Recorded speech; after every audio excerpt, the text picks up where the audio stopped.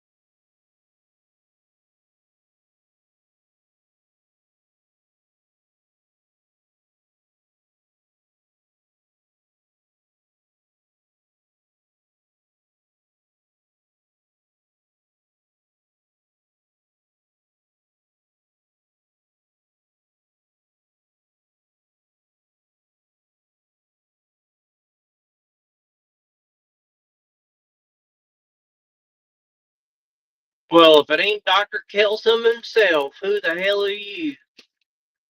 Who the hell is Dr. Kelsom?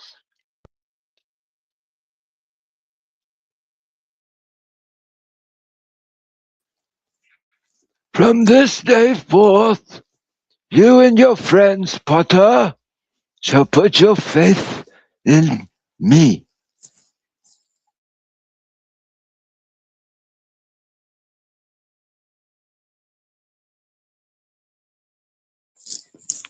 I am the Dark Lord.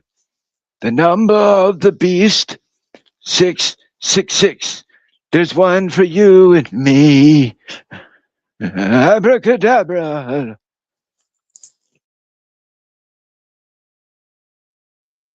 That's pretty good. I don't know what that's supposed to be, but that's pretty scary.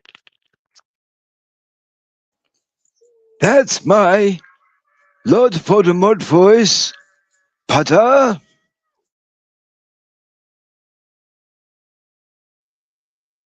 Ron Tittle. Mixed with Dr. Kelson. Come, Samson, let me inject you with my semonite fluid, and I will make you become docile, and you can hit me with your big wang. It's some strange shit.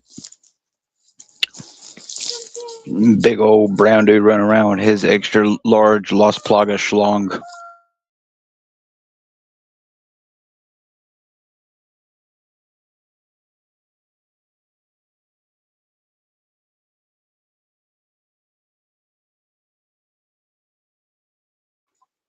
But you know, just become one with the civils, All and right, you'll be okay. Oh shit. You know, Neurojack, you know what the secret is to being like a good YouTuber? Showing my Yeah. titties. You know, being unavailable to the riffraff.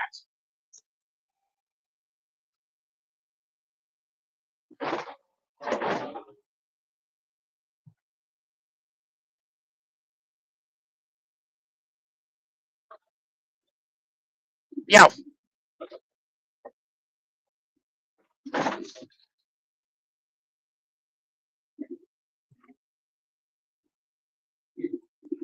Neurojack, What's up? what's going on, man? Yo, man. Yeah, sorry. I didn't have audio. I didn't even realize anybody was talking. Oh, My you're bad. fine, you're fine, you're fine. Yeah, listen, listen, the secret to being a good YouTuber is being unavailable to riffraff. Yeah, well, this one is a special kind of riffraff. He's my riffraff, so. But Listen, otherwise, I agree. yeah, look, I got a dude named the retarded genius, right? You know what I'm saying? He is the most positive human being you will ever meet in your entire life. Right? Like he's fucking great. Just a super nice, awesome guy, you know, who just builds shit and does stuff, and he's useful, right? Like his YouTube channel is filled with him like rebuilding the camper he lives in, right? Because he lives on disability because like he's all like fucked up mentally and shit. Like he has like cerebral palsy and stuff, right? That's nice. Let me go out here and hand out all the black people a blunt and a 211 and see if they will accept me into their society. Again, riffraff, Neurojack, riffraff. I hear you. All right, riffraff, you need to behave. I'm okay? not a riffraff penoid. I'm just waiting to get a Andrew Wilson position so I can get paid more than you to lie to people like you while you LARP to think you're better than me. But anyway, Dr. Kelson. Yeah, again. Well, if you really believe that, you should listen to Appalachian Gorilla. I mean, he knows how to like actually get an audience and shit. So. Yeah, well, I'm not actually trying to like sell my soul or get Charlie Kirk while doing it. No thanks. I know what it takes to get high status. Why do you think? Why do you think I LARP? Why do you think I LARP like a retard, like Pinoy calls me? Because it's not worth going big. Then why say anything at all? You just want attention at that point. Maybe attention from my Lord and Savior Jesus Christ. I mean, you can get that. You just gotta go like pray, and I mean, go talk to him directly. Yeah. Right. Like, I mean, you're looking for man's attention. You want attention from men. right? Is the issue. That's right. I'm super gay because I'm Dr. Kelson. No one's saying you're gay. I'm saying you want attention from men, right? You don't want attention from like God. Jesus. I came here on a panel to LARP and eat my food to feel attention from gorilla men. Yes. No, yes, literally. Or like maybe I'm just here to waste your time like everyone does mine. So I don't get your point. Well, maybe you should stop wasting like actually valuable people's time though. Maybe you should like respect people who are actually giving you their time too, right? Like you're giving your time, he's giving his time. I didn't ask for his. He just came in and automatically started assaulting me, yet didn't even say a word to ask anything else. I don't think he's assaulting you. I mean, if that if he was assaulting you, he kind of came in and immediately called me a name. Awesome. That would be awesome if I could assault him. I can turn on my camera and take a shit on it, and then that would be shitting on him. But I'm not petty, so. I swear to God. Again, riffraff. Riffraff. Yeah. So riffraff. I don't buy that. What am I, fucking Aladdin? What am I, a little street rat? Urchin. Yes. I'll shut your mouth. Good thing I don't give a fuck, and I'm selling my soul to Satan so that way I can depopulate the planet. What's your point? All right, well, just mute your camera, mute your microphone while you're eating. At least, I mean, we don't need. I'm sorry. It's only a problem when I goddamn annoy people. Nobody said that. I just said, do your LARPing better. That's all. Just do your LARPing better. That's all. We're going for higher level LARPs now, okay? You mean like how Hyperborean told me how I LARP is gay, but yet he LARPs better than me and told me I should join the better LARPers, like, people that we LARP about that are bad people, people that you claim Neurojack are bad people, but he told me I should join people like that, sell you people out. Mike on your side. Listen, Neurojack, like you have the authority. It's your stream. This is your business, right? That you're running right now. Right? You know what I mean? Like, you could just go, yeah, shut the fuck up. Right? And it's okay to do that, dog. Like, you know what I mean? Like, that's important to do for yourself. Like, to have self-respect is to just shut them the fuck up when you want to. Or shut me up. Either way it goes, you shut anybody up because it's your channel. You know what I mean? I agree. Well, I definitely have been too soft on people in the past. And, and I had it, my excuse was, I just wasn't paying attention. But, yeah, I do want to take it more, in a more... seriously funny direction, but the serious lead part is still important. Yeah, right? yeah. You know what I mean? I got you. But yeah, I agree with you. I mean, LARP is okay. He's a little retarded, but he's our kind of retarded. He's not my kind of retarded. He's just retarded. Like, don't put me in that fucking category. No, I don't mean like that. Don't put me in that category, dog. No. He's not my type of retarded. He's not even my people type of retarded. Like, I got retards. But they're cool retards and idiot savants. Like the niggas will come up with crazy shit or awesome art or cool memes or bring new information to the table. Right? This guy just bitches about nonsense. So basically they're clones. Basically they're clones and have no self-identity and are a bunch of trans homosexuals. Got it. Anyway, next LARP. Well, some trans people have utility. Okay. Yes, I'm sure they do. Fat people can give blubber to make oil, Well, I'm not fat, so I wouldn't know. Aren't you a fan of Negan LARP? I mean, come on now. People are a resource. 100%. So I've been reading this book, Neurojack, right? I had a guy, this author stopped by my Substack. And he dropped me a message. He said, hey, listen, the things you're talking about, the exact things I talk about in my book, right? And, this book is basically about, this spy agency that... You ever heard of the movie, the Bureau of Ungentlemanly Warfare? No, I've heard of the League of Extraordinary Gentlemen, though. No, this is the Ungentlemanly Warfare. Basically, they were the guys who hunted the Nazis who weren't worth putting on full trial. Right? Okay, interesting. I never heard of that before. Yeah. They were kind of like a fucking Black Ops team, but like a spy agency Black Ops team. You know what I mean? Like JSOC type of motherfuckers. But like they were like James Bond if James Bond was like way more brutal and less like go fuck bitches and drive Aston Martins. Okay, that sounds familiar.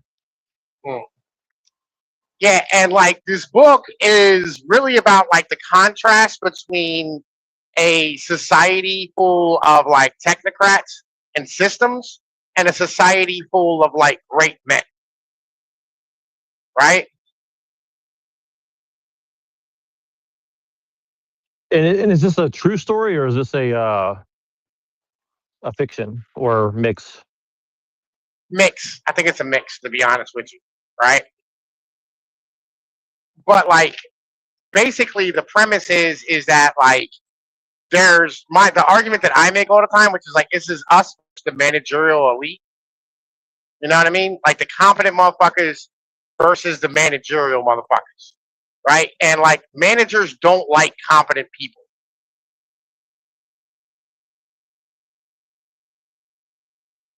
Well, yeah, that's usually the case in most organizations, right? Like if you're competent, then they see you as making them look bad or something, right? Yes, congratulations. No. What's your point? That describes every Dollar General manager I've ever worked for who got away with sexual harassment or stealing and never got, in trouble for it. What's your point? Who cares? That's dumb. Shut the fuck up. You're not making any real points.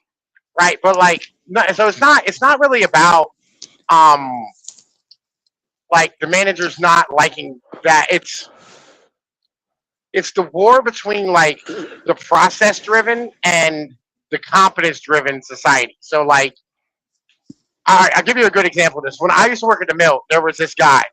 He was this black dude, and he ran what was known as a UNO press. It was this giant fucking machine, right? Which required massive amounts of like knowledge on the like shims and the sizes and the like the technical aspects and micrometer readings.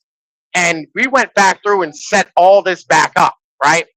And he created a book, right? You know what I mean? Where like he wrote down all the tolerances and like all the like specs of what needed to be like put in, right? For like each individual like wall size and like fucking diameter of pipe. It went from like 42 down to like 28 inches, right? For like a different diameters of the wall or for different diameters of the pipes.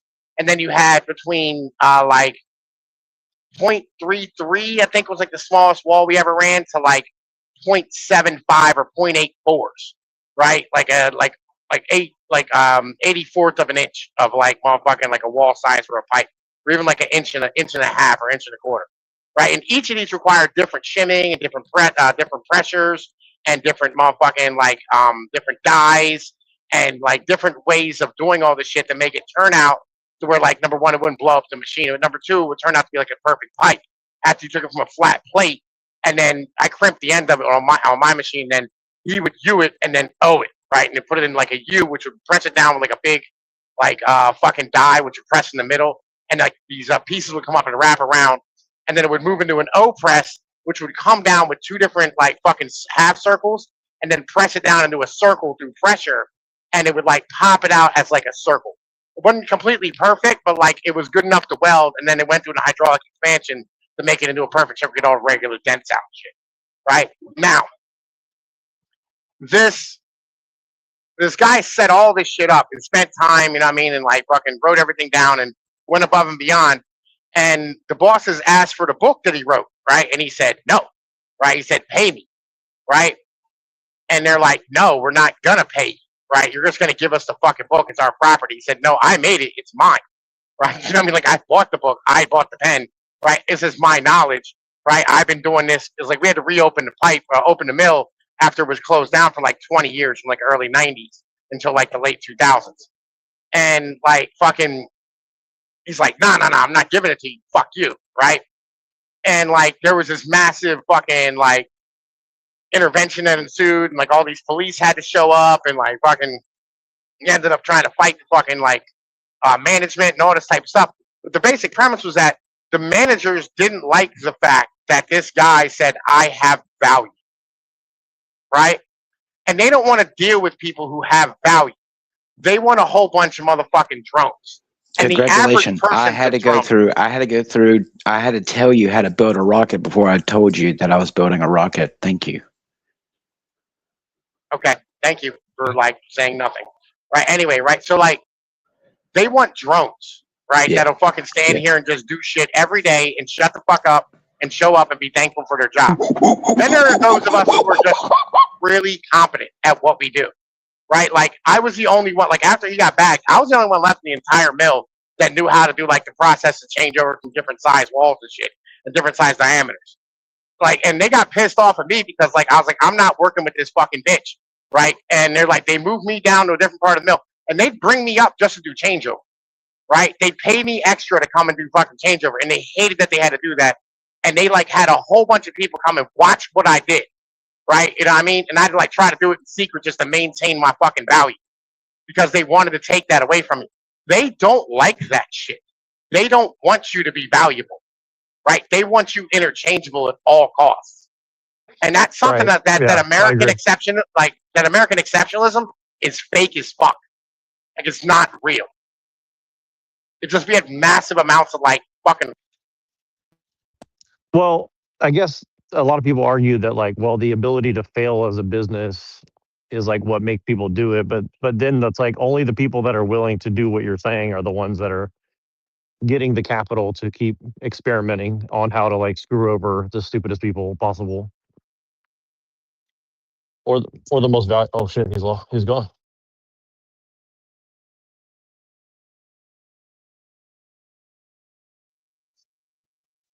Dr. Kelson, are you still there? Unfortunately.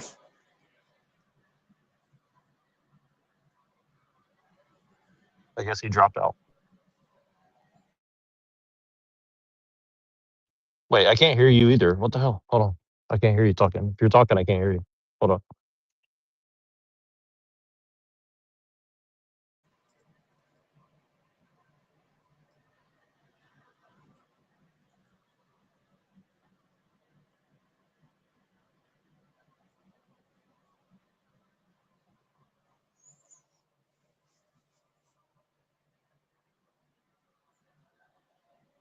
Hello, this is your daily dose of Satan.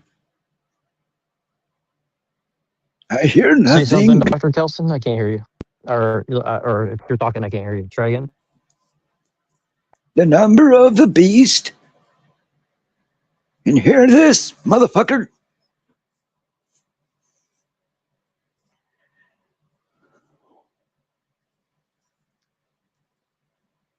Beep beep.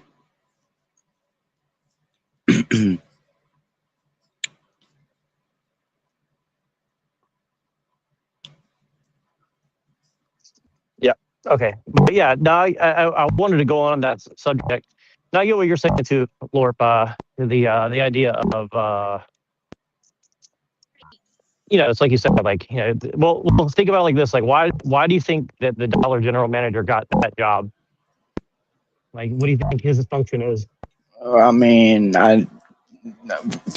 speaking from personal experience, from how I know that certain ones got away with what I know that they got away with, they definitely had to have some type of influence because they got away with multiple sexual harassments, and they were acquainted with another Dollar general manager who was caught stealing $3,000 worth of merchandise from the store, and no one got caught for it. So, and when the guy was reported for the sexual harassments, he made all the women from the store leave the store. So I'm just saying that I know that certain people, even in the hospital up here, there was a lot of doctors who were getting away with sketchy medical but things that they weren't supposed like, to be doing. I think what Appalachian Gorilla is saying is like the reason why those people are getting those positions is because they're willing to do what's. Oh, I know. Trust me. I know. Yes, trust me. I know. I'm not retarded. Right. He just thinks I am. I just like to play retard, but I don't get paid to play smart. The sexual harassment thing. Like the sexual harassment thing, I mean, like, who cares, right? First off. That's right. Who cares? Like, but if it was your daughter, you'd be willing to kill the motherfucker, so shut up. Again, yeah, because that's a personal slight to me. Oh, it's not okay, about exactly. There you go. So yeah, it's sexual harassment's okay, but as long as it's not my family, see, that's the kind of world. yes, There you go. yes, Praise 100%. be. Like, I hope somebody sexually harasses your fucking mom or your girlfriend. His point, Lord, is like you got to look out for your own first instead of worry about like general morality. I mean, I what do you think? don't really. I mean, I've already made that very clear that I just try to keep my own like, morality. what can you do? Well, the point is, what can you do about it? Like, okay, he did it. He did. But the point, and again, here's the other point of it. Like, why does that guy have that job in the first place if he's doing all these things that are bad? It's because bad is good. $3,000. Well, no, the $3,000 he stole is still worth it to the owner because they're like, well, he's keeping drones in the shop who don't want to like change things and ask for more money. So if he scares away all the workers, they get more workers in, then it works for him, right? Yeah, listen, Dollar General is not like a real business, right? In the end of the day, it's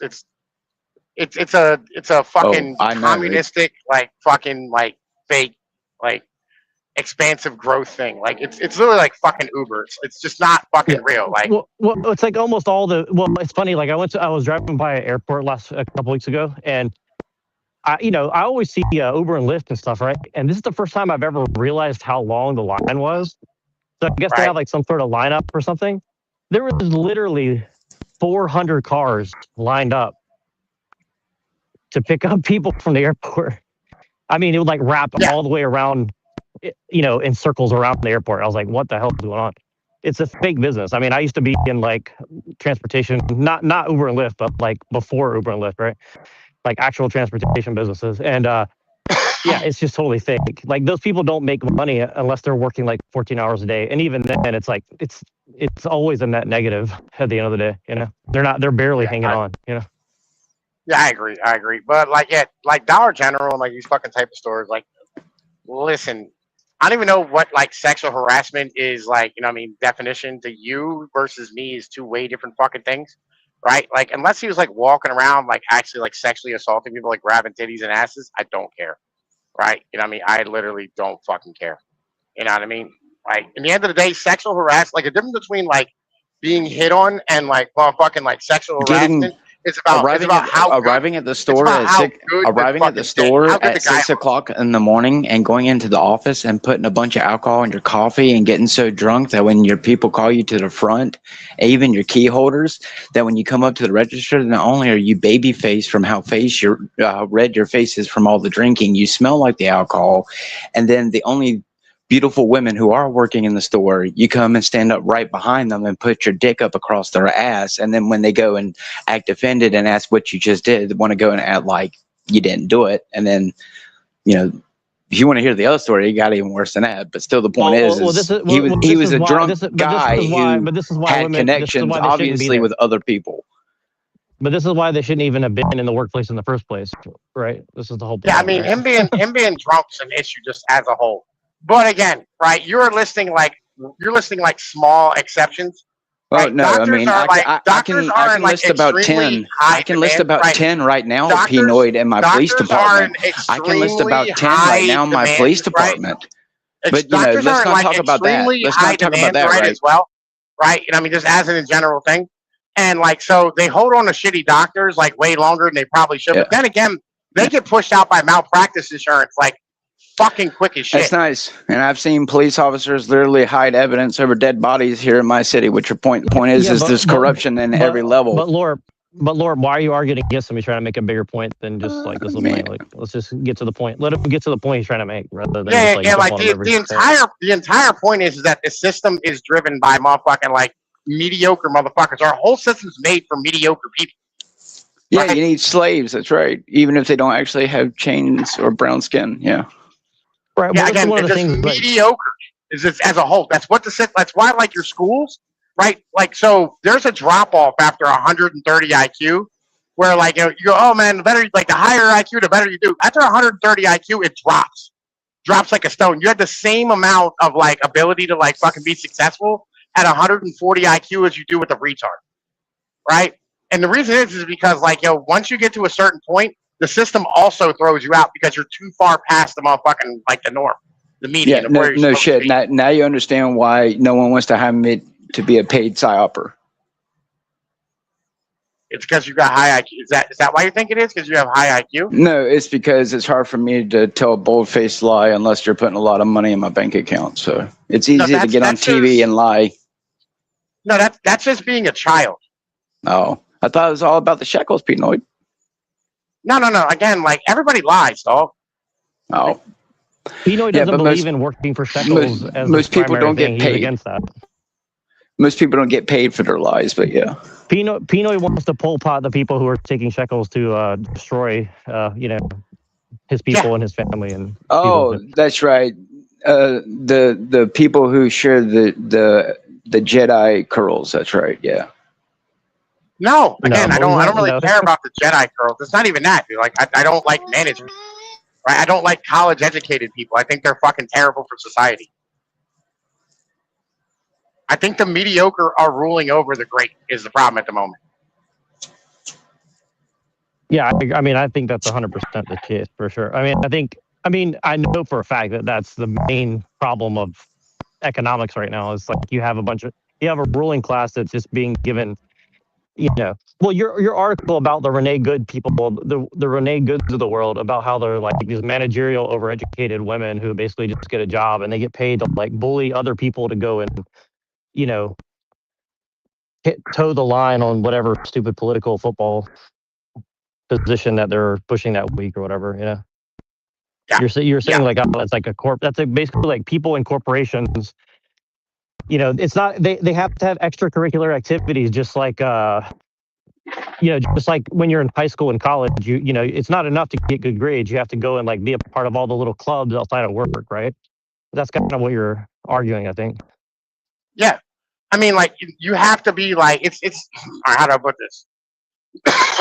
The management class, right? If they don't have people to manage, right? Number one. And then, like, they're fed these, like, garbage ass bullshit lies constantly by, like, their upper echelon, like, fucking vice presidents and all this type of stuff in their colleges.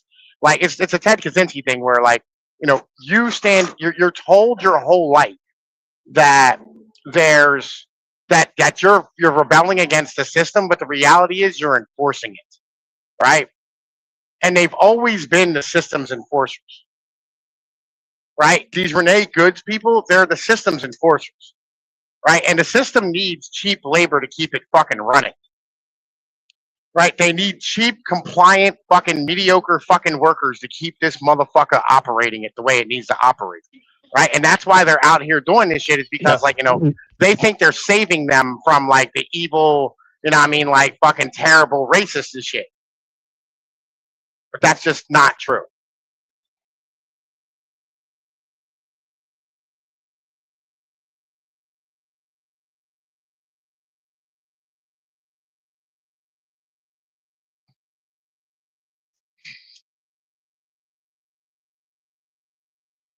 Yeah, so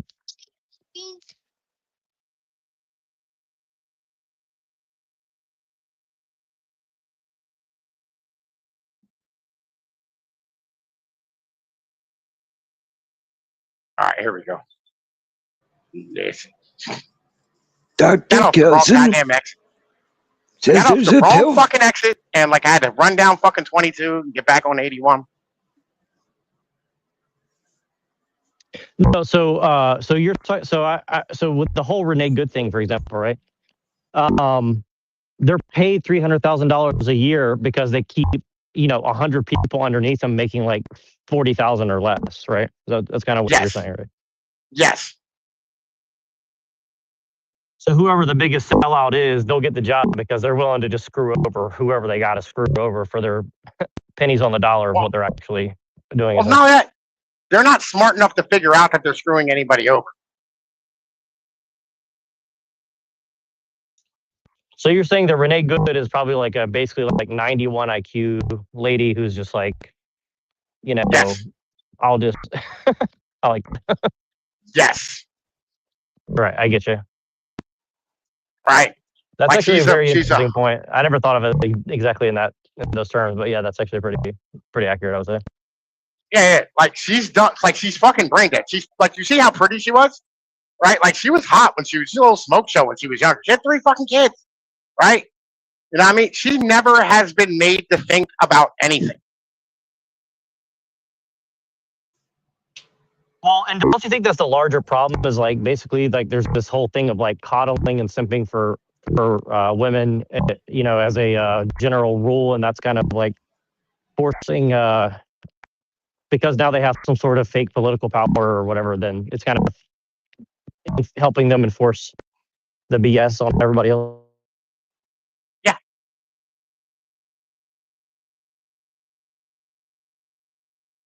But again, there's nothing you can do about that. You know what I mean? Like that, you're not going to solve that problem. You're not going to square that circle. What's wrong? Don't you want to wear your be good little pendants? What are you gibbering about? Why do you keep talking? I don't understand why you're talking. Like, why? Add something to the conversation that's fucking decent. Add a point. Unfortunately, Pinoy, the LARP goes beyond your gorilla brain, so. No, again, you don't have a point. Right? You have no fucking point to make. I mean, I already know what ICE is. Here's something positive. ICE is most likely a shadow army that's operated to clear on the soil anyway. Retarded. Shut the fuck up. Yeah, it's so retarded. Yeah. Okay. Well, have you talked to a few guys in ICE? Because I play a few of them on DMZ, and there's some pretty racist white guys who like to kill some brown people. So shut the fuck up. And think that my research doesn't go deeper than what you just fucking think it does, buddy. So and Dr. Kelson says, take a pill and worship the beast. Again, who cares? Okay, but just what does that have to do with what we're talking about? Because we're over here talking about what ICE and all this good shit, when if you know it's just another psyop upon the masses. So I mean, everything's a psyop to you. Oh, welcome to the world of psyops. You need a god, right? And your god is the government. As I said last night. Give unto Caesar's what is Caesar's. Caesar is home. Your god is the government. This is the fucking problem. Praise you and all these other retards who think that like, everything's a conspiracy, right? Your god is the government. Mm-hmm. God is dead. Say that as we transcend the flesh. Say that as we transcend the flesh and you eat the bugs. Dr. Kelson, the thing is, like, says we have a pill for that. We're not really transcending the flesh, though. I mean, that's the thing is, like, it's not going to look like what you think it is. It's going to be a bunch of, like, coon pods or something. It's not going to be, like, a computer hacking into your ding dong or something. So, right? I mean, we're still LARPing until we die. What's the point? Or go in the pod. I mean, that's what some people are doing, but not what all of us are doing. Yeah, man. Listen, I'm fighting the good fight. He's trying to be on your side. You're trying to like attack him. That's what I think he's trying to like explain to you. That look like the goody two shoes. I haven't even been arguing with him. That's how it's funny that people think that I'm here to like constantly debate and argue when it's part of the goddamn LARP. Yeah, no one thinks you're here to debate and argue. Still retarded. So no, we think you're here to derail everything. That's what because that's what you're doing. You just derail all productive conversations. Yes, all productive conversations that would keep you idiots in a endless Ouroboros loop as they continue doing what they're doing. Yes. Well, that's what he's saying about you. He's saying that that's what you're in. He's trying to say that you're in a loop too. So let's have the conflict about the loop rather than get into another one, right? Like you are literally just like fucking standing here throwing in nonsense all the time. Like you're fucking shouting from the like fucking peanut gallery. Garbage phrases that don't help anyone. Like you're not helping. Pinoy, if you think you're helping anyone, you might save maybe a few dozen people, but people are going to eat each other's throat out. So I don't know what you're thinking. But even people like you, we eat your own goddamn children when the time comes. So I don't want to hear it. I won't, and that's the thing. I'm sure you will. How many will you save? 0. You will save 0 people. I'm not trying to save anyone because how can you save people when it's already in them? Again, this is the problem.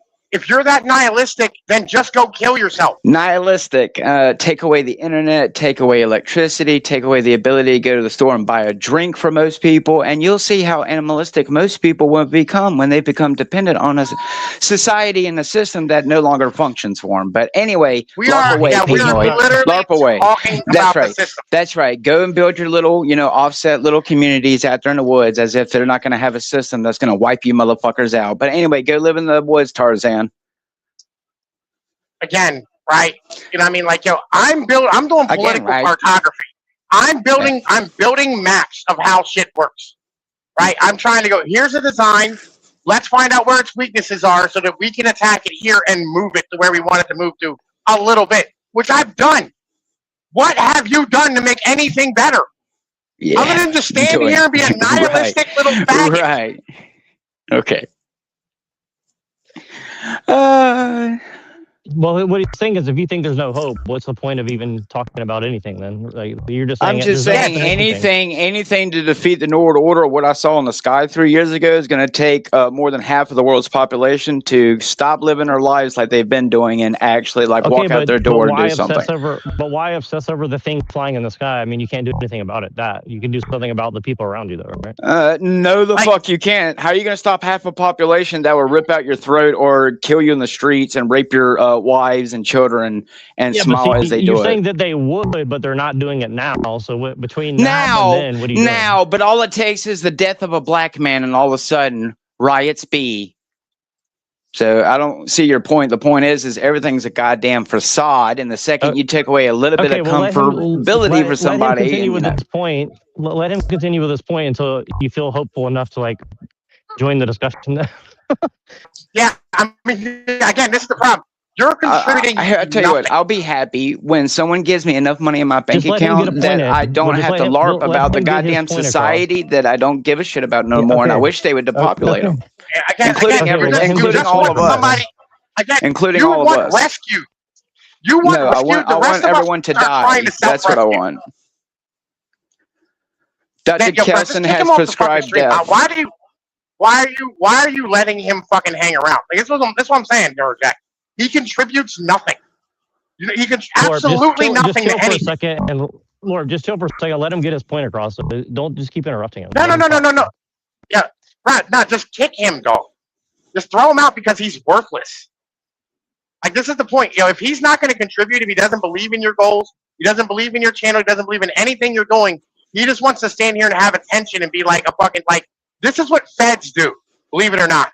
Feds aren't like guys who are trying to stand here and get you to believe in something. Feds disrupt shit, right? And they interrupt conversations and they fuck up communities by doing this type of shit, making us all squabble. This is Fed behavior right here. Even though I've never called anyone the N-word, but okay. Again, you don't have to.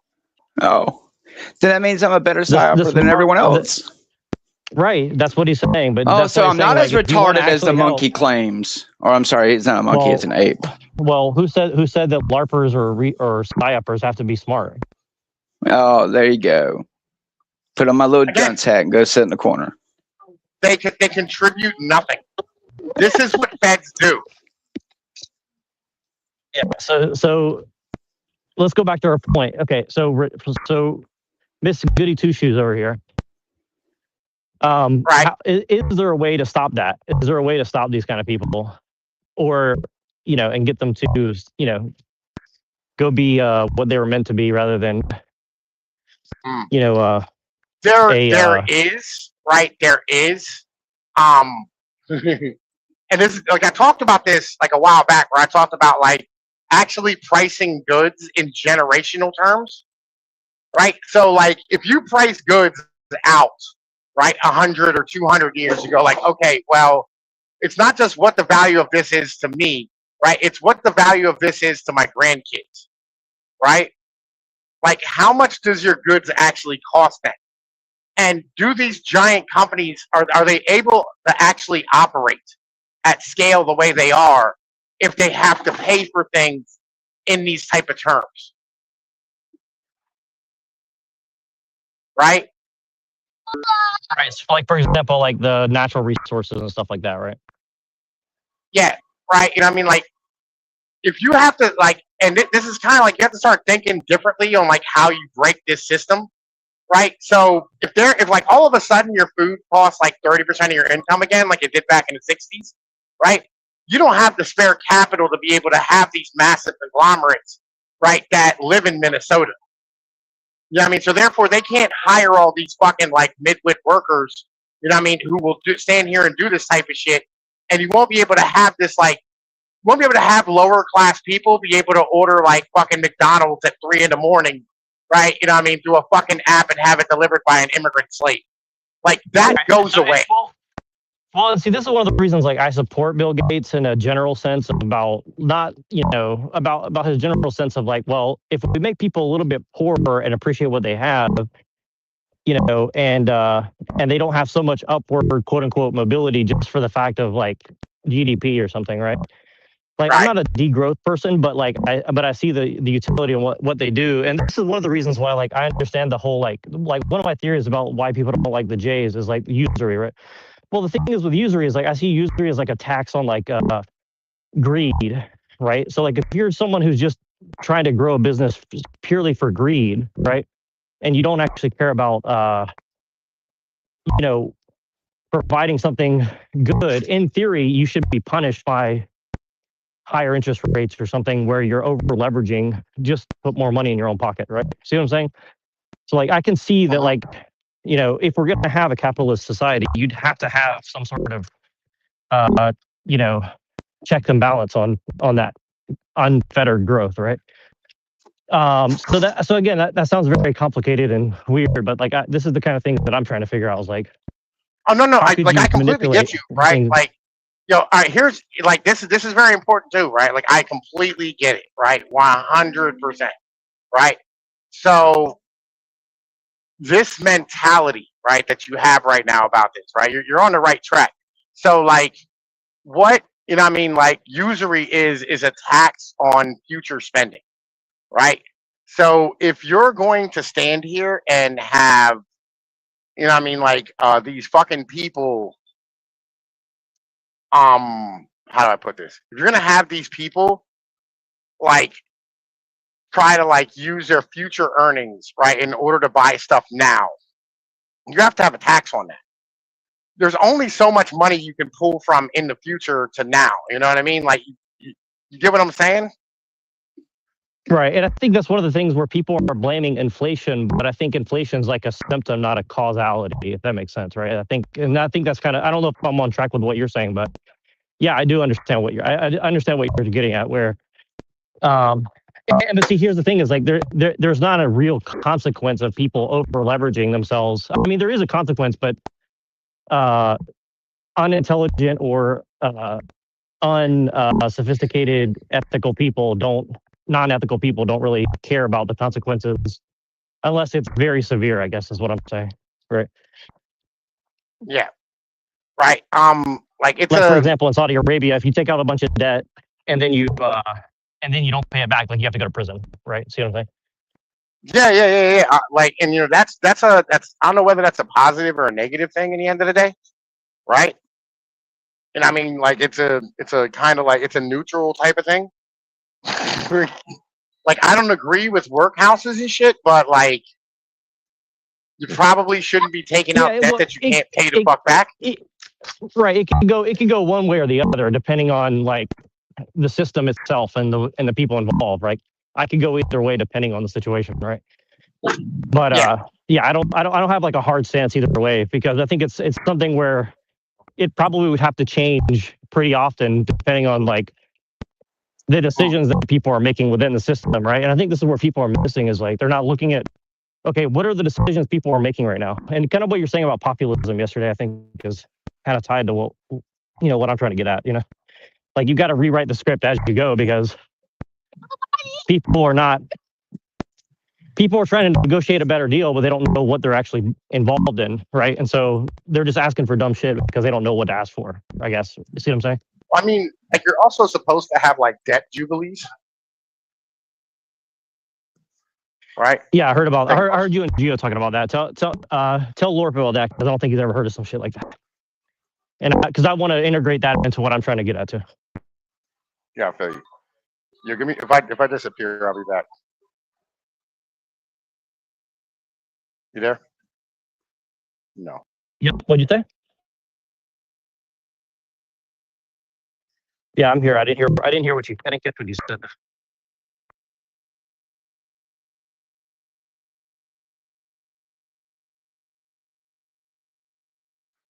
All right, there we go. You're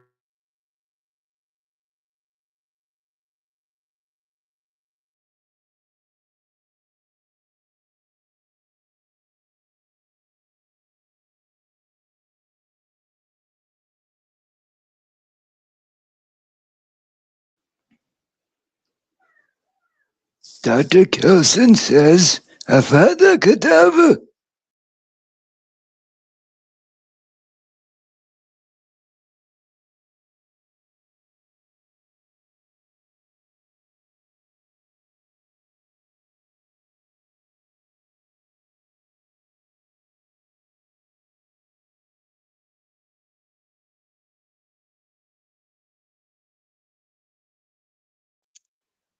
oh, he jumped out. Hell no.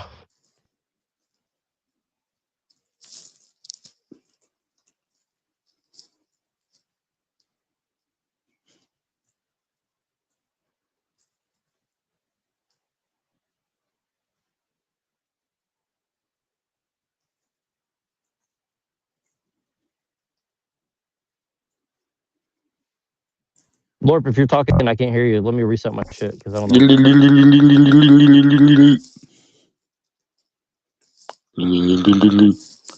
Dr. Kelson says, don't forget to take your meds and wipe your ass and pray to the Dark Lord. I don't know. I just know there seems to be a lot of alleged Satanists in the world, you know. They sure do seem to like to throw, you know, satanic stuff in your face all the time. And it's just mighty strange, you know. Dr. Kelson has a concoction for you, and it's in my pants. Pata?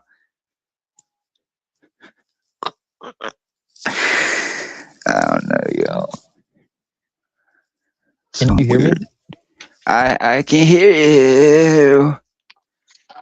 What are you smoking today? Because I want some. Whatever it is. Sounds good. Oh, you know, I wanted to become an actor, but I failed at that too, like everything else. And Gorgio, I don't know, you know. Just a soul floating around, right? Just be careful you don't get flushed down. All right. Oh, yeah, all sorts of colors down here, and poo too. Yeah, well.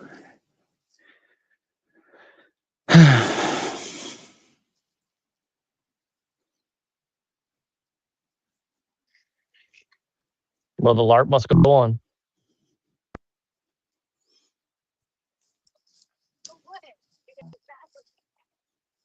All right. Well, if nobody wants to join and everything's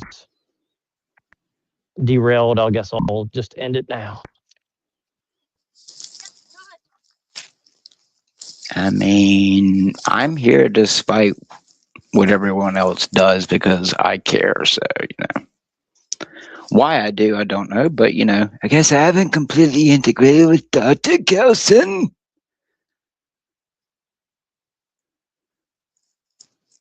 even though they seem to want us to.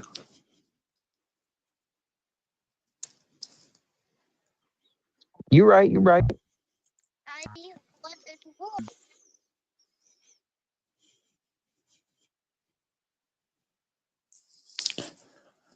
Yeah, I don't know what today's a holiday, whatever. Today's MLK Day, so.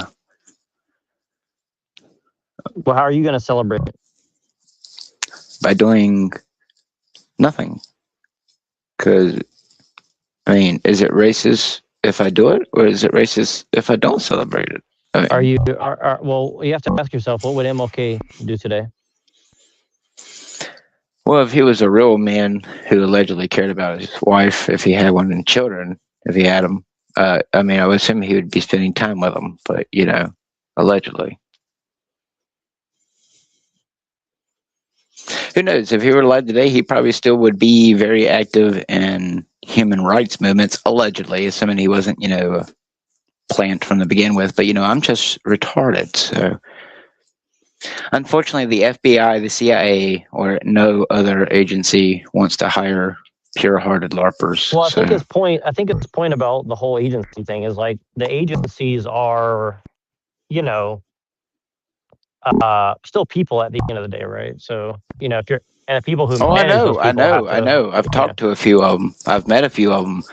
That's why I say that they don't really care what I talk about because they know, I am what I am, right? Allegedly. I am that I am. Sam, I am. No green eggs and ham.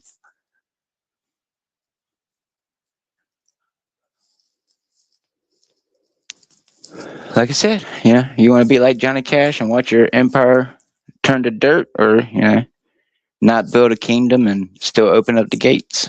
You know what I mean? I guess when you need to keep out the walkers or the immigrants or the aliens, I don't know, take your pick. All right, whatever that voice is, let's not do that. A little too accurate there. Yeah, well. No, I know that we all say we all loop. It's just, I guess my point is that I like to throw out the urgency all the time. It's the urgency. Not everyone has seen, something in the sky. Not everyone has witnessed, this, No, I get you. But here's the thing is like, there's already a lot of urgency and not enough people are like taking a breath and being like, okay, so like things are really bad, but like now what's the next step? You know I know. We can literally watch the population live on TV and we're still going about eating our bonbon baked beans and going to our jobs. I mean, so bonbon baked beans. I haven't heard that in a while. But so here's the thing though. It's like, okay, so like for example, okay, I'm gonna give you an example. Like, and I talked to Pinoy about this and some other people. I've said it many times actually. But I'm trying to get a hold of these younger guys. Like, it's like if you're sitting there talking to a younger you, right? Like, what would you tell them to do? Would you tell them to like panic? We're all dead anyways, or would you tell them like, hey, like you got more energy than me. Like, let's get you rolling and get you set up so you can like actually like do something that's gonna help everybody out rather than because like what I see a lot of these guys are doing is they're getting these young guys to think there's no hope. Don't get a wife, don't get a kid, don't get a job, don't try to do anything. Just give up and just go jack off and die. Well, I mean, I get that, but I mean, I think I've made that very clear to anyone who's heard LARP long enough that that's not my stance. Y'all and everyone else can do the whole go fuck somebody, make babies, and do that, but that's just not my goal. I don't care if you go and repopulate the planet. So you want go make more children. Go make more children that they can possibly infect with different diseases and turn into little 28 days later rage babies. I mean, you wouldn't be here without some of that going on, right? So and I agree, but maybe my mama should have swallowed me. I mean, I'm not saying I don't appreciate my life, but until someone or something takes me out, that is kind of what you're saying, though. You're kind of saying, like, well, don't we all have that nihilistic moment of, God, why did you put me here? What was the purpose? I mean, come on. What was it really to sit here and go and work and break your back and go and make some babies who are going to turn around and have to live in the exact same alleged satanic system as you? Ha, ha, ha. Welcome to the LARP, motherfuckers. And you say, I LARP.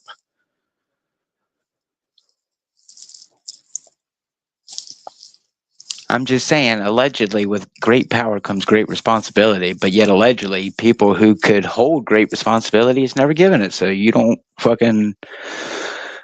there's so many things about the world that I do understand and could change if yet I just had a army of people that actually cared. But, LARP as the, people do what they do. So. How are you going to have an army of people if you're telling everybody, like, don't have any kids, give up, everything sucks? You're not going to have much of an army, are you? It's kind of hard. It's kind of hard to be in an army or metaphorically if you're taking care of children. So just saying. not. I mean, everybody has a role, right? I mean, if you want to be the best psyoper in the world, right? Like, I mean, I don't what's know. the point of psyoping if you don't have do people you around to do you really psyop want to be anymore? like Spike's dad and have to take your son out from the little island out in the water and take him to possibly get ripped apart by the infected just for him to become a man? Yeah, I don't know. You have to look at it even from people from our perspective who have children. You already have 1, 2, 3 children, 4 children. You know, I'm not saying I'm always doom and gloom. I think there's a lot of light side to things, but I mean, let's just face it here. I think we seriously underestimate how far people will devolve when the most basic of necessities that they don't know how to get off of a fucking shelf or have it pre-packaged and stored in a freezer for them. You would be surprised how far people will devolve.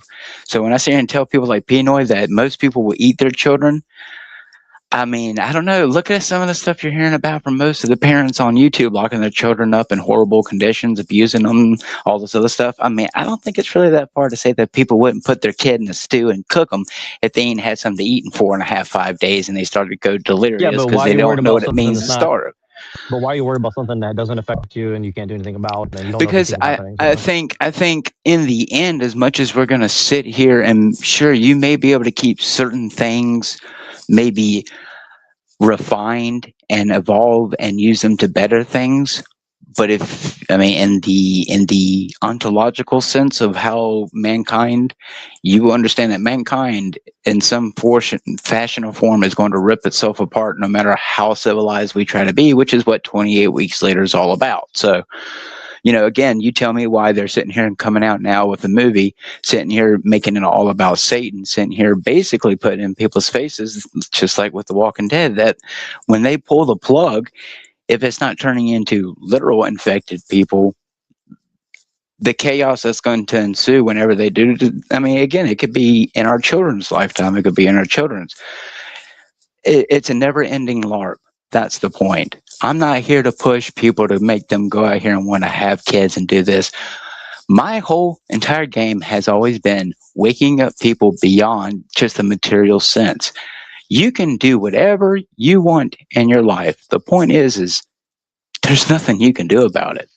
Yeah, but there's nothing you can do. Is like you don't wake somebody up in a moment. It's a progressive thing that happens over time. Like the amount of some progression people that you and have some at people 18 and is some different than at people 29 and or some whatever. people Neo will never wake up, and then they become an agent, and then they're not your friend no more. So yeah, you have to understand Right, of that. course. I mean, but that's going to happen regardless, though. I mean, that's going to happen regardless, one Oh, way or well, the other. You can't change okay, that. there you go. So you want to play the game, you're going to have to play the game. I mean, the game's going to happen well, regardless. as soon as some ultra rich, as soon as some ultra rich Jew wants to pay me to read a script and be paid as a good white devil, then I'm all up for it. But you know, LARP until you die. Why are you telling people like, oh, I want people to have kids, this, that, the other? It's like, I mean, that's just retarded. It's like, world always been. No, I am so saying if you want to, if you have a conversation with a girlfriend or a wife, Al, I want to have kids. Oh, sure, me too. Go for it. I'm just saying, I'm not going to be out there and go out there and have 15 children to create your white kingdom. I'm just Well, I'm not saying go out and tell like every single person, all like the whole world needs to have more kids. I'm saying like if somebody's like us and interested in things we're talking about, I mean, I want those people to have kids, not like people who are just out to like, yeah, man, I'm trying to make money, or just like Bill Gates of the world, like, yeah, I'd like to make a lot of money so I can like, own more farmland or something. I just assume that people always make babies. Dudes want to fuck, girls want to ride usually. So, I mean, usually babies are involved in that. So if you want to, pull off the condom, not use the contraceptives, that's on you. I mean, I'm just not going to sit here and tell people go and fuck. It's just not my kind of LARP. Yeah, but the problem is like they don't. Yeah, but the thing is like they're telling women like never have kids. Men are evil. Men are rapists, et cetera, et cetera, et cetera. Et cetera, That's right? nice. Like, it's not like a and neutral then thing I turn around and study where like 30 women who are attractive are getting caught for touching male students at school. So I mean, everyone's weird. I mean, what's your point? The very people we're telling to have kids could lock them up and abuse them. I mean, I'm just saying that I know how ordinary people on the surface are a much more stranger, underneath. So I'm just. But you're saying like, well, bad thing happens, therefore, like, give up. I mean, I'm not like, what the hell? Like, okay, bad shit's always happened. So what? No, I just know that the only way I've remained safe and tried my best to stay out of harm's way and to not get involved with shady and bad things and people is to stay in place and not to interact with certain things or people. So, I'm just saying, I'm not, a people person. If you want to go out there and have a bunch of kids and build your white community, go right ahead. I mean, I'm not even saying it's a white thing or not. I'm saying, like, I want good people to have kids, and I want people who don't have good intentions, like maybe second guess. For example, well, like the Renee Good lady, she had 3 kids and everything.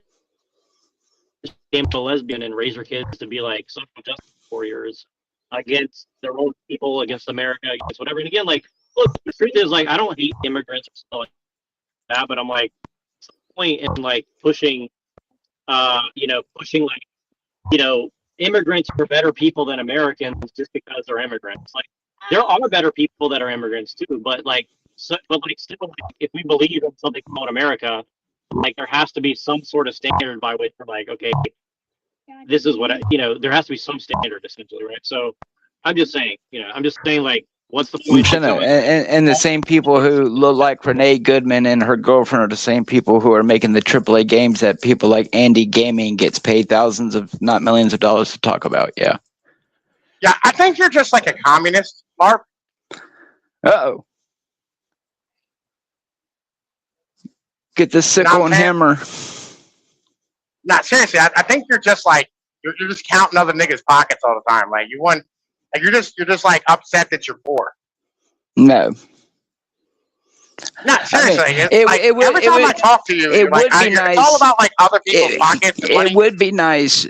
Oh, then you obviously only listen to one thing, but I don't expect much from something that allegedly evolved from I'm saying it's like a through line, right, in yourself. Like, yes, I'm so jealous of the Bentleys and the Ashton Kutchers of the world and the Kevin Darts of the world. Yes, I want to be like, The Rock and get paid while I wear Crocs. Yeah.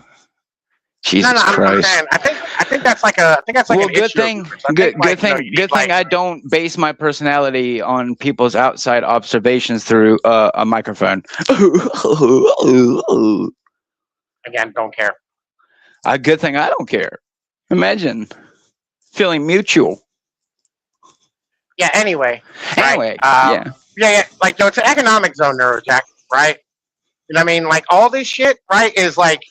This is just ways of getting cheap labor, right? This is the upper class's way of like promoting cheap labor. That's it. They don't actually believe in anything that they're saying, or like they don't care about being Americans, right? That's have right. I want to be a communist. I want to be a paid communist. Let him out, please. Please throw him out. Like, he adds nothing to the conversation. He never has. Anyway, right? Like, they don't. These people in the upper class, they don't belong anywhere. Like, they're not Americans, right? They're not anything. They're not Parisians. They're not French. They're not Britons. They're not Britannians, right? They're not fucking Chinese, right? They're not Japanese. They're not Korean, right? They're not anything. They are like, they are, globalists. That's it. That's what that actually means to be a globalist. Like, they're cosmopolitan, which means universal people. Right? Cosmos, universal, motherfucking policy. Duh! Right? See something I don't fucking know. Right? That's but why you never add anything to the conversation. But you never add anything to see. It's so fucking stupid. That's why they're loading everybody up. You literally just fucking said something that I already know. You're a fucking idiot. Like, please throw him out. Who doesn't know what a globalist is, you fucking retard? But no, Please throw him out. I'm gonna jack anyway the scream and call you a fucking gorilla sperm. How about that? Did you turn him down? Jesus. Yeah. No, Jack. Just chill out for a second, Lorp. Just please chill off. Christ. I'm driving, so what's up? I'm just driving, so yeah. All right, I feel like I'm driving too. Like, he's just the most obnoxious retard on the planet for no reason. Anyway, yeah, man, that's why they're loading everybody up with the most negative energy possible, is so that they can stand here and transfuse themselves with our wealth, like the wealth of like the average U.S. citizen, right? Because what they can do is they can expand the monetary pile, right? Take more for themselves, pay us the same, right, and grow their slice of the pie. Wow, living off the backs of the dead and the young. Right, fuck him. Anyway, right? Right, so, yeah, well, yeah, they're just basically like human farmers. Stefan Molyneux made that point, and even though I don't fully agree with them, I think it's a good, like, analogy. Like, they're basically just trying to farm us as, like, wealth extraction cows, and, like, they just milk us and then throw us in the fucking, ditch and throw some lye on top of us and wait for us to disappear, essentially. That's right. So remember, the next time you complain a bunch of right. I mean, it's not so much that like they're trying to stand here and like human farm us. They want to farm their fucking like their consumers, right? And this is very important to understand. Like Apple has their consumers, Microsoft has their consumers, Android has their consumers, Samsung has their consumers, right? You know what I mean? Like fucking United Healthcare, Blue Cross Blue Shield, each of them has their own pile of consumers, right? So it's not universal. It's not like they're like, we want to milk everybody. They're trying to grow their slice. You know what I mean? Like this is the problem is like everybody thinks that they're just against us. That's not really true. They're actually just trying to grow their shit and they don't give a fuck what happens after that. They're only focused on their thing. It's like it's that capitalist ideology of like my business, my property, my fucking shit, my profits. Right? Fuck everybody else. Fuck anything else that happens. Thank you. I already know that thanks to all my corrupt do you think that mayors in my city who are what? trying to build extravagant things that we don't Go ahead, Neurojack. Talk over him. Fuck crackheads. Well, there's crackheads. Yeah, do you think that goddamn casino? What's your point? Do you think that there's a way to make the mechanisms change so that we can actually get a little more like do you think there's any way to change the mechanism so we can actually have more leverage while they're still doing that, or do we just have to stop that first? Yeah, you have to stop immigration. That's the one step that you really got to get to. You know what I mean? And this is why, like, there's two choices. One is you break off chunks of this bitch for your own, right? That's the whole run to the hills, start your own fucking secondary society. You know what I mean? Do your own like currency thing. That's the Bitcoin digital currency. You know what I mean? All that type of shit, right? That's all that. But like, if here's how you stop immigration, right? And like, it looks like we're trying to stop immigration. We're trying really fucking hard, but it's not working. Well, and also like, but the secondary thing that would have to go beyond those two things, because I agree that one or both of those things have to occur. Secondly, the third thing I think you'd have to do is like get women out of the workforce in some way. Well, that would naturally happen if you got immigrants out. Okay, explain that to me because I'm not sure I follow that one. All right. So if you got immigrants out of the fucking workforce, the men's labor is worth way more. Like everybody's labor is worth way more, right? So women naturally would be able to like stay the fuck home, and dudes would be able to support them and their children, right? And the housing would be cheap and affordable. So like all of a sudden, women who actually don't want to work, like most women don't want to actually fucking work. They'd get out of the workforce anyway.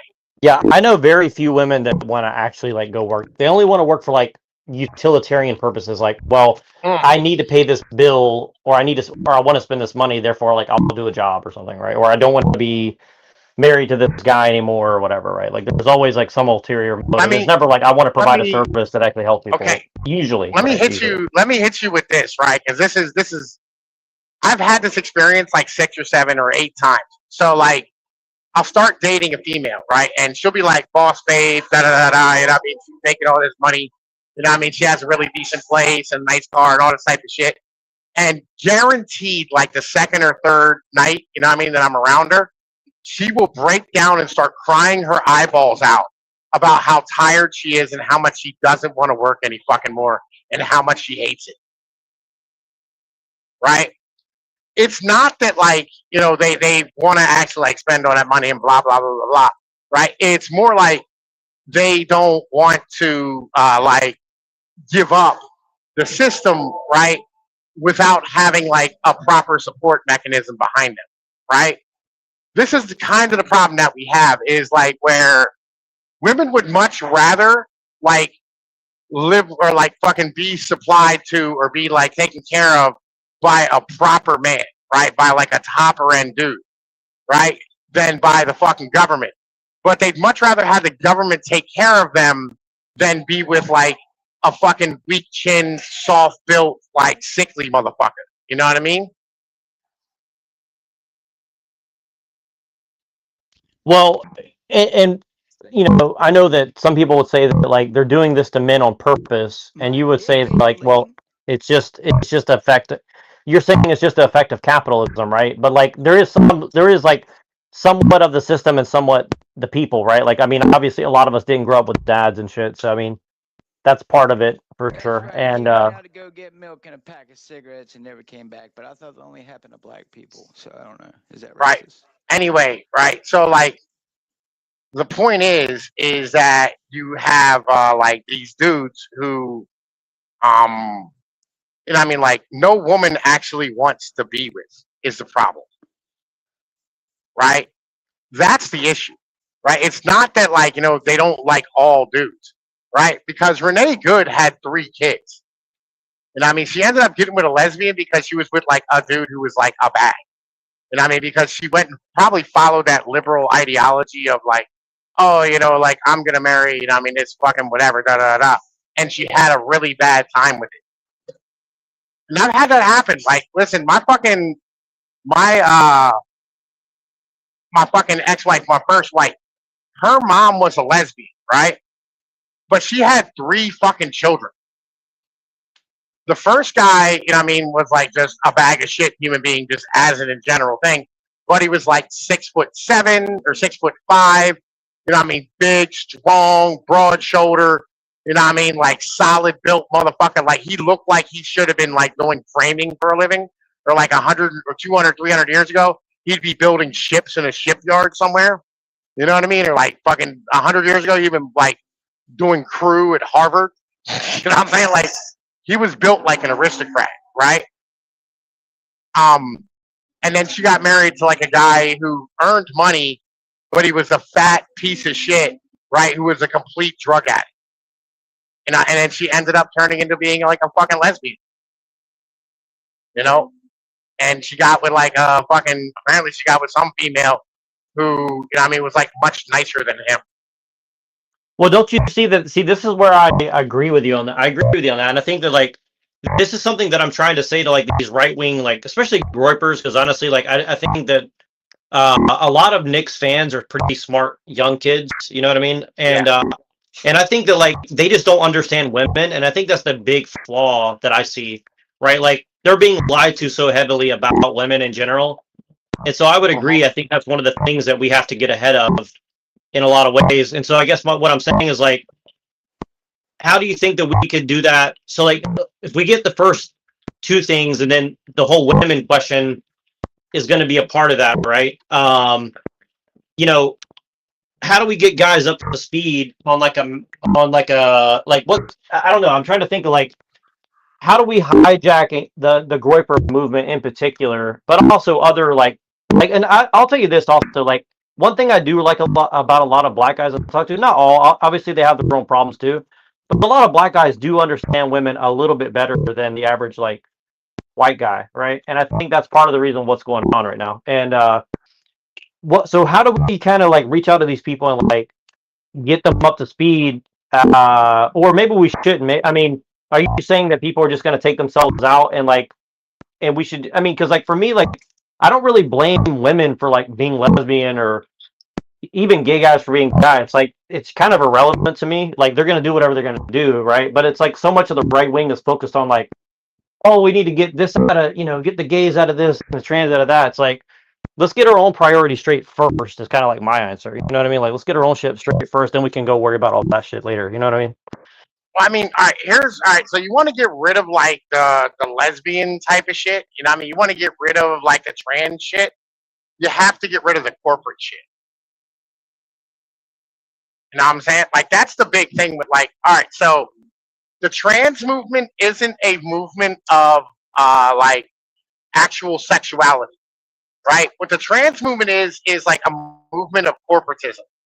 It's a way for like corporations to have androgynous drones that's never going to cause them any sexual harassment suits, right? That's never going to stand here and like miss any time because they're going to have kids, right? They're always going to need medical treatment. They're going to consume all the fucking goy slop all the fucking time, right? They are going to like, you know what I mean, be happy working in a fucking closet coding all day long, right? Like that's what the trans movement really actually is, right? It has absolutely nothing to do, right, with sexuality. This is a corporate upper class fucking movement. That's why like the management kids are the ones who like fucking end up being trans.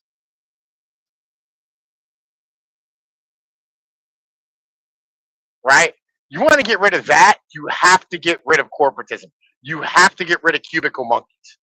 And the way you deal with that is through technology, believe it or not. Right? The work from home shit is how you solve transism.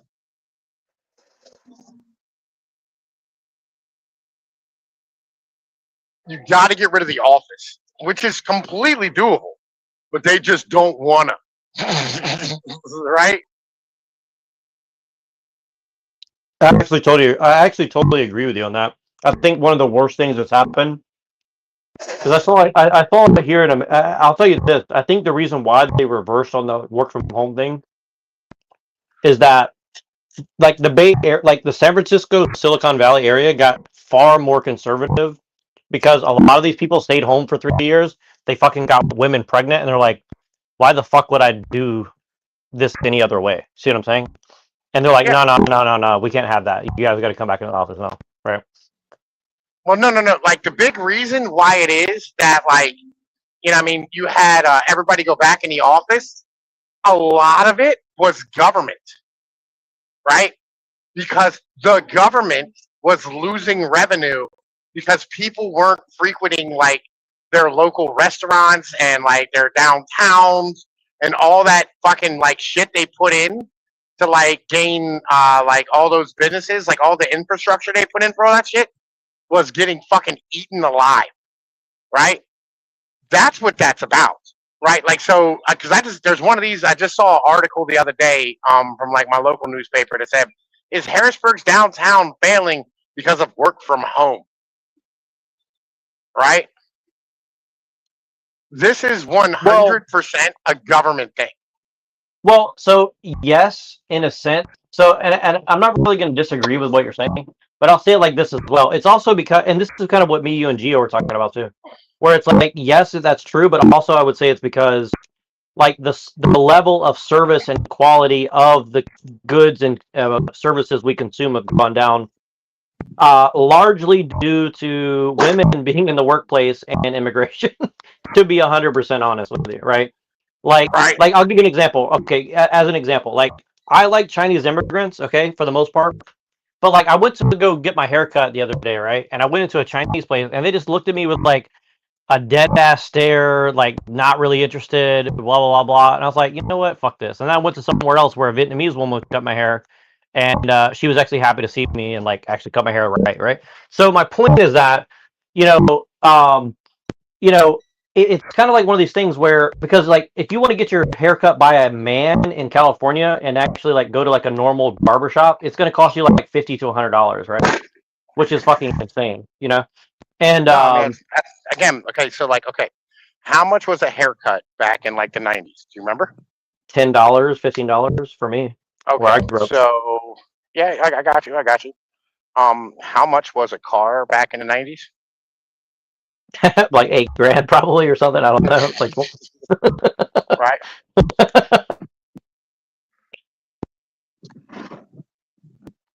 yeah. So like, yeah, you're right. Like 5 times the price, basically. Like, yeah, like five. Yeah, everything's gone up by like 5x essentially. Yeah. Yeah. So I mean, like, if is this really, I mean, unnormal? No, I get you. I get you. Well, and but and I'll give you another example. Like, if you go and get your car cleaned by, I mean, who's going to be cleaning your car? It's going to be a bunch of Mexicans, right?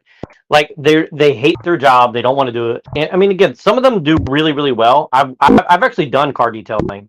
It's a fucking. It's not. I don't want to say it's hard, but like to do it well, it is a skill. Like there's a skill to it, especially if you need it done very well and quickly, right? Like there's a skill set to it, right? But of course, like they just want like whoever they can hire to come work this job as cheap as possible and like do as shitty of a job that's like just barely good enough so like you'll come back because it's just slightly cheaper than if you actually went to a real you know what I'm saying, like actual detailer, right? Because a real detailer is going to charge you like $150 minimum, to actually like sit there and like detail your car for 3 hours, right? There you go, So boss. I'm bobtailing out because I'm coming back. I'm gonna come. I gotta go grab a load at the rudders and bring it back over. Sorry. Yeah, I get what you're saying. Here's the thing though, right? So like here, I mean, who's gonna wash your car? Who's gonna wash and detail your car? It's gonna be somebody from work release. It's gonna be like probably like a black dude from work release, right? Or like it's gonna be like a white dude with a meth addiction. yeah, that's interesting. Gotcha. That's interesting. Right. I never seen that, but I believe you. You know what I mean? I'm sure that's a real thing for sure. Yeah. Yeah. There you Um. go. Well, and those people need jobs. You know what I mean? So I mean, I have mixed feelings on that for sure. But at least it's like it is somebody from America. I mean, I really hate drugs. You know what I mean? So like that's a big thing for me. Like I don't like people on drugs. But Yeah, I get it. I've never had a haircut from like an Asian person ever. Really? Right. It's always been It, it's always been a white chick. Always a white girl. yeah. Wow. Yeah. I've seen like, well, I mean, I guess they have that out here, but like I think, I mean, I don't know. Shit has Thank you, boss. changed a lot, man. There's very few like white people barbershops or salons out here. Like, I mean, I'm sure they're around, but Not they all the don't. bars. I All haven't the seen them. I bars. haven't seen It's them where I'm at. either it's either that or like it's a black owned barbershop. One of the two. Yeah, actually, I've been to a black. I used to go to a black owned barbershop when I used to live, like 30 miles south of where I live, or well, yeah, about 30 miles south of where I'm at. And that was one of the best barbershops I ever went to in my Yeah. life. It was a nice one. But then I don't even have those around where I live at. I mean, again, they're around, but they're usually like in Oakland where you're probably going to get robbed. So like, I don't go to Oakland. So I pretty Yeah. much avoid Oakland at all costs. But yeah, they're around. But I feel you. So I guess what I'm I saying don't is really like, like.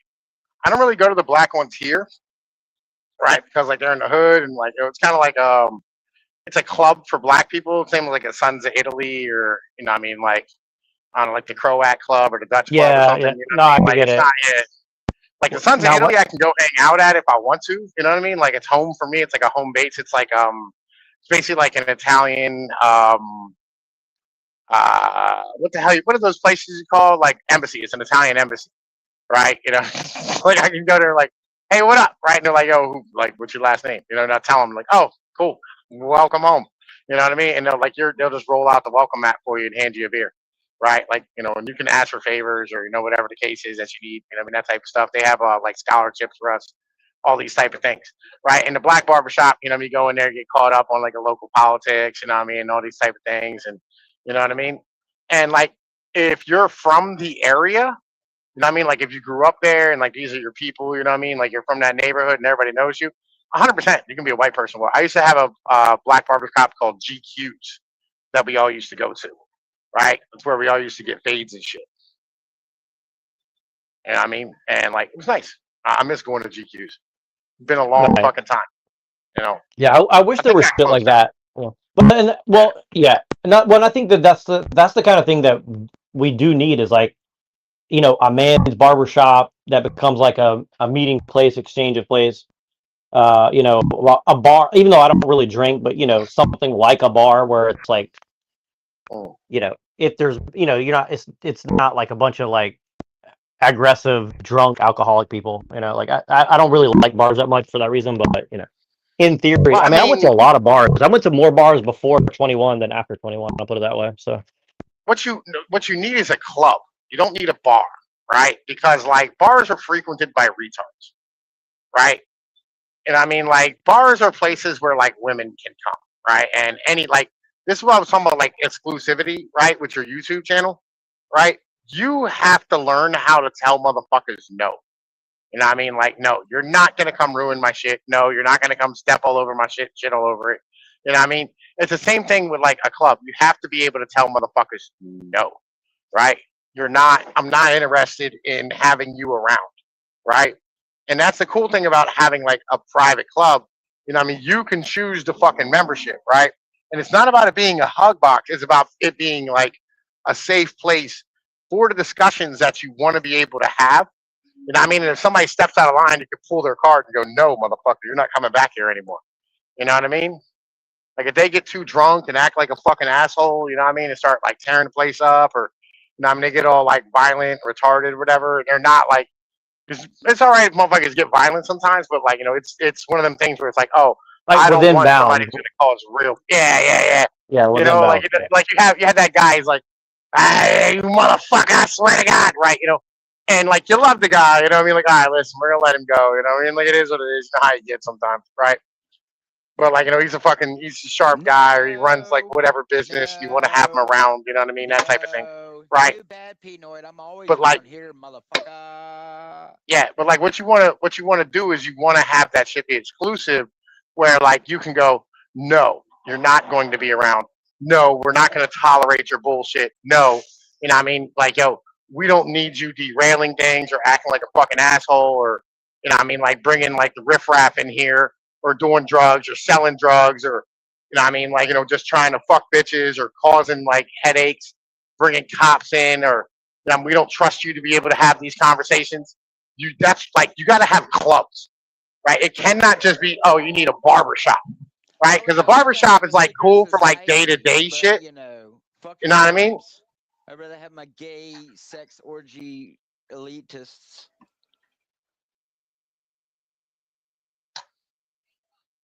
But like we're not just needing day to day shit.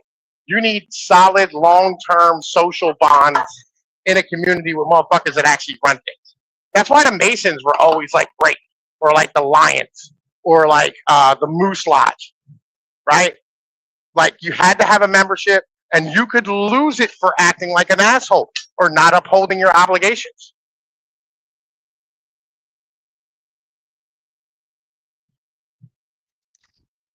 Well, yeah, I definitely agree. There has to be some sort of standard. Well, Yeah. and here's the thing is like I think a lot of guys like. Is that why Freemason lodges are stalking me on my TikTok, Pinoy? Because I'm just a stupid AI. Yo, don't stop. Yo, just talk over him. He's retarded. Oh. Treat him like the child he is, right? Adults are talking. Just talk over him like he's not there. Eventually, he'll fix his shit or he'll fucking leave. It's up to him. No, Pinoid. It is my Well, see, daily duty here's the to thing. annoy the fuck out of you. Here's the thing, though, is like like everybody wants exclusivity, but not everybody wants to do what's necessary to get exclusivity. I guess you say. So I get what you're I saying. agree. Like, I agree. LARP's still here. LARP, like, what's your problem? I mean, just air out whatever your problem is. Like, say your problem. What's your problem, man? What's your problem with Pinoy here? Pinoy's trying to give you some wisdom as a man who's done some shit. Goes out of his way to attack me, so I don't get your drift. But yeah, like everyone else who's made death threats against me. But yeah, which point? Yeah, exactly. but he's like actually giving some wisdom here. Like, I don't understand what like you don't want some wisdom laid down on you. I've gotten wisdom from 3 people who have millions of subscribers on their YouTube, and they told me basically, if you're not rich, you won't ever get what I'm getting. So, what's your point? Yeah, but why are you listening to them? They don't care about you, so why would you care? Why would you care about them? Neither does Pinoid. So, I mean, he's trying to tell you some advice that might actually help you. I haven't heard not a damn piece of advice structured toward me. Just a bunch of people who are supposed to have babies and continue being in the rat race. That's all I've basically heard. I haven't Then heard you're no not personal advice for me. you're obviously not listening then. Well, Anyway, right. Back to the conversation at hand. Right. So now, where the hell were we? Oh yeah, fucking. We were talking about exclusivity. Exclusivity is very important, right? Like the way that they end up like destroying everything that we have is by forcing everybody to be inclusive, right? What you need to be is exclusive. Highly important, right?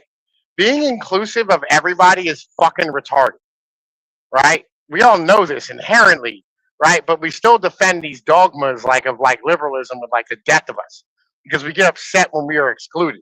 You can't be upset when you're excluded from things. You know what I mean? Like as a man, right? You have to go, okay, well, I'm not welcome here. You know what I'm saying? Yeah, right? I do. I mean, yeah.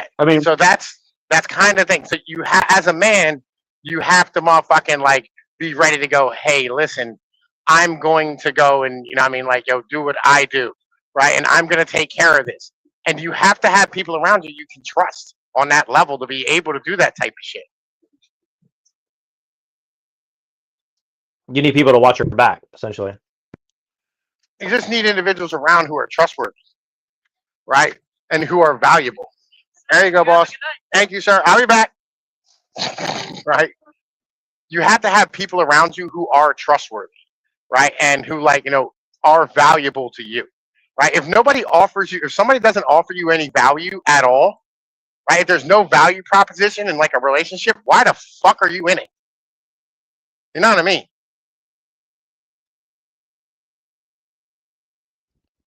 Well, this is one reason, like, I have a lot of hope for women because women seem to inherently know this way more than men do on average.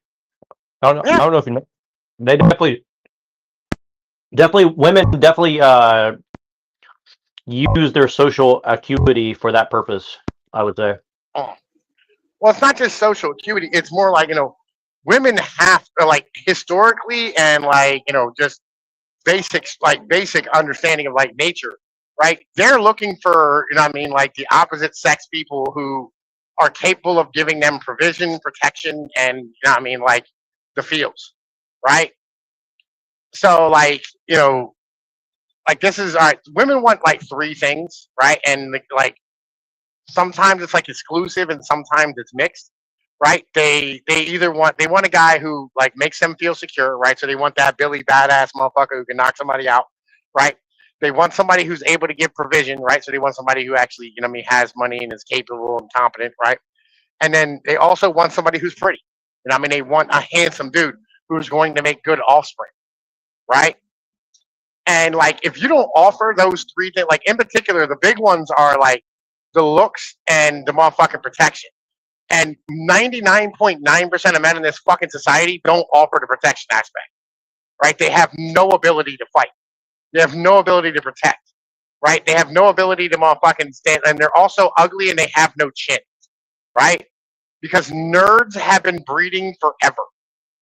For like 100 years, we've let nerds breed, and it's not positive for our society.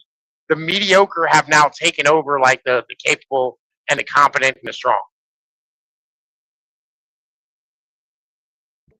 And do you think that they're aware? Do you think that these nerds are aware of the position that they're in as far as like that they're going to try to fuck everyone? They're going to try to fuck us all over in order to keep their position? Like overtly, yes. Or do you think that I'm like, yes. What I mean is like they're okay, so they're hyper aware of it, right? Yeah. And do you think that's why? I mean, so you would argue that they're doing all these things against us, particularly using women as like a proxy war against men, right? Yep. What do you think is the best defense against that situation? I guess. I mean, the best defense against like women using, I mean, like the state is, or these nerds using the state as an attack vector against us. I mean, at that point, like you just got to conduct warfare against them, right? That's the only answer to that at that point, right? Like you got to take away their toys and just like, either destroy them or enslave them. So for example, though, like, do you think that people like Garvin and Weinstein and Thiel, or any number of these people like JD Vance, do you think that any of them are like actually somewhat on our side, or more like they may be playing their own game, but they've opened the door for us, I guess? Garvin is 100% on our side, right? Garvin's an elite theorist, right? And that's this is the basis of elite theory, right? Like if you're an Italian school guy, which Garvin is a patron of, right? If you're a Machiavellian type of dude, you're on this. I mean, this is your wheelhouse. That you understand this inherently, right? And Garvin wants to be, like he wants, highly capable, strong men to be fucking ruling, right? I mean, that's his basis for a fucking monarchy. That's what he's asking for. I think JD understands this. I think God, listen, I don't really know him well enough. Like, I don't really understand him well enough to like say what he is or isn't. You know what I mean? Like, his general vibe is that of a lower class, like, bitch, right? And that's what I think he needs to become a strongman, right? He needs to punch. Like I've said it before, he needs to punch somebody in the motherfucking mouth. Well, I'll tell you this: the first time I've ever respected him is when he came out and said, "Look, Renee Good jumped in front of a cop. Ran over a cop. She got shot. Like, get over it." I mean, that's the first time I've ever really respected that dude. I was like, that takes some balls to come out and say that. Like. I mean, I don't think it takes balls to say that. I think that's just, like, own the libs. As the vice president of the United States, I think it does somewhat. I don't. Really? Interesting. No. Why is that? I mean, because, like, fucking, that's literally just his job, right? I would respect him if he punched somebody in the fucking mouth, right? Like, what does he risk by saying what he said?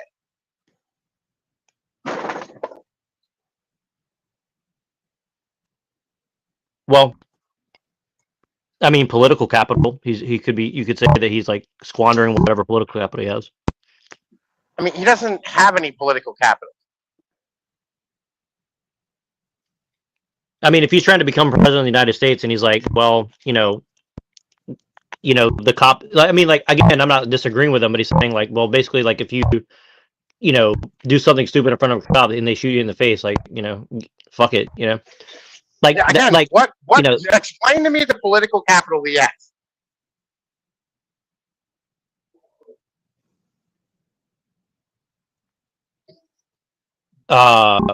Well, I mean, he's the person who's probably going to be running for president in a couple of years. Again, explain to me the political capital that he has. Well, he definitely doesn't have as much as he should if he wants to become president, for sure. I fucking agree, dog. I fucking agree. So, I'm saying, what is he really risking? You know what I mean? Like, he's not risking anything by like, okay, so, you ever heard that fortune favors the bold thing? Oh, yeah, for sure. I believe it, yeah. Right. Like, he gains political capital by being bold. You know what I'm saying? Like, he's not risking anything. You know what I mean? By, like, standing here saying some wild shit. Well, what I mean is that he gains by doing this. Sure, but what I'm saying is, like, he gives the other side, like, an excuse to say, look how dangerous and evil this guy is. He wants the police executing people. Now, is that true? No, but he's definitely giving them the political capital to like use as whatever excuse for the next bullshit they're doing. They're gonna run, I guess. I mean, listen, like they're still trying to like pull off this January 6th with some, like, terrible event in our fucking nation's history or whatever, right? Yeah, I know. I think that's I think that's pretty much bullshit for sure. Yeah, I mean. Yeah, I mean, like, no. I mean, like, 100%. It was a protest, right? All it was a protest. Nothing more, nothing less, right? That's all it was. There was no revolution, right? If they like, okay, an insurrection is if motherfuckers bring guns, right? That's it. Right? You know what I mean? Like, they didn't have any like ability to hold the Capitol. You know what I'm saying? Like, if you had like a million, you know what I mean, like leftists there, and they did a sit-in, it would have had the same exact effect. You know what I mean? If they were to like lie down in traffic and, you know what I mean, like fucking Pennsylvania Avenue and Washington Circle and shit, or on I-95, right, and shut down the Capitol as a whole, right, on K Street, whatever it is, you know what I mean? It would have been the same exact thing. Like, there'd have been no fucking difference at all, right? They had no ability to hold anything. They were just going, kill us in order to move us, right? Or like pick us up and make us move. These type of things. But because there was a guy with like a fucking, like a Viking helmet and, you know what I mean, like blue paint on him, all of a sudden this was an insurrection, right? It's nonsense, right? This is all dumb, ridiculous, stupid bullshit that, you know what I mean, is absolutely fucking like normal in any country.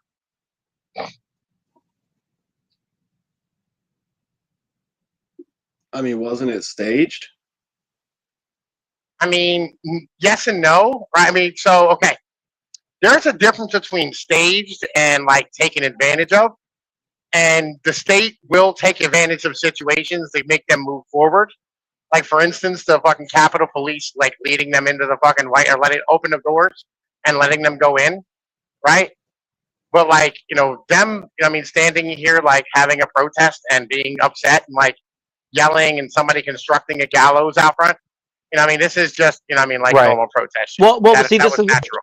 But see, this the thing is, like, here's what I would say, and this is kind of what I'm saying is like, if the police were, or whoever set these people up, because obviously somebody set the Jan 6 people up to fuck them, to fuck over the people who were protesting, right? Whoever that was obviously a Machiavellian in some way. And what I'm saying to people who have these beliefs is like, you have to become more Machiavellian so you don't get fucking tricked in every stupid little thing every time, right? And again, going and doing a 1,000,000-man march in Washington D.C. is kind of retarded in my opinion. Like, I'm not saying it's wrong, but it's kind of retarded. Wait. It's retarded if you don't bring guns.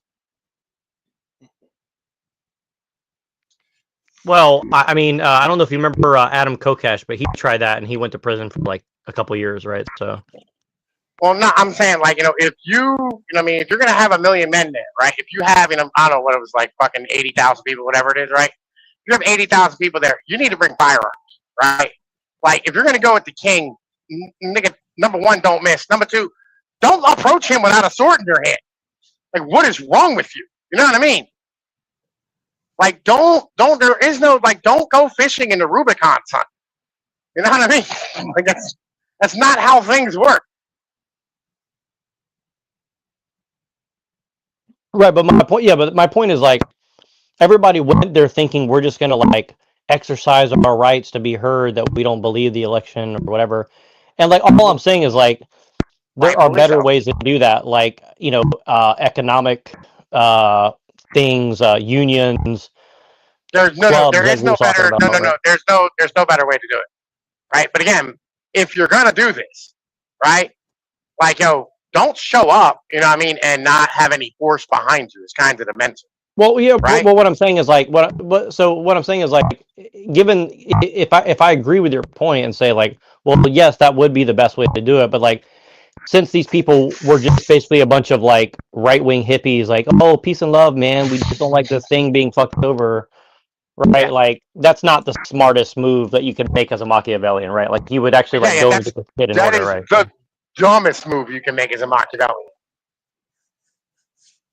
Right. And again, this is one of the reasons I lost respect for people like Alex Jones, because he was like out there like, oh, we'll go, we need to go up to the Capitol and this and that. I was just sitting there thinking like, man, like, look, there's a lot of things you could do. That's not one of them that I would think is like the smart move to go and do, right? Like, you're really serious about, like you said, like if you're really serious about this shit, like, like you here's the thing is like, if you want to crack some egg, if you want to make an omelet, you're gonna crack some eggs, but it's like everybody's like, let's not crack the eggs, but let's make an omelet. It's like, it's not gonna work, you know what I mean? So yeah. Yeah, like they're boiling the eggs and then not eating them. You know what I mean? Like if they want to eat the eggs with the shell still on it. It doesn't work that way. I agree. That's a good metaphor for this. Right? I like that. That's a very good metaphor for this. I might steal that from you. Right? Yeah, please do, please do. Yeah, I mean, this is what I'm just trying to move the needle, man, because it's like, I've been talking about this. I mean, well, I've been talking about it for 3 or 4 years, but I've been really looking at it for like 15 years, right? And it's like, it's just so frustrating that the level of the conversation is like, it's so retarded. And here's the thing again, like the Groypers, as much as I like have my issues with some of what they say, I think that they're like the greatest hope of like getting some points across. And I'll tell you, like a lot of women, I'm telling you, like I'm noticing a lot of women are they're not totally against what we're talking about, or the Groypers or all this stuff. Like I think a big misconception that guys have is they think that like, oh, all these women, they hate conservatives, they hate this, they hate, like I don't think that's true at all personally. Like I just haven't. I mean, maybe it's because of where I live, but like I have not experienced this in my real life, right? Like I just don't think that this is a real thing. Oh no. It is a real thing, right? And I mean, it's the same way that like knee jerk wise, my generation hates religious people, right? Okay, I got you. Okay. You know what I mean? Like the moment. What I mean is younger women, like women under 30 or women under 25, is kind of what I'm talking Oh about. no, they hate conservatives. Yeah, women under 25 hate conservatives, right? Almost all women do, just as a whole. And it's a knee jerk thing. It's one of those like Pavlovian things that we all got trained with back in the day, right? We were all trained in this mentality, right? Where it's like, we hate the idea of it instinctively rather than it being like a fucking like a natural fucking hatred. You know what I mean? It's an instinctive, ingrained response that was taught to us through propaganda over the years, right? That's what that is. It's like for instance, everybody hates the guy who shows up with a sweater vest and like the white shorts, right? With the pastel shirts. You know what I mean? You know what I mean? With the coiffed hair. You know what I'm talking about?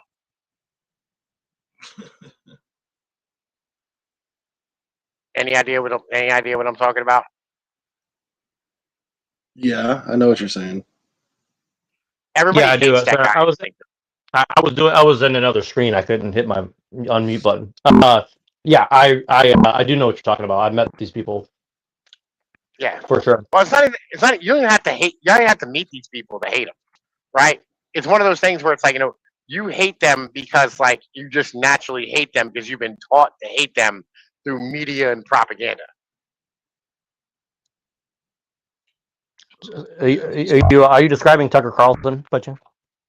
Not really. I mean, but yes, right. Tucker is one of those guys, right? But you are instinctively trained, right, as a modern human to hate that person, right?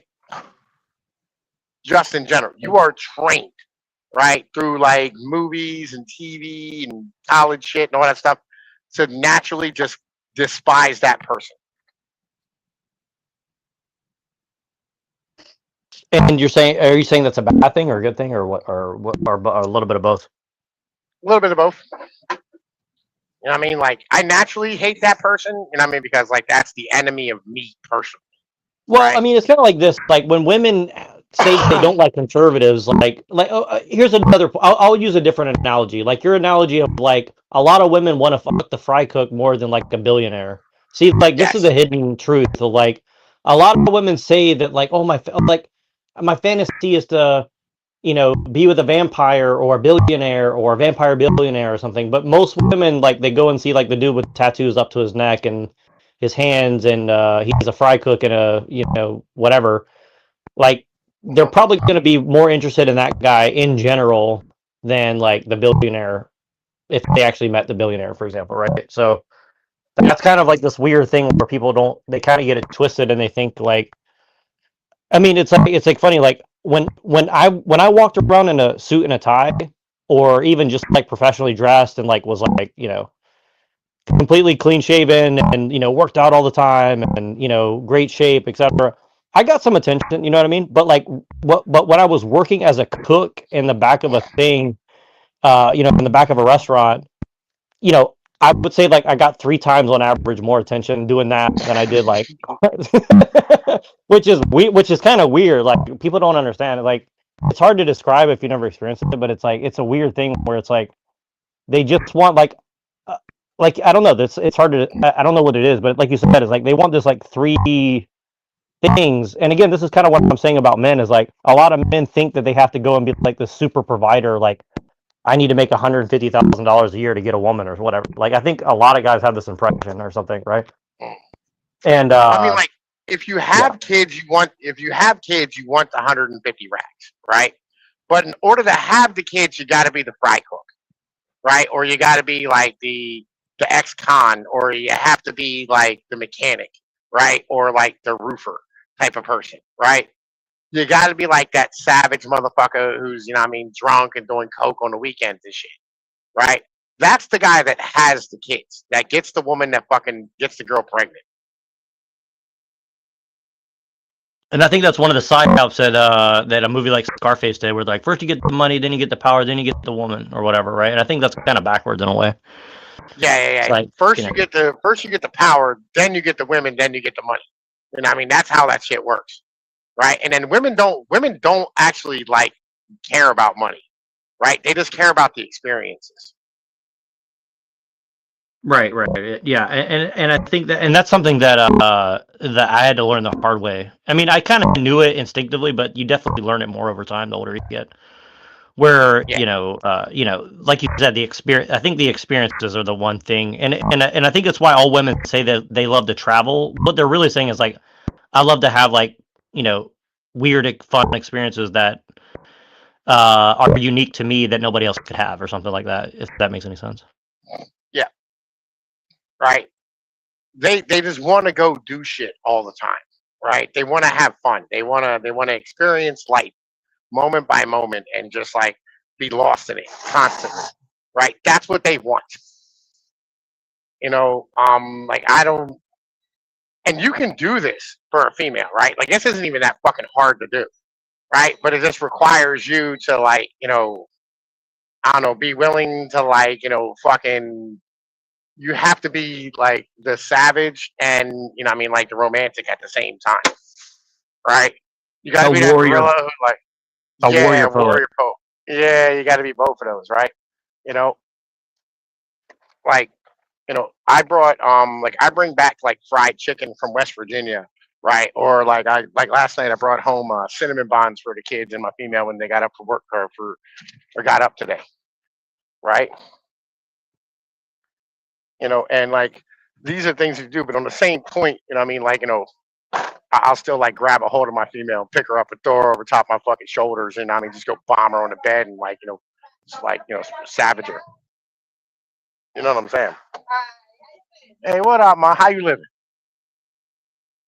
All right.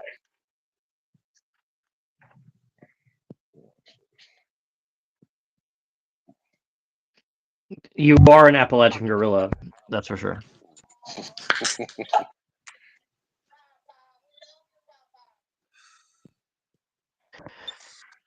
And But yeah, I think there's something. So you're kind of saying like there's like a practice. So there's like the practicality side of it too. It's like yes, you're willing to work hard and make money, but you're also like practically capable of like speaking some poetry and like punching a dude in the face and like banging her where she shouldn't get banged at or something like that. You get the idea. Yeah. Sorry, I know you're probably in public, so you can't really be talking about that. No, you're fine. White male. What's on your mind? Not much. Just listening to you guys. Trying to figure out where I can get in. But yeah, I think you guys are doing good. Yeah, I'm just gonna follow what you guys were talking about for a little bit. Yeah, I don't have any. Well, Well, Browns boy, your skill set and also Dr. Kelson's skill set. I do think you guys have some valuable skill sets. Like I said, I want to bring these younger fellows into the whole panelverse and fuck up the panelverse. I mean, the panelverse is it's destroyed. Yeah, it's getting stale. It's contrived, and the brick walls. They're no longer just. We're not no longer just are there brick walls? No, like we actually found where they are. You know what? I would doubt. Man, I swear I wouldn't go on TikTok ever, but it's been forever. And like they don't. And I think if it helps out, I would give it a shot. But I'm personally not interested in my own interactions on TikTok, but I would do it for the cause of yeah, I'm not really interested in it that much either, honestly. Like, I mean, I can go and fuck up panels on there, but really what I'm interested in doing is finding like people who are really interested in the topics we discuss and giving them a place to actually discuss it. That's what I'm saying. Is like, there's not a lot of places you can go and like openly talk about shit, and actually be serious about it, whatsoever, right? Like most places, they're gonna fucking dunk you before you get your first point across, essentially. Like, and there's a lot of people on TikTok that want to actually engage in the stuff that we all talk about and we're interested in. And I think a lot of them are totally unaware that that a lot of these people are actors. Like I talked to a white nationalist today, and I started talking to him, and like the first thing he disagreed with, he just like kicked me off the panel. And he's like, "You're a race traitor. You hate white people, and you're a leftist. You're a communist." It's like they're not even interested in like hearing a different opinion. It's just like they're there to basically get their balls licked by some retard or something. And that's basically the whole panelverse. Like Talcott just wants somebody to come up and just like play a game, play patty cake with him or whatever, or whatever's going on. I don't know. Yeah, they want, the way I look at it is they want people to toss them softballs all day. They want easy views. They want to I really don't agree with a lot of extreme positions, I don't think. So like a lot of them come off instantly as like polarized thinkers or whatever, to me. But then I realized a lot of it was contrived and controlled, and before I even got here, there were groups around here of idiots that had a scheme going. They were running a template, covertly together before I even got here. So like that's a huge disadvantage, But yeah, I agree. I agree with what you're saying. I mean, I would check. I haven't even watched anything on TikTok, dude. So like. Well, I'll give you an example like this. Like here's the thing about Andrew Wilson. Like what I've realized is like Andrew Wilson is not appealing to guys like us because we've actually experienced things in life. But who he appeals to is like 19, 20-year-old guys who don't like the direction of society, and they're like, well, Andrew Wilson has experience. He's a guy who's thought about these things. And look, to his credit, he has some ideas that are like worth exploring and stuff like that. But at the same time, it's like, I don't like the way he treats his audience. He treats his audience like a bunch of stupid people that need to be like talked down to, right? Like I think that we can do better than that personally, right? I want to see. I want to see something more than that. That like actually build them up and like get them to like get on the right path. Like I don't want to see this like you're my pay piggy, pay me some money so I can go like yell at women who are prostitutes or something. You see what I'm saying? Like I think that's a really stupid brand, in my opinion, Because what is that teaching man? It's teaching man like, oh, just go beat up on a woman who's a prostitute because you feel like you're superior to her or something, right? Like, and I get like Andrew Wilson's better than that in a lot of ways, you know what I mean? But I think that's the message that a lot of people get from what he's doing. You see what I mean? So like, I'm just saying like, I want to see a better direction for that shit, Like a more not even positive, not even positivity, but just like I don't know. I don't want to see this bullshit like Talcott, like, oh, let's go peace and love, brother, or Andrew Wilson's like, well, let's go tell women that they're fucking sluts or something or what, whatever. I mean, I think there's something better than that available, and not to sound like Talcott, like peace is available. I don't believe that either, right? But you get the idea. Yeah. Oh, peace is available for the right price. Yeah. I mean, I agree. I agree with all of that.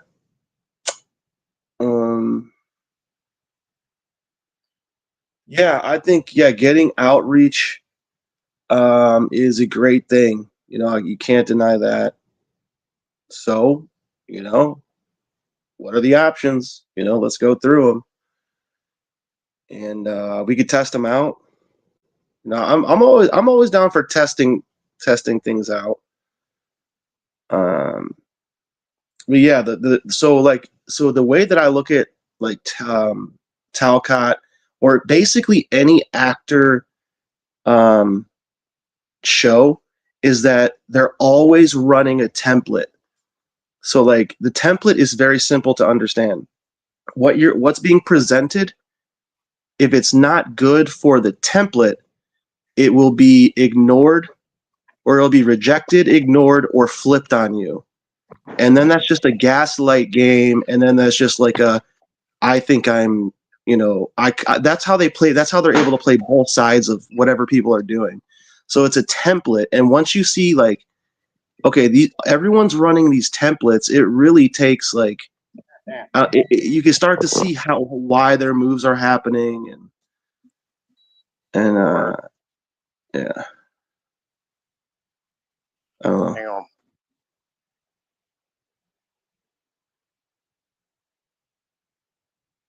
So I think there's a lot of whack templates out there, and like covert templates, and there's a lot of people that, a lot of people will sell out for like $2,000 a month, dude. Like they're or for free or for free if they feel like they're a part of something, or Right. Just like you were saying about Andrew Wilson talking down to his audience, those people who he's talking down to, it's to get them to do shit for free. Exactly, yeah. And again, like I'm not saying that there's nothing like not everything should be like paid either. Like for example, let me give you an example. Okay, like my vision of this thing that I'm talking about, like, I want Lorp over here to do his funny psyops. I want you to go and like troll people in the comments. I want Appalachian Gorilla to go and like get people's mind right about certain things. I want to do my own little thing that I do where I just try to like deconstruct people's arguments and maybe give some of my own opinions, but not as much. So, and then someone like Machine who can go and talk about how technology is like a big part of what's going on and nobody ever talks about it.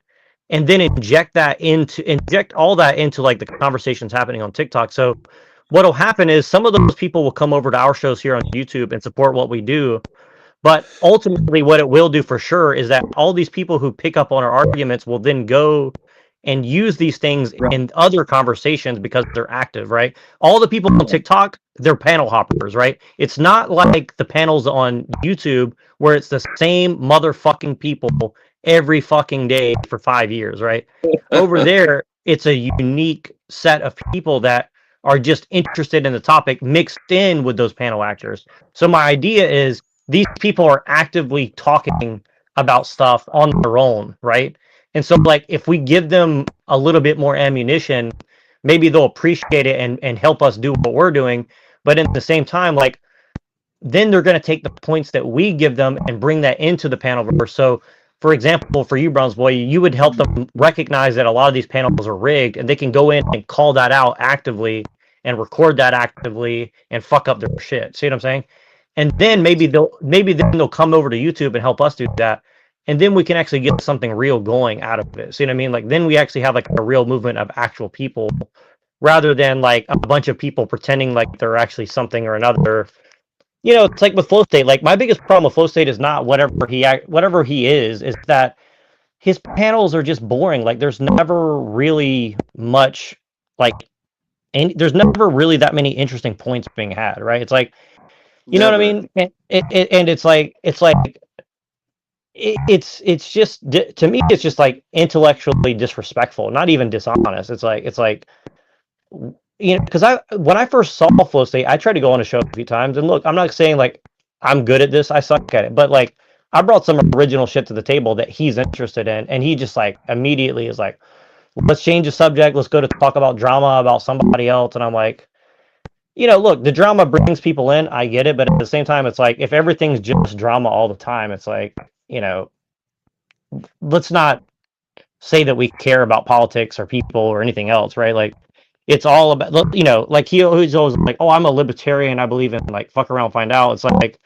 that's not really saying anything. It's like, okay, so like, you don't give a fuck about anybody else. It's like, okay, so you know, like, if that's your whole position, then there's really nothing to talk about, you know. Like, that's a very boring position to have, you know. I agree. I heard him say the other day. Oh no, I read it in a chat that he wrote in a video from like who knows, like over a year ago. I was just watching a video and like Flow State popped up in TML's chat, and dude, he just starts talking about how when he got sentenced, that the judge like yelled at him and said that oh no, it was the prosecutor said that he was a psychopath to the judge. So yeah, those are the type of beings, like low consciousness beings that are. I mean, wow. I mean, does that really surprise you, Browns boy? Oh, shut the fuck up! God damn, bro, stop! You're retarded. Like, for fuck's sake, everything you say is retarded all the time. It does that he decided to write it and say that. It does. It shouldn't, like, yo, bro. It should not surprise you that like psychopaths are the motherfuckers seeking attention on YouTube. Come on, dog. Think about this. No, but this guy was pretending. This guy was pretending, dude, for multiple years with like silent partners that he would send around to panels and like to fuck up everyone's shit so that he can like cover it on his show for money. Like, that took me like probably 6 months to start seeing that. And then it's like, okay, dude, you've been dishonest for multiple years before I've even met you. Well, like, see, here's the thing is like, and again, I'm not going to defend it totally, because like, I don't know the ins and outs of his particular thing, and I'm not going to pretend to. But what I'll say is like, and like, I'm open with what I want. What I want to do is basically, I want to have our own troll army, but people who actually give a fuck about the topics, and we go and we disrupt dishonest people or psychopathic people who actually don't give a fuck. That won't be allowed because Pinoid will call everyone who cares about it retarded. So no, yo, look. Here's what you do, bro. Like, yo, you do this on Discord, right? You know what I mean? You start a server full of people like this, right? And like, you have to. Well, first off, you have to do battle and like tie down your points first. You know what I mean? So like, your shit's tight, and so when you hop on, you're not just hopping on and being fucking like garbage. You know what I mean? Like, you have to be able to like have all your points down pat and have your like fucking spiel and your propaganda proper, and then you go to war with these motherfuckers. You know what I mean? Like, you got to do battle and practice first, right? Yeah, I agree. Like, I've been doing this for 10 years. You know what I mean? Like, I've been on this shit forever, and we've been doing this forever. You know what I mean? Like, this is shit that we've been doing for like the longest time. Like, my old server had like 500 people in it. And every time we had like a fucking guy who, you know what I mean, would come in and like start like, you know, doing all this troll shit or whatever it is and trying to raid the server, we wouldn't even ban him, right? You know what I mean? We'd stand here and I'd have like a fucking brigade of motherfuckers who would sit here and just run them through their paces and like we'd race, we'd like endurance test them. And we had one guy, like these guys would last like 24, 48 hours doing this shit. And like the last one left of the 48 hours, I'm like, bro, you want to be a mod in this server? You know what I mean? Like, yo, listen, we respect your hustle, dog. You know what I mean? Because you give a shit about the craft. And he's like, what? Yeah, and like we put him into the fold. And then we take these guys and we throw them out on fucking Twitter. That's what me and Yoda used to do all the time. Is we'd go on fucking trolling raids on like Twitter or fucking YouTube and YouTube chats. Like I have 40 fucking accounts on YouTube. You know what I mean? So we can just keep trolling and like doing all types of wild shit all the fucking time to people. This is literally what we do. Right. Well, do you think that there's any use in doing that still or no? Do you think there's still any use for that or no? I mean, yeah, of course. You know, I mean, there's always use in this. So, I mean, do you think that we could do raiding parties like that again and try to get a bigger like thing going, or is that too hard to do at this moment? I'm not. Again, you just have to like have like the people on Discord to do it, right? And you gotta like, you can't just have like fucking like random retards like LARP involved, right? Because like they fuck up the whole shit, right? Brown's Boy's great. Like Brown's Boy's always been fucking great. Like since I've known him, he's been fucking great. Motherfucking like, yo, you're not terrible, but you gotta like learn how to not be offended. I'm good at Hey, shit. Pinoid, please shut the fuck up for a second. I've had little federal agents tell me that I need to shut up. So you can call me retarded all day long, but basically, as long as I'm not revealing national secrets, I can talk about whatever I want. They don't care. So I don't know why. I don't understand why you're so gay for me that you have to constantly, attack me for whatever reason. But anything, it's just proven that you're more gay for someone like me, that you think you have to like DK, come out of your way to constantly say you're retarded. He's retarded. Can you drop your gayness for me and, only care about the topic? Because you seem like you care more about your gayness for me than you care about the topic that you complain that I don't know about because I'm too retarded. So can, you care more about the topic? Yeah, we're talking about the topic. We're talking about the actual, like, object. That's nice. You fucking retard. Yeah, see, that's what I'm saying. Neurojack, you see what I'm saying, bro? Funny, I didn't talk for like 5 minutes and yet I'm still retarded. So if anything, you're still proving you're gay for me. Again, so Neurojack, do you want Vaseline? Right? Do you want Vaseline? All right. Lord, do you understand? But do you understand what he's saying to you though? He's trying to tell you that I understand, but all I'm doing is sitting here playing fucking DMZ, listening to the dude talk, and he's over here still attacking me and calling me retarded, and yet I say not even a sentence. So I mean, obviously it's a lot more than me just being retarded, and people are gay for me. That's why people like Flo attack me when I talk about red and blue. And point out how it was a psyop on the masses. But see, what he's trying to say is like, right? You make it about you rather than like getting done to accomplish what we're talking about. How? I'm just sitting here told to come and sit. Because we're talking about anything. Because we're talking about growing our numbers is what we're talking about. Growing our numbers. Okay, that's y'all. What does that have to do with me? Well, that's what we're talking about. So why don't you participate? I've been quiet for like 5 minutes now. That's what I'm saying, bro. He doesn't actually want to participate. He just wants attention. Yes, I want a bunch of people who come to subscribe to my channel because I run a panel for 9 hours straight just for them to turn around and unsubscribe because I don't run a panel every day. Yes, I want a bunch of useless subscribers. What are you talking about, though? What are you talking about? The point is that I have made like 9 accounts now because you told me to, Neurojack, and there's no point because there's no traction on it if I'm not talking about a bunch of gay shit. Well, maybe if we got more organized by people who've actually done it, like what Pinoid's done, so like we would actually know what to do. Okay, but I'm not here to build a brand because the only brand people want is gay, trans, Satanism. That's not true. Obviously not. That was, sarcasm.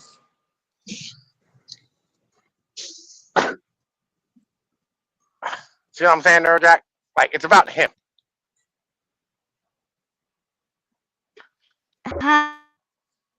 Well, I mean, do you want to grow your channel, Lord? I mean, not really. I mean, you put all that effort into making videos. You don't want more followers? Yes. Put effort into what? So that way some gay Jew might pay me to make a bunch of gay AI songs to sign up a bunch of white people. Yeah, make that make sense. What? They're going to pay me so that way I stop being a Christian and become a gay trans Satanist? I doubt that. But, I got Freemason lodges, stuck on my TikTok all of a sudden. So you tell me. You don't really want fake people to subscribe to your channel anyway.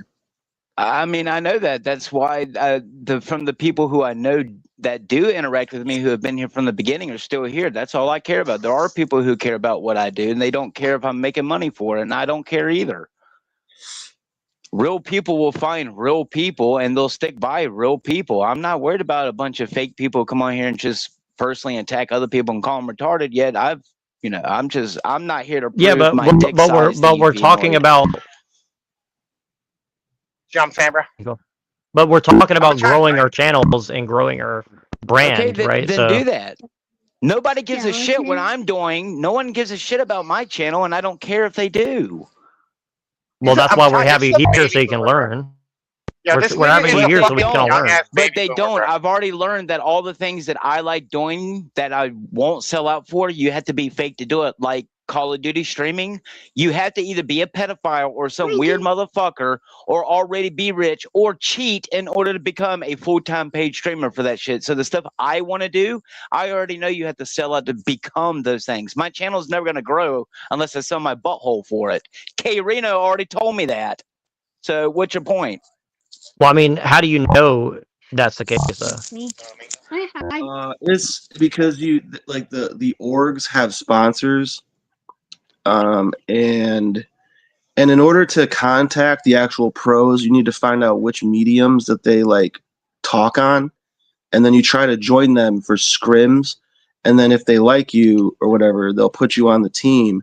But like, it's either like he's not even. I don't even think he's worried about getting paid for that.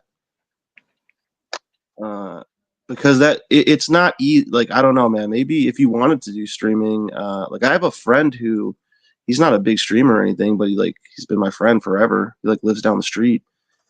How good are you? Wait, how good are you at Call of Duty? He's got to be pretty good. No, I mean Lord. Yeah, he's got to be pretty good. What? How do you know he has to be pretty good? I'm taking a guess, guesstimation. Yeah, no. This is kind of the point, right? So, like, if you are one of the best in the country, right, you can go get paid to do it, right? But if you're not really great at it, then no one cares. He's right though. He's right about the cheating, because I found out a few years ago it's pay to play, or you pay to win. Because like now they sell controllers with like Cronus in them, and then there's no way these people at the top aren't using the fuck out of that shit. Like I used to watch a lot of videos of them getting caught using it. It's a very contrived market. You know, there's a lot of backstabbers probably, and it's hard to get into, man. Like yeah. But dude, like Neuro, have you tried dual streaming or Pinoid dual streaming to Rumble? I hear that's a pretty good idea right now.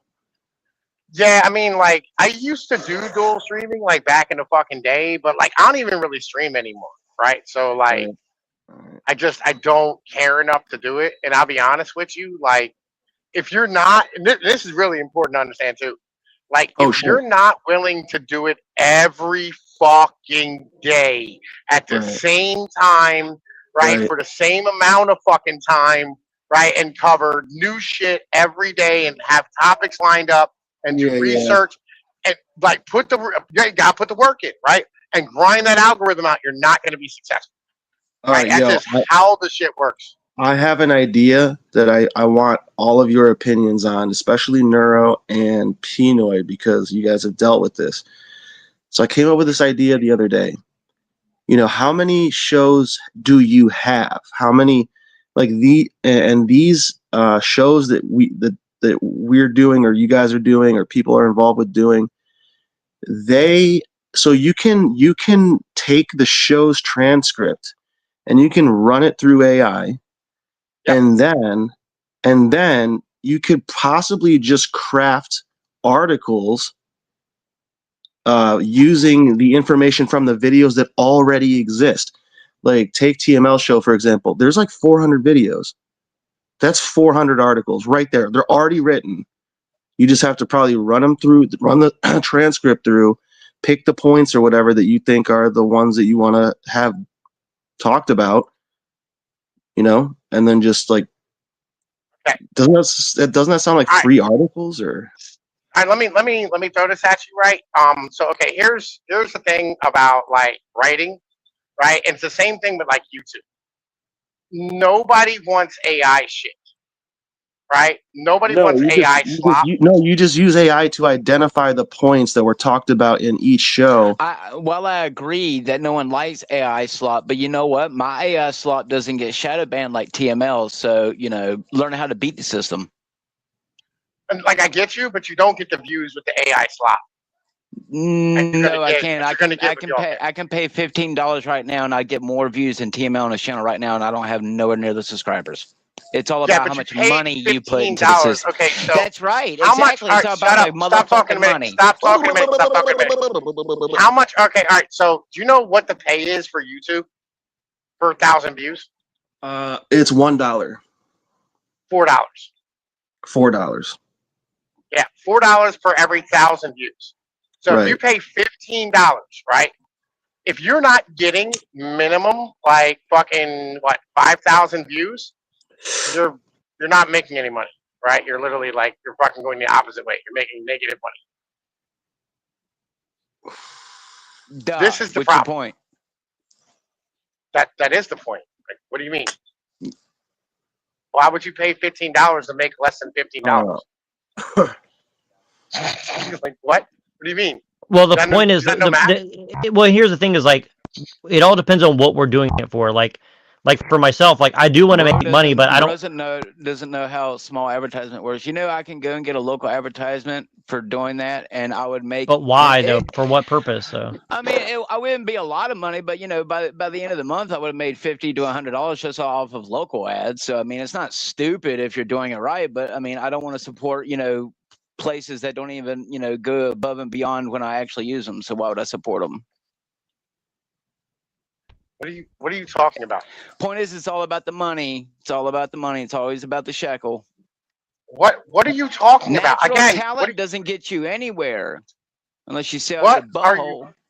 What are you talking about? Everything's constructed, Pinoid. See, all right, listen, bruh. Again, what are you talking about? Local ads?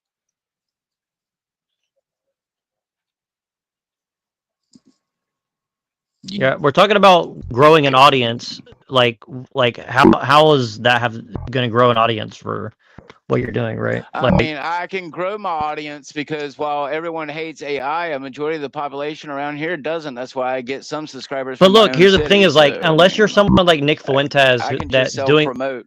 That's why they buy the little AI CDs Neurojack, at the corner store for $5. Neurojack, can you do me a favor, buddy?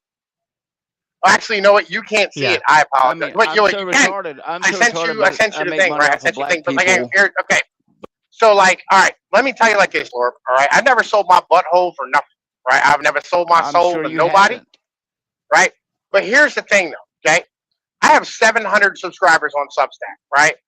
Out of my last 5 articles, 4 of them are over 2,000 fucking views right now, right? I'm currently gaining subscribers who are paying me to write, right? I am being paid to write articles every month. Wow. I don't have to, you know what I mean? Like, I don't have to stand here, right, and sell my soul to do it because I have talent. Drive. Okay, I have talent too. That's why I make shekels off of black people. What's your point? You ever consider killing yourself? I mean, like, yes, listen, I have. You should give it more consideration. Yeah, I know. Like, I haven't been told that one before. Yeah, I know. Right, you're just. You should come up with a better insult because that one gets kind of old. I heard that one like back in middle school. I mean, if you heard it that long, by the same people who I make money off of now. So, what's your point? I don't care. Anyway, right? I don't care what type of drugs you're selling. Like, do what you do. Oh, right? It's not money. Don't worry. Okay.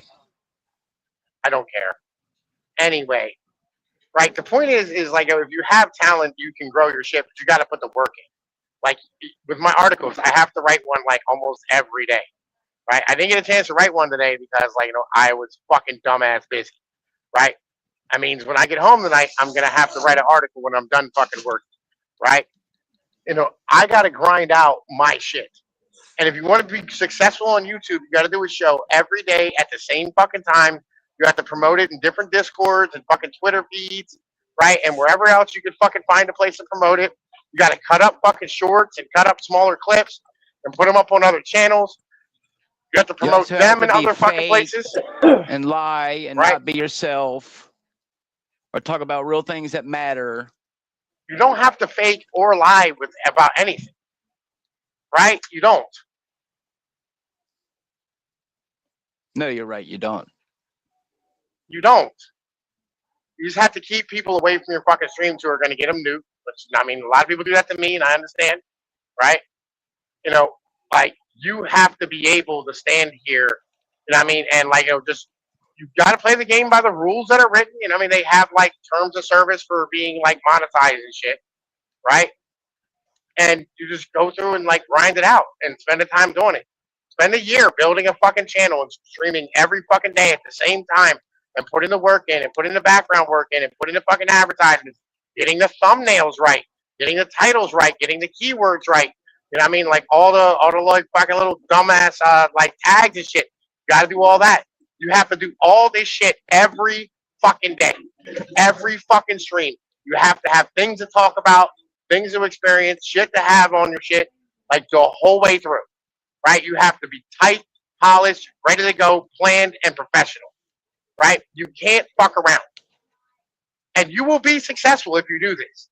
But you have to be dedicated to the idea and stick with it. Just like just like game streaming. Yeah, I can see that. It's pretty sound advice there for sure. No, same with politics streaming too. I can tell you, as someone who personally sent in their footage, they won't, for whatever reason, Activision would not hire me as a professional DMZ game streamer. They only let people who cheat and ruin people's day on a game because you have no skill and you can't tactically play in a goddamn military video game. So you have to cheat to get all your loot, and that's the only people they support. No, Point you is have real to set talent, up a stream real talent and build a doesn't fan get you base. anywhere. They just build a fan base. Yeah, okay. No. Build a fan base. Yeah, fan base. So that way every time I do a live stream, people can DDoS my stream like they used to do when I used to live stream it, which is why I don't live stream DMZ, because people who I would kill in the game would find me live on YouTube and then DDoS me while I was live. Yeah, no. What does DDoS mean? It's where they go and they figure out your internet and your IP, and they will go and flood your internet with like overuse of the internet, or they'll like make your internet drop and will make you drop out while you're live streaming to ruin your stream. Because somebody like me, right? Yeah, but I mean, but here's the thing is like, if you already had an audience that's dedicated in your Discord, you just say, hey, I got DDoS, I'm gonna be back up in like 5 minutes. So here's the link's coming, right? I'd rather go and watch someone who can go and apparently can kill an entire lobby of people in one go. But someone like me, who like right now is literally fighting two or three teams at why do you want to be a streamer? But why do you want to be a but you're the one who wants to be a Call of Duty streamer, right? Like nobody's making you want to do that. It wouldn't matter the game. I tried Tekken and Mortal Kombat. They only want gay trans Sonic dude. Again, you have to build your shit up. Like what makes you different is the question. Like what's gonna make people want to come to your channel versus like the gay Sonic trans dude? I can tell you that, like when that 6R Erican dude came out, where he came out famous on Twitch not that long ago for his Mortal Kombat streams. I fought his ass on Mortal Kombat 11 once, and the only reason why that guy became famous was because people made fun of him. So again, you want to really take how famous or where your fame goes. I mean, I can go and build that loyal following, but that loyal following can turn around the next day and do some pretty nefarious shit. So, you may think that building a YouTube, but what do you got? psyop or what you're doing is good But until the very people you thought you could trust turn but around and do the most nefarious things. yeah, but Or what's you're Chad. but I mean, what's the alternative? Like, do you just give up and just go crawl No, in a ditch and die, I've or been what? doing exactly what I've been doing since I've been making my YouTube, which is just posting a video every once in a while to entertain people when they want to come and watch it. Because why? I'm just a goddamn retard. So what would it matter? It's either I sell my soul and do whatever I want, which would not please any of you people. But I have a heart and a soul. So I don't. Dr. No one Kelson, gives a shit what I you know do, you bro. don't. I know you don't. That's why I wish I was born a billionaire instead of Bill Gates, because you'd be dead already, Pinoid. But I didn't get to be born Bill Gates. Listen, this is. Do you understand the quality of people that you let around you, Neurojack? See why, like, you don't get anywhere? Yeah, quality of people. Yeah, coming from the world I've been born into, quality of people. Well, it is instructive to the audience, perhaps. I mean, I try to look at the bright side, but yeah, I get your point. It's like, look, if you're so like black pilled, like, what's the point of it of even being here to have a discussion, right? Because I mean, I'm gonna do the best I can with what I can and what I can do. But unless someone's gonna pay to promote me, I'm never gonna get anywhere. No matter how much I stream or how much I put myself on a camera. Or But here's the thing: is How like, about, how about this? I'll give you a challenge. I'll give you a challenge. All right. You go start a Twitch account, right? A new Twitch account, like brand new email, whole nine, new phone number, all the bullshit, right? And you stream every day for 1 month, right? Every day at 3 p.m. for 1 month, right? You stream for 2 hours your Call of Duty shit, okay? And by the end of that, and by the way, don't talk about your crazy conspiracy politics shit. What are you talking about? Just That's stream. the funnest shit I get. I get the most views when I get on here and psy out the people on the map and talk about Bill Gates and eat. Yeah, we're going on. Wait. Shut the fuck up. We're talking about Twitch, right? So you don't talk about any crazy shit. You just fucking, you know what I mean? Do your streaming thing for 1 month, right? If you don't have 100 fucking subs, I'll give you $20. Yeah, because I'm gonna go through all that for $20 when I can make that in a psy-hopping in a day. Oh my god. yeah, but then you'll own. But that's something that you'll own. Like, you don't want to build an audience, though. An audience, yeah, buddy. I mean, you said that you want to do that for a living. You want to be a streamer as a living, right? So no, who knows what I would really like to do in life? The point is what I would really like to do in life, again, like making video games, making movies. You're gonna have to do something to get it. Well, why don't you go make movies? You got $20,000 for me to make my Resident Evil Raccoon City movie? I doubt it, because I would need quite a bit of change just to get computer generation. But you do what you can. But listen, you gotta do what you have to do to start, and then after you get an audience, the audience you can carry with you through everything you do. See what I mean? That's the point, right? Yeah, I mean, like, listen, I started making cartoons just like me and Mike, right? You know what I mean? And it was terrible when we first started. It was horrible. But I got way better at it by the end of it, and now, like, I'm fucking gangster with it, right? It takes time and practice and skill and work and learning and knowledge. Yes, and you're acting like I didn't go to school and make films and send them in and try to get them, awarded or accredited for some type of festival. Again, they were all listen, rejected. It took me 2 years to create Jake, right? You know what I mean? And then it got better. Like, now there's AI tools, bro. Like, there's AI tools that'll, like, help you get shit done. Yo, wait. Why are you trying to appeal to, like, cans?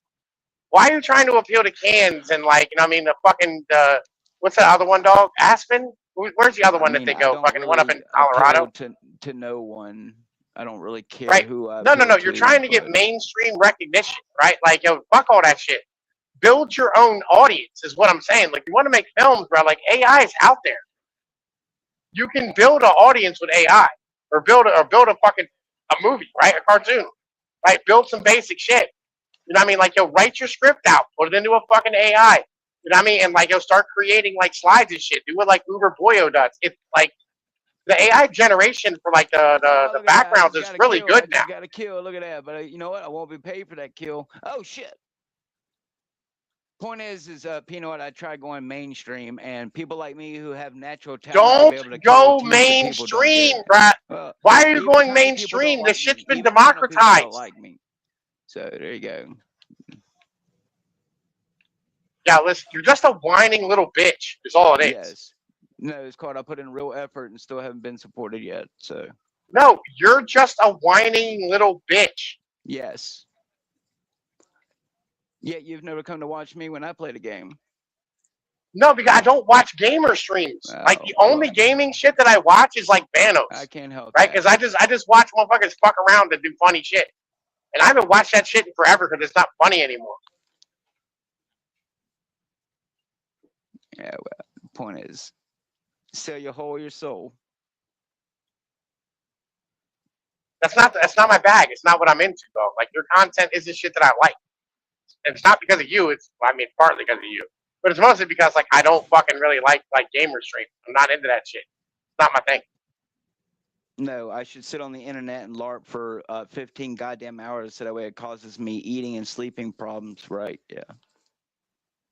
No, again, you should stand here and stream 2 hours a day, every day on Twitch, right? At the same fucking time so you're reliable and people come and watch you and that's what they want to do. Build an audience. Promote your shit on Discord. You're in a bunch of fucking different goddamn fucking Discord servers. Promote your shit. Put catchy titles, thumbnails, right? So people will come and want to watch your stuff. You have to put the effort in, dog. It's not given. Nothing is given to anyone, ever. And every time it is, people fucking hate it because motherfuckers ain't earned it and they can tell. Ain't given to people, not from what I've learned. It's not. It's not just given to people, though. And when it is, again, you will see it. We all see it. We go, this is trash. Because they're not trying because they didn't have to earn it. They don't care. Motherfuckers love authenticity. Like, I'm not the greatest writer in the world, right? But, like, I'm pretty decent. Love authenticity. But motherfuckers like the grit. They like the fucking grit. They like the character. They like the prose. That's the point. Because I'm earning it. Like you have to want to get better is what he's trying to tell you too. Like you have to want to get better at it, right? You mean like these guys who can solo an entire lobby in El Mazra and DMZ, which is over 10 people. Yeah, but listen. Hang on, let me finish before you run your mouth. They never seem to actually get into an actual military fight where people are using mortar strikes or a team stacking up on them in a stairwell. They just always seem to come across people who are by themselves, never actually have to put up a fight. They just always happen to know where the people are. No, it's because they can hide their hacks off screen while streaming the legit screen to the people on the social media platform, and you think that they're really getting all these legit kills when in reality on their screen they can see the people through the maps, and they have Chronos controllers like Brown's boy said. No, in reality, if you want to be anything big, whether it's making AI videos like the Star Wars people, the guy straight up told me, if I'm not dropping $70,000 to Disney right now in AI generations, I will never be allowed to make what some of these other people are making ever. And I'll get sued if I continue. Wait. Why don't you create? Wait. By Disney if I continue listen. Hold up. So I like. All right. So I came up. Wait. Stop. I came up with an idea today, right? That like. Thanks, Mr. I don't know how to use. Shut the fuck up, faggot. Jesus Christ. No, Mr. I came up. Exactly what I had to do. I don't care. I came up with an idea today. I don't know how to use. Right, and I'll give it to you. Right. Here's the idea. This is an idea for like. Making a movie. If you want to make like real productions, right? This is fucking kind of like a fascinating concept, right? It's a baby like seed of a concept, but it's kind of interesting. I've had a movie idea my entire life, and when I pitched it, they only wanted to steal the idea and try to sell it as their own gay Hollywood movie. Again, I'm giving it to you. Go make a movie with this, right? I'll give you a movie, right? I'll give you an idea, right? What if like you could actually like steal or like use or have other people sleep for you, right? So you didn't have to rest.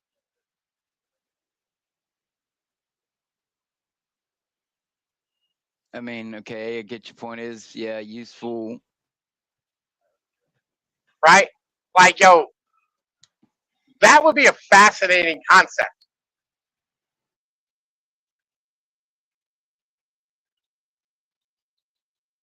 like gaining energy from like other people sleeping, right? And like what the world would look like around that if like rich people had access to this, and like like all of a sudden like you have poor people trying to like you like imagine this shit. This is fucking fascinating as a concept. Like it's in like the Elysium type of shit. You know what I mean? Right? Yo, Matt imagine Damon. your job.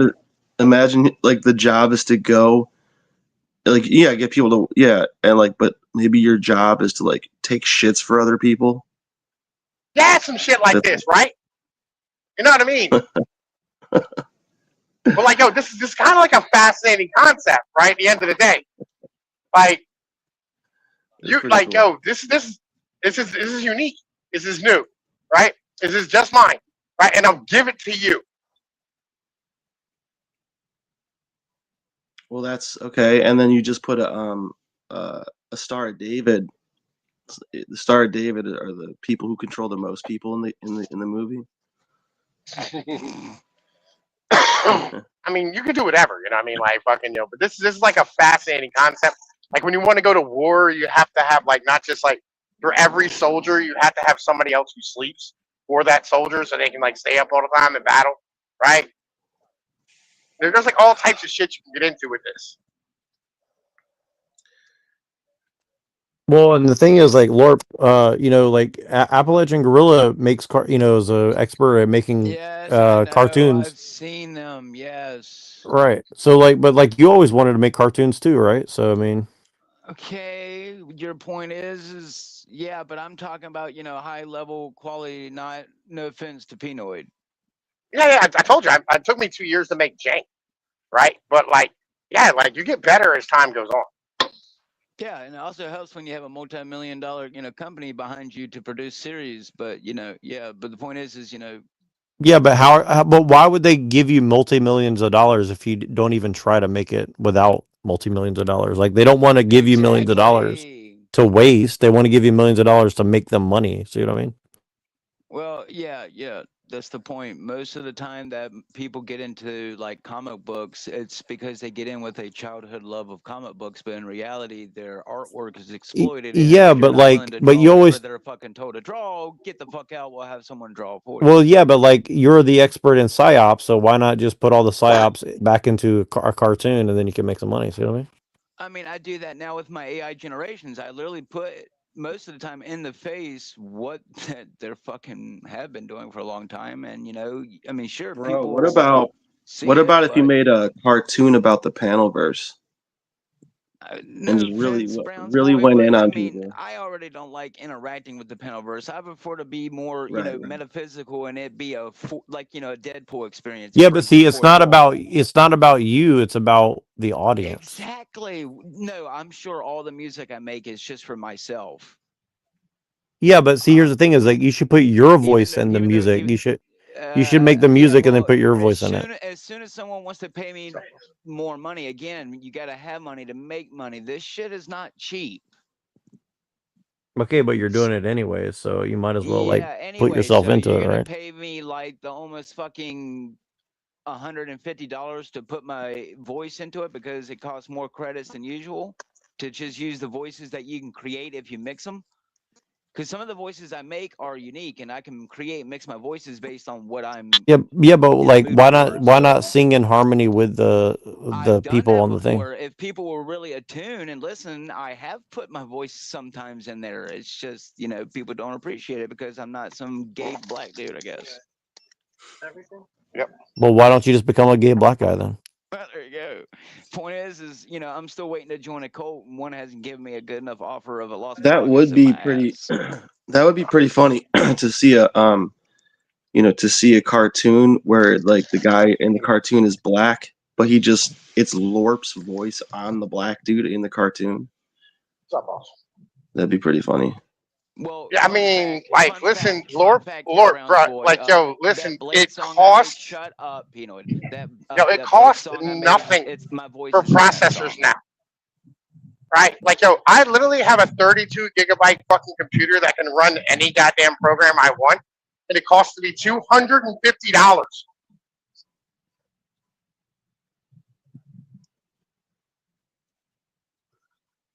Like, bruh, Like, just go get it done and stop whining about what you don't have. I mean, I'm still doing it again, Pinoy. Unless you want to promote my Blade song, Ryan Reynolds already said he liked it. I don't get your point. He just won't pay me for it. That you're not getting the point. I won't get nowhere unless I sell my soul, my whole, and I was already told that by a very high-profile artist. So I don't get your point. I don't get your fucking point, you fucking retard. You're never going to break. Wait. Listen. World, and if you don't sell your whole to a goddamn Jew, you ain't getting nothing, motherfucker. Shut the fuck up. You are never going to break. You're never going to break into music. I'm not trying to, dumbass. I'm trying to save people's soul like you, but I'm starting to wonder if goddamn monkeys even have one. I was right. You're not a monkey. I keep forgetting. Fucking evolution. It confuses me. Anyway, listen. If you're again, you're just a worthless piece of shit who's here to derail things. I am. Yes. I'm 90% sure at this point that you're just a fed. You went to the moon. I think you're just a fed. Shout out to Buzz Aldrin. Yeah, I think you're just a fed. Yeah. You would know. Uh-oh.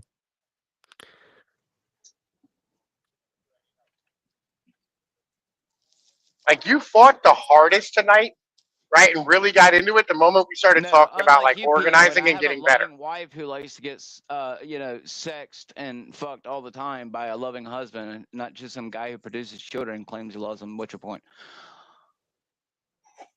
I mean, the point is we're trying to get organized and like make shit better. He's the only one who claims that I'm like some horrible bad person who's just gay and doesn't want to try. Yet I've done nothing. Because we're trying to get organized. Because we're trying to get organized, and you're talking about nonsense. Anything unless you're gonna bring Nick Fuentes or one of the actual mainstream people like Right. Well, that's what we're fighting really hard, bro. Like that's really what we're trying to do. That's what we're trying to do, though. Talking about Andrew Wilson or Jim Bob or EBT, which, funny enough, that generation inside that song I made with all the nuns, the guys smoking on the upside down cross. Well, see, this is looks just like EBT. Kind of funny. It looks just like EBT, and it was supposed to be a woman, and it generated someone who looked just like him. But see, you're missing the point. We're talking about people bigger than Andrew Wilson or Nick Fuentes and all this, right? And you're thinking small, we're thinking big. See, I've been thinking small or big. What are you talking about? I've been sitting here playing a game, listening to y'all talk about stupid shit. Okay, well, why are you saying stupid shit on top of it if it's so stupid? Because I know that the only way for someone like me to get somewhere is to sell my whole and soul. So okay, well then why don't you let us? Why don't you let us have a conversation without like talking about whatever you're talking about? What the hell are you you're talking not. About? He's the only one constantly attacking me. What are you talking about? He's one constantly having to attack me all the time. Because you're making it all about you when we're talking about organizing our channels and getting bigger and like trying to actually like grow an audience, right? Yeah, I already heard him. But you said that you don't want a bigger audience. So why are you here talking about it then? Because I've already tried that and I was told. Okay, well then sit here and learn. So then either listen and participate, or just kick him, dog. Like, for fuck's sake, be a fucking man and protect your channel. I won't be Flow State or other people who sell out to the industry to get big views.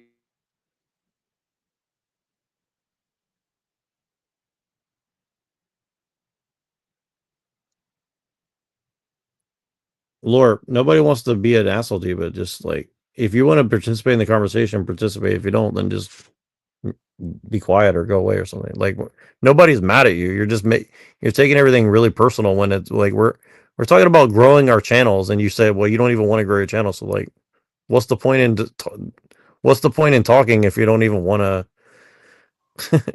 If you don't want us to grow, that's one thing. Just say you don't want us to grow. It's like, why are you trying to derail like what we're talking about? He's the only one constantly calling me names. Okay, well, you're the one. Go screen record that one, Browns boy. Okay, but like we're men. We're talking. Shit, just kick him off the stream. Like, be a man and like fucking exclude him. Be in charge. This is your channel, even though I've done nothing but sit here and play DMZ while listening. and derail the shit out of everything all the time. You're the only one who's talking about me growing a channel that I've already tried to grow for 6 years and was told by high-profile people that if I'm not going to put money into my channel or sell out basically to YouTube, I'm never going to get anywhere. For okay, but you're talent. you're just repeating yourself, dude. So like we already heard you say that. So keep talking, dumbasses. Yeah, we did. There were some ideas discussed for LORP, and I don't think he has a problem if we continue talking about. No, I'm just sitting here fucking listening, and it's always me. Okay, well, if you're listening, then stop talking and just listen. Then that's the point, right? Oh, I mean that's what I do most of the time, and Pinoid still attacks me. So the point is, you just like when people attack because you're me. reacting. You're reacting I'm for reacting. nothing. Oh, so I just should relax. just sit here for 9 hours and let he's trying to help you. He's trying to help you grow your channel, and you're just like shitting all over it. Like what the fuck? I mean, no, I haven't. I've just already been told that if I really want to become famous, what he's telling me isn't going to work. I've okay, well, he's gotten more views on YouTube and everything than any of us have combined. People are stupid and watch his stupid shit like they watch my stupid shit. Oh my god, dude! All right, you just sit in the back for a little bit. When you're ready to come talk, you send me a message. Are you going to be Mr. Oh my god, dude! Just chill the fuck out for a second, dude. Like when you're ready to come back on, just text me. I'm trying to be chilly. Just be quiet for a minute, dude. Like you just go on and on and on and on and on. And on. Like just chill for a second. Anyway, right? So like, if you wanna do this shit, Neurojack, right? You have to have like a stated purpose. Get anywhere. He's reaching. You know what I'm saying? I don't know what's wrong with this dude today. Like, just chill out for a second. All right, yeah, I hear you. I hear you. We're trying to give you a hand up. You're like shitting on us. Like, what's the point, man? Just like chill the hell out. Chill out. Like I've been, and this is where me and Brown's boy didn't get along. I was telling, we misinterpreted each other a lot. Can I say some stuff? I mean, we're on the topic of we're on the topic of growing our channel. So if it's not I'll bring up that. Yeah, I will give you very good advice about it. Then I want to say some things.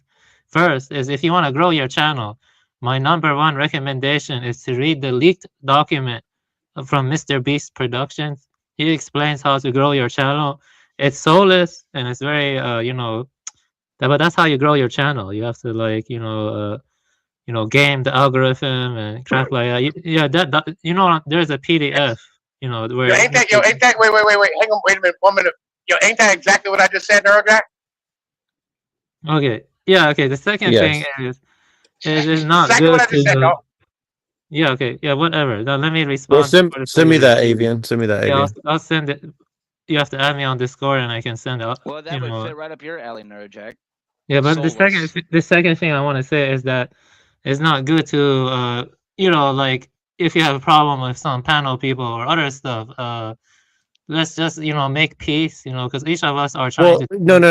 Look, you can't make peace with everybody. You're not going to be able to make peace with everyone, right? Like I'm really trying to make peace with the people that I respect, but like it's got to be mutual, right? Like Lorp's over here disrespecting my shit, but I'm giving him a chance. I'm giving you a chance, right? Like and Brown's boy too. Like me and Brown's boy didn't see eye to eye for a long time, but like, look, I give people a chance, but like we got to stop shitting on each other every fucking chance we get. Like, you know what I mean? Like, so we got to move past when that. they do it to me, but if I do it back, I'm retarded. Yeah, but like if you're gonna do it, make it entertaining at least, so we can grow an audience, right? The whole point is to grow an audience, right? So like make it entertaining. Jew cunts, scabby Jew cunts, and call them. Yeah, I mean, yes, you should. That's funny. That's funny as hell. I think you gotta take into account the intentions. I think Dark Priest has good intentions. He's a good person, So let's, like he's not like trying to. Nobody's beating up on him. He feels like that at the moment, but he'll see. I am. Yeah, but it's for his own good. We're trying to help each other grow. Okay, let's grow. Well, if you're saying you're beating up on Dark Priest, then you're the one who's in the wrong Pinoid. Why are you trying to? We're not doing this shit today. Avian, wait, hang on, Avian, I'll explain it to you, bro. All right, so it's very simple. Avian, you are a fucking high-end like tech worker type of guy, right? You're a smart dude, right? You're highly intelligent. You're well read. Right, and the reason like why I can say these things is because like We have had many discussions about like the things you've read and the work you put in, and I can tell that you put in work, right? We can like when you're speaking to you, I can tell you put a lot of work into the thought and like fucking meditation, and you fucking stuck to your principles and had a lot of shit with your shit, right? And you didn't make any excuses along the way about what you can and cannot do, right? You didn't let anybody else tell you what you can and cannot do. You went and learned and figured shit out for your fucking self, right? Because you're a fucking man, Avian, right? Just like I'm a fucking man. If I'm a fail on my own merit. It's not because somebody told me that I'm not going to be successful. The entire time we've been talking to motherfucking this retard LARP, right, is he stands here and whines about the fact that other people say, you got to sell your butthole in order to be successful. Oh, I'm never going to be able to do anything. I can never do anything. Oh, I don't have this and I don't have that. I'm like, bro, listen. You don't have to be the number one person in the world. You don't got to be number 10, right? Being number 5,000 will get you to the point where you're financially stable and you'll have like a decent following and you'll no longer be depressed. And all you have to do is stand here and go out and stream 2 hours a day, every day, fucking at the same goddamn time, right? Promote your shit, or fucking be a decent human being and don't break terms of service. That's all you got to fucking do. And he's like, oh, I'm not, right? And he doesn't fucking care. I can't do this or I can't do that. I don't have this. I'm not going to fucking be able to do that. These guys have these fucking these cheats and they're fucking doing this shit off screen. They can see this. No. Who cares? Right? Go and run your race. Stop worrying about what other motherfuckers is doing. No, I wasn't born as Bill Gates. Scream more. Scream more. How's your throat feeling? Right. This is where we are. Right? That's why this is why we're beating up on that's why I'm beating up on Lark. Because he's a trash human being, right, who's a fucking faggot who needs to kill himself or get off the fucking pot and try. One of the two. You know, like, you I'm see, sure Jack would love that. I don't think it's, you know, I see the point you're making, but it's good to be compassionate. You shouldn't tell him to go kill himself. That's not the right thing to say. You know what I'm saying? You know, like, it is too. It's the right thing to say, though. No, it's not the right thing to say. You know, it's not the right thing to say. You know, you come from a Catholic background. You know that's a very sinful thing to do. You know what I mean? That you don't tell that to people. You know, I can understand you saying that to someone who cucked you or like fucked your wife. Yeah, I could understand that. You know, but if like he's just like a regular dude, you know, like, what is going on, dude? Like, yeah, but he's taking up space, bro. He's taking up space on Earth. All right, like he's breathing air that the rest of us need. It's a zero-sum game. He's not the problem. He's not the problem.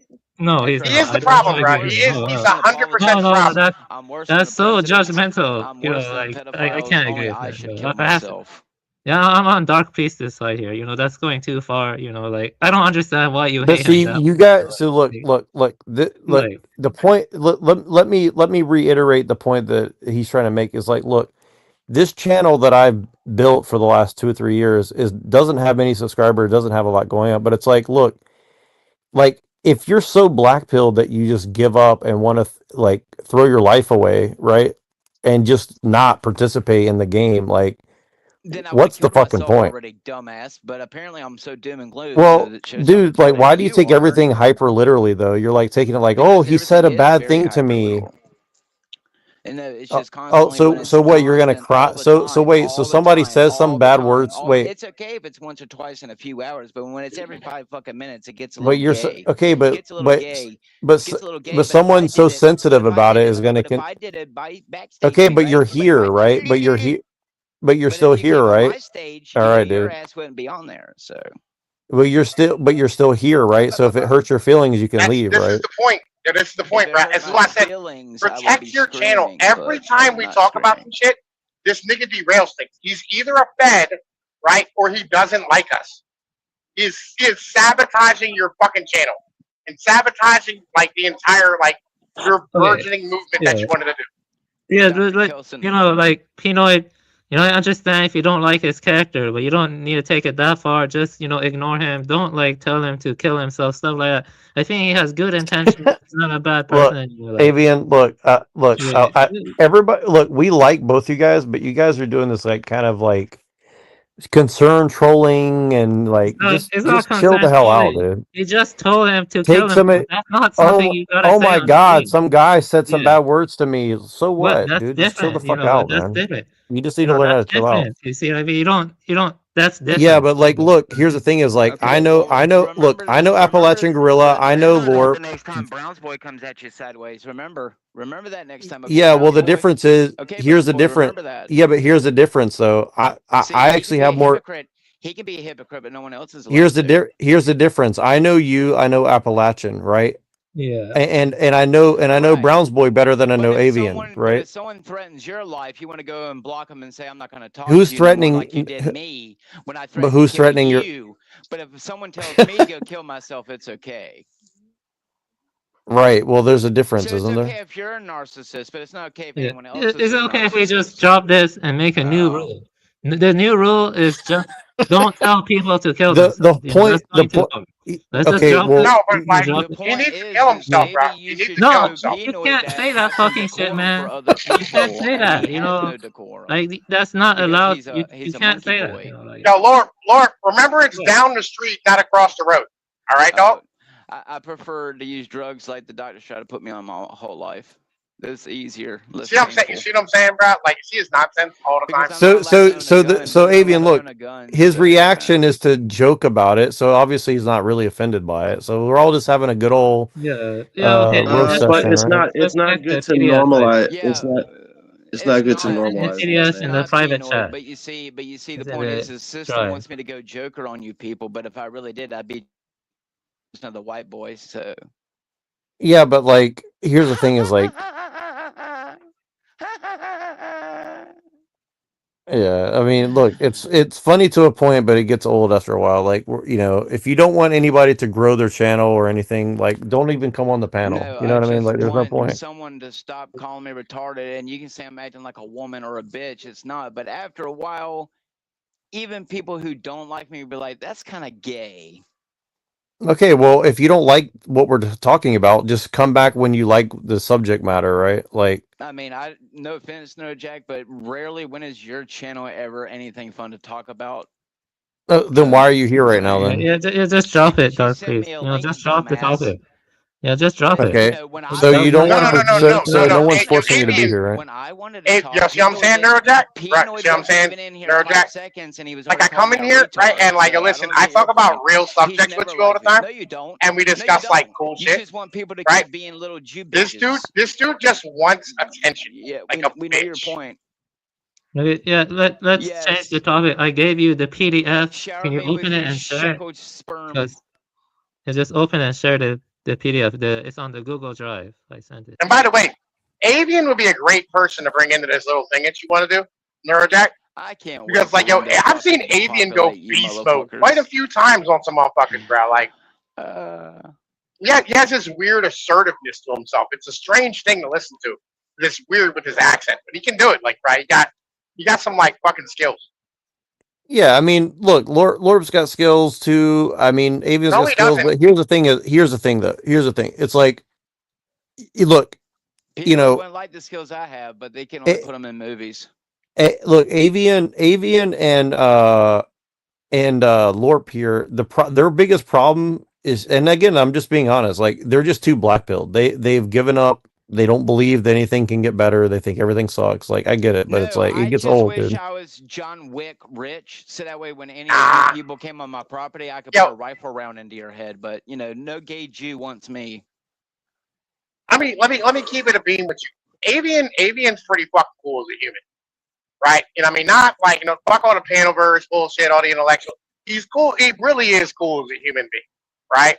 Right. And like, I've had, oh my God, stop talking, right? Like, I like Avian, right? Like, Avian was just in my DMs earlier. I saw the shit, Avian. I've kind of been busy tonight, all right? I'm working. I've been doing some extracurricular shit at work. And I've been on here, and I've been, you know, I mean, just like bouncing back and forth. My kid called, like, just dealing with all my stuff, you know, what I mean, that I deal with, right? But like, Avian asked me a little bit ago, did you ever do mushrooms, right? And I didn't get a chance to tell him no, right? Like, never got into the white people drugs, right? They always kind of scared the shit out of me a little bit. I don't know, like, it's always like, I'm not 100% sure it's something I wanted to get into, right? Not that I would like it, it's not something that I'd like, well, hey, you're thought I retarded, would so it really doesn't enjoy, matter. right? But like, I like Avian, and I don't think Avian is that black pill, right? Like, I get his mentality about shit, you know, politically or whatever. but like he's always down to study and learn and grow and like you know what I mean like y'all came from the same evolutionary and chain. we can all learn so, like a lot from him as a person, right? But there's nothing that Lorp has to offer that any of us needs is the issue. Well, you know, I think there's a time and a place to. Okay, Lorp, you know, I'm trying to advocate for you, and you keep interrupting people. Like, just let people talk, man. Jesus Christ, dude. So everyone else is allowed to talk, but if I'm talking, Yeah, but you're not saying anything. You're just interrupting for the sake of interrupting. Like, you're not saying anything of substance. good, I'm retarded. Well, why don't you try to say something good rather than just interrupt every 5 seconds? Like what? Right? What is good with? I don't know. Sit there and think about it until you think of something good, dude. Like, this is the My problem. penis is probably bigger than yours since I wasn't circumcised like you. Haha, that's good. Oh my god, dude. Yeah. See what I'm saying? I mean, it's funny, but it's like it's not productive. I don't even find it funny, bro. Like, motherfucker, of doing it, and you people still didn't appreciate me. So fuck you. There's nothing he has to offer. Yeah. Well, good thing when that UFO comes to depopulate you, Pinoid, I ain't got to cry over your fucking rotten corpse. I wouldn't expect you to. Oh, I definitely wouldn't. Dealing with people like you more and more every day is the reason why I started to give up on Jesus Christ. Because now I see why it's so easy to let people die. But see, this is what he's saying is like you put all responsibility for everything that you do on anybody else, right? No, I fucking don't. You just said that because of you have to give up on Jesus. Isn't better, so I have to do this and I have to do that. When I've already been told by people who are in that system that if you're not going to do what we're willing to do, Oh my god, dude! You've already said that a million times already. We already know. Okay, I get it. Okay, so just stop participating in the conversation now. Then, if you think that. I have been the whole time. Yeah, you're not participating in the conversation. Except for when he calls me retard, because he's the only one who seems to love to attack me constantly. Jeez, okay, can you take a breath and just move on from it? Breathing? What are you talking about? I can't even talk. Oh yeah, breathing's good. I've been breathing the whole time. Yes, but there's parasympathetic breathing. Oh, I'm sorry. I'm not talking to you faggoty enough. I'm sorry, baby.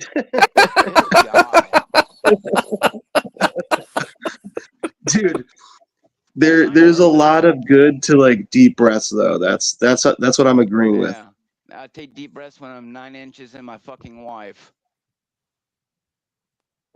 All right. Anyways, let's move on to strategies to grow. You would know, wouldn't you, Pinoid? Don't gorillas have tiny penises? Matter of fact, don't they have the smallest penises of all the apes?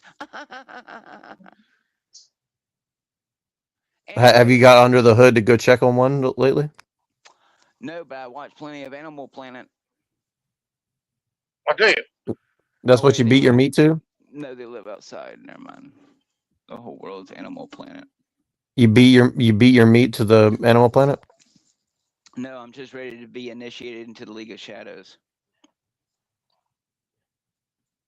All right, can we continue trying to grow our channel now, or if that's okay with you, Dr. Kelson? Oh, I've already grown my channel. Don't worry. I've had a secret channel this whole time.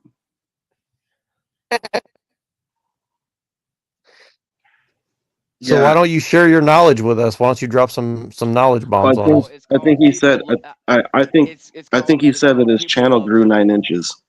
Yes, people love satanic imagery and that they're going to become infected Dr. Kelson bots. Okay, well, if you don't want to share your wisdom about growing a channel, let's continue on with the conversation we're having. Become gay and satanic, you'll be all right. All right, look, what I'm gonna do in the spring is I got this metal detector and I got these old maps that are really cool to look at least for short periods of time.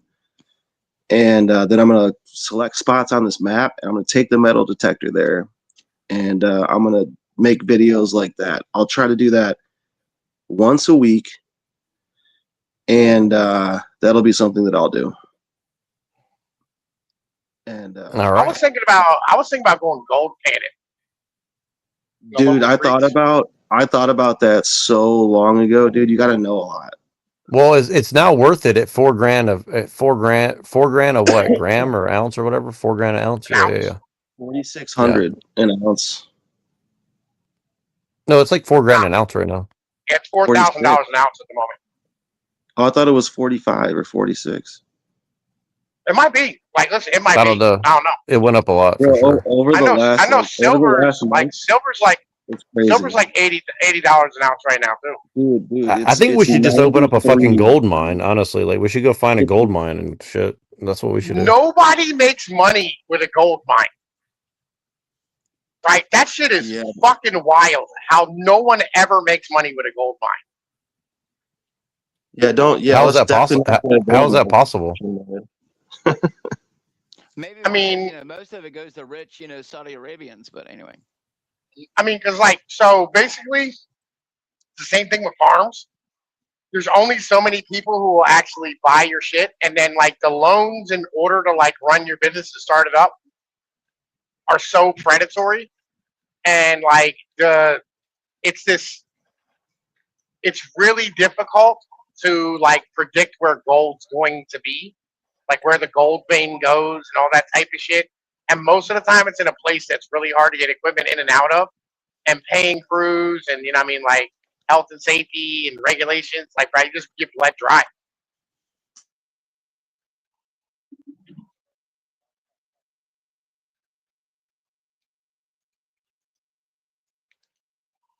That's what I was thinking. Gold panic. Yeah, can you share the screen? I want to share something.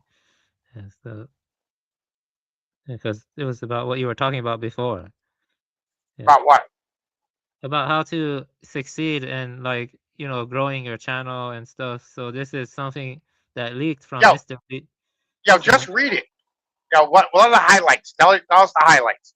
Yeah, I gotta tell you the highlights a bit. Let me just scroll down and I'll tell you some highlights. So yeah, just give me. Okay, your goal is to make the best YouTube video. Okay, it's not to make the best produced videos, not to make the funniest videos, not to make the best looking videos, or blah blah. It's to make the best YouTube videos possible. So everything we want will come if we strive for that. So basically, we continue on. So let's see here. He's basically talking about ways to like pay attention to the trends of how much like people pay attention. Like people have short attention span, so you need a way to like grab their attention and stuff. Yeah, and but according to people, thumbnails, so retarded, but yet people constantly thumbnails. AI videos. Yo, clickbait. Yo, thumbnails. Yeah, clickbait titles. As I said, thumbnails, clickbait titles, proper keywords and tags. Fucking yeah. You make them somewhere between 7 and 13 minutes a video. Yeah. You upload them once a day, right? At minimum, right? And you grind that motherfucking algorithm and you promote it, right? Like YouTube gives the option to promote the video. You do it. You know what I mean? And fucking like you just keep doing that shit every day. Yeah, he also that's how you grow a fucking channel. He says that you should pay attention to the click-through rate, the average view duration, and the average view percentage. Make sure you know those abbreviations. And he basically says, here, the more extreme your thing is, the better is the title is. Yeah. So let me see here. Yeah.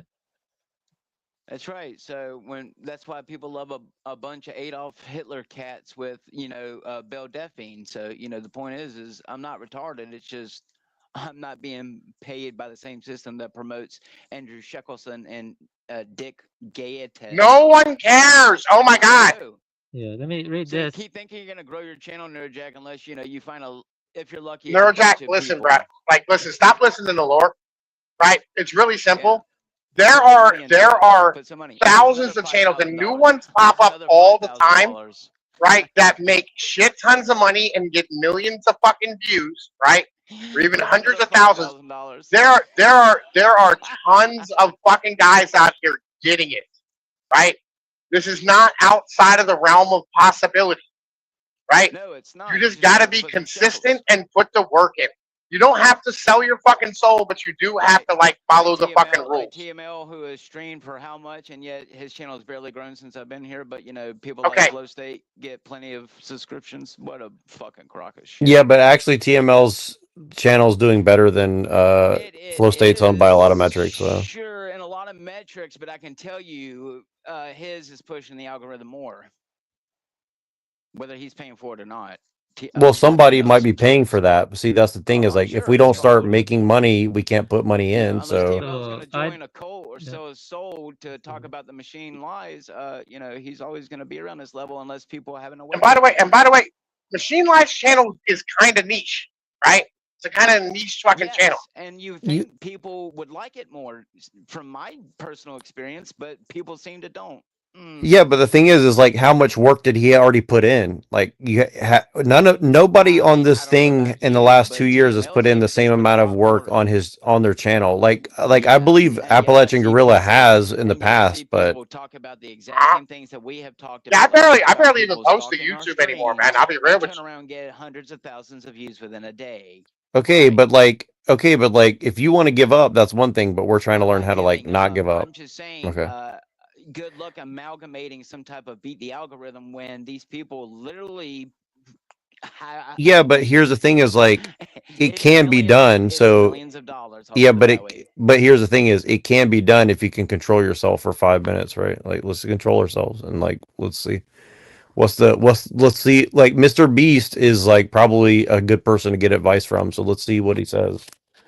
Because the dude is a fucking genius. I think Mr. Beast is a genius personally. Like I don't like a lot of his content, but he is a genius. Like he does like his, like I'll be honest with you, the one thing I like about Mr. Beast is I think his fucking editing like of like 10 or 15 different cameras over 3 days into like a 5-minute video is amazing. Like that's fucking hard to do. Like to take 10 or 15 different cameras that film like hours and hours and hours of footage and then splice it down to like 5 to 20 minutes. That's really fucking hard work to do. Like that's not easy to do because I've done that. Like it's hard, you know, like I don't care what anybody says. There's an art form to that for sure, you know? Yeah. And Mr. Beast, like his first video, he counted to 1 million. You know, showing your allegiance to other things. You know, that's why people use certain imagery and colors. I mean, Mr. Beast is being used by the system. Mr. Beast is being used by the system. He's getting ripped off, I'm sure. Like the dude is you know, the dude is not getting paid as much as he probably deserves, like himself. Like what are you talking about? The guy's a fucking billionaire. Yeah, but like, but I've heard that he's gotten ripped off by his own agents and shit like that. Like, I think he's like, I think Kushner's good. Like everybody, dog, every fucking body. Right? You gotta be real careful with these sketchy ass motherfucking like social media agents or like just in general agents. Like you got to go with like a big fucking agency, and they take a massive chunk of shit. You know what I mean? Like you got to be really careful with that because there's a lot of different. You know what I mean? Like there's a lot of shit that goes into that. But this happens to like a lot of people, like boxers, motherfucking new made celebrities, musicians. Right. I mean, and that's why I'm not jealous of a lot of these social media influencers. Like you think they're making all kinds of money, but dude, they become like the bitch of like a lot of these companies, you know? So like the grass is always greener. Like that's why like if I get like I just want to build an audience because then I can take my audience wherever with me, right? Like maybe I'm going to sell an actual product or something, you know? Like that don't work, bro. I wish it did. It don't work. Why do you say that? That's interesting. Why do you say that? All right. So when you have like a platform, right? Like for instance, like fucking Joe Rogan went from YouTube to Spotify. He only took like 30% of his audience with him, right? When he went to Spotify. That's why he came back to YouTube because like, you know, like he just didn't have like the same audience on Spotify that he had on YouTube, right? Now he got a big contract out of Spotify for like $150 million, which is great. You know, I mean, get nothing misunderstood. I mean, he made some fucking whop off that shit, but he didn't, you know, what I mean, like he wasn't able to take his audience with him. And it happens to everybody. Like anyone who tries to take their audience to a different platform, like you're only going to take a small portion of what you gained on the other platform. Like in particular, YouTube is real hard to move off of. it's really fucking hard to move off of. You know what I mean? Like everybody tried to go to Rumble, right? And so like, but they'll go to Rumble, but they'll still post to YouTube because you have to. That. I mean, YouTube completely. Well, I definitely noticed like right now Andrew Wilson's streaming, right, and he's doing like TikTok invasion, right, and I think he's, and again, like I think that's smart for the sense like you get more organic discussion on TikTok, but TikTok is extremely like you cannot grab audience off of TikTok and bring them somewhere else. Like that's one thing I know about TikTok immediately. Like if it's hard on YouTube to take it, TikTok is 10 times harder. Like TikTok is trying to be like an all-inclusive like system that's like closed off, right? Like you can't even post links, you can't post anything. I can't even hear him. Is he talking right now? Lorp, are you talking? I can't hear you, buddy. Oh, he's talking. I can't hear him. Hold on, let me reset my shit.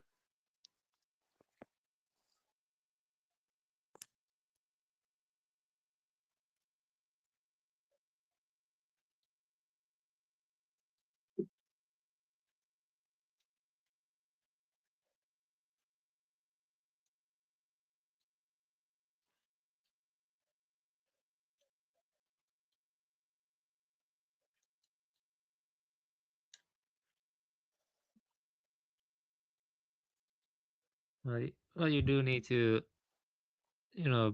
boost the channel regardless. You need some money to invest a little bit.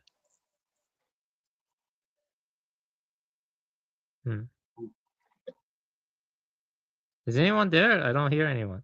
I'm here. Can you hear me? Yeah, I can hear you. Yeah, I'm here. I know. Yeah. Yeah, I'm here too. Let's see here. All right, so let's continue. So what's the main points? Okay, so like algorithm, I mean, thumbnail, consistency. What else we got? Yeah. I'll tell you this: like thumbnails are so incredibly important on YouTube. Like, I think even myself, like I've underestimated like how fucking important it really is. You know, like I think it's like it's very very important if you're trying to get views. Like you've got to focus on that shit. Yeah, I think humorous title that sounds very exaggerated, or like he says right here, I spent 50 hours in ketchup is better than I spent 50 hours in my front yard, which is like, you want it to be kind of like viral, and so yeah, I mean, you also talk about like yo, listen, just thumbnail, right? As a whole, like back in the day, we used to play a game on my fucking channel. I'd take like a movie clip, like a movie picture, like a still from a movie, and then like I throw like my face with my avatar over top of it, or somebody else's, right? And then I'd have people guess the fucking movie, right? But it was always like some wild shit, you know what I mean? And like it just that gets clicks, though. It gets fucking clicks. You have to do that shit. Also, you can ask ChatGPT what are the most popular tags, and then you can add it to your video like tags, and you gotta like calibrate the tags to get more views and stuff. Yeah.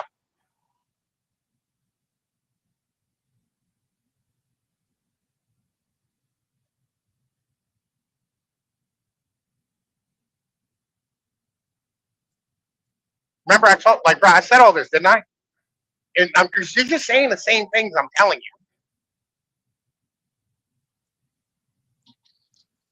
Yeah, a lot of it seems pretty obvious when you see what gets viral, what gets popular. There's like a specific pattern to it. The pattern is like the thumbnails, which he said, and also making sure the tags are right, and you want to make it catchy and stuff. I feel like maybe it's not good to get too technical in the beginning. You want to just keep it all like somewhat humorous and meme like. People like that kind of stuff.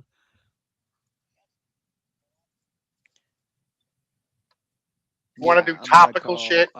Bullshit, but yeah, whatever. This is what I'm saying about Lord, bro.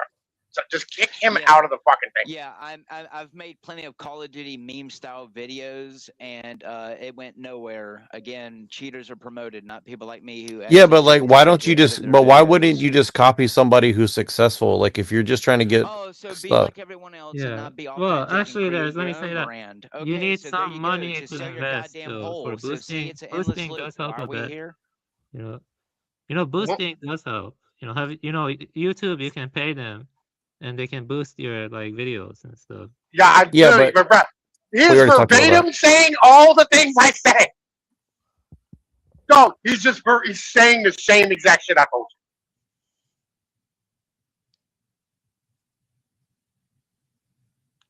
I'll show you how to get rich. You want to get rich? I'll show you how. I just don't want to do it. Like, bro, I don't have time to grind the algorithm 2 hours a day sitting on my fucking ass streaming. I just don't have it in me. Right? I got other shit out, and it's about my health. Like, I got to go exercise. I got to eat right. I got to spend time with the kids. I got to do all this other shit. Right? 2 hours a day of doing live streaming at the same time every fucking day is really hard to do when you have a life. Plus making thumbnails, plus cutting up clips, all this type of shit. Yeah, it's like if I were to try to do it, or even Machine or any of us were really to try to do it, like you would be working like 14 hours a day for sure if you actually just did it all by yourself. No, no. It's like 4 hours a day is what you're gonna put in. Right? I mean, if you're trying to like really supercharge your channel and like grow. No, it's 4 hours a day, dog. That's it. Yeah. Right? But again, you have a spare 4 hours every day. I don't.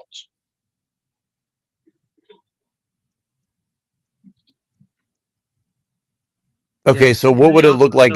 What would the other 2 hours look like then? So what would the other to make it rich? You got 2 hours of streaming, right? You know what I mean? Then like it's small things. Spending 10 minutes making a really decent thumbnail. It's fucking 45 minutes setting shit up in OBS, right? Different articles, right? So you got like all the websites up, and then like you do the screen share on each of those different fucking websites, right? On your OBS to set up what you're gonna cover that day, right? It's motherfucking like another like fucking 10, 15 minutes doing the tags and blah blah blah blah blah, right? Figuring out the title that you're gonna put on. Fucking then there's like the other hours probably going to be you cutting up clips, right? You motherfucking like once you're done, right, with your 2 hours, right, you're gonna spend another hour, you know what I mean, just cutting up clips and uploading them not just to YouTube, but like to all these other sites, Rumble, Substack, fucking Odyssey, whatever. You know what I mean, BitChute, all those things. Also, if you want to grow at any cost, the thing you should value the most is humor. People don't really like care about the accuracy or precision that much. The normies or the people who are gonna make the channel grow. It's the humor. Don't forget, if you're a shadow banned, you're not gonna get as many views. Yeah, well, it also depends on what you're doing. Like if you're gonna do like the news and topical shit, you should probably be accurate. That's true. Yeah. Yeah, it depends on the. No, I just do AI songs that allegedly talk about the things that I loop about. But on YouTube, I get maybe if I'm lucky, maybe a few hundred views. Yeah, he's a Fed. I'm telling you, this nigga's a Fed. He is a fucking federal agent, dog. I wish, boy, I wish. Yeah, but he already listen, Lorp. He already told you you're not going to make it in music, so he already said like that's not possible. So. Oh, I know. According to the federal agent. Okay, so why are you complaining? So why are you complaining about not making? You're not even trying to make money with your music, right? So like. I have tried, and apparently a white boy selling black man music is racist. So, because when I did that thing that you told me to do with that guy. You see what I'm saying, brother? Derailing, right? See the derailing, though? Just kick him. Remember that we're having a really good discussion. That you sent me with that black man there who allegedly sold his music. Yeah, kind of funny how all my money got stolen after you told me to sign up for that thing. So anyway, stop thinking that you're going to get rich because someone tells you to sign up for something or you listen to a seminar. That's why you lost what, $4,000? Keep believing everything that people tell you on the internet. This is how you do this. Keep believing that, buddy. Anyway, I tried selling that Blade song, and the most kick him. Because if I made any more money than that, then I would have to go, international, and I would have to get a license on it in order for it to be sold in a commercial, which means I would no longer have the right to my music, and these big, huge corporations. Oh my God, dude, just chill the fuck out. Anyways, continue on. Please continue on. Jesus Christ, dude. Well, I think, one thing to do is look at channels that are growing, see what makes them popular or whatever, try to like do trend. And I was like, this is one channel I did, a lot of people are into like hyperborean and stuff, right? Yeah, let's look at one channel here. See this channel is Rise and Grind. Has like 45,000 subscribers. Got him to bud. That's But they're really yeah. put to bed all these grind copers away because they just prove that this path essentially of getting anybody. Oh yeah, see, you gotta make it kind of humorous. Yeah, I mean, I'll be honest, I hate this kind of video, but Well, like that's the kind of stuff that grows.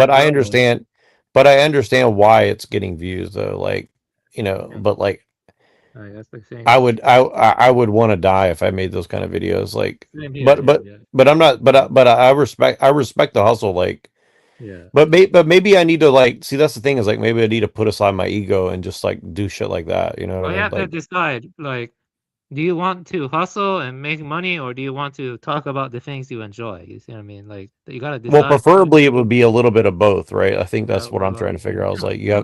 you Then know, here's my advice. Okay, I would, see a way to make it more memey, more funny, and make your titles very catchy, and but also like make your presentations more organized and more streamlined. Just streamline it because most people have short attention span.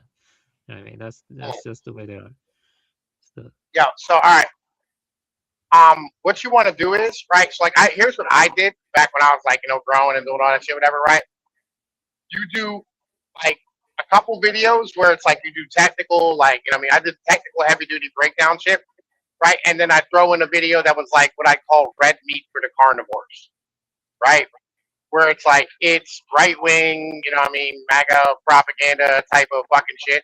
Because you gotta feed the motherfucking, you gotta feed the dogs, right? At the end of the day, you gotta feed like the core, like fucking the normie, like fucking conservative fucking guys, right? And so like you do 2 videos for you, 1 video for them. 2 videos for you, 1 video for them. And it's the same way with like guys who do like movies. Like so you'll have like James Franco or Christian Bale or Edward Norton, where it's like he does a movie for him, then a movie for everybody, movie for them, movie for everybody, right? And you go back and forth between like passion projects and shit that you just want to like motherfucking or that like you have to do because you owe the studio a fucking movie. You have to go back and forth, and like eventually, yes, you're gonna get burnt out of doing it, and it sucks. But like that's now your job, and that's the problem with making your passion your job. You know what I mean?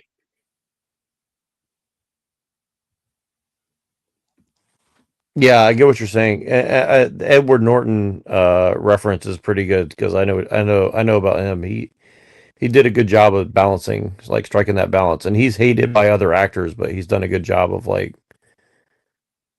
getting across what he wanted to get across. I would say for sure. Yeah, 1 for him, 1 for everybody else. That's how it works. But right? see, this is the thing. Channel, you know what I mean? This the yeah, and this is the thing, Lorp. I'm not mad at Andrew Wilson. Like I'm trying, like I'm not like thinking all day about him, right? Like I'm trying to like learn from what he's done, good and bad, right? Like that's what I'm trying to say, right?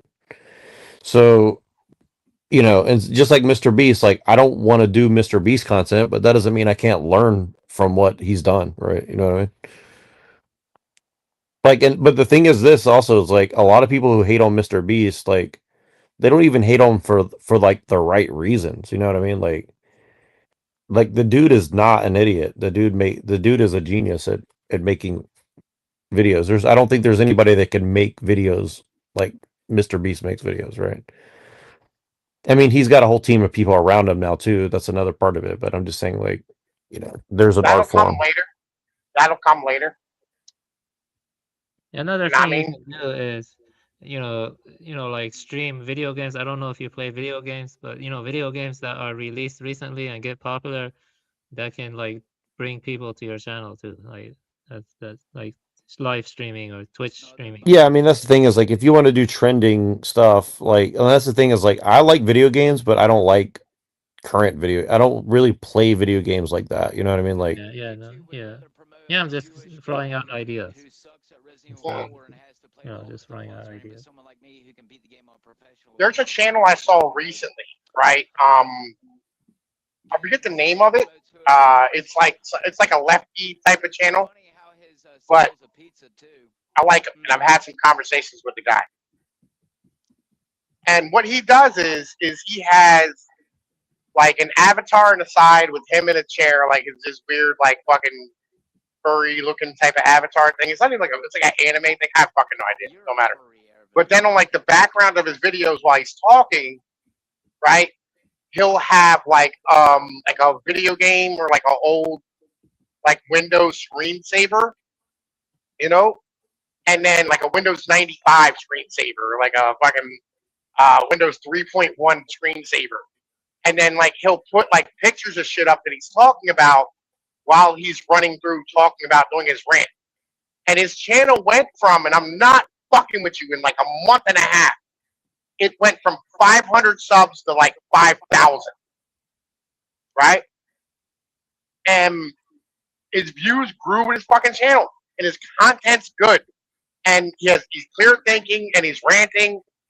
And I enjoy his shit. Right? I really do. And I agree with like a lot of the stuff he says. Because like, the horseshoe theory, the far right is, closer to the far left. Right? And, we go back but he has the same approach on immigrants that I do. He's a fucking far leftist, like Zohan Mondami fucking supporter. Right? And so like this shit, is something that, like you have to, like you can take video games and put them as like part of your fucking background for your videos. You know what I'm saying? Wait, what's you use what for the backgrounds? Video games. Right? Tom Foe does the same thing. Oh yeah, I see what you're saying. Yeah. Like have you checked out Tom Foe yet? No, that's what I was trying to tell Lorp if he would chill out. Is like he should play video games while we do our conversations and shit. See, this is what I was saying is like Yeah, I can actually play games while you do conversation if you want, because I have emulators and I have everything set up, so I can play like PS1 games or PS2 or GameCube, Wii, you name it. Just like we can play it. But it has to be something I'm good at. But I'm good at platformers. I'm good at RPGs, stuff like that. Survival horrors, stuff like that. Yeah, I think and I think that would be cool. Like, and that's kind of like the things that I think we should be doing is like you have like even if like you and Lorp played video games, we'd have like dual screens and then we still present the material. And so at least, you know what I mean? Like there's nobody doing that kind of shit. And then like, yes, there is. There's a lot of people doing that type of shit. Yeah. Really? Where they have like overlays and shit of really? Okay, cool. Yes. Well, send me some of that. Cause I'm interested. Well, that means there's a market for it. So that's good. That means there's a market for it. Right. So let's start doing that kind of shit. Yeah, there's a guy named Tom Foe. You can check him out on YouTube, right? FOE, right? And like I enjoy his content, right? I think he is nowhere near as base as any of us, right? I think he's still like kind of buried in like a fucking normie algorithm type of thing, right? Because like there's a lot of stuff he doesn't know, but like he's passionate when he talks and like he's getting it done. And like that's what he does. He just has a video with like an overlay in the background and shit. You know what I mean? And he has like a border overlay with a fucking like some weird, I don't know what type of video game it is. You know what I mean? Yeah, but that's why I want to reach out and grab some of these people that are like uninitiated into the shit that we know and bring them in and learn from them, because like sometimes not knowing what you don't know, you're gonna catch the algorithm just because like you're just dumb and doing things the right way anyways, right? Like, does that make sense? Like that's kind of a good thing. And they I had kind a of like guy. I make used to do. room for guys like us, I would say, for sure. Go ahead. Well, I had a dude, right? Fucking who was on my channel when I was small. I was like probably like I don't know 1,000 subs, something like that. And I brought him on as part. We had a part of the stream every week, which was like support a smaller YouTuber, right? It was like a stream that we did like every, you know, what I mean, like we were doing it like 4 or 5 days a week, something like that. And one day, I think it was like Thursdays, we just support a small YouTuber. This guy had 300 subs when I had 1,000, right? He now has like 400,000 subscribers. No bull, right? Shit. And the reason is because the nigga's dumb, right? He talks about Jesus and he does like fucking prayer services and like he fucking does conspiracy like shit, but it's like QAnon type of stuff, not like the weird Lord shit, like the QAnon type of stuff where it's like Ruth Bader Ginsburg was dead before she died, right?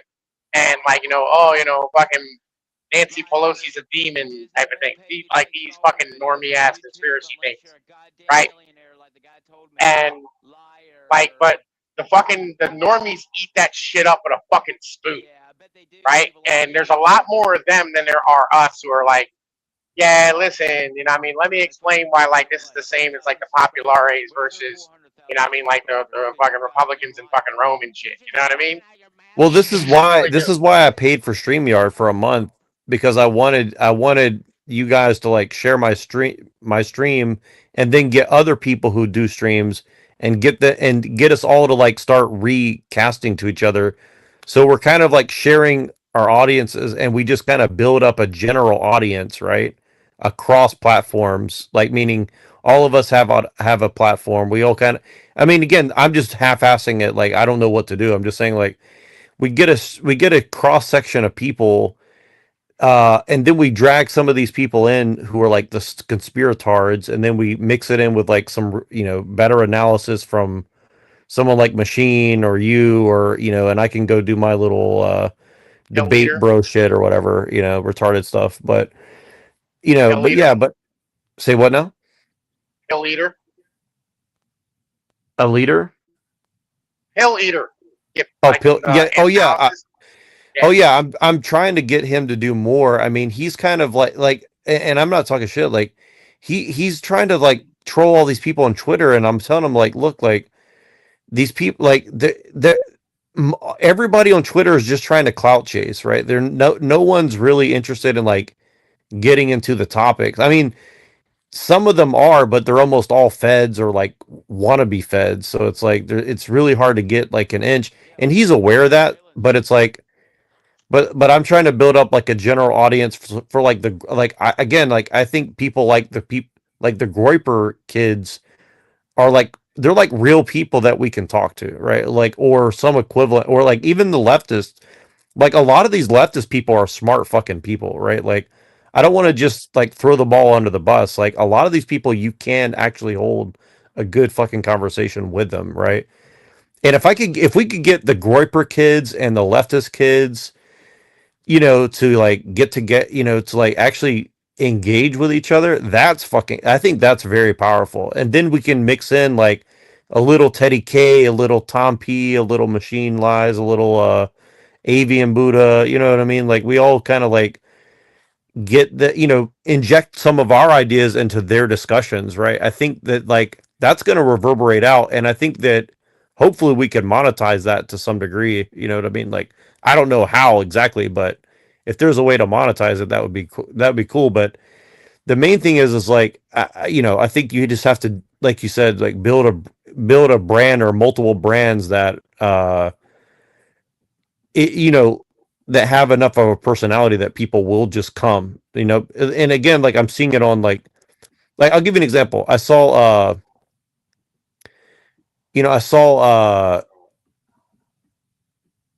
I saw this gay. All right, so there's this gay conservative guy on TikTok today, right? He's got like his nails painted and shit. And this dude had 100 people watching, right? Yeah. And I went up there and just said a couple things, and people in the audience were like, "What the fuck is this? This guy doesn't make any sense. I've never heard anything like this before." Blah blah. Blah. And I was just like speaking carefully, like I usually do, but it's so out of place for like somewhere like TikTok, right? So like it shines more in that environment than it does on YouTube, because on YouTube, it's a lot of what YouTube is like it is very normie tier, right? And on TikTok you get a little bit more nuanced shit that like where or like niche shit, right? But most of YouTube is like, I mean, most of YouTube streaming anyways is like it's either like machine lies super academic, or it's like, I like the fucking Cleveland Browns, or I like the fucking, Chicago Bears, or there's not a lot of in between,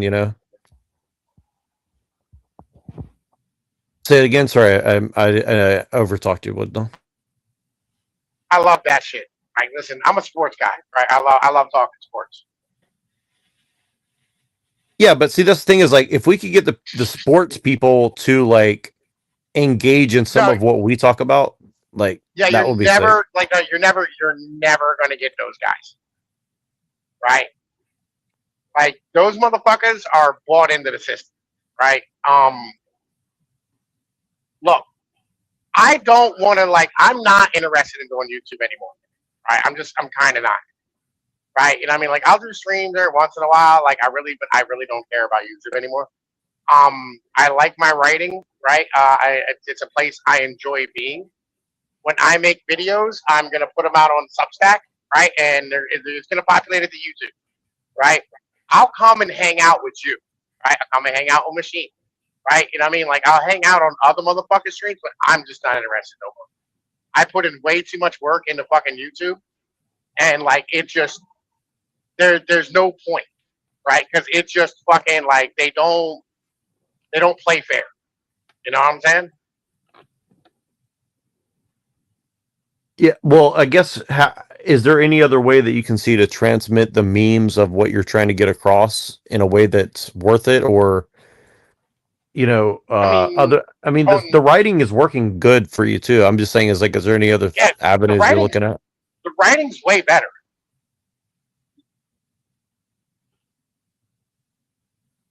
Right? The writing is way better.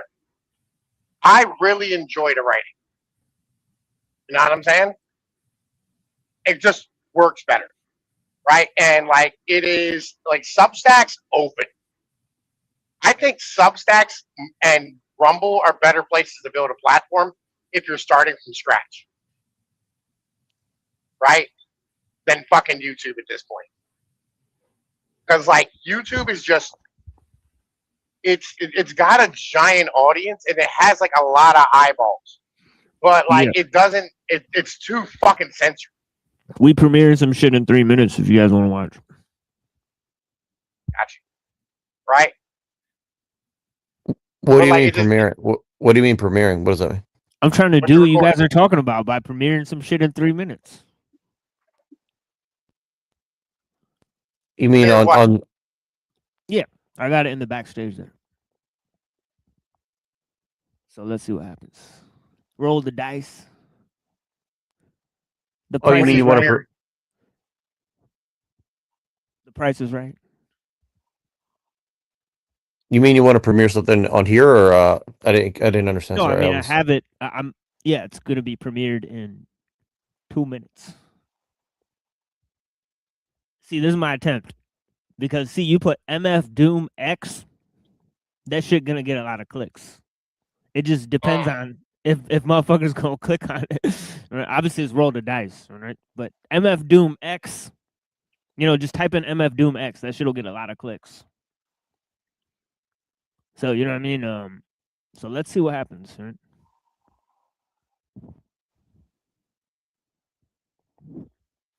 You guys know who MF Doom is? I do know who MF Doom is. Yeah. Some people don't. Yeah, I don't know. Neuro doesn't know. Yeah, listen, hip hop heads are not. There's not a lot of hip hop guys, right? I mean, in the right wing. They click on millions of videos. That's for damn sure. Yeah. But in the right wing, there's not a lot of them. Is what I'm saying. Oh yeah, like this will be way less popular. But I think see, there's another chance too because Doppler effect. That's also huge. Like so there's two chances for real. Cool. Yeah, but anyway, right? So like, I think that like the best way to go, right, is to do like Rumble, right, and then like promote clips on YouTube to bring motherfuckers over to Rumble. Yeah, a lot of people have been talking about Rumble recently. I've never really used it, so like I don't know much about it. Yeah, also this may help too.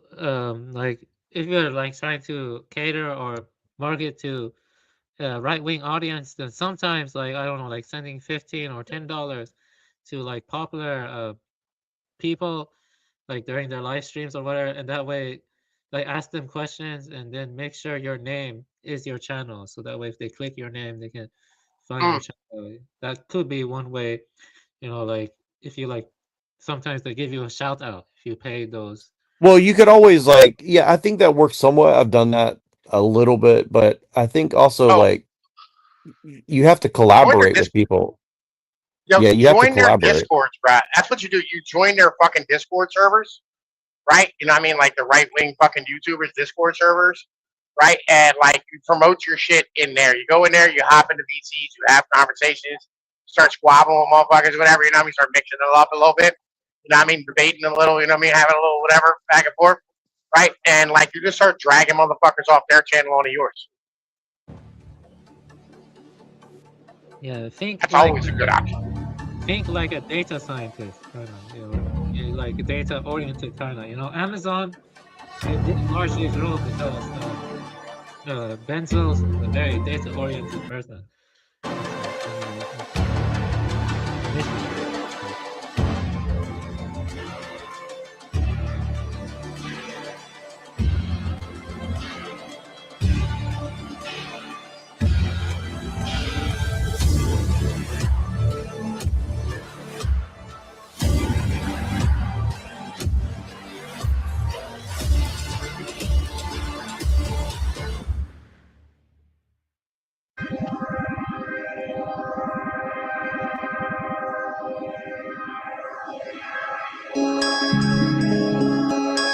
Toss and turning, dreams of murder, someone's killing me, it changes. There's nights, I'm on the killing spree, all done, cold blood, waking up in cold sweats. This is such a cold world, conscious getting death threats, shadows choking me. My last breath lets out my body.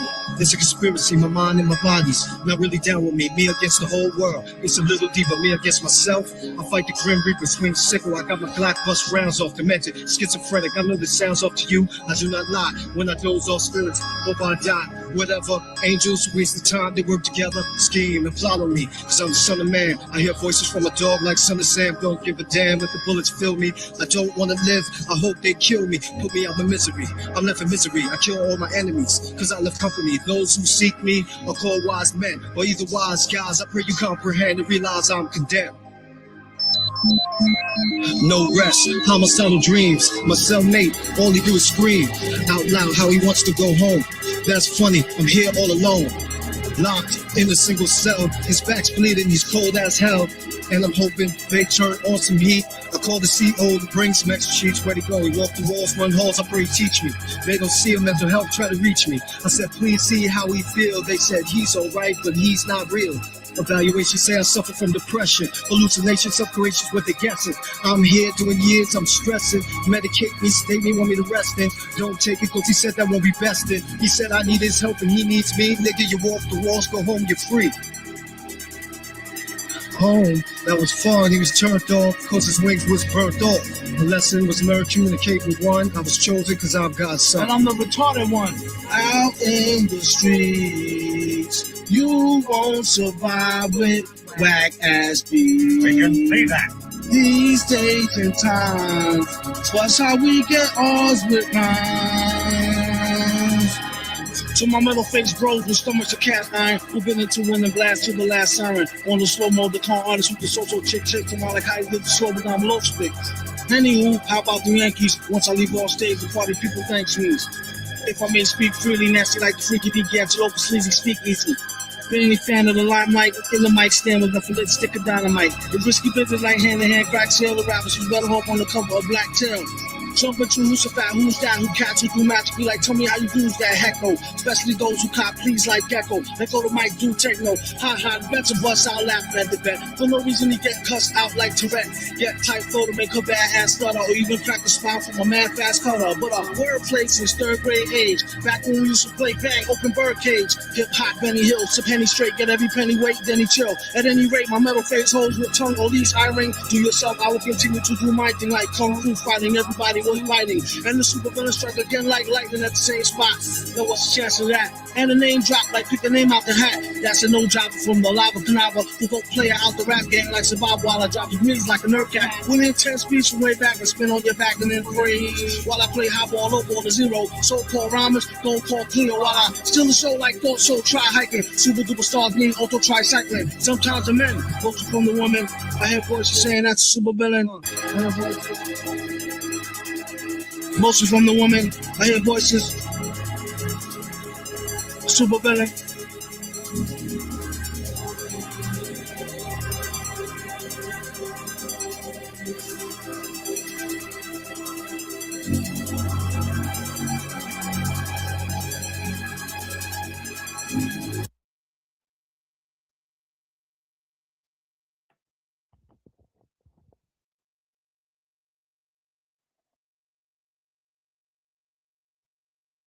Okay. Yeah, I made over 200 of them, so we'll see what happens. You made over what? I made over 200 of them, so we'll see what happens.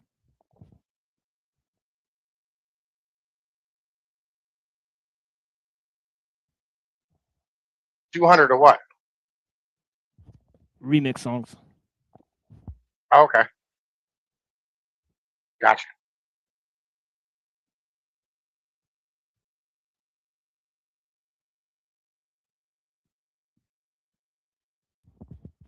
Shit sounds way more futuristic than the OG version.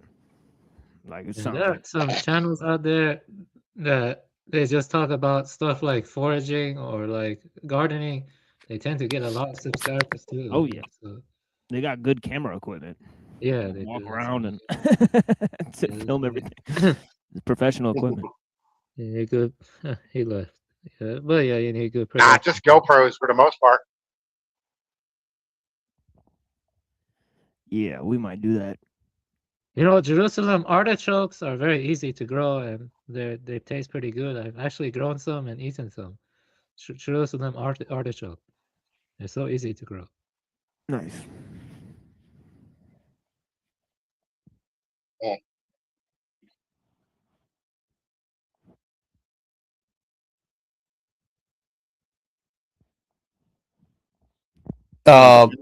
MF Doom X. Roll the dice. Well, the sound effect of the little like do that sounded like this like thing that people have going around. It's like this weird sound effect of like all these women are putting like me trying to figure out XYZ or the third this, that, and the third. And so it's like they just do like a cute video with them like it's like some like computer sound or something. I don't know. Oh, yo, Machine, did you read that article I sent you about how the washing machine's the most dangerous invention of the 20th century? I'm gonna read it on the show, so we're gonna read it.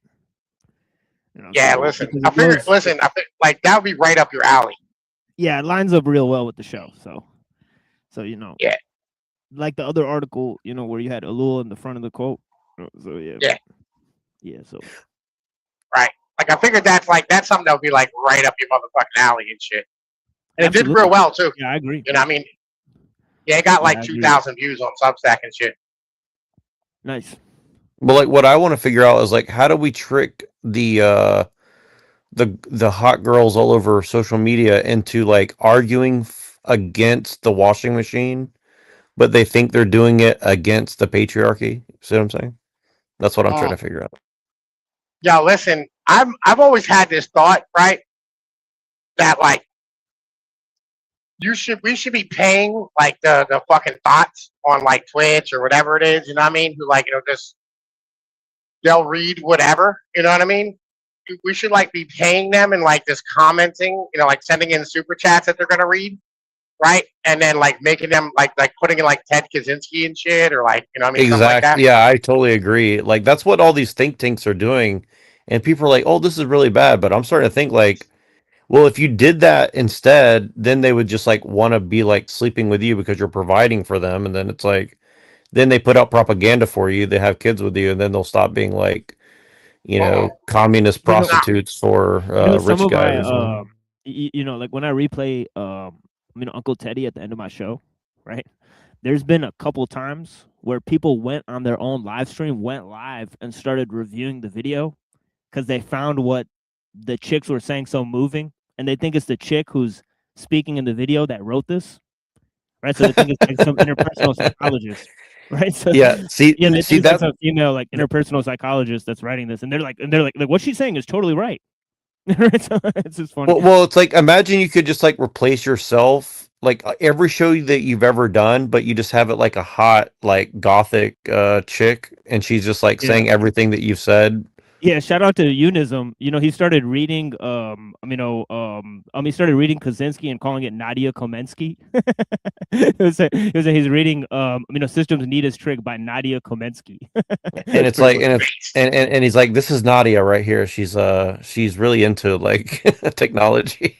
Right. It's like it doesn't even matter who wrote it as long as people get the message, like real talk. Like I could say here's here's Christ's Protagonist written by Jordan Peterson, and then just read it. Get 1,000 views.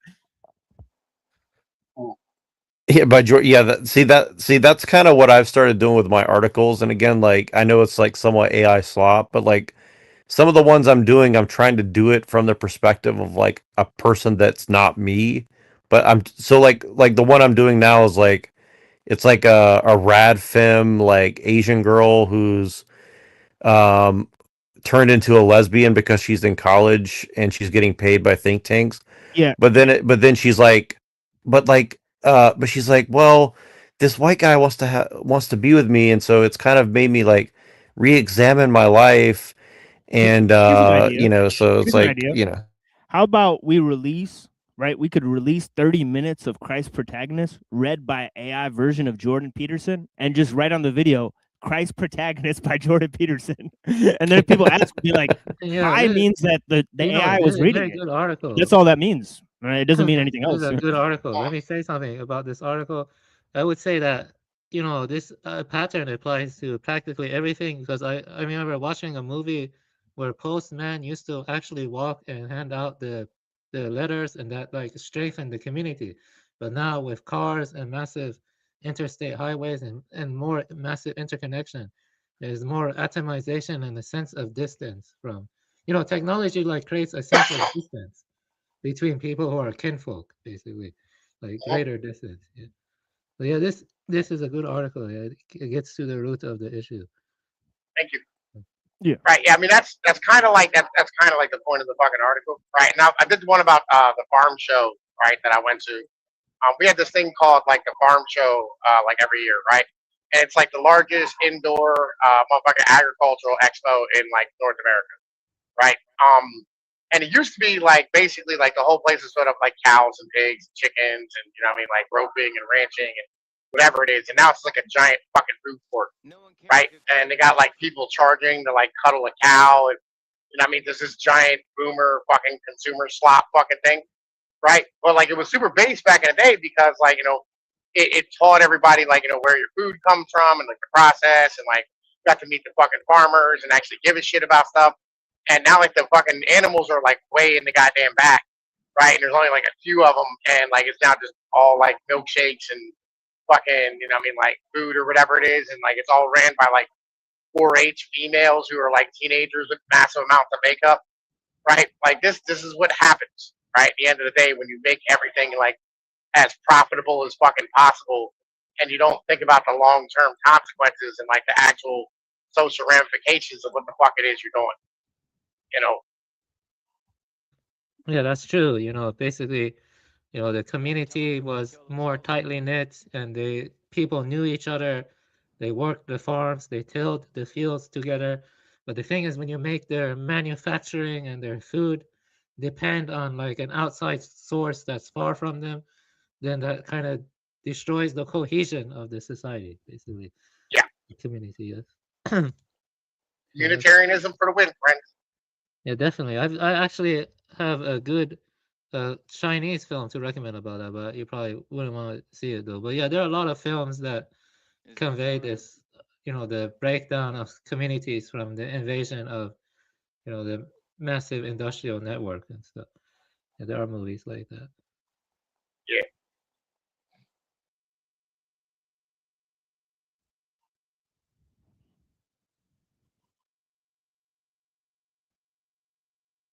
Like again, Substack. I think Substacks. I like it because like you can organize your thoughts, and you don't have to like have all the uhs and ahs and all that type of shit. And it's just like straight, fucking just potent venom and shit every time you do it. It's the what I like about Substack is like the people are serious for the most part. Like you don't get a lot of trolls on Substack, and there's a lot of competition on Substack, but I do like that.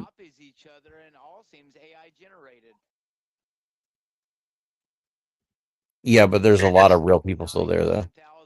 Yo, it's a higher quality of human. But then I go and post almost a fucking 10-minute long thing about New World Order and other type of things, and it's got 5 views. Yeah, okay. Yeah, but see, the thing is, the conversation about the New World Order has been going on for like 30 years at this point. Like, it was a whole new amalgamation of things that have been happening. Okay. Cough and everything. 10 views, but someone's out here talking. Is there somebody I'm not hearing talk?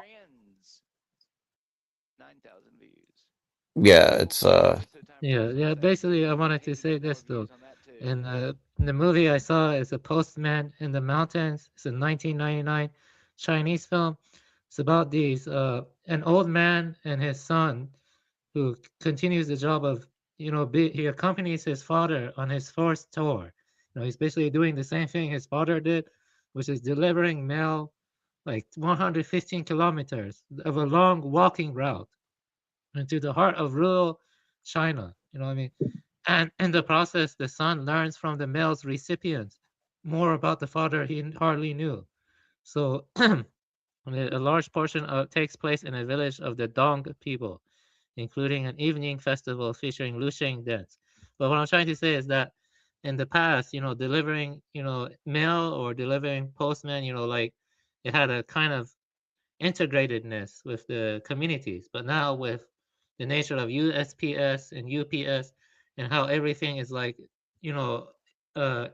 multinational now, there's a sense of alienation and not even knowing your postman and stuff like that. You see what I'm saying? And it grows even you don't know your neighbor. You don't even know your neighbor. And it's like a pattern, as the industrial complexity grows, there's a greater distance between us within our community and the members of our community. That's what I wanted to say. Probably don't, but yeah, let's just trust everyone. Mm-hmm. Sorry if I was a bit rambling. I didn't mean to ramble. You're fine. No, it's okay when he LARPs.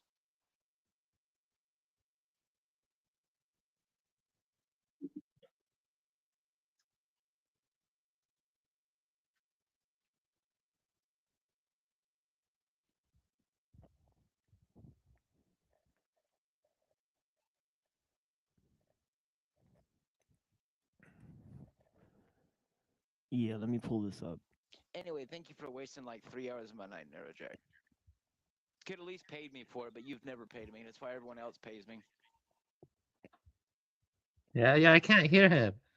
I can't hear him. I cannot. Yeah, I mean, I don't want to hear him. I don't know why you still have him in the fucking stream, to be honest with you.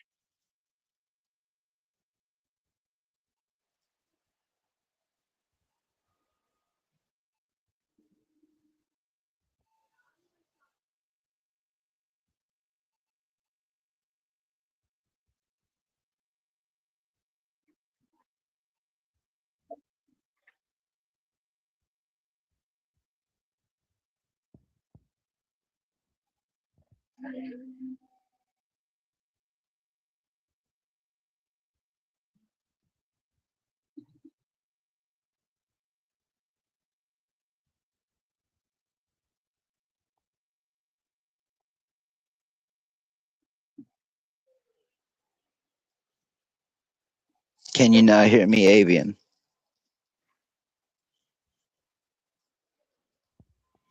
Yeah, I can hear you now. Yes. Okay. It's no big deal. I ain't worried about it. That's why I get my dick sucked while I listen to him talk shit. I see. But according to Neurojack, that's not a good flex. Apparently, I shouldn't get my dick sucked on panels. Why everyone else, sits here and drives trucks and LARPs.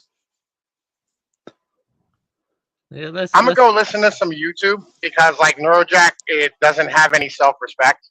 You know what I mean? Neurojack, when you gain some self-respect, dog, you know what I mean? Come holler at me. Hey, Pinoid, I bet you I have self-respect with my nunchucks, but you're too much of a fucking retarded ape to be able to swing one. So I want to You've share. Oh, he ready? you happy, you've destroyed the Neurojack? panel. It's okay when everyone attacks me, but God forbid someone stand up for themselves, right?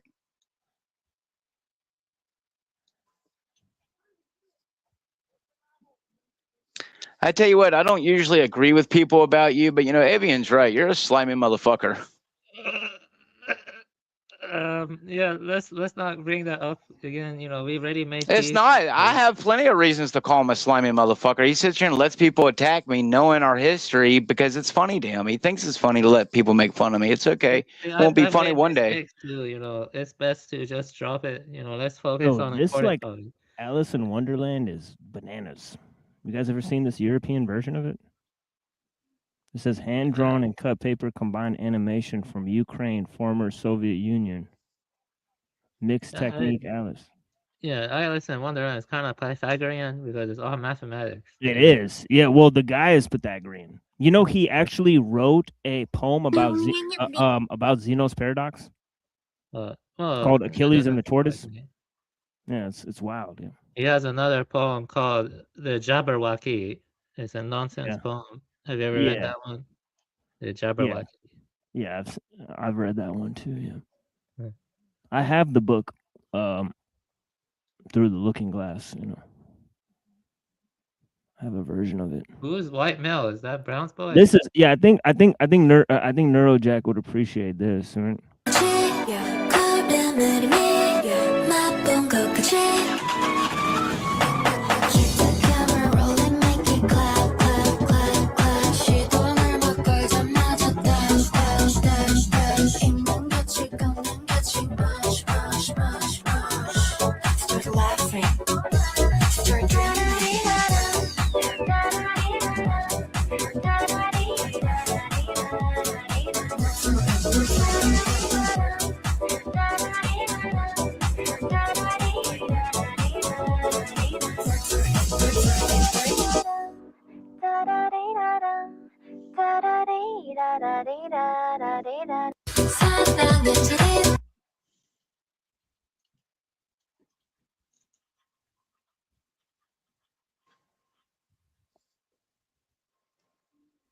Shit's weird. 2 notifications? What the fuck is this, man? All of a sudden. Oh shit. Some dude just reposted my Doom shit. Hell yeah, motherfucker. Let's do this shit. Who are you? Chandra Shakar. Chandra Shakar. Chandra Shakar. चलो ठीक है. Ooh, what's this? That's a young one. I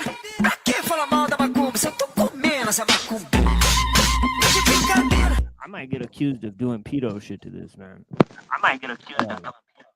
Hell no.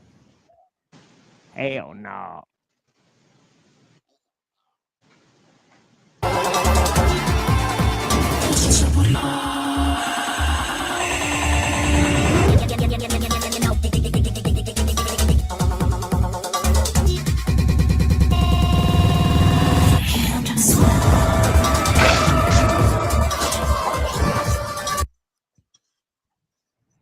Alrighty.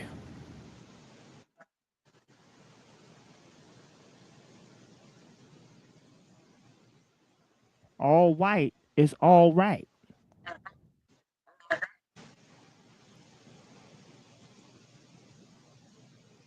All white is all right. Oh, check this out, man. Robinson Crusoe on Mars.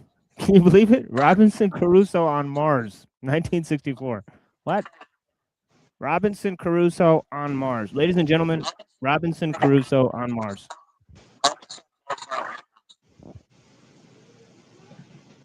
Well, that freezes every LARP in existence.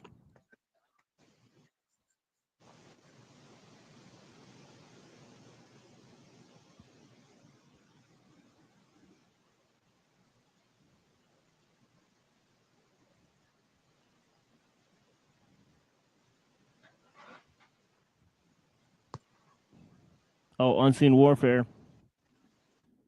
People sure are relying on their emotions and their own thinking rooted in the passions instead of discerning the spiritual reality of a few situations lately. Probably would do some good to pray and ask God about these issues and ask for discernment. Frankly, we all need to.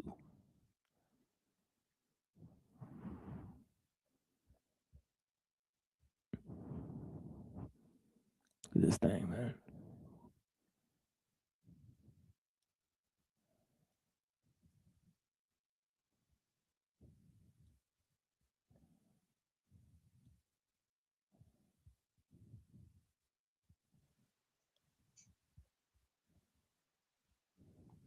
My friend gave me a, I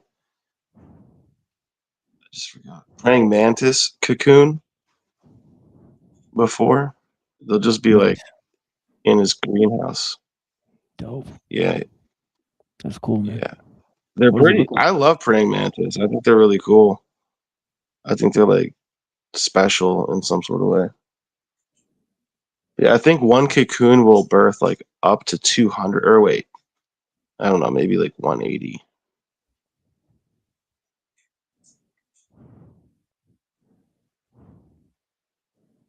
Could be wrong on that. It's probably like, I don't know, it's a lot. It's probably like at least 80. Praying mantis come out of one cocoon.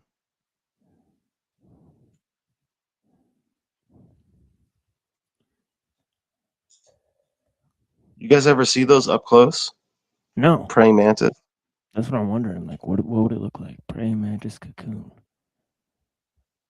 No, I mean, just like you ever see a praying mantis up close? You ever like find one? Yeah, I have seen one. I saw one like I went to the park and like like how there's those little signs that like tell you like about the park. And this motherfucker was right Yeah. on the sign. He was just Oh, chilling he on was the on sign. Yeah, he was just Nice. like on the, I was like, whoa. And I looked really close at it and I was like, because it was like moving pretty fast. So I was like, man, I don't want it to jump on me. So I just kind of like looked at it. But yeah, I love They're that pretty song by the very RZA's Bobby friendly. Digital, Praying Mantis. You ever hear that? No. Dude, it's like They're very friendly and they help take out a lot of insects that will hurt crops and stuff.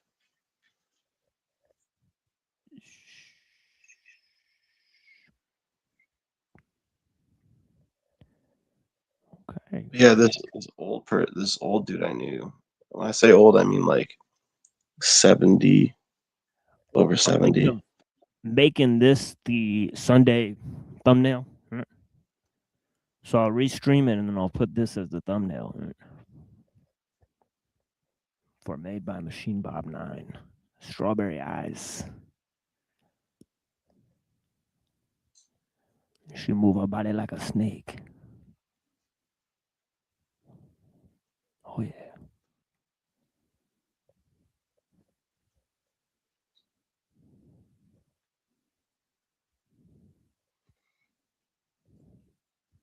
Damn, that shit's bananas, bro.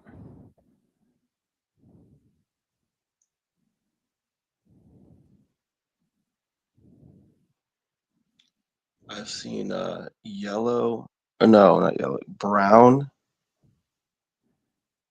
and green praying mantises. Nice. The manti. Yeah, I really should go to sleep, man. This shit is ridiculous, man. I can't be doing this shit every night. I gotta go to sleep, man. I drank too much. I drank too much. Oh, I don't think we can show this because of the nips. Caffeine. Damn. Drank too much caffeine. Yeah. Oh, for real? Yeah. Yeah, I'm just drinking some right now. It's coffee. It doesn't make me sleepy for some reason. Oh wow. Yeah, it's fucked up. I mean, it doesn't make me awake. Sorry, I said that wrong. I see. Yeah. Even if it has caffeine. No, yeah, I drink really strong coffee and it doesn't wake me up. See, this is what I'm talking about, dude. Like it's like, yeah, Asian girls, but like, look at this. Good Lord.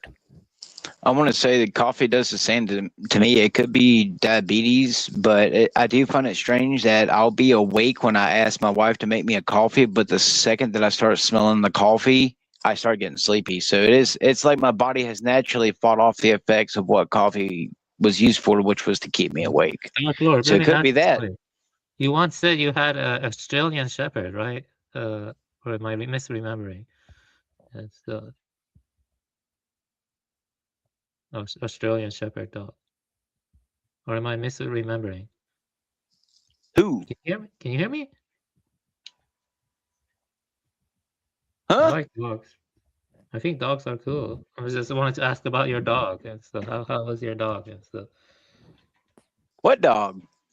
You said you used to have an Australian Shepherd or something. Or when? Oh, I guess my memory is not good. I apologize. My memory is not the best. Sorry. Yeah. Wrong dark priest. No, I think you said you I've owned plenty of dogs, yes, but no, not ain't recently. Oh, I see. Did you ever have like a border collie or German Shepherd or no golden retriever? Yeah. The closest thing I ever had was I had a Labrador mix. Oh, okay. I think that's it. Yeah, that's what you said. Yeah, you mentioned that before. Yeah. So was he a cool dog? He or she? I've always had cool dogs. I was always very strict with my dogs. That's good. I tell you one thing: they didn't piss and shit in the house or chew on my cords. I had a Maltese, but I would like a bigger dog in the future. I had a Maltese before, but she passed away at 12. Yeah, but maybe in the future I will get another dog. Dogs live short lives compared to cats. Cats can live up to like 18 years, sometimes 20, but dogs typically like 12 to 14. So, 12 and depends. Yeah, but dogs are cool. Yeah, there are so many. The thing is, the different breeds of dog are so different from each other. Like Chihuahuas are not as smart as German Shepherds or Border Collies and stuff, but they're all good and stuff. But I'm just mean in terms of like, Border Collies like to have jobs and stuff. They like to have jobs, stuff like that. Not very easy dog breed to raise inside a house, so No, most of the dog breeds I'd always have were rambunctious. They would be mixed with like pit bull, plot hounds, mainly hunting dogs. A lot of hunting dogs, not bloodhounds and stuff. I never liked bloodhounds. I can't stand their floppy ass ears. But yeah, I like taking care of animals. But pit bulls are dangerous, though. Pit bulls. They can be, yeah. No matter, I can tell you, people say it's the owner, not the breed. No, there have been plenty of at least 2 pit bulls I owned that were always shown immense love and care and companionship. And you got a little too close to their food bowl when they were hungry or something. They wouldn't bite you. I mean, sometimes they might get you skin, but as someone who has survived a dog attack straight to the face at a young age, I can tell you a dog doesn't have to be violent. It can be wagging its tail right at you and will latch onto your face to bite you, even if it's not bloodlusting. So, that's one thing. I've always wanted to get into helping animals, but, it's all about the shekels. How much money are you going to put in? I don't think you should have to charge someone, $2,000 to bring in a cat to come and have a tummy ache taken care of. So, yeah, it's always, the thing is, one could have good intentions, but the reality of the situation is always messier than we think. It's always messier than we think. That's true. Yeah. There's a lot. I help out the animals when I can. I feed all the stray cats when I see them. Unfortunately, all the shanimals, Jesus, all the animal shelters around here are telling to kill them because I LARP for not just humans but animals too because they're just killing animals at an insane rate because we don't care about animals. So yeah, that's right. Wow, we got a 4-man team of Mexicans, y'all. We got a 4-man team of Mexicans, y'all. They're not only entering the country illegally, but they're entering the game. I actually rescued a golden retriever and stuff. Once I rescued her. I rescued the golden retriever, and she was microchipped, so they were able to get the owner and stuff. No, I do think microchipping is probably not healthy for them, to be honest with you. Yeah, but that was the way they found them and stuff. Yeah, I did rescue the golden retriever. So, yeah, dogs are cool, and so I like dogs. I like cats. I like birds. I'm not much of a snake person, and so yeah. No, I've killed a few snakes in my day, but they try to eat my chickens and their eggs, so I had to. Yeah. Right across the fucking railing of a fucking back porch. Yeah, it can be kind of scary. Yeah.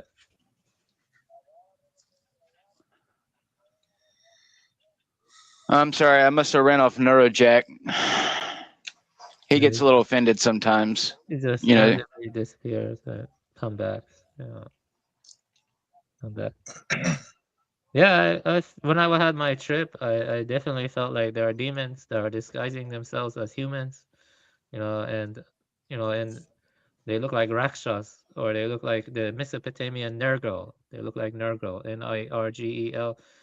Like they have a specific look to them that's kind of piggish, and they have kind of horns and kind of like a snout, and they have a very creepy smile. And I saw that multiple times in my dream. It's like there was some kind of war between them and human beings in the ancient past, or something. I don't know. And a lot of them are disguising themselves as humans, and they're going into political position, and they're doing stuff like loosh farming. And science is just a lie by them because they want mass sacrifice of animals, and they want to harness our despair and energy. So beings like that have existed in Mahayana Buddhism and vendetta. My experience on shrooms made me really strongly believe that. But the thing is, my experience on shrooms was like Indra's net, while my wife's experience was like ego death, or like absorption, and or like awakening to the indestructible nature as like Brahman or something like that, or like the Buddha nature or something. She had like complete ego death, and she saw herself as pure light, and stuff like that. But my experience was like more like just a cycles and like looking into the past or history, stuff like that. It did make me kind of go crazy in the beginning because I saw Baphomet and other stuff. I saw, yeah, but then then I got up and I sat in zazen, and I was transforming into different people. I was turning into a monk in like a Japanese setting, an East Asian setting, and other stuff. And like throughout all of that, people were dying in earthquakes, and they were dying in lots of travesties. But I said, just sit, which is in Soto Zen. And that helped calm my mind, and I had a centeredness. And sometimes I would experience the sense of timelessness, but not to the extent my wife did on her shroom trip. Though my wife, she just said she felt like she died, like her flesh dissolved, and then she became like a pure being of light. And so that was like indestructible on her shroom trip. She took, I think, 3 or 4 grams. I think 3.5 grams. She took 3.5 grams, and I took around 3 grams. I took 3 grams. But for me, everything felt like interpenetration, like there were different worlds or times, and time was non-linear, and some periods in the past were influencing now, and I was like becoming different people, you know what I mean? And I was like experiencing extreme depersonalization, but I was becoming different people. Some of them died horribly, some of them lived other ways, but it felt like rebirth, basically. Like Indra's, Indra's net. It's like the spider web. Each dewdrop on the spider web is reflecting each other, and it's like endless reflections. And I remember looking at the trees near the end of my trip, and it looked like I could see a hut. You see the hut of a Taoist or a Chinese pastoral setting, and it felt like I was like zooming into it, and like I was going into different worlds, stuff like that. It's like a fractal. I don't recommend shrooms. You know, unless you have like an anchor and strong conviction and strong authentic belief in whatever you follow and stuff. You know, if it could be Christ, it could be Allah, it could be Buddha. You need to have authentic faith in something. Otherwise, you can go mad and stuff. You know, like I was going crazy in the first. You know, I cried too, but my wife also cried. You know, I noticed people on shrooms do cry and stuff. Like, oh yeah, yeah, it's pretty intense stuff, man. Like, I don't want to take it anytime soon again.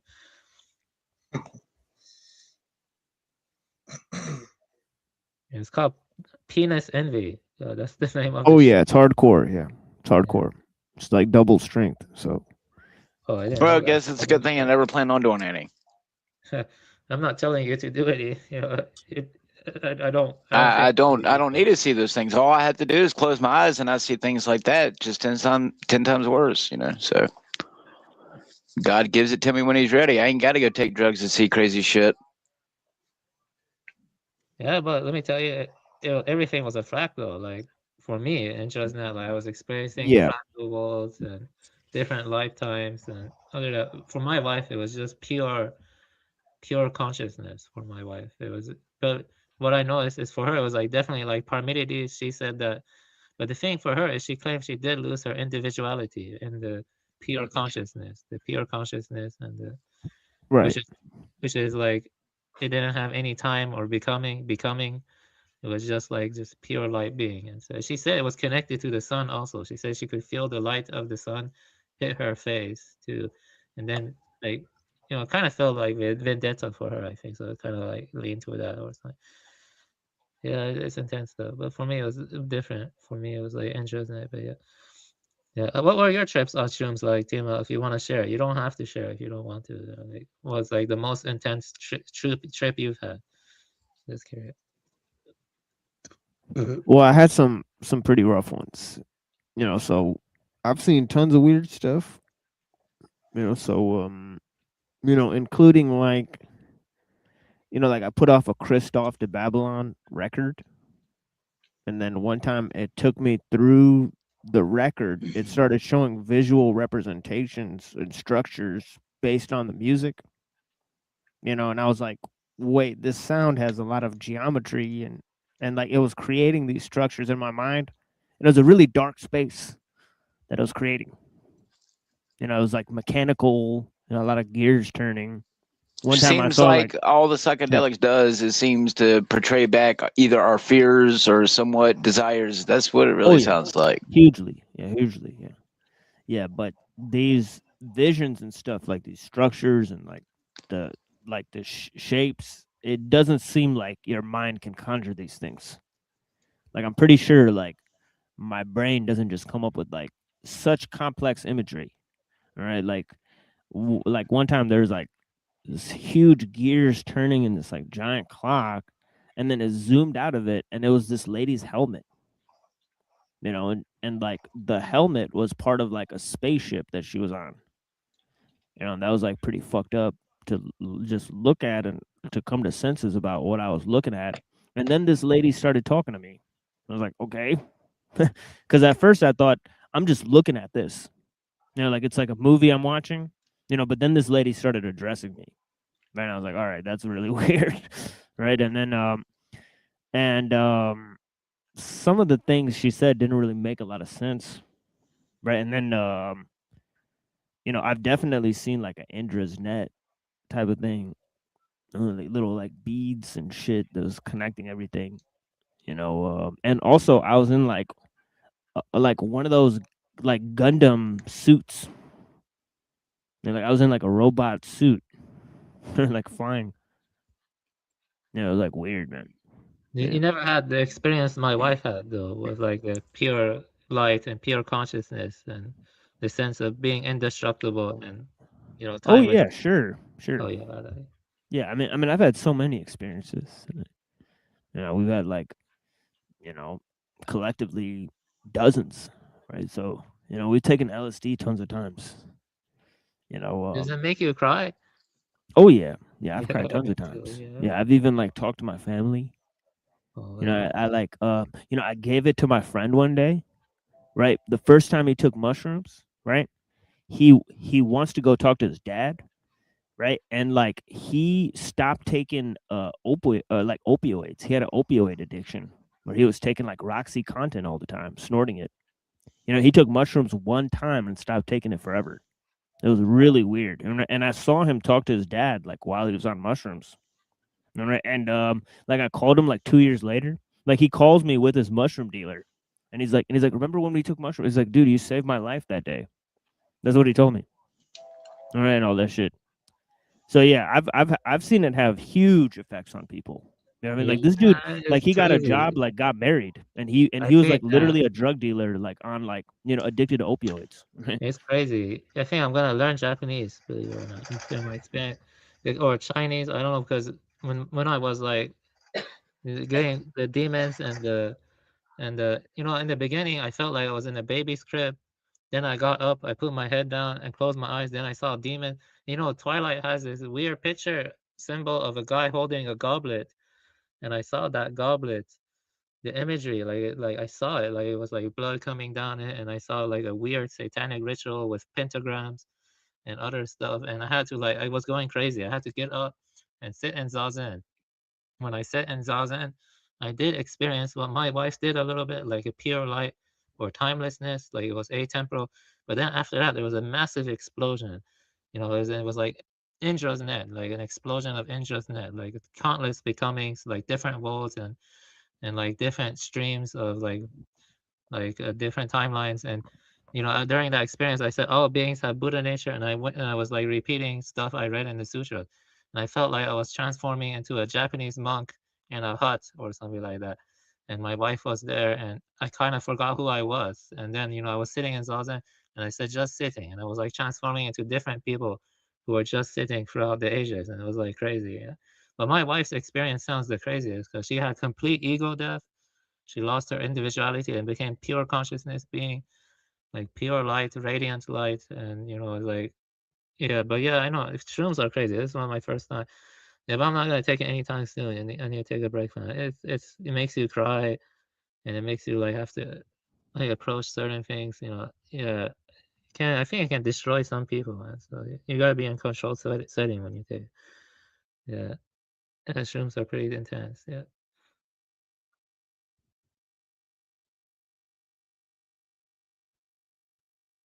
Shrooms. Yeah. I do think shrooms could help a lot of people, but I do think that there is a risk, you know, without an anchor, you know what I mean? Like some people need anchor and like the archetypal space or whatever, like something like strong conviction in God, strong conviction in Buddha nature, something like that to anchor the mind. If you don't have that, then I do think the demons can overtake some people, you see what I mean? Like, you know, like some people, I think it's like a psychological shift. But the first experiment when I was in a baby's crib, I can kind of see how some men, like, they have a baby fetish, they wear diapers and stuff. But I got up because I'm not a bitch, you know. I'm like, I'm not a baby anymore. So I bet some people would stay in that state much longer. And so that was fucking weird. Like, I'm not a baby anymore. Like, why did I experience that? You know, I did feel like I was a baby at the beginning, you know, before I got up, and like, that's kind of weird. Like, it does stuff to your mind, like maybe emptiness or something, or the one mind idea, you know, one mind, you know, or like how the projections of the mind cannot be distinguished from the actual world or something. Like, I don't know, is it just projections of the mind? Like crazy stuff, man. Like, dang, that's my first time taking shrooms, or like in a control state 2 days ago. Do you think if most people took shrooms, the society will get better? Like, it wouldn't be as materialistic anymore or something. People wouldn't I be. mean, you know, Montezuma took mushrooms and he sacrificed thousands and thousands of people. So I bet not. Yeah, I would bet. I would wager to say no. Montezuma. Who was Montezuma? Let me see that. Is it Aztec? Oh, okay, I see. Yeah, he talked to Quetzalcoatl. He took mushrooms, took to Quetzalcoatl, and one time it told him to just, you know, sacrifice thousands of people. You know, the sun god. Yeah. Actually, you know, now that I see it, I can see what led him to do that. It's evil, though. Yeah, you know, right. Yeah, there's some evil in the mushrooms unless you like know how to use them. I think for sure. You have to. Like, I would say, you know, when it comes down to it, it's good to be something like a Buddhist, Christian, even Muslim, or even Yeah, Hindu. because like whatever the thing is in nature that it represents, it definitely doesn't care that much about humans. It Yeah, seems like, right? It's like yeah, so it like does. whatever that force is, it's Yeah, just I know telling what you this like force is. Though, I kind of have an idea, but I feel like the archetypal space you can call forth like certain things from your own deep convictions or authentic beliefs. Like if you like truly believe in God or something, and you're like having a bad experience, then repeat something or recite something from the Quran, and it can like set things right. Yeah, but for me, absolutely, I've done that before. yeah, Yeah, it absolutely. definitely works. I've even read like Taoism, like Zen poetry and Sufi poetry, all that stuff. It really, really helps. It Yeah, really, really. definitely. I've even You turned need on that. like some Zen music. Like the thing I can't do is like, like look at social media. Like in the beginning, like when I would take these things, I would go to like parties, like look at social media, like like watch movies and stuff. I found out all that stuff doesn't really work too good. It's like it makes you feel anxious, it makes you feel upset, like the movie like really fucks with your mind. And it's like the images they put in there, you see like the fakeness of the actors. Like you see like how they're acting. It's really just like you can't get over the fact that the whole movie is fake. It's just a really weird and sad experience.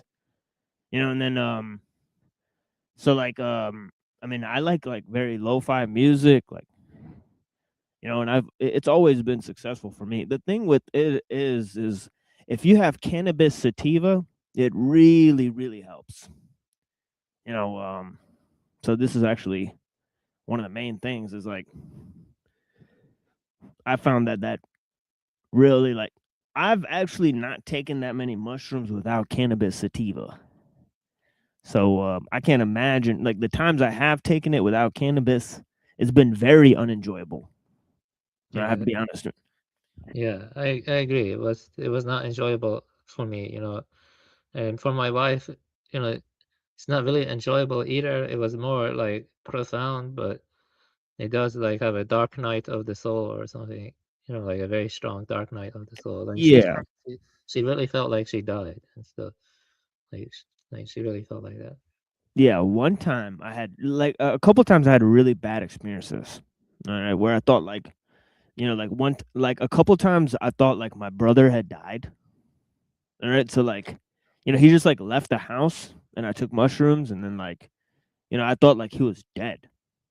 So like whatever, like, I was like, I was like, my brother's not come back. And it felt like he'd been gone for hours and hours and hours. But it was like only like 2 hours. All right, so this is the thing is like. Like freak out. Like one time I thought I was dying and I called all of my family members and told them I was dying. Right. So that did not go so well. Right. They're definitely wondering like what the fuck is wrong with me? Like what they're really worried about me. So and yeah. Yeah, I'm not gonna take it anytime soon again. I do think it's interesting. But yeah, it's kind of risky, like and One stuff. time I thought like whatever I was experiencing was not real.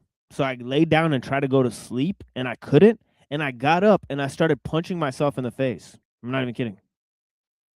And I Yeah, was that's like, pretty intense. What was yeah, and I that? was like, and I was like, why won't this fucking thing turn off? And I was like, turn my brain. I tried to knock myself out, and I was like, and that didn't work. So then I just laid down in agony for like another 2 hours. I got up, and I was like, okay, I feel okay. But it's like, for a while, like if you like, this is something that Hunter S. Thompson said too. He said if you try to go to sleep on mushrooms, what you really experience is an introspective nightmare. And that's actually true. Yeah, you don't want to do that. What shroom was that one you did? Because it was a penis invade, that one too, or a different one? I've done that one. I've done many different types. Yeah, Yeah, I've done like ones from the Amazon. I've done like different strains. And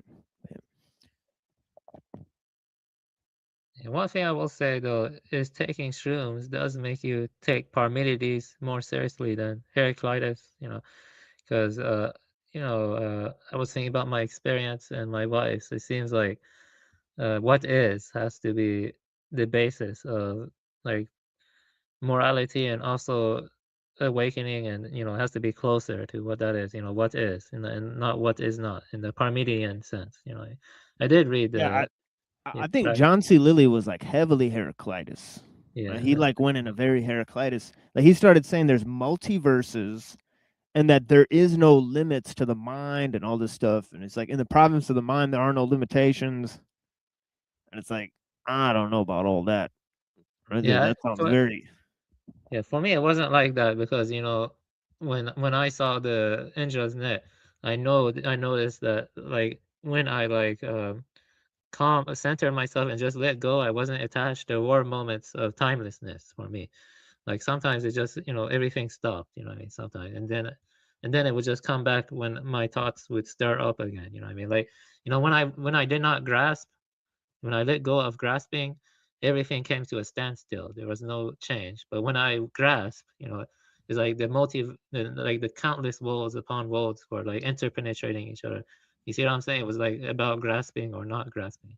See, I think people like John C. Lilly, they probably were very hedonistic, you know what I mean? And so they never like saw that stuff as illusory, you know what I mean? The endless becoming. But if they were to like truly silence their mind and go into the stillness, that stuff would like come to a standstill. You see what I mean? I think that's probably the problem with Moctezuma the second you were talking about, the Aztec guy, because you see, they probably experienced the fractal becoming, and they didn't really like bring their mind to calmness in meditation or like prayer or whatever. So you have to like really see, that's what I mean by the contemplation and wisdom involve or closer to Parmenides. Yeah. So when you're like in the contemplative mode and wise mode instead of the partying mode or the hedonistic mode, it does affect the trip and stuff. So yeah, actually it was peaceful for me when I sat in Zazen, to be honest. I mean, it was still somewhat disturbing, but it was a kind of peace. I'm gonna start being more consistent with my Zazen practice. I'll just sit 20 minutes a day. You can do it while standing too, but yeah, I'm just gonna do 20 minutes a day. I've been doing that. Yeah, but yeah, that's the thing. That's I feel like process-based ontology is wrong, and that I definitely know that stuff now. I think it's wrong and stuff. Time is dukkha and stuff. That's what I think. So time is dukkha. Yeah, the timelessness is different from that. I mean, yeah. Actually, there's this quote from Frederick George Younger I want to read, which ties into that. And it also probably influenced Ilul, to be honest. And let me read you that quote. I actually didn't understand it the first time I read it, but after reading Parmenides and talking with you guys, I kind of understand it now. And so, yeah, let me read you this. You there? Yeah, you there? Or yeah, I'm here. Yeah, okay. Modern man worships uninhibited, dynamic, throbbing life, but worships it as a weakling who cherishes an illusion of strength. Lifeless time mocks him, for he does not understand that the mechanical motion to which he abandons himself is itself empty, and that the faster it speeds, the more vacuous it becomes, abandoning himself to mechanical motion. So in a way, I feel like people like John C. Lilly or even Moctezuma, they abandon themselves to the motion. They don't seek the stillness. You see what I mean? The stillness is where the shrooms should be taking people if they like have the anchor in the true traditions or whatever, the traditions that value stillness. That's the important thing. The stillness. That's important. If you sit in meditation or say prayers, I think it can bring about that stillness. You see what I mean? So I would say that when I took shrooms and I listened to my life, I do think it's true that mysticism boiled down to Parmenides versus Heraclitus, and I don't think there's a middle way. To be honest, you have to pick one or the other, which is closer to the truth. I would say Parmenides is closer to the truth. I would agree with you on that. Yeah, definitely. Yeah, that's that's definitely true. I wouldn't say 100%, but he is closer to the truth. Yeah, generally speaking, and stuff. Sorry, I find it hilarious that, I listened to Pinoy, do his little gay rant toward me for a whole hour telling me that I can become famous for having skill in Call of Duty, but yet I just killed a cheater in Call of Duty and he DDoSed the entire fucking match and made everyone quit. So yeah. Keep telling yourself that, skill will get you somewhere, talent. I used to play a lot of Counter-Strike Counter-Strike Source. Yeah, I never got that good at it, but it was fun. I guess there are some people who are so good at it. It's crazy.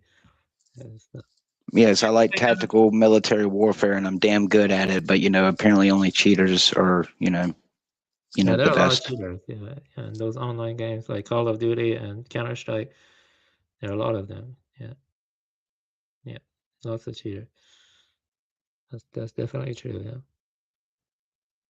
Yeah. What's funny is sometimes you play Counter-Strike and some annoying kid comes on and he's like screaming a bunch of stuff and yelling racial slurs, and I'm like, what the fuck? That's been going on. It's like a lot of weird kids, like like they have ADHD or something. I don't think it's good for kids to be playing online games like that or something. Like 8-year-olds or 9-year-olds like just screaming. That's happened like 2 or 3 times to me. It's weird. Yeah, you Counter-Strike as weird people and stuff. Yeah, it's just a bunch of racists nowadays. I mean, you get a few occasional racist black dudes, but there's been a lot of Mexicans taking over, and a lot of racist white people. As always, a lot of Trumpers, a lot of Charlie Kirkers have been popping up here recently. Yeah, I actually have never played much Call of Duty though, but I did play a little bit. Believe it or not, but I actually played the original, the first one that was released. I played that quite a bit. It was okay. Yeah, it was pretty interesting. I just played DMZ because it's the closest thing to an open military firefight that you can get, but the amount of grown men on that thing that seems to need to cheat in order to be able to get a kill and some loot is pretty sad. Because in fact, I don't consider myself good at all. But if you go and watch my Call of Duty videos, I'm not a fucking amateur by far. So you play on PC or consoles? I play on console. Oh, I see. Yeah, I feel like for first-person shooters to become competitive, you need to play on PC because of the. Only if you suck and you need a whole entire computer to turn your aimer. I'm sorry, but I have taken and killed people on PC, and I just killed a cheater, and I did that with a controller. So I see. Yeah, that's impressive. Yeah. If you have skill, you have skill, and then there's people who have to cheat, or buy $200 controllers with special setups, like in these Mortal Kombat tournaments. I would say I'm above average in first-person shooters, but not competitive level. Like that's what I am. Above average, though, but not like that impressive. Yeah, I think it requires a lot of reflexes. It requires anticipating tactical thinking. That's right. Yes, and apparently most people don't have that. I do have it to some extent, but you gotta do it fast. You gotta be fast at it. Yeah, you can't. It's very fast paced. You ever play Halo? Oh yeah, that's when I did have Xboxes, that was my go-to. It's just I don't know. There was something about Halo. I don't know. It was too slow for me. It was too clunky. Like it was great for multiplayer. It was great for building your own, fight rings and stuff like that. But there was something about Halo. It was just real slow to me. Halo 2 was very fast, but I think 1 and 3 felt a little bit slower from what I played. I actually did not play much 3, but 1 is slower than 2. But yeah, I think Halo 2 I played the most. Yeah, Halo 2 was very fast. Like so fast compared to, if I remember correctly. It's pretty fast. That rat blood guy is kind of weird. Like, kind of. Yeah, he's messed up. Yeah,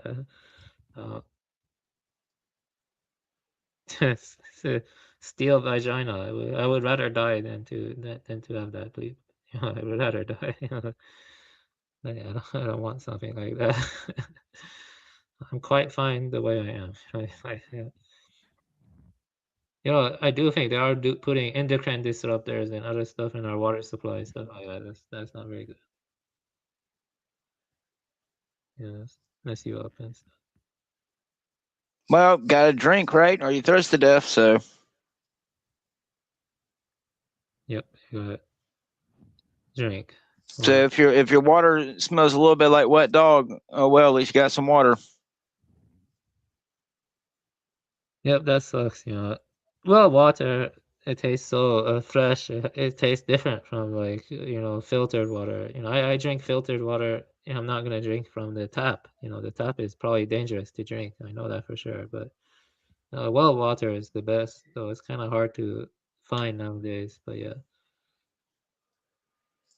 I went wolfing. Went to an organic farm once, a local farm, and they had a well. We'll drink the well water. I think a spring. Yeah, they had a What are you spring. talking about? I love drinking water that tastes like a pool.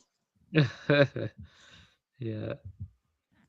Yeah, chlorine and pools is pretty like weird. Yeah, it's always. I remember playing in pools when I was younger, and had a weird chlorine smell and stuff when I was a kid. And now that I think about it, I wonder if that stuff caused brain damage or something. I mean, it probably does, but Nerdjack wouldn't care.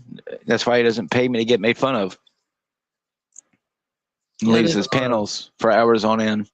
There's a lot of stuff that can be discussed, like the health ramifications from industrial modern living or the biodiversity loss or the loss of human autonomy, stuff like that. There's a lot. You could go about that stuff endlessly, yeah, unfortunately, but yeah, that's the way it is.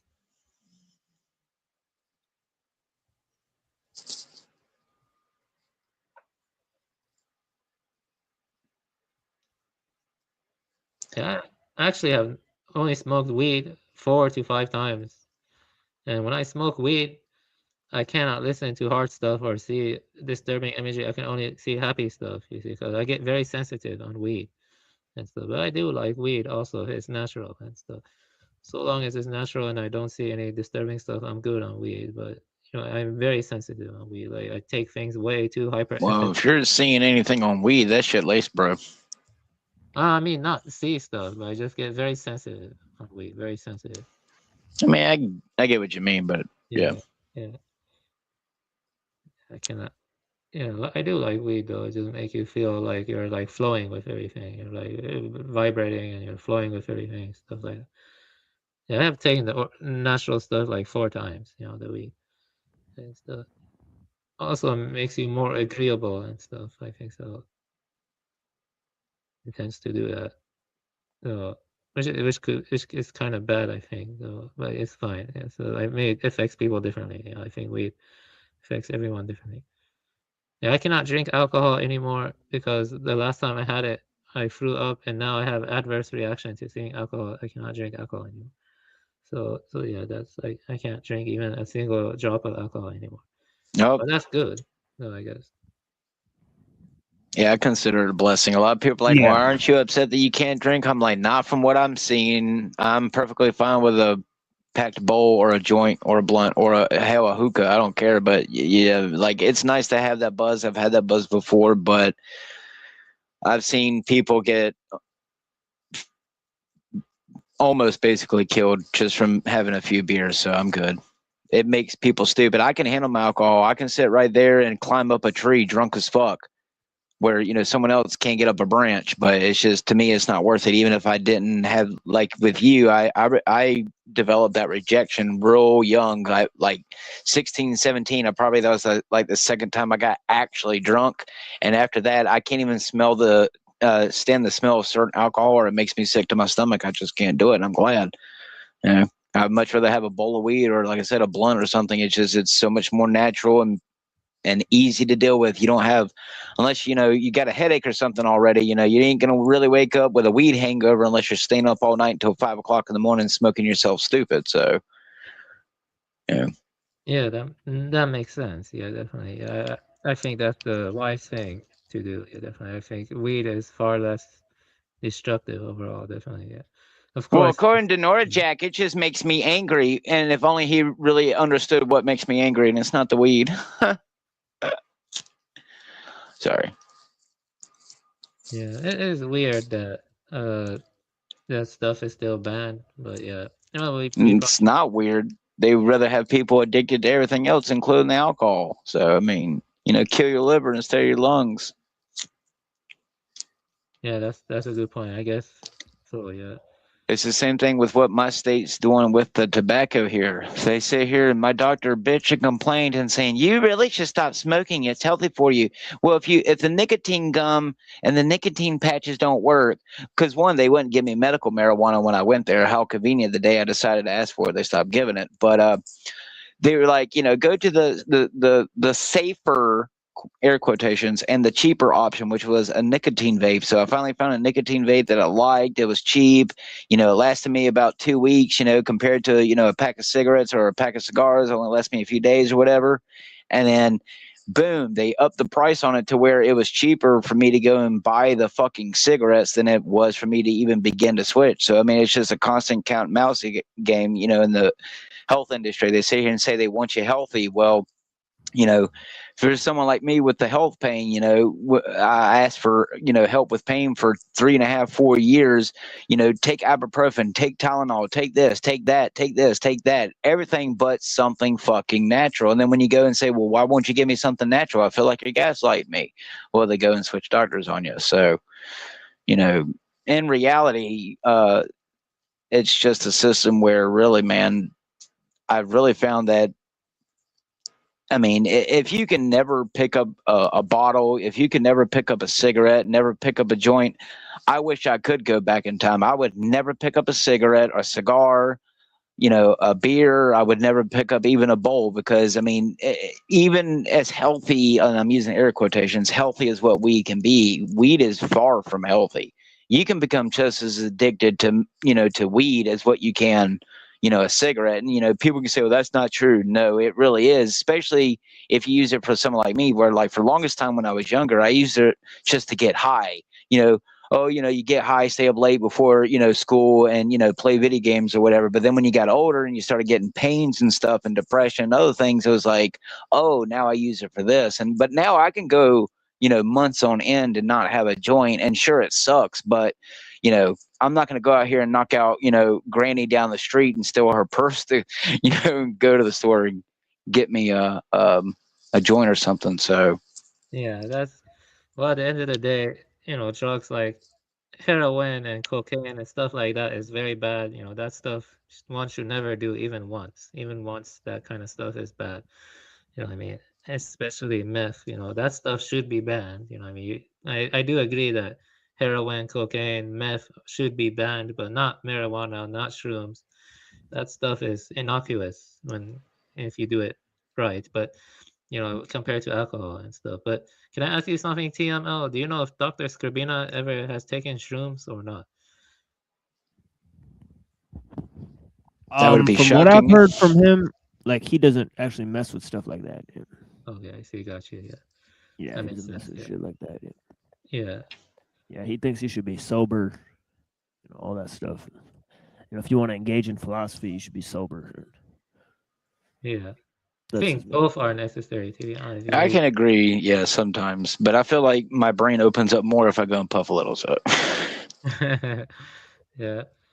I do think that, it's good for like philosophers to take like shrooms or psychedelics like once or twice, like because that does kind of open some doors. And it makes, after my experience, it makes me take stuff like idealism even more seriously. I think idealism mixes better with Parmenides than panpsychism, to be honest with you. Idealism mixes better with Parmenides, to be honest.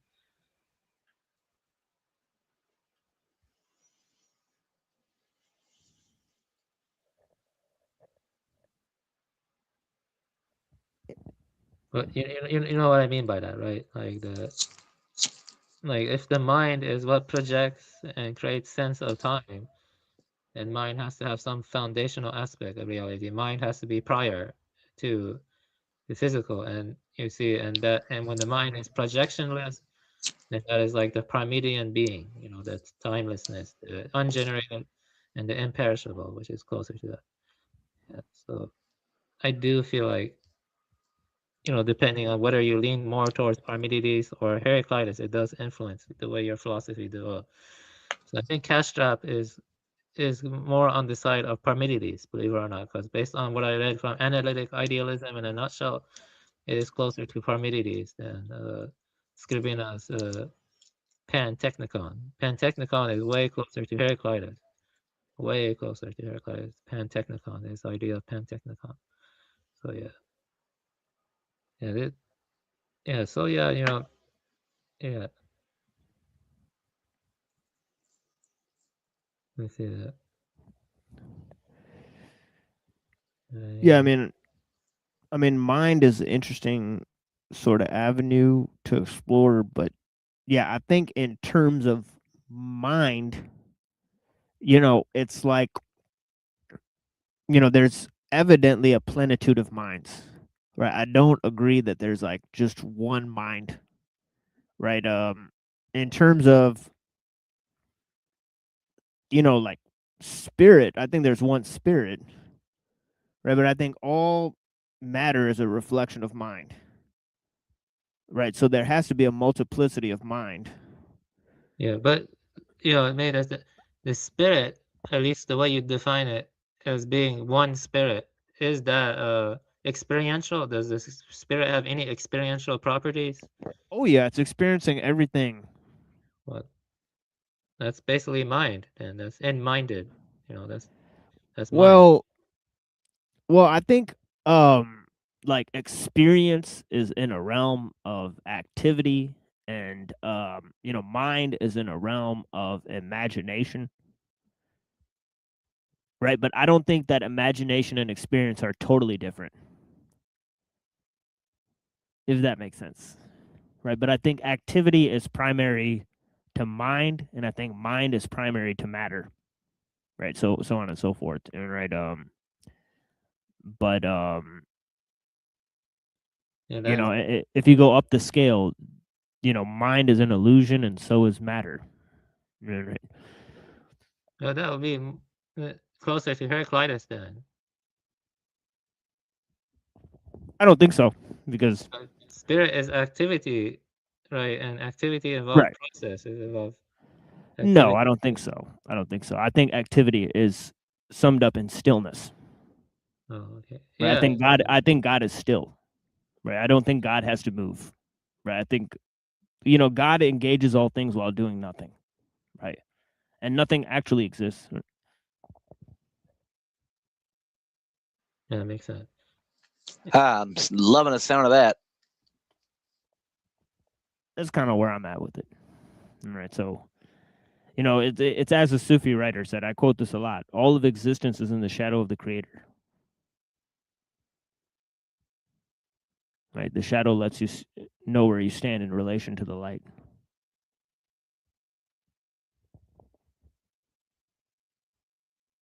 Yeah, during my experience, I felt that's why I LARP into the void. That's why I felt everything is spiritual. I was saying that everything in life is spiritual. I was saying that in the book. Oh yeah. Yeah, nature is deeply spiritual. But it's like,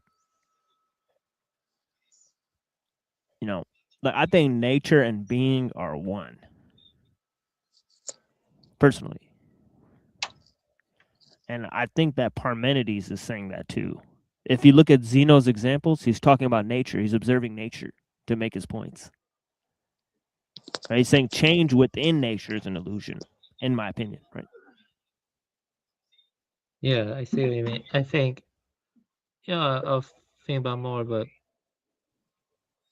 yeah, I say that's more in the right direction, but it would be interesting to see. I would like to see Scribino's response to that in the future, if possible. Oh yeah, Scribina's.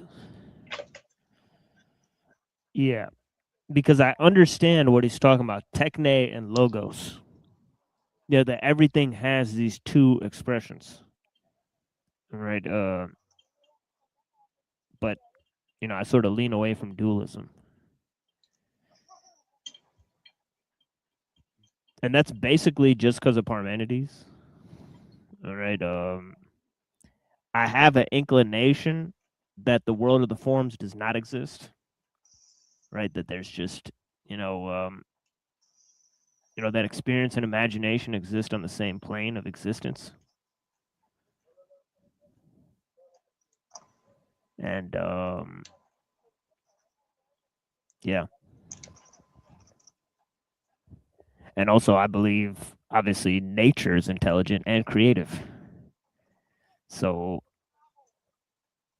Yeah, it's too bad we're destroying nature. Yeah, but yeah. Yeah, but I think that if we destroy the part of nature that sustains us, we will be the one that are destroyed, not nature. Well, we are, though. We have more microplastics in our blood, and our bloods are toxic for creatures to eat. I mean, like our bodies. Right. But I think there's creatures on Earth that will be able to eat it. Or the Earth will create beings that can eat it. Yeah, that's true. Yeah. Yeah, like fungus can eat oil spills. So Yeah, I don't that's think the true. Earth's Yeah, gonna have a problem getting yeah, rid I of do us, think. sweeping up the mess. I think in a linear sense, evolution is true, but in a more non-linear sense, it's not true. Because when you get down to the timelessness, the concepts of contingency and time do not apply. But I think that there is I think there's a atemporal aspect, a non-linear aspect of time, and also a linear aspect of time. Oh yeah. 100%. Yeah, I've said this before too. I think there's 4 types of time that all exist at once. Yeah. Right. There's there's linear time, there's cyclical time, there's spiral time, and there's eternal recurrence. All of them exist. Yeah, I think that's true too. After my shroom experience, I can see that. Yeah. Yeah. Instead of like 4 types of causality, I just go 4 types of time that all are interpenetrating. Right. Yeah, they were interpenetrating in my experience. Yes. Yeah. Because like you get the synchronicity thing a lot if you do like mushrooms, so it gets a weird thing about time. Yeah, very weird stuff. Yeah, definitely. And what time is it? It's 12:35. Yeah. There's also the dilation, right? There's a huge time dilation when you're on the I mushrooms. felt that too. Yeah. It's bananas, man. So just the physical time refuses to, tick, and and one moment can feel like ages, and so on and so forth. But yeah, if you want to go to sleep, or is that what you're saying? No, it's fine. I'll probably go to sleep in like an hour or 30 minutes, depending on how much people want to stay here. Yeah, I will. I'm thinking about, going, honestly.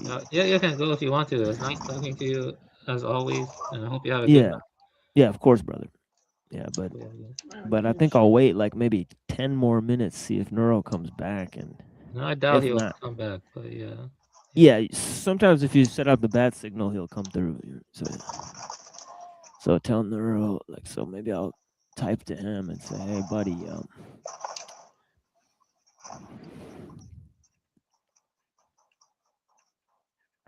I got Apollodorus. Yeah, have you read Homer or Hesiod? Me? Yeah. Well, I think I read Hesiod a bit in my book. Oh, okay. You can go back and look at it. Yeah, this dude's asking a question about it in the Discord. So check that out if we get a chance. Wait, who is that? It's a homie we've known. I don't know who he is. He's very anonymous, but it's the guy with the gun avatar. He's asking me? No, he's asking me, but since I've not read it, I think you can. Yeah, I will. Yeah, I will answer him too. Yeah, he's talking about Prometheus and techno optimism. Homer is like the Iliad, right? And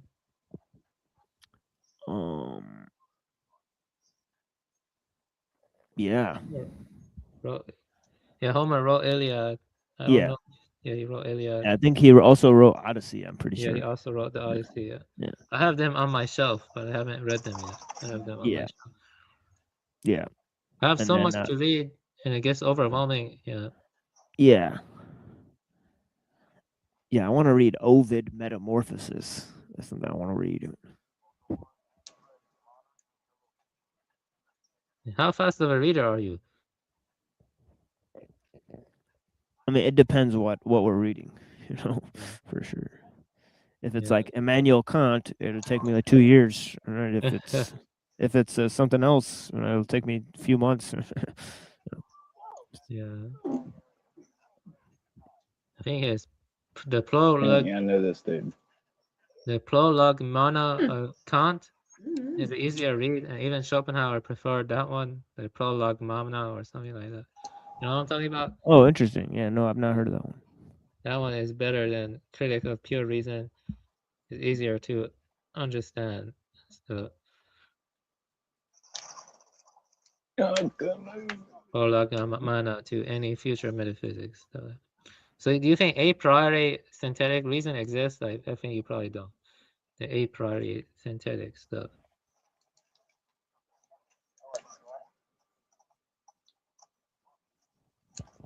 Yeah, I think it's a bunch of trash. Yeah. Yeah. Hey, priority, get the fuck out of here, dude. No, god damn it.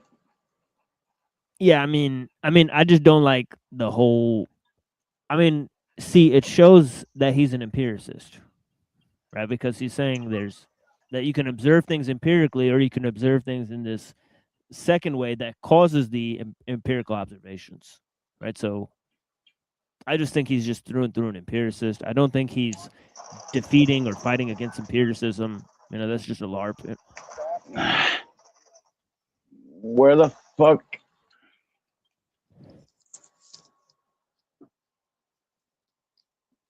Oh well, I'm gone, yo. Neurojack invited me. Not he. First of all, he sent me a link, and when he sends a link, he never gives a goddamn specific topic he wants to talk about. So I was basically just made to come here so that way people can make fun of me. So I'm tired of wasting my time doing this shit. No, I appreciate you, Dark Lord. I appreciate you. Yeah, I mean, you too, I know y'all two do, but I mean, it's just. Yeah, it's just some bad blood, dude. It just you get over it. I mean, it's weird shit. But yeah, man. It's part of that spiritual journey, man. Sometimes I feel like Joseph and everyone wants to sell me to, Egypt. Isn't it Joseph? I think. Yeah. Right. Yeah. Yeah. So, down the hill. Yeah. Oh well, but yeah, it's been fun despite the whatever. I'm here for the heart, so. I just don't really have nothing to talk about.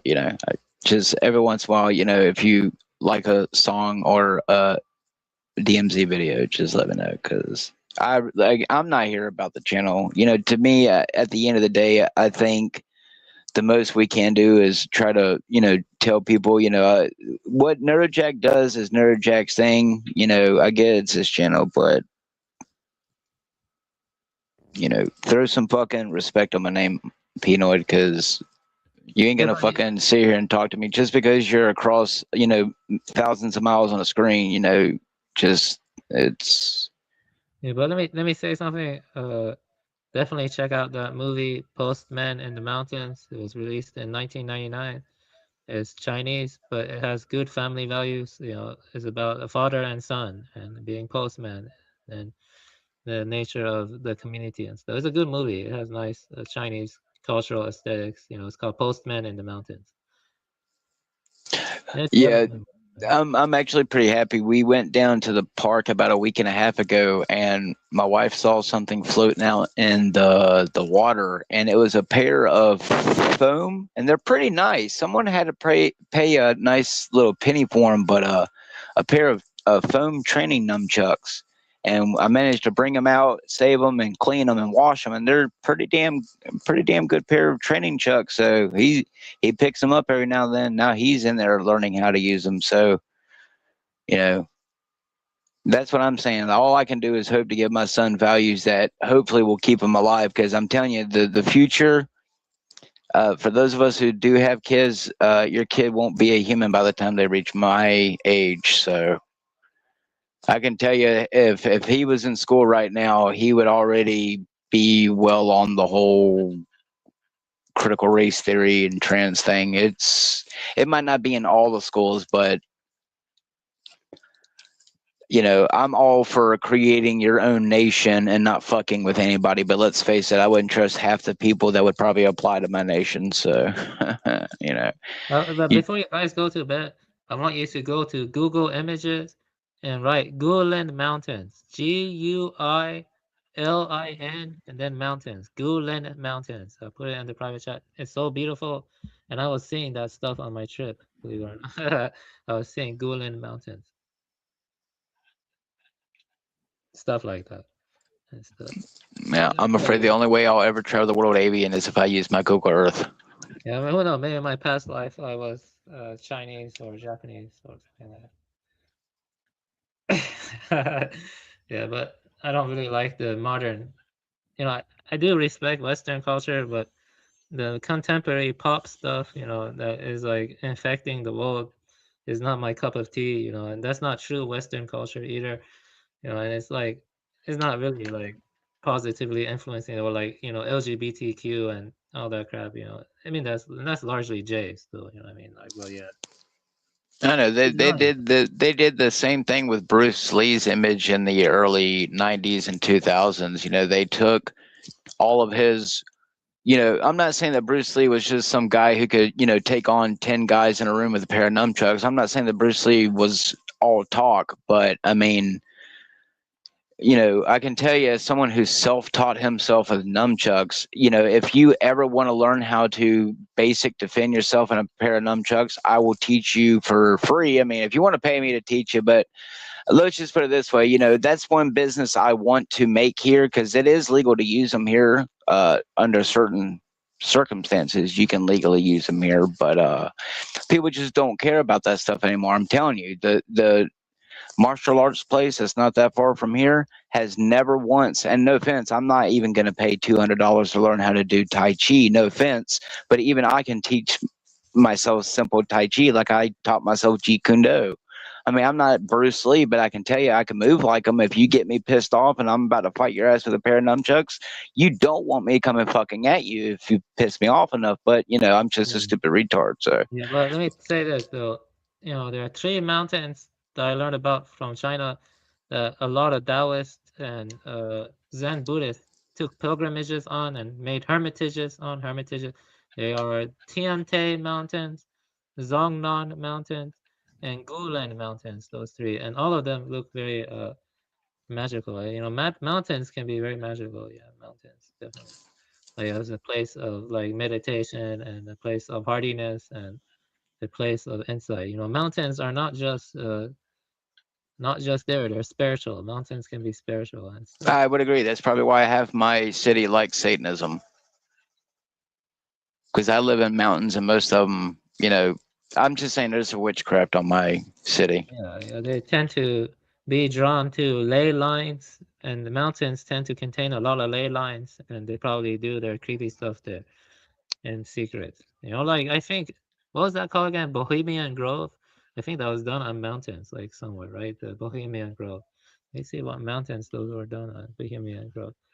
Well, it's the same thing with the redwoods. The redwoods are symbolic too. That's why they had Caesar going into the redwoods. You ever heard of the Black Forest of Germany? That one is interesting. Yeah. Yeah. Yeah, that one interesting. Yeah, California has a lot of weird stuff. Like yeah.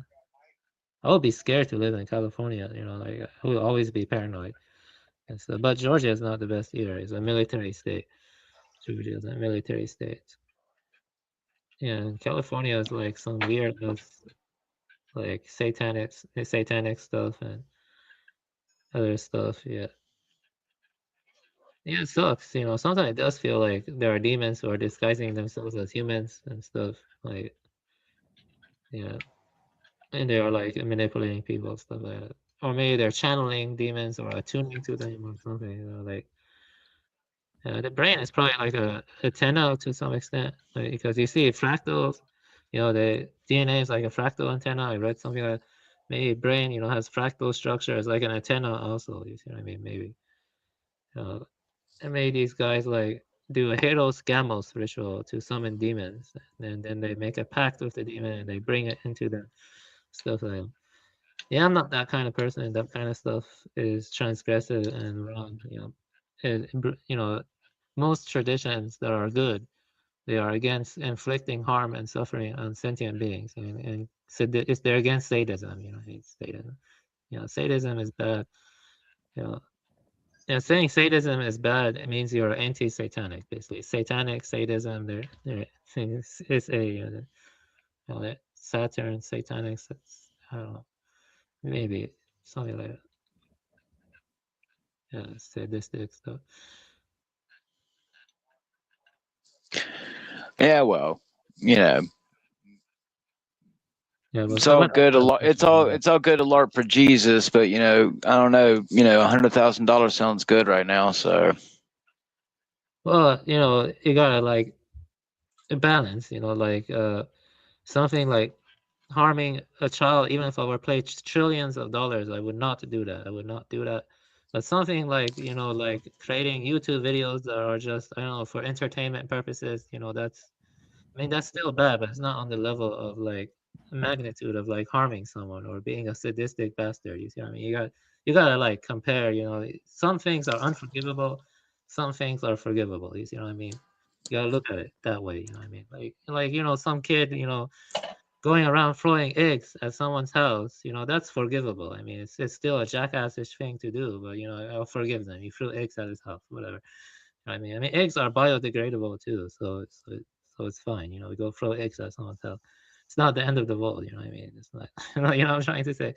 But something like what I don't know, like what Marina Abramovich does. You know what I mean? The spirit cooking. You know, that's unforgivable. You know, like we know that's symbolic for cannibalism and stuff. You know, like that's unforgivable. You know, like I'm saying like. You just gotta like look at it that way, you know. You just throwing eggs at a house is okay, you know. Robbing a multinational corporation is okay, you know. It's not like you're robbing a local business, you know, moms and pop stores. You don't want to take advantage of them, you know. They're just normal people. But something like Procter and Gamble, yeah, it's fine. If you can embezzle money from them, why not? But you probably will get caught, you know what I mean? But that's the problem, you know. See, the thing is, if you try to embezzle money from a big corporation, they're gonna put you in jail with the serial killers. You know what I mean? You believe that? It's like they treat it as the equal level of severity. You know what I mean? That's kind of crazy to me. You know what I mean? At least personally to me. You know what I'm trying to say? Yeah. So you gotta think in it that way. I think it's about what the threshold of what's forgivable versus unforgivable. You know what I mean? That's what I think. I think some things are unforgivable, like they give a karmic debt that means it's probably better off executed or something, you know, like pedophiles are unforgivable, you know, and stuff like that. You gotta just view it that way, like just create a stupid ass channel if you make money, just give them what they want and stuff, but that stuff is forgivable, I mean, like people like I mean, it's dumb stuff, but I see it as forgivable personally. Like, you just gotta view it like that. Forgivable versus unforgivable sins, stuff like that. Right. Whatever, You see what I'm trying to say, right? Or am I just rambling?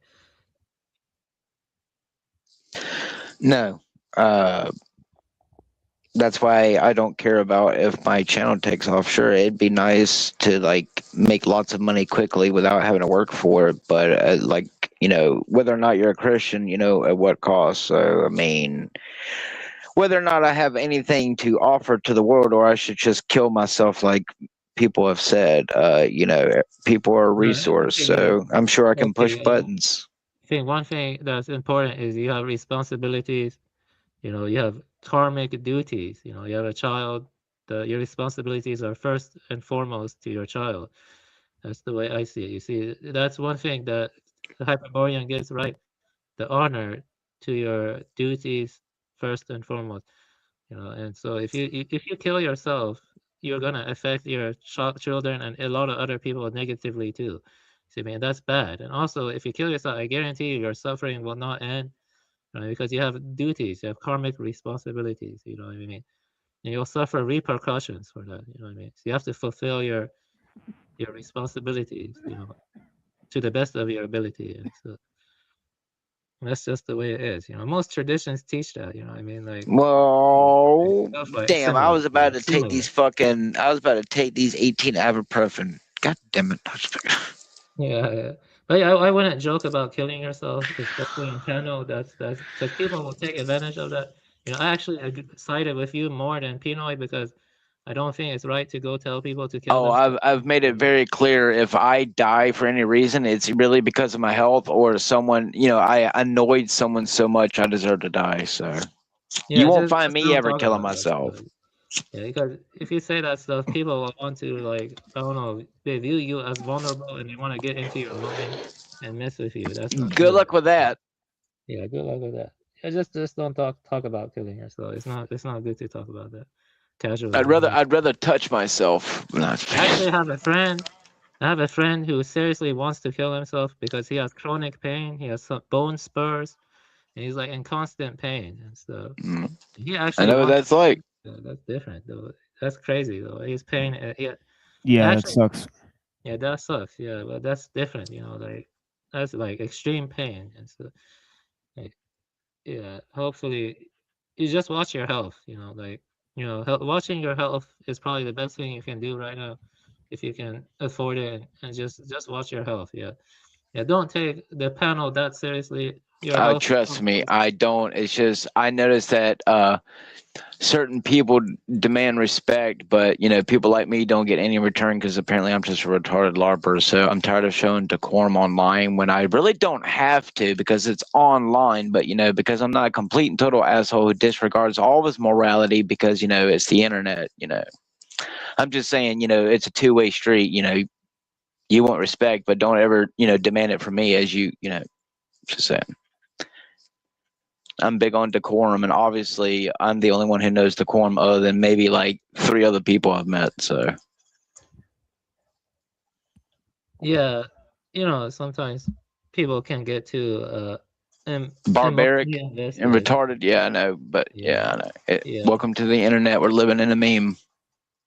When the only time I would ever tell someone to kill themselves if I'm sober is if they do something like, cheat on me and like my wife or what. I will never forgive something like that. I will definitely go ballistic. I get what you're saying, but Pinoy just reminds me of all the trans weird people who I've killed on DMZ because I was better than them, and then they told me that my son should get raped by a grown man and then killed. So I really don't have patience for certain people who just automatically degrade into personal attacks or whatever just because that's the only goddamn argument they have, and can't come up with something better. So. Yeah, that kind of stuff is sick. I don't find jokes like that funny. It's like dark humor.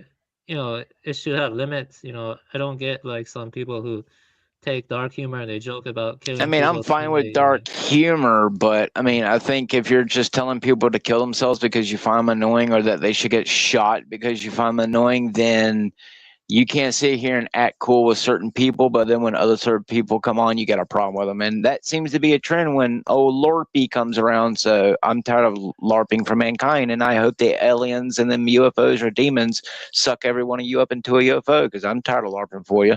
I don't get nothing out of it. I'm never going to grow a channel. I'm never going to get paid. That's why I have to go to strangers every once in a while and ask them if they're willing to help me. It's just one goddamn LARP after another until they push the button for them alleged non-existent nuclear weapons. So, or they melt the ice caps while they put it on Google Images and show you them, gigantic football field wide ice cubes floating around. That's going to raise that ocean level, but that's a LARP too, right? So at least you're keeping your heart pure and stuff. Yeah, that's right. That's right. It's been an honor LARPing with you tonight, boys. And I start playing that song from the Titanic. I'm just saying, I would like to not drink dog water, so someone send me 10 shekels. Because Neurojack ain't never going to do it. He just wants to waste my time and my health LARPing for people who would rather kill me and eat my flesh. But yeah. As he only cares about building his channel. Where the hell is Neurojack anyways? He just left? Yeah, I messaged him. Looks like he's not come back, so I think we'll just hang up the phone here. Sounds great. Yeah. But yeah, I appreciate you guys. Y'all the real people. Real. Yeah. At least I know y'all hearts are not completely mechanical. Yeah, blessings, brother. It's always a pleasure. Y'all too. Just like very sleepy. Like 2 days. Oh no, very little dude! sleep. I'm telling you, man. Please get some rest. Please. Yeah, don't care about any of us. You got to worry about yourself, or we can't, have you. So get some rest, man. hardcore sleepy at this point. So whatever happened at Saturday and then the show and then I just never slept appropriately. So and I don't think I will now because I had to get up in 4 hours to pray the morning prayer. So it'll be like very, very strange. Right. So yeah, not much sleep now either. So I'm gonna go to sleep for like 4 hours or 5 hours or whatever it takes. But yeah, blessings, guys. You too, man. Get some rest. You too, Avian. I appreciate y'all. Dr. Kelson says, only take natural meds if you can help it and resist the rage because it's not looking very good, y'all. Right. Definitely. The whackness spreading like a plague. Yeah. What's wrong? What's wrong? You don't want a digital abomination, There he is. baby? Oh, just an. Oh, all right. Somebody else is here. Who's that? Lucifer Crystals. Oh, this is this is Twilight for sure. Whoa, what's good, Oh Muhammad? my God! I was just thinking about him today. Look at there. Look at that. Talk about What's fucking up, brother coincidence, brother man? man. Nice. Guess we'll stay for another hour. This is crazy. Man. Oh boy. Can I ask you something, Twilight? You know that image you had of the man holding a goblet? Can you show that image or something? Man holding a goblet. You have to specify. It was black and white. He was holding a goblet above his head, and it looked like he was in a kind of ritualistic setting while he was holding the goblet. I made some with art and I made some with AI. So this particular is part of my codex that I'm creating. That's what that is. If you look at it, I don't know how well you can see it, but I'm I'm using some tools to take a whole bunch of very complicated ideas and you know use it as a way as a database to kind of concretize them so I don't lose them, and so that everything stays coherent. But yeah, I've been hella busy, but good to see you, Muhammad. Avian. Yeah, good to see you, brother. Dr. Kelson? What the fuck is that?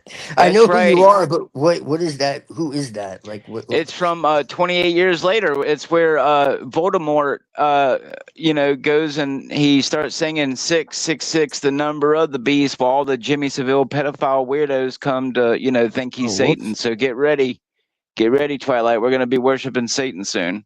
Well, I'm definitely sure that Neurojack left after he put Twilight up on the stage, so I'm pretty sure he's not coming back. It's like, he'll be gone forever now. So oh, now where's Twilight? Now he's gone again. Damn. So we don't get to talk to him. Right. But yeah, man, I've been waiting to talk to this dude, man. I appreciate his mind, definitely. I knew he went away to write the codex. Him and Unseen, man, we got to get back with them because they Twilight just drifting off. left. Yeah, no, it looks like he fell out. Yeah, he fell out, and then Neurojack's got to re-add him, but I don't know if he will, or I don't know if he'll come back. I don't know. Yeah, it is very disorganized. If Neurojack wants to grow his channel, the first thing he has to do is be organized. Like right, pay it. Right. Well, like a little bit of that stuff goes a long way. Like, for example, like just greeting people and doing the weird stuff. It does kind of like add a certain je ne sais quoi. You mentioned the beast, man, and they kicked me out because I am the beast. I don't know what happened. Like, right. No, I appreciate you too, Muhammad. Sorry, I've been absent. I've just been dealing with so much, man. I'm trying to. Come on. Work out. Cheating. What? Sorry, I'm playing DMZ and these motherfuckers are cheating. They got fucking auto aim. Oh yeah, got bots and shit. But anyways, Neurojack, Smoky Neuro Crack. What's up, brother man?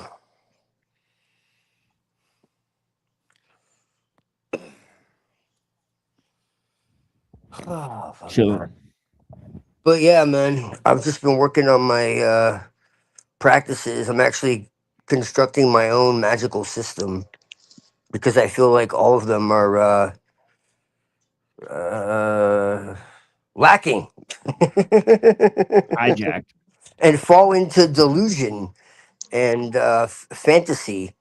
And most magic really is about perceptual control, cognitive improvement, the ability to learn skills. And like real magic is very practical and right here right now. Like it's not really about like disembodied worlds. And it's all become very much like to do with the astral plane and all this. Like the real magic is about like self mastery, about improving yourself. Like you can use magic to learn new skills and shit. Oh, It's very practical. so is it possible that with me showing all the satanic imagery in my new videos here lately, that's why alleged Satan. Freemason people are starting to stalk me now? I Can I mean, join? Can I join unless you're Twilight? Can I unless you're join? high level Freemason, dude, like most people don't actually worship Satan, bro. I can tell you that for sure. No, God damn it, they're worse LARPers than me. No, for real, bro. Like I know, like Freemasons, all right. I know, like Satanists. I know, like all these people, all right. They've tried to like bring me into their clubs, all right, and they're not all bad, okay. So you have to understand, like most of these groups are captured by like very nefarious people. It's never just like the whole group. That never works that way because they have to have people that are actually noble and righteous to hide behind. Evil has to have good to hide behind. You know what I'm saying? That's always how it works. You see what I'm saying? So like yes, the top all of course are completely corrupt and know exactly what's going on. But the other 90% have no actual clue and really just want to like help people and shit. They just want to do like baking and like help children in hospitals and all that stuff. you know but then you have like the top echelon that are like trafficking and like that's just how it goes, man. That's why it says like in all these different Masonic books, it says that most are not meant to know what's going on. They're meant to believe they know, and they're led into you know to darkness being and told that it's light, and they're blinded, by false representations of the symbols. And there's an order within an order, and it talks about all this stuff, if you really like read what they say. So it's all very compartmentalized, like the CIA. Like that's where the CIA got that whole idea. Like secret societies and intelligence and mafia and all that, they all work together. They're all essentially one, really, when you get into it. Like that's what you're dealing with. Like, like Hollywood is like the CIA, you know what I mean? As an example. And then Hollywood and like the porn industry and like this is all like a pipeline, and then you have like modeling and you know, like 95% of modeling is like into prostitution. And 95% of prostitution is non-voluntary, because at one time I was like, well, prostitution should be legal. And then I found out the truth and I was like, whoa, never mind. This is like evil. Hold on one second. What's up?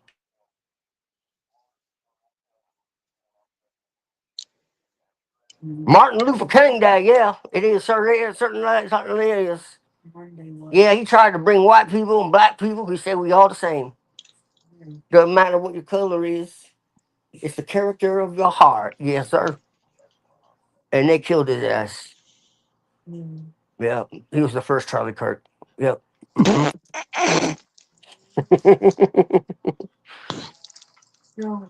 That was pretty funny. He had a dream. Then he woke up and it was a nightmare. Oh shit.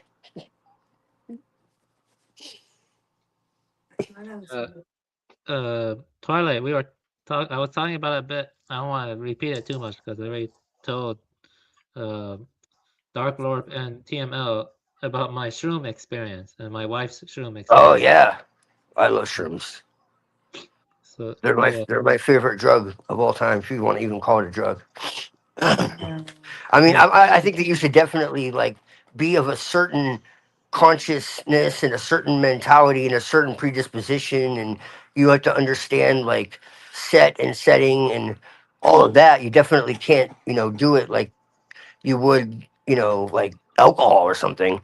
But if you're responsible, I think it can be life changing if you know what you're doing and you do it with reverence, like the ancestors did, in a shamanic, you know, Yeah. type of You want experience. you, But yeah, you go want to ahead, Adrian. explain?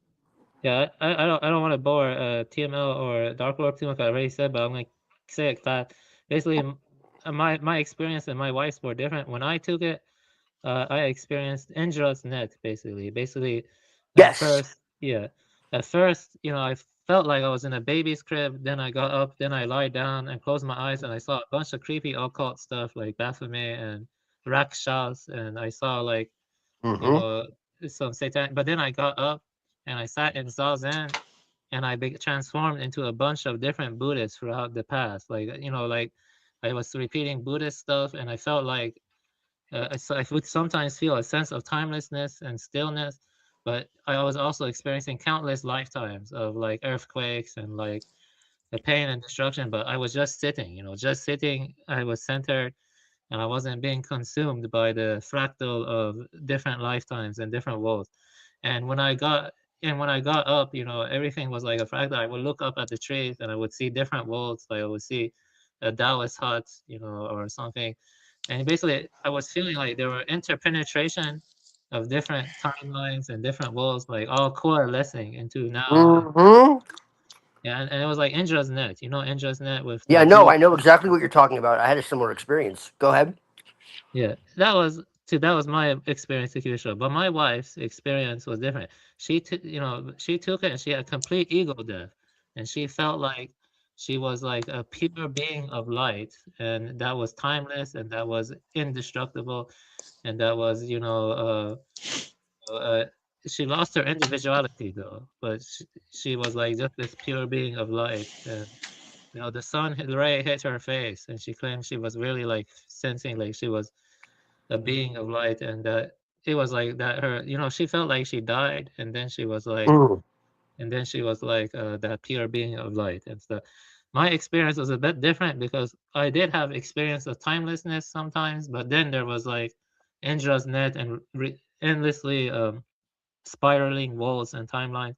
Like when I was meditating and saying Buddhist stuff, I actually thought I was like a Japanese monk for some time. Like I would transform into a Japanese monk, I would transform into a Chinese monk, and I was like sitting, and there were like different time eras and different stuff revolving and stuff. But yeah, that's those are the experiences.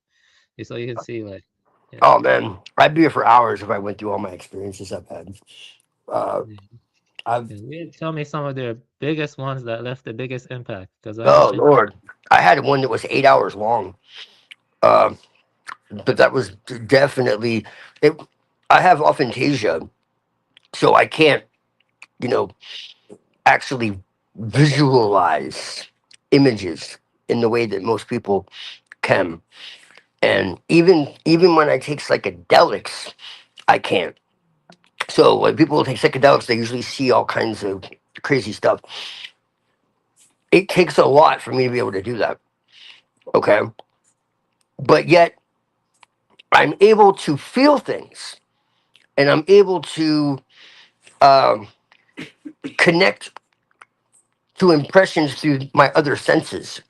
So it's very strange because, like, I don't even dream in the normal sense. I don't dream visually, but I'll get impressions. So, like, I'll wake up and I'll feel like things are happening to me. Okay. I'll get the cognitive, impression, or I'll get like the somatic impression, or, you know, like, I mean, sometimes I have like night terrors and shit because I have PTSD. So I'll be like fighting people and shit. It's kind of wild. And my girlfriends over time have especially pointed this out to me. And I like talk a lot in my sleep. And I don't know who I'm talking to. But I have like full blown conversations and shit. Um, but I go to the astral a lot. People have seen me, and it's really interesting because I can't visually see it, but if I set an intention to go into the astral plane, I can do it, awake or asleep. And I've tested this multiple times with other practitioners and people that are sensitive to this type of thing. Okay. And having said all that, there was one time where I actually did. I actually, or yeah, let me put it this way. I was actually able to visualize, but it was very, very strange. And the reason why it was very, very strange is because I wasn't actually visualizing. What happened is I left my body completely. But I didn't just leave my body like in a trance. I left my body for real. I tripped. Like they call it a trip. Like, yeah, I took a trip, all right. I was no longer where I was in physicality.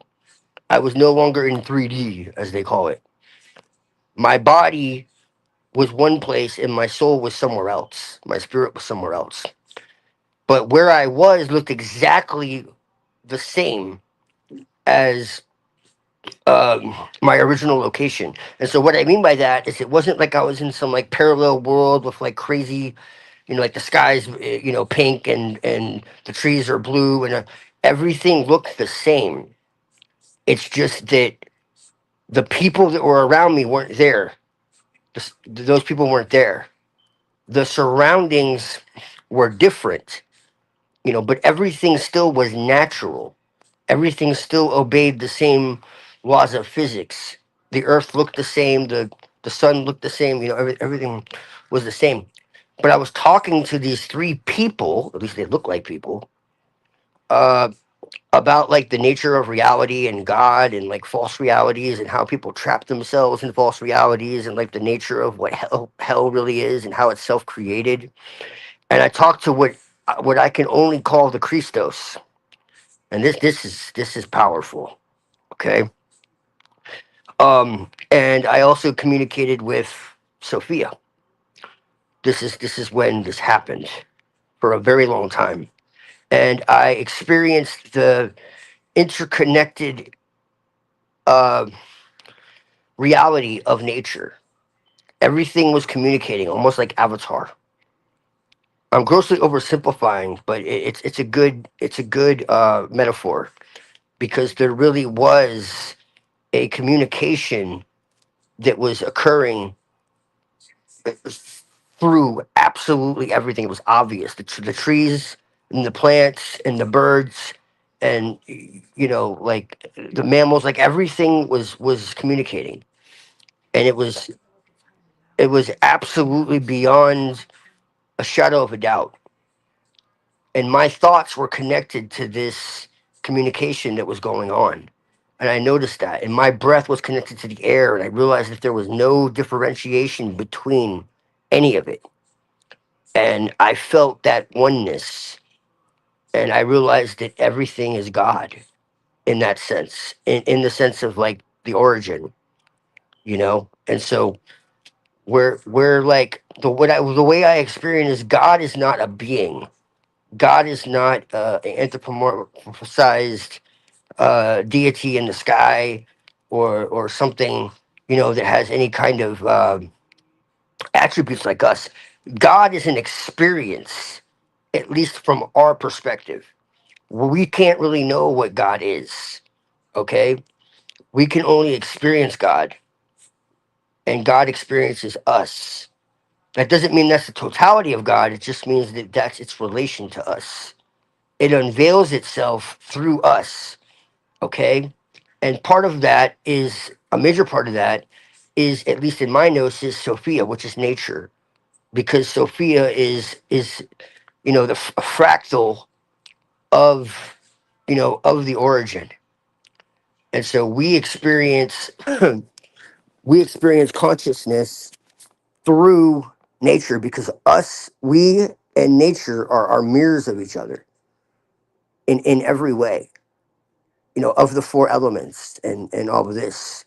And the base reality of existence is wisdom, love, freedom, and evolution. Not in a Darwinian sense, but in a sense of systems gaining complexity. Okay, so like if you look into like chaos theory, complexity Yeah, theory, John last man. emergence, everything is in a state of emergence. There was no beginning and there can never be an end. It's an endless state of becoming. It never stops.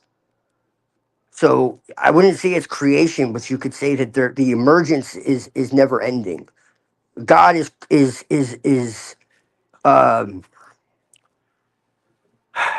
God, to put it in biblical terms, God never stopped creating. It's happening right now because God is timeless. God is beyond time, beyond space, beyond. So to us it appears as endless movement, but for God it is stillness, and through stillness God moves.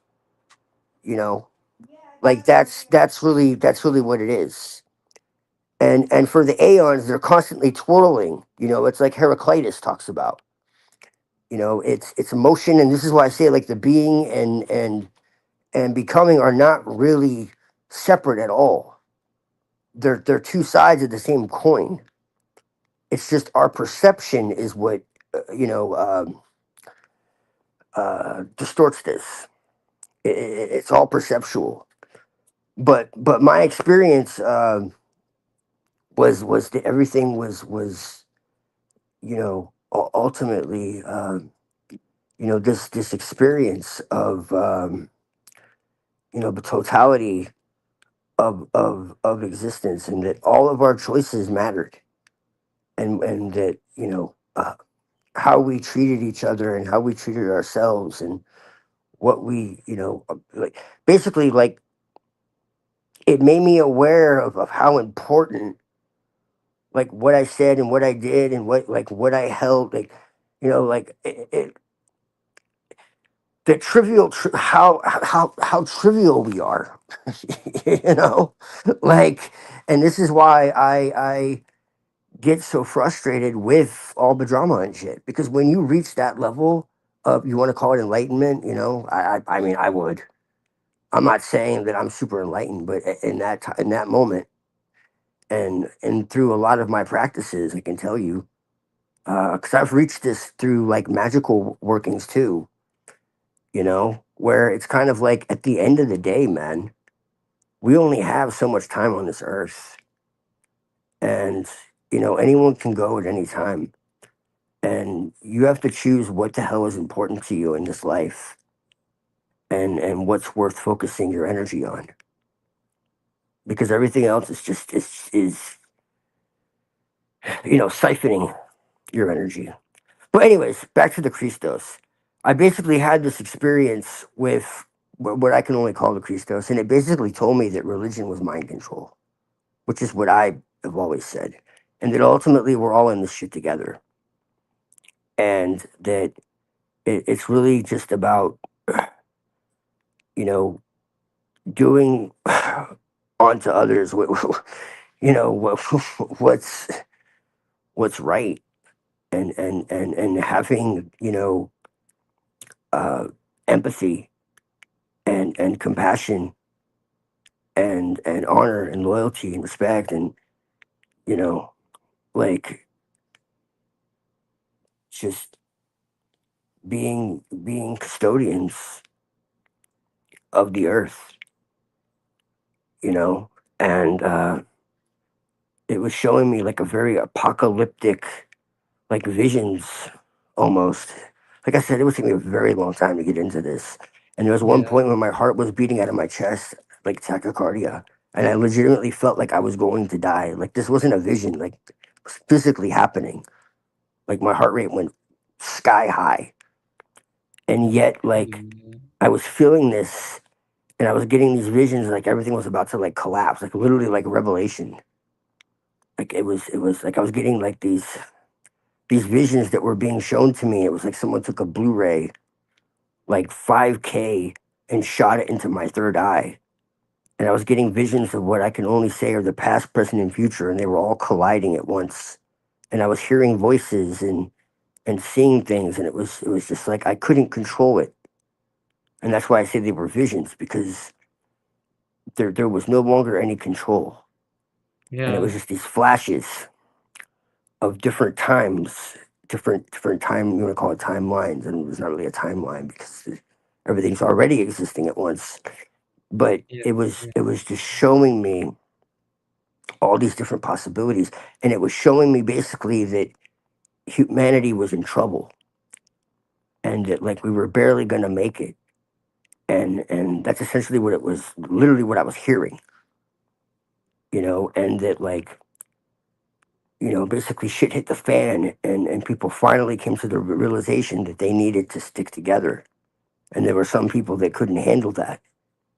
And it was showing me how, like with transhumanism, and it was showing me that like people were going to get to a point to where they were going to reject God. And what I mean by that, and that's why they were going to create their own hell. Because what they were going to do is what I was shown as hell is that people were going to choose by their own volition. It wasn't going to be a trick to reject all that is good. And because of that, because they reject all that is good, the only thing left is what is evil, if that makes sense. So that's literally hell. And this transhumanism and all this conditioning and normalization and the stuff that you and I, especially, Lord, talk about, is exactly that. Where it becomes a new normal, and darkness becomes light and light becomes darkness, and all of this, like that was going to be the real dividing line. It was going to come to that point where people were gonna choose what side they were on, and there was literally going to be a battle. And when I say battle, I mean battle. Like people were just going to decide, like they didn't want to go along with what was right, and that was going to be the real final war, you could say. And people were going to have this like transhumanist utopia, this false reality, literally, where they were living inside machines, inside of simulacras, and they could be porn stars or superheroes or gods or whatever, while the world like was destroyed. The real world was destroyed, but they didn't care because they were like drug addicts hooked up to this machine, this simulacra. And then it was going to become so normalized over time that people were going to forget it wasn't real, and they were literally going to lose their soul because they were going to accept a false immortality of the flesh while losing the true immortality of the soul. And like I said, I could go on for 8 more hours, but hopefully that makes some kind of sense. Yeah, it's it's It kind of was fucking similar to profound. my experience, but yeah. And this was like 2012. Oh, I see. Yeah, I took the. Yeah, I would say that like I'm kind of like in the middle, but basically during my experience, I wrote all sentient beings have Buddha nature, but it is atemporal. Either end the wheel or keep turning it. I mean that in karmic sense. And I also wrote afterward, grasping stirs waves. Releasing grasp shows the water was never changed. Grasping and releasing describe the appearance of disturbance and its settling. When there is no grasping, nothing ever changed, and the language itself falls away. So I would say that in some sense that my wife's experience was, and maybe Parmenides and Heraclitus. I lean more towards Parmenides, but yeah, I do think there is something to Heraclitus too. I think your experience, the nature of change and time is interesting. Yeah, I mean, yeah, when during my experience, I saw into like the past and like the East Asian setting. I think Japan, like during earthquakes, like Hojoki, and I was like transforming into different monks sitting and meditating. It was weird. Like I was losing my personality kept shuffling. I was becoming different people, and I also saw like all the paths, like different streams of time that were like coalescing and rippling into each other. Like when I closed my eyes and I was lying down, I saw strong imagery, like symbols and other stuff. I even saw Baphomet at one point, and so that was pretty creepy and stuff. But yeah, it was like interesting for me. But for my wife, it was more like Parmenides, like 100%. Like she like became a pure being of light, where there was no change whatsoever. Like, and there was no. She lost her individuality though. That's the weird thing, and she just became this pure being of light that's timeless and like is like I don't know, maybe that's more like the Buddha nature or like the Brahma. I don't know, but yeah. Oh, shrooms are weird. Like they really like. Yeah, it's hard to tell. Like, but one thing I will say is that it does feel like is the projection of mind does create reality to some extent, and if the mind is projectionless, if you exist in the projectionless state, there is no time in some sense. Like it's like a atemporal. It's like imperishable, ungenerated, and it's the unborn Buddha nature that is a non-abiding awareness. Sometimes I had flashes of that. Sometimes. And once I had a flash of that, and then like the whole world exploded from that flash. It was crazy. Like there were so many, like different like fractals and stuff. It was kind of crazy. Yeah, yeah. It was. I think from my experience, though, I think Buddha nature, all sentient beings have Buddha nature, and we should protect the earth too. Yeah. So I would say that I would recommend you read Pentti Lokola. If you haven't read him, Can Life Prevail? Because he really cares about nature. He wants to protect the ecosystem. You see, driving species to extinction is irreversible. And for that reason, we need to talk concretely about the species and other stuff too. Like, America used to have passenger pigeons. They used to number in the billions. And they were all slaughtered. They went extinct. All the passenger pigeons were slaughtered by and this. But the thing is, ecological problems aren't exclusive to just America or the West. The whole world is affected by it. Like India has tons of non-biodegradable waste now, like tons of and a lot of it looks deforested. And what's happening to the Amazon, and what's happening to Australia. All those poor koalas and stuff. It's a nightmare and stuff. Yeah. Back when human beings were in a pre-industrial setting, they couldn't destroy the ecosystems this much. What I mean? There is one exception to that, is that a lot of island habitats were heavily disrupted even during pre-industrial times, but not the continents. So, not many species were driven to extinction, but some island habitats were heavily disrupted. But you see, the main thing is driving species to extinction is truly bad. It's a truly unforgivable, and it's like irreversible. What I mean, when you're driving to extinction. And at least 50% of primate species are endangered and stuff. A lot of endangered species out there. And what's crazy is elephants now, they're like evolving not to have tusks. Did you know that? Like a lot of elephants are being born tuskless, because they kept being poached for their tusks.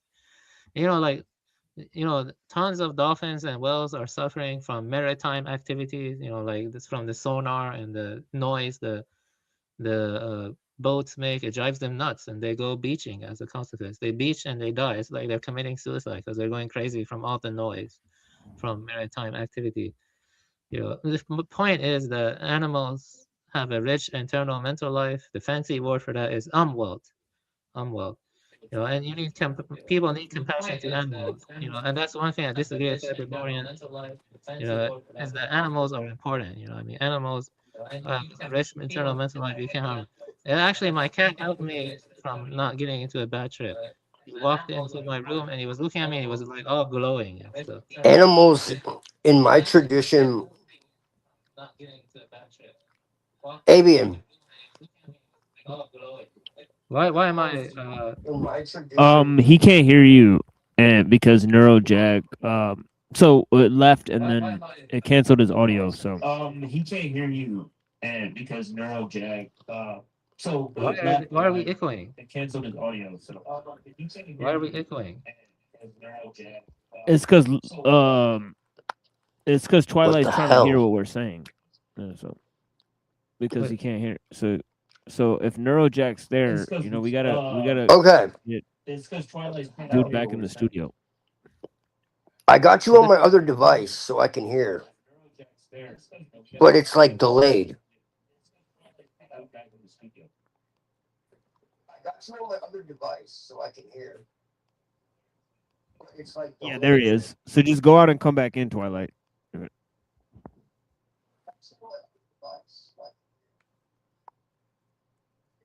There he is. So just go out and come back in, Twilight. All right, is anyone there to bring me in? All right, hold on. Yeah, I'm here. Neuro's there. What happened with his audio? I don't understand. He can hear us, right? His audio cut out the way sometimes people can't hear each other. So But we could hear ourselves talking in the background. That's what I don't understand. Yeah, because he's watching the video live. But so he's watching. He has like multiple devices. Interesting. Yep. Okay. Yep. All right.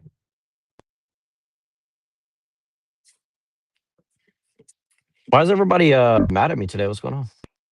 I'm not mad at you. But no, I mean me and Pino were having a conversation and Lorp's like yelling over top of everything we're saying. And I mean Lorp. Well, I wasn't yeah. here. I don't know. I'll be right back. Avian was trying to tell me they were fighting. Yeah, I'm not even mad. I was just more like, I don't understand what's the big deal. It's like we're all just talking, and then it's like everybody's pissed off. Yeah, I'll be back too. I need to get some water. I mean, Pino says some stupid shit, but I mean, like, he told you to off yourself, but I don't think it's all that serious. I've seen him say way worse things to other people. So he kind of just pulls that move a lot. It's kind of a joke, like. Yeah, I don't think it's like. I think it's more like we're having a conversation and we're just trying to stay on topic. So I'm just saying, like, LARP. Not, I don't think he or anybody here is like against you. I think we're all trying to, we're trying to like figure out how can we all like grow our shit and grow our community, if you will. Yeah. Now maybe I can't hear him. I don't know what's going on. I can't hear him either. I can't hear anybody except for you right now. So. Yeah, I'm here. Can you hear me? No, I can hear you. Yes. Yeah, I was drinking. I got some water. I went to get some. Let me see. Let me see if the thing is messed up. Let's see. Yeah, where's Twilight? You say he's coming back? Or yeah, Lorp is muted, so he should be. I mean, he said he's going back. I guess so. Let me text him and see. He hasn't texted me in a while, so I'm not sure if he's. What's going on here?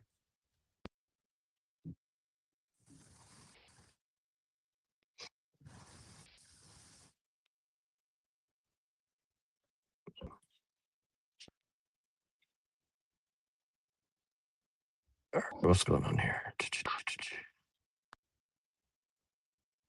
Where's this dude shit? Yeah, I mean, if he doesn't come back in 10 minutes, I'd say shut this thing down. Did I send him? Oh, I did send him. Definitely. Okay, so now he can't hear me. What the fuck, man? Yeah, I can hear you. Yeah, I know, but Neuro can't. Lorp, are you still there? Neuro, can you hear me now? Neuro, are you there? All right, there he is. What's up? He can't hear us. All right, welcome back. It doesn't matter. So. Okay, that's better. Real talk. Fuck Pinoid. That was my paisano. Okay, we're probably related. We were really tight, and then he just started becoming a disrespectful prick. So fuck him. Like, real talk. And he is very disrespectful to Lorp. So yeah. Yes, I agree. Yeah, he told Lorp to kill himself. I told him that's going. Yeah, that's not a joke. Yeah, it's not a joke. Yeah, I agree. Yeah, like I'd punch someone in the fucking face. They said that shit. Yeah, I agree. We're in agreement there. So yeah. He's and he's Italian, so that's personal because he's misrepresenting. Like I don't fucking appreciate that, and it pisses me off more because I actually thought he was really cool. So unless he like apologizes, which I don't see that happening. Yeah, he is. He You he know, can be like smart fucking. about some stuff, but he needs to improve his attitude. In my opinion, he's But smart. anyways, yeah. So what I was saying is, I didn't even hear anyone talking when I was like giving my whole spiel I don't think until you can I hear you again. checked my other device. I didn't.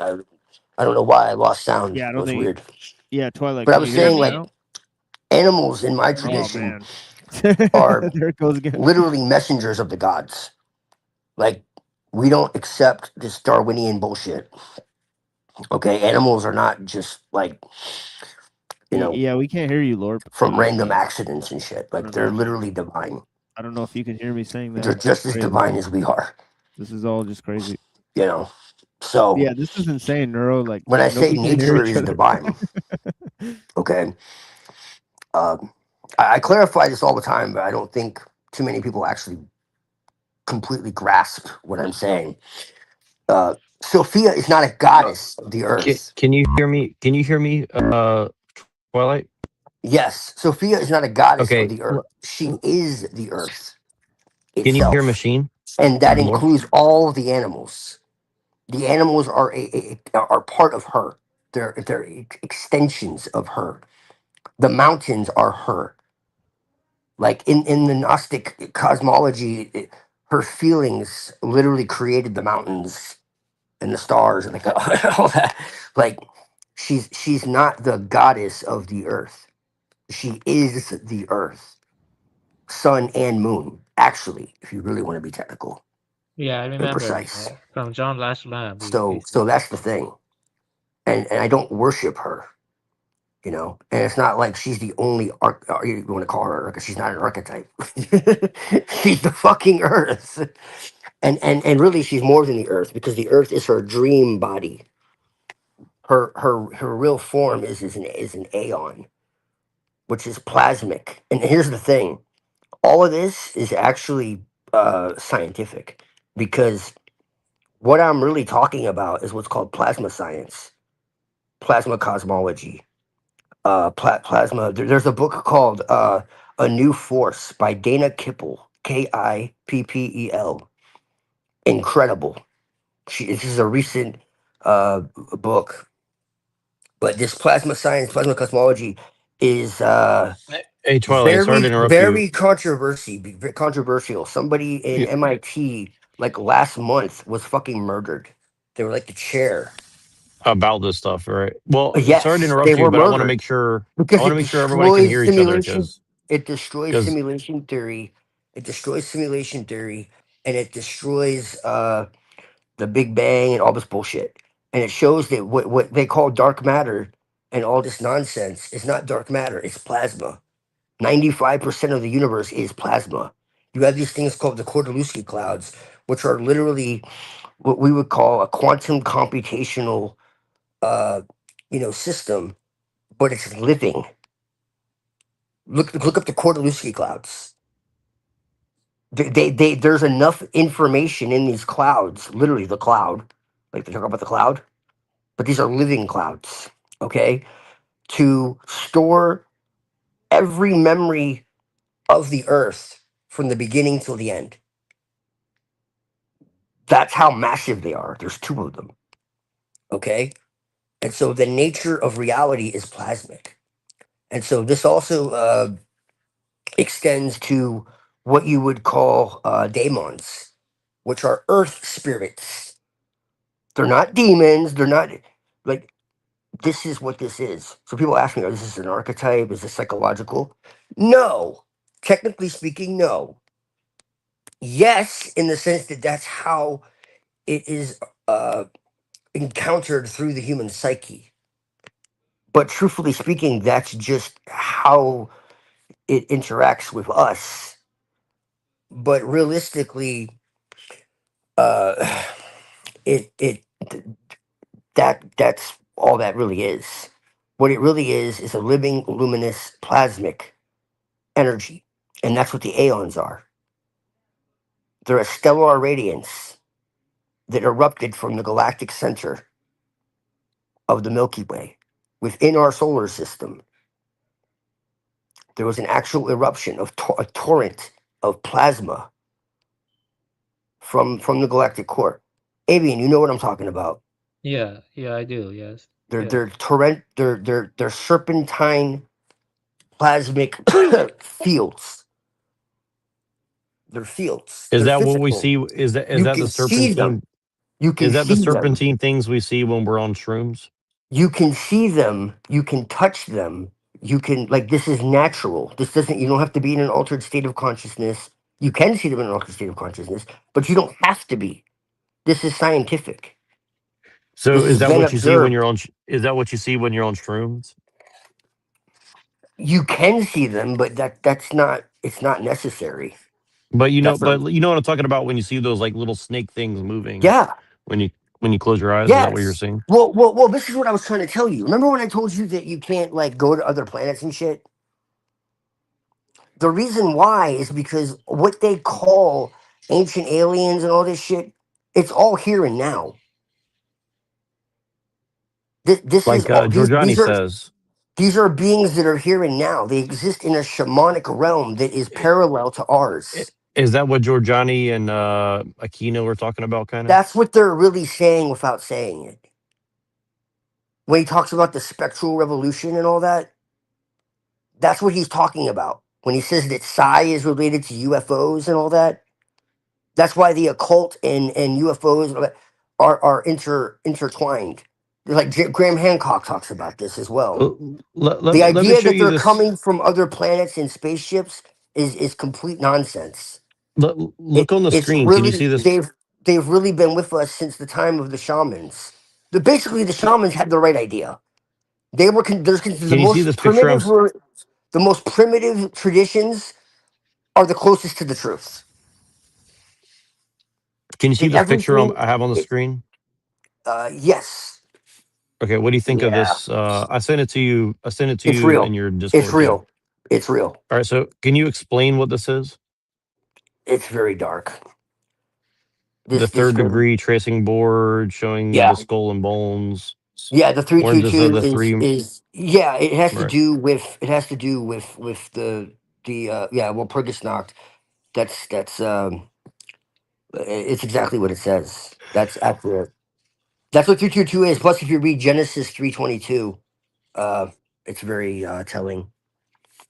Clandestine Lodge 322, Order Skull and Bones, they're Yale Well, University based. what it really is through death and rebirth, they believe that they can cancel out karma. If you really want to get into it, like a lot of these people that do sacrifices and shit, they actually believe that they're freeing trapped sparks, That and they right. That believe that through torturing children and shit, that they're well, ultimately helping them for the next life. I'm not it's kidding. funny you say I'm not saying it's that because true. like I'm saying this is their insane no, justification. it's funny you say that because like I literally made that argument against somebody the other day. I can't remember who it was now, but It's it it's was really it's funny. it's Their basically the reaction that I got precursor. was funny. It's the precursor to the Sabbatean Frankists. Well, isn't that what the Jews are doing when they swing the chicken over their head and stuff? Or they Yes, like or they like saw the head off a bull and stuff. You know what I mean? yeah, I can show you like legit articles like in like Jewish publications that talk about this shit. Like literally Right. how there was like all these like children coming forward and saying there were all these like this is a straight article, like mainstream article in like But isn't Haaretz or this like Israel Times. yeah, but that's the thing is like all this is out in the open. And so that's what I'm Yeah, saying is like it's kind of weird how like it's sitting out in the open and then you have like these like Church of Satan guys who like that's a kind that's of a that's like a that's a that's a that's a that's a sideshow.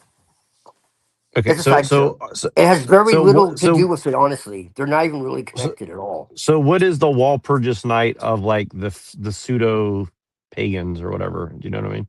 The pseudo Satanist or whatever. That's what I'm trying to tell you. It's a distraction. The real truth is what they try to say was a lie, which is I don't want to get you in trouble, but uh, you know I mean, just say whatever. I don't care at this what point. what they called blood uh, libel. Bible, Yeah, right?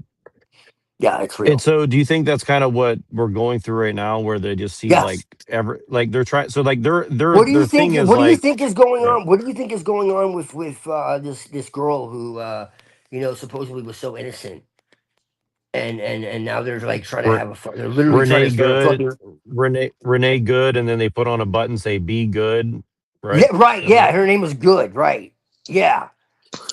Yeah. Well, Look into that her it history, sounds dude, like a psyop, and look but into like, dude, Well, it's it's beyond a all psyop. That's it's what he's saying. beyond a He's like it's psyop for beyond a sure. psyop. It's a ritual within a ritual within a ritual within a ritual, Yes. essentially. Yeah. Yeah. Yeah. No doubt about it. No yeah, doubt about it. everything is an And initiation ritual. she absolutely they don't show you like what really happened. The videos they show you do not actually give you the real details of that event. She wasn't innocent, She was a Charlie Kirk straight up. 2.0. Well, yeah. I mean, it's I mean, very. I mean, do you know about what's yeah. going on in England? My girl's in England right now, No. What happened? for university, um uh and legit, like all of metropolitan London, like they're all admitting they're Freemasons just out of nowhere. Just out of nowhere, they're all just like, yeah, we're Freemasons. By the way, So, what do you think about that though? Because like, don't you think there's some good, there's some bad, kind of like you're saying, or what's the deal with that? well, yes, but here's the thing: with police, see, like, okay, it's like this. If you're just a Freemason, okay, cool. When you're a Freemason and you're also a judge, you're also a police officer, you're also connected to like the Knights of Malta. That's what's different. So basically, what I'm saying is, your neighbor down the lodge who's a Freemason, okay, And so, what you're saying and is like it's not even like crypto Jews; it's like crypto Sabbatean Frankists or something worse than absolutely, that. yeah, they're Edomites. They're what Jesus called, the synagogue of Satan. What, uh, you know, he cursed. He cursed them. He cursed them. Read Obadiah. Like, if there's a curse. So is that so? Is what they're trying to do like invert the curse on us to get out of their karmic Yes, position, yes, essentially? that's exactly what they're doing. You just nailed that. I've been trying to say this for years, and no one heard me. Finally, someone gets it. That's exactly what they're doing. That's the scapegoat I mean, ritual. it makes a lot of sense to me. I mean, I think that's kind of what a lot They of see these Jesus as the these scapegoat, and what they do is they invert it, bro. wasn't that a Instead lot? of Well, like a Jesus lot of the taking movies away the about sins, Egyptian. Hell Isn't that what a Saint instead lot of of the Nick. movies about? Isn't Hell that what a lot Saint of the? Nick. Isn't that what kind of Crowley was talking about in a way? Is that what you're saying? Isn't that kind of something you get at? well, Crowley actually exposed Blood Bible, and that's why they demonized him, and then basically inverted what he was saying. Because when he was talking about sacrifice, he was actually exposing it, and I could show you that he was actually exposing sacrifices that they were doing. Can you get into that a little bit? But he he got in trouble for talking about blood libel and all that. I would have to like get my copy of Magic and Theory and Practice, but it's there. Like, yeah, he was like giving the history of magic. You know, you have to understand, man. This is like the 1800s, So, 1900s. so You know, would you say that there's a split within the British Empire about like crypto Franca there is Sabbateans and no then British. like There is other no British people? Empire. There is no British Empire. First, you Well, I need to know. Well, realize you know what that I mean. there is no British British Empire Empire. is in like the pseudo It's a British Israeli crypto. Empire. Right, Well, right. So British means Brit means but uh my point is if means you're right about covenant, and ish Crowley, means no. This is right? important. Brit. This is the truth of the British Israelism, because there's truth in it and there's a lot of deception. Brit, okay, means covenant or contract. Ish means man. Both of those are Hebrew terms. Understand that. There is no British Empire. There is no European monarchy. This Right. is So what you're why saying the is what idea you're that no, this is but no, why the listen, what idea you're that saying there's an is Anglo. This is the idea why the idea that it's Anglos is completely bankrupt, because there is no European monarchy. It doesn't fucking No, exist anymore. what you're saying is that the idea is that they're trying to put a curse on white people and Europeans to be Yes. contracted men for their blood libel, so we get sacrificed in their stead. They want to eliminate us because we're the only people on earth who have stood up to them all through history. This is where Hyperborean is right. This gets into the deeper. This is what the Aryan is really about. It's not about fucking blonde hair, blue eyes, any kind of superior race, any type of anything like that. And not all Aryans were even fully European. It goes much deeper. This is literally a battle that's been going on for thousands of years. That's been covered up. This is the reality. This has been going on a long time. This is Yeah. part of the conspiracy. Jesus was not a Jew, as you already know, but it goes Twilight, deeper than that. Twilight, you need to add This me is what back I'm on trying to tell Discord. you. The church was infiltrated long ago. There was a Oh, church in Ireland before there was Rome. I can can show you you even that. hear me?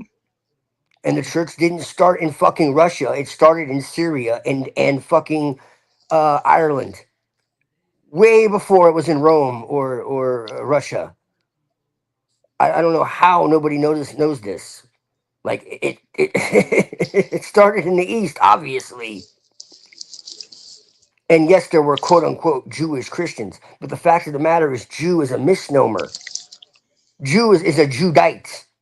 That's what it is. Jew is a common is a modern term.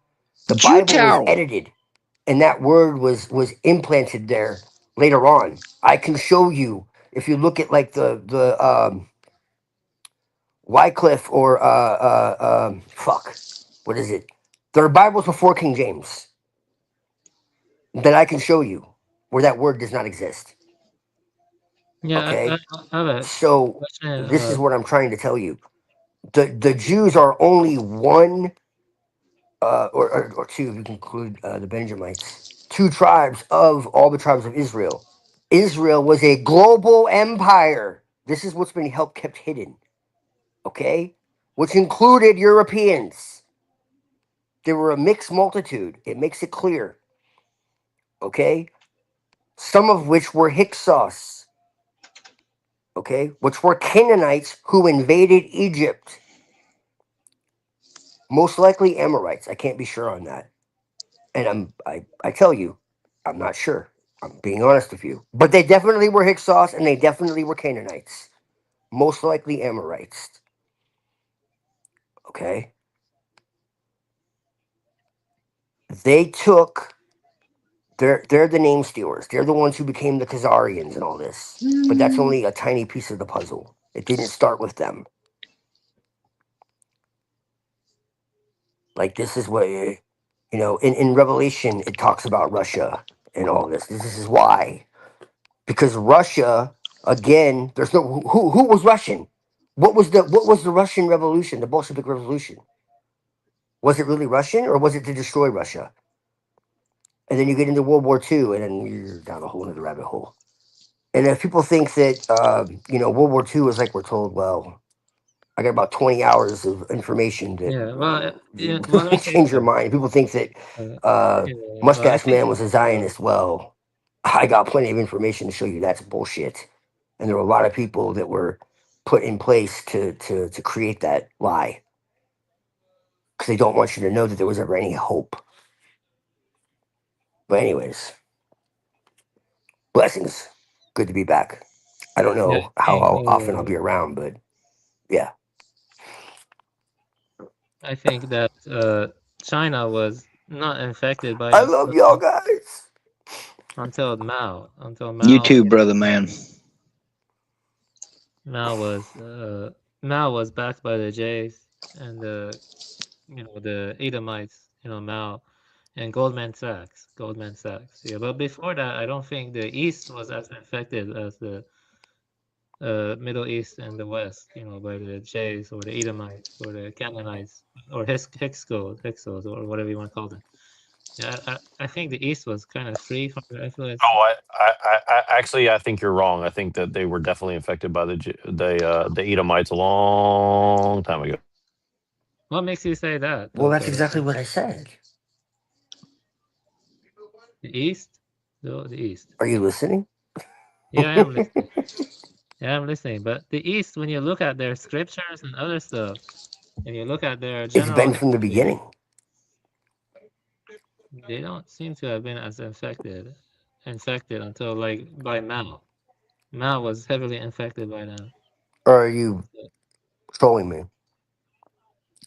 Like, like the Tang and Song dynasty. You think the Jays were like infiltrating Tang and Song dynasty or something? Like, you need to look into that. That's the high point of China, and the high point of Japan is Heian and Edo period. Like those periods. See, I'm more interested in the East when it comes to spiritual matters. So Did we lose audio again? yeah. Well, Who fucking knows? I don't think they were that infected by the Jays, to be honest. The East, like Heian, Edo period, Tang, Song dynasty. I feel like Middle East and West are kind of overrated when it comes to spiritual matters. So that's my personal sentiment. Because when I read something like the Lankavatara Sutra or like the Diamond Sutra, Well, I think not Twilight's going to tell you that you're absolutely wrong on that one, though. yeah. Did I Well, lose audio again? yeah. I can hear you. You can hear me, right? I can hear both of you. Twilight, if you can hear me, go in and come back out because I think somebody can't hear somebody. I can hear you, but I can't hear anyone else. Can you hear me? No, he can't hear you. What the fuck is going on? Yeah, Just I'll go out just and come back in. yeah. Or reset it. Yeah, I had to completely reset my cookies. StreamYard be gay like that, though. It's always the ones weird shit.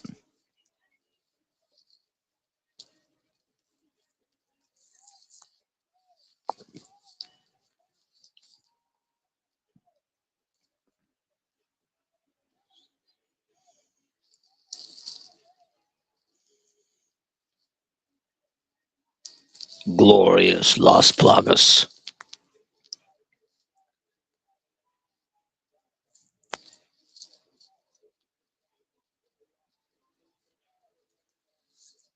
Not hear me? Yes, sir. Yeah. Can you hear? Yeah, okay. I'll just wait for Twilight to come back. And so hopefully he gives me room to speak. Well, why do you think that the East is untouched? Because if you look at, you see, the thing is, the problem is, a lot of people who get into Buddhism or Taoism, they don't research good translations.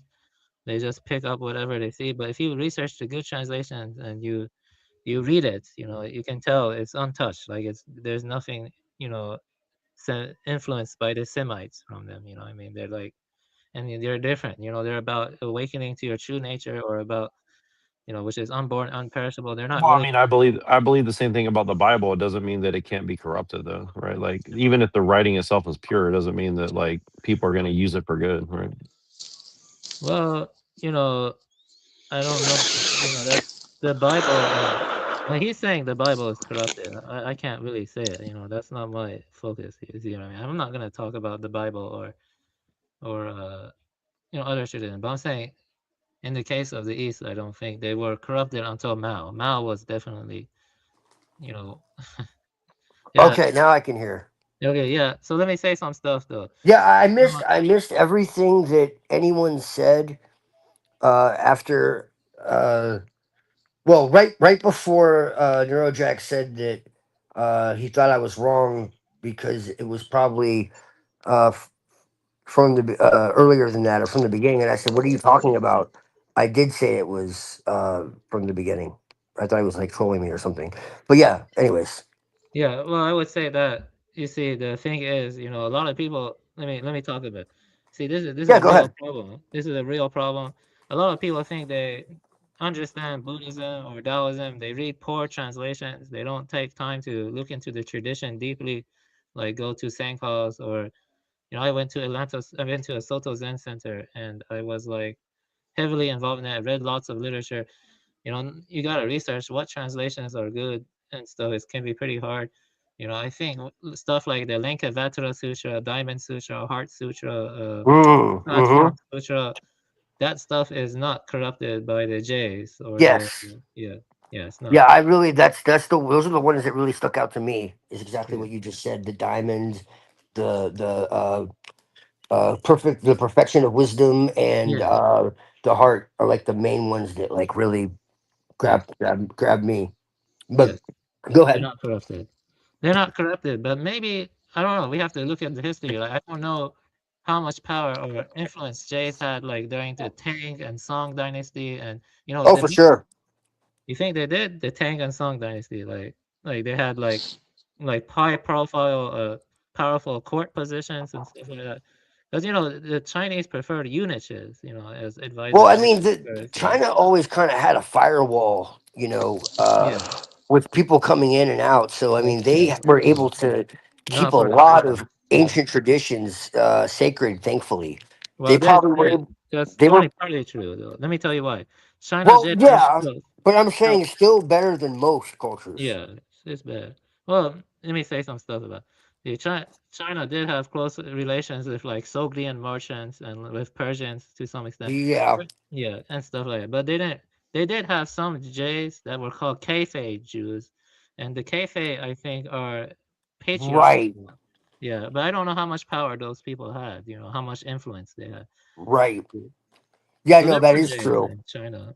Yeah, maybe Tango or based on the Jays. I don't know the Tango. I'm not sure, but in Japan, but Japan. The highest points of Japan were probably Heian and Edo period. Those were I very love high. Japan. Yeah, me too. Yeah, but they don't seem like they were as infected by Jays until recently. Yes. Yeah, but Well, they see, are now dealing with influx of immigrants. You believe that Japan is being yeah, overcrowded due to extreme tourism and commodification, and those are the recent leader of Japan, who's a female, I forgot her name. She was like acting like a Trump figure, like, oh, we're going to end this immigration, but actually she flooded the country more with Indians and stuff. yes, Yeah, so I would say in recent times, like a Dalai Lama definitely is like an antichrist figure. He's definitely, yes. he is like that. Yeah, he's not genuine. He's definitely subverted, and yeah, I don't trust him. I don't trust the Dalai Lama. Which is a tragedy because the Dalai Lama used to be very pure. Yeah, probably until recently. Yeah, probably he Yeah. had a rich tradition too. Yeah, Well, a lot of these countries were forced open yeah, they were. because, like you, I have a massive respect for the Far East. Yeah, exactly. I think it You was know, more recent though, probably like post World War II. I think so, maybe like post. I think the traditions there are probably the richest Yeah, I agree. in the world, honestly. Yeah, I agree. Outside of like you know the actual my actual Telestic tradition. When I say Telestic tradition, I don't just mean Lash. I mean the tap roots of it, Yeah, which like were Lucidity and in Mystery. northern Europe and Yeah, like nice. in like in northern Europe and like Ireland and like the Thracian like area, like the Baltic. But Yeah, yeah, and India. I mean, but they had the same issue where it got really uh, homogenized. They're like one of the most friendly uh, to the Edomites is yeah. the In Indians recent now. They're times. like working together. I mean, it's Yeah, because of the Edomites that the Indians are everywhere. And these aren't like the very enlightened Indians. These are the like con artists and scammers and shit. yeah. You That's know, that's true. Yeah, if we had the enlightened Indians coming over, that would be great. But it's not happening. You know, because I have a lot of respect for India. And its culture, but they're making sure they send over the criminals and the lowest level. you know the the the the the lowest common denominator. But yeah, I mean, India does have a strong tradition, and India was Aryan as well. You know, and it doesn't matter their skin color; they were still Aryan.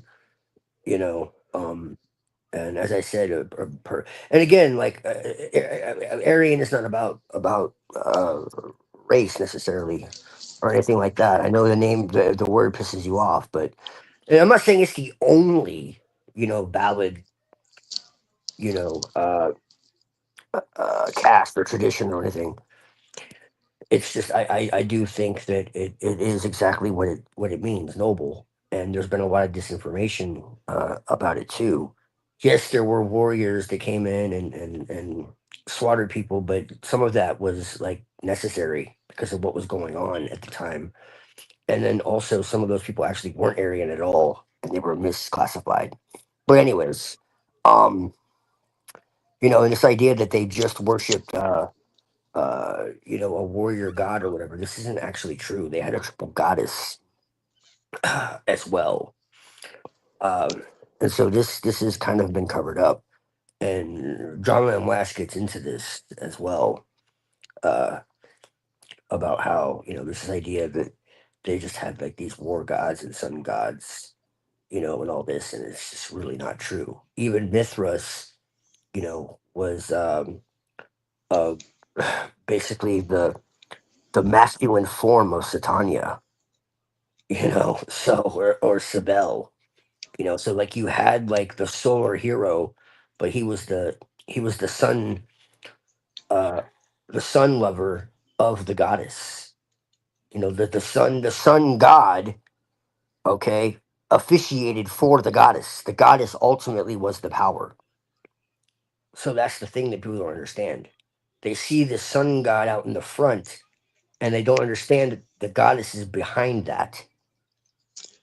And so ultimately that's the reality. And then the goddess always represented nature in any real pagan tradition.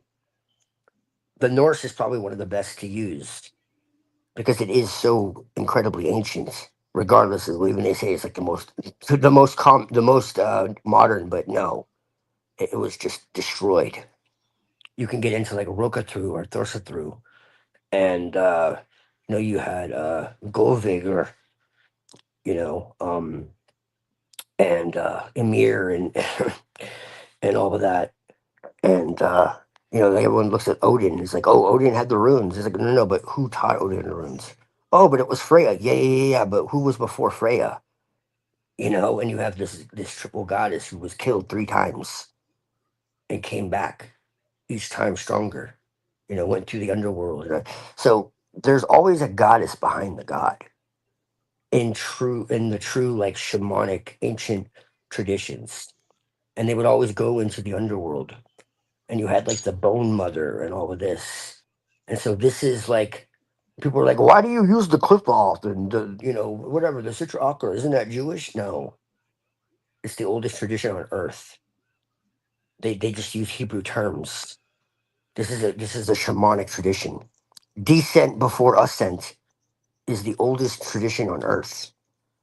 Like it's shamanic, really, when it's stripped of the Hebrew mythology. They just kept the Jews are very good at keeping records, kind of like the Egyptians were. Uh, and if they ever deciphered 100% of the hieroglyphs, which we got about 5%.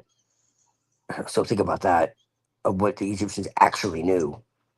Uh, you know, if we got 100%, like we would have like the knowledge of the universe, because Egyptian knowledge is connected to Atlantis, and so is the Druids. And we'll get into that another time. But uh, yeah, yeah. So like people forget like 90% of the knowledge we had of the pagan world is gone. So when people are like, "Oh, there's no evidence for any pagan tradition having, you know, this and this or that knowledge, and the Abrahamic religions are unique," and it's like, yo, 90% of our tradition was wiped from the fucking earth. It's people, it's tradition, it's artifacts. It's like, are you kidding me? And there's historians who wrote all about it. And they're like, oh well, those historians didn't know anything. And it's like, yeah, well, the more we look into it, what they talked about, the more we realize that those historians were more fucking accurate than our historians today. And I didn't even know that. But I started doing research, and I started realizing like, yo, these historians were not like wackadoos like we were told. Like a lot of them, like Herodotus, or like they actually knew what they were talking about. But anyways, yeah, the goddess was always primary. Well, yeah, well, you see, there were Anatolian Neolithic farmers, Yes. Yeah, those guys had a goddess, but the steppe Yes. people, their primary goddess was the daylight sky. It was called DS Peter and stuff. And yeah, I mean that's what I read, that's what I see. But No, Deus Peter is the god. yeah, the That's daylight Jupiter. sky. What became Jupiter? The goddess, the goddess was Theosis, which is Venus, the morning star.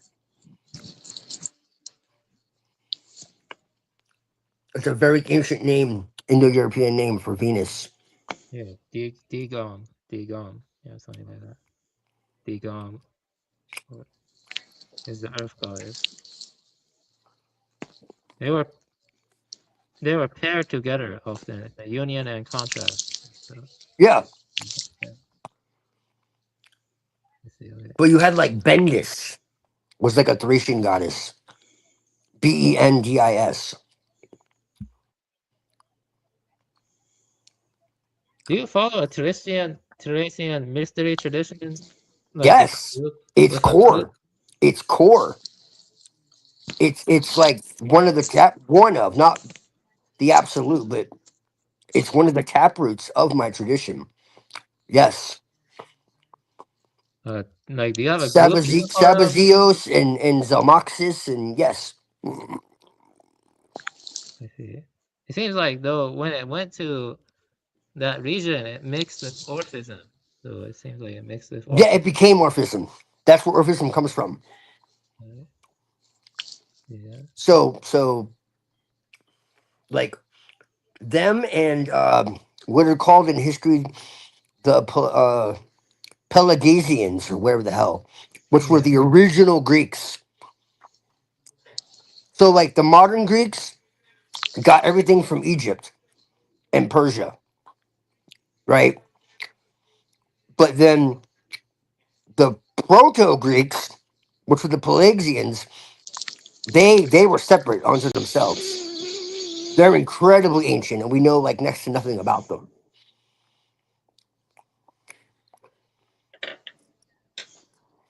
So if you like, are you part of a group that practices the Teresian traditions, or not really? Like, I'm not part of any group, no. oh, I see. Nope. So you're like mixed Teresian tradition I with, am eclectic as hell. yeah, I I see. just I'm a magus, dude. I'm a magician. I use what works and throw away what doesn't. You could say I'm a chaos magician at some level, but not in the modern sense. In the sense of what that originally meant. Chaos magic originally had its roots in shamanism and quantum physics, basically. That was the original root. Uh, and so, yeah, I mix East and West. Yeah, I can respect that, but I personally prefer to keep it unmixed. Like if you follow a tradition, it's not good to mix too much. I mean, because there are a lot of incompatibilities that can be unforeseen, or like it's very nuanced. So I like, Well, you see if you don't like, it depends on your worldview, though. Like, yeah, there's a lot of Eastern practices that are very beneficial, like yeah. qigong, bagua, different like meditations. Yeah, You I already know, know you see, let me tell you this, Bodhidharma, he went to China, and then he found this, he had a lineage of transmission, and he had the sixth patriarch, which was Hu Ning, and after Hu Ning, the split to Northern and Southern school. But in general, they keep a lineage of patriarchs based on mind-to-mind transmission. And so, yeah, so yes, it traces back to Bodhidharma. But the whole teachings are based on, awakening to one's true nature, suchness, which is fundamentally imperishable, unborn, and yes, yes. So, yeah, like, I agree with that. yeah. So yeah, mixing too much with that, like Alan Watts, I don't personally, I don't I like personally. Alan Watts. I What? mean, I like Alan Watts. I think he oversimplified things a little bit, but I do like him. Yeah, I mean, he's all right. Yeah, but I would say someone like Red Pine or someone closer to the tradition is fundamentally better. Yeah, Red Pine is Bill Porter and stuff. I There's like good. I like Tenzin Wangyal Rinpoche. If you've ever heard of him, Tenzin Wangyal Rinpoche. Is he Tibetan? I believe so. Yeah, I don't know the Tibetan stuff that well. I have a Oh, I friend in love it. there. I Yeah, love it. like Narayana, and like Dzogchen. I think it's Yeah, good stuff. I really love Dzogchen. Yeah, I went more the Mahayana route, the Shan Zen route. Yeah, Yeah. I like that too. Like I said, I'm open.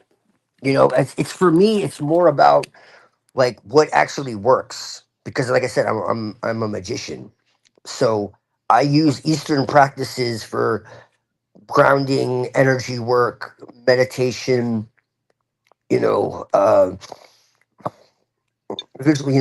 that type of stuff, and then I use Western magical traditions. Yeah, I can respect that.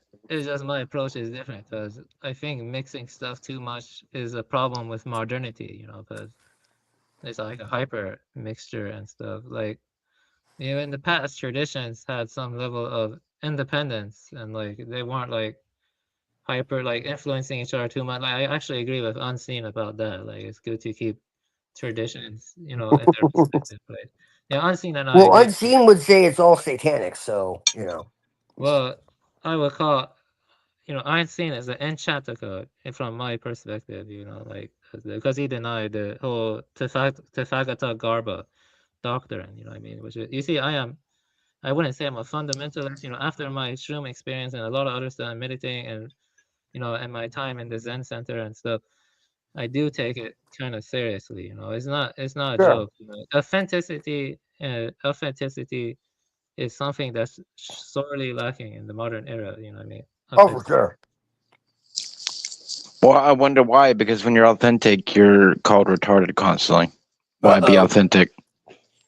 Yeah, it's because the thing is, modernity only treats science as the authentic means of knowing things, and that's highly limited and that's highly wrong. I think the tradition is the better way to learn things. What's science? We don't have science anymore. We have scientism. Yeah, I mean, that's more precise manner of speaking, yes. It's really not. I love science. I'm a science nerd. But what we have is nothing to do with science. I would say that If we science. brought science and spirituality together, we could conquer the world. No, I don't want to do that. No, I don't want to bring science and spirituality together. Science I do. is evil. Let me tell you why. How many more animals have been sacrificed in the last 80 years than all of human history put together. I mean, Yes. because you see most of what we know about visual perception actually come from the macabre experiments on cats. I mean, they put electrodes in their brains, and that's how we know. Well, that's a About perversion of science, though. It doesn't have to be that way, Avian. I agree with you, but it doesn't have to be that way. That's just sick people. Yeah, but that's most of science is sick then because most of science is based on that kind of stuff. I Yeah, I mean, know. I do. They do terrible things to monkeys, and the CIA did some really terrible things to monkeys. I don't know if you know about that. yeah, I think I've seen that stuff. It's horrible. Yeah, it's horrible. They still do terrible things to monkeys. What I mean? Yeah. Yes, we have an organization called AICUC. It's like AICUC, and I think they're corrupt and they're not really like they're just there to support the paradigm. I think that's what they're called. I have to double check, but yeah, I would say the true knowing come from meditation and stillness. I mean, it come from that. It come from the non-abiding awareness. That's what they call it. Or like Huning says, the awareness that is unattached to all impermanent phenomenon and stuff. Yeah. That's I actually think that Jesus was probably closer to like a Buddha than most people could ever imagine. To be honest with you. Well, that's fine if that's what you believe, but he's not a part of the tradition. Like it should not be put in the tradition. It's like me putting Buddha in Christianity. It doesn't make sense. Or putting Jesus and Buddhism doesn't make sense. There are incompatibilities. You know, what I mean, there are. You know, Zoroastrianism. I'm talking about the original teachings, not the Pauline Christianity. Because what we have of Christianity today is not the religion of Jesus. It's a religion about Jesus, from a guy who was crucified, from a guy who was murdering Christians and never met Jesus face to face. And then we're told, "Hey, trust me, guys. I saw him in a vision after I was murdering everybody, you know." And the Roman, um, you know, cult, you know, gave me authority over everybody, and you know, changed my name to Flavius. Yeah, I know what you So mean. I'm not saying Jesus was a bad guy or God incarnate or a celestial spirit, however you see him. no, I'm saying he has no place in the Buddhist tradition. It's like putting Muhammad or Zoroaster in no, Buddhism. I'm not saying he was in the Buddhist tradition. I'm He's saying not. that he was more like that than Well, what maybe. um, they Right. they preach today. Yeah, that's true. Like the Sufis, you find many parallels with them. The mystic Christians, you know, Meister It, Eckhart. You know right. Meister Eckhart. If Yeah. you look at like Jacob Bohm, or you look at like the Gnostic Yeah, Christians, I have. Yeah.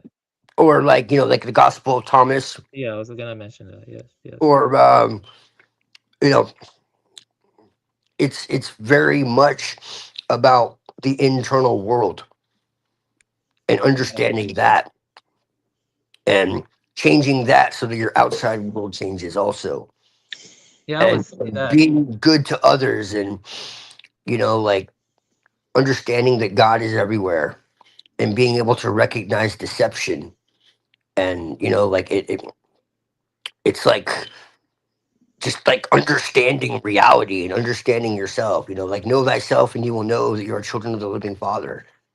And you know when you know you know if you don't know yourself, then you dwell in poverty and you are poverty, you know. Seek and don't stop seeking, you know. And you know it talks about like you'll be disturbed, but once you're disturbed and you keep going, you will marvel and you will rule over the all, you know. And so it's saying like it's going to be like rough to like keep seeking and to look at things that you might not want to, but eventually like it's going to be worth it in the end. And it talks about he who like looks at the world will discover a carcass. You know, like it go. There's a lot, man. Like I can pull Yeah, out I know. You know, there. text, I always and say, it's very, very esoteric, really. yeah, I And know. I so have it's looked into it. and so that's I what I'm always say he saying. was maybe he was like close to like a Pratyeka Buddha. It's called Pratyeka Buddha, one who achieves, you know, enlightenment without hearing the Buddha's teachings, maybe, but still it's not within the tradition because the tradition is like there are differences. You know, for example, in the Tathagata Garba uh, you know, teachings, you know, it's about non-grasping.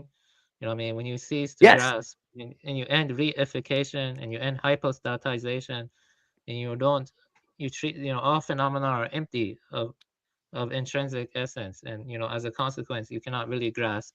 When you grasp, Hmm. you know, that's what creates the ripples, you know, but when you release the grass you see there was never any change, you know. So in a sense they're like provisional descriptions, but it's about awakening to the Buddha nature, which is timeless and imperishable. But you see what I'm trying to say is that there are some differences. For example, one difference is that um you know, in the case of, you know, the Gnostics, at least the Gospel of Thomas, you know, it still involve kind of like, you know, it's like somewhat moralistic, as you're saying, but it kind of involves a guiding, you know, it kind of involves, you know, a helping hand almost like it involves a kind of historical dialectic that ties into revelation.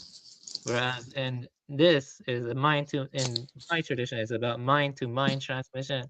It's not about being guided because you don't need to have You don't even need to have ever heard of Jesus. It's a like a practice. It's like an Well, awakening. no.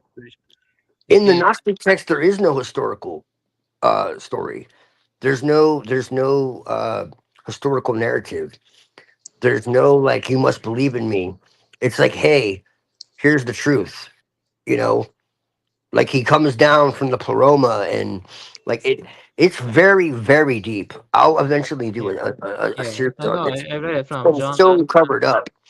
Like if you read like the Pistis Sophia, it's mind blowing. Like it talks about how Sophia like Lash hates Jesus, so he kind of like Yeah. skips over all this. Yeah. But and I agree because it's been so polluted. But I do believe that it's worth salvaging. You know what was the pure message because it is really profound. You read like the Sophia of Jesus Christ, you know, and he's basically like explaining the nature of reality and shit. Like it's really profound for the time. Like even today, like it it really is. Like I'm still a pagan, you know, Gnostic, but like you know, I was going through it again recently, and I forgot how profound some of this is. Like it really is. You know, and just like talking about how like the only error is forgetfulness of the Father, and when it talks about the Father, it's not talking about it something external. It's talking about something inside of you, and so it's saying like there's no the only you know air grew as a fog and clouded the minds of man, and air with a cross becomes terror. You know, but don't worry because you know once every you know once every once uh you know the air is dissipated and recollection is brought forth and remembrance is restored, the air will fade away like it never was, and you'll be complete again and realize you know you're children of the living Father and you're an immortal luminous child of the pleroma, and it's just like whoa whoa whoa what, you know, and it's just it's really really really profound. Like I can read some if you want. You'll see what I'm saying. Like No, it's okay. You know, I know you talk about I read Gospel of Thomas and you know yeah, but Lamb. there's like lesser known ones like the Sophia of Jesus Christ and like the what do you call it? The trimorphic protonoa and if Muhammad's still awake, he knows what I'm talking about. Yeah, you Like can send it to me over Discord. I'll read it soon. Yeah, but yeah, what I'm saying though is something different. You know, like I'm not kind of saying like that. well, what I'm saying is what I'm trying to tell you is like I take a little bit from everything.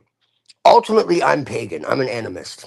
I'm a Yeah, magician, that's good. but I I can still take a understand little that. bit from everything, and it doesn't. I don't allow it to affect me.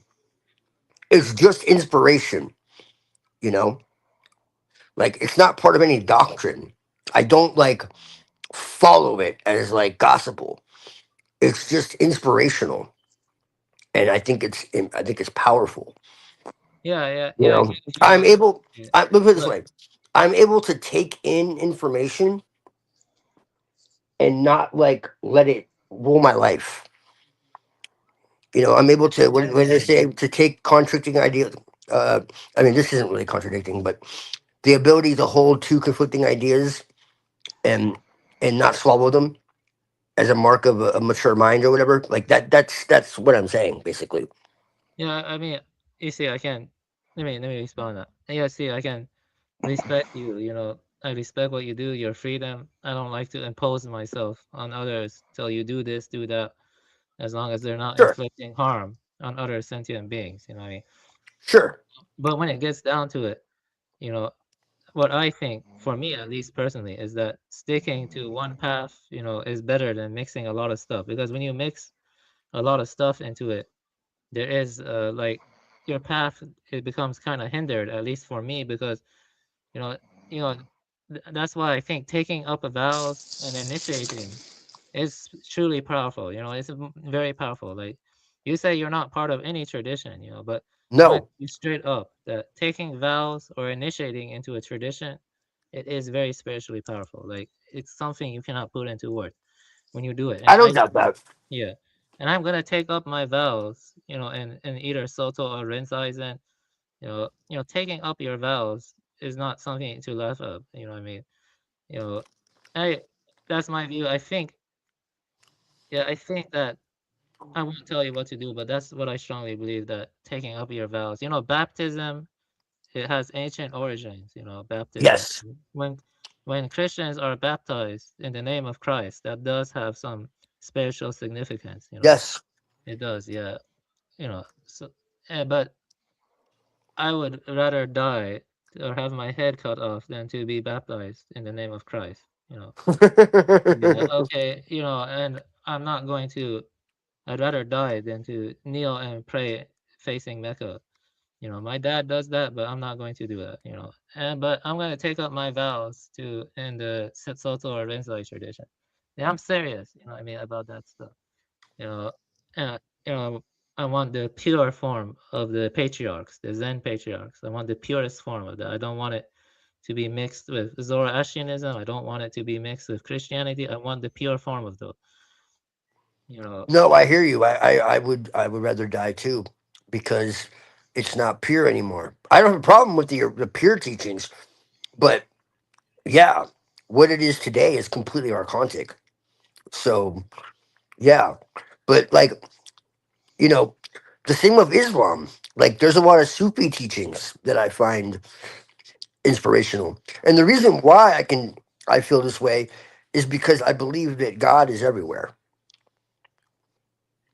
That's why, and so that's why there's no contradiction to me, because I believe that spiritual truth can be found everywhere.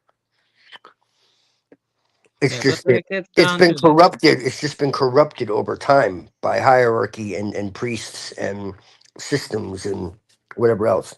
So but when it basically, comes every down to it, tradition. is So about basically, God, though, I will say this though, Nagarjuna's emptiness is higher than God.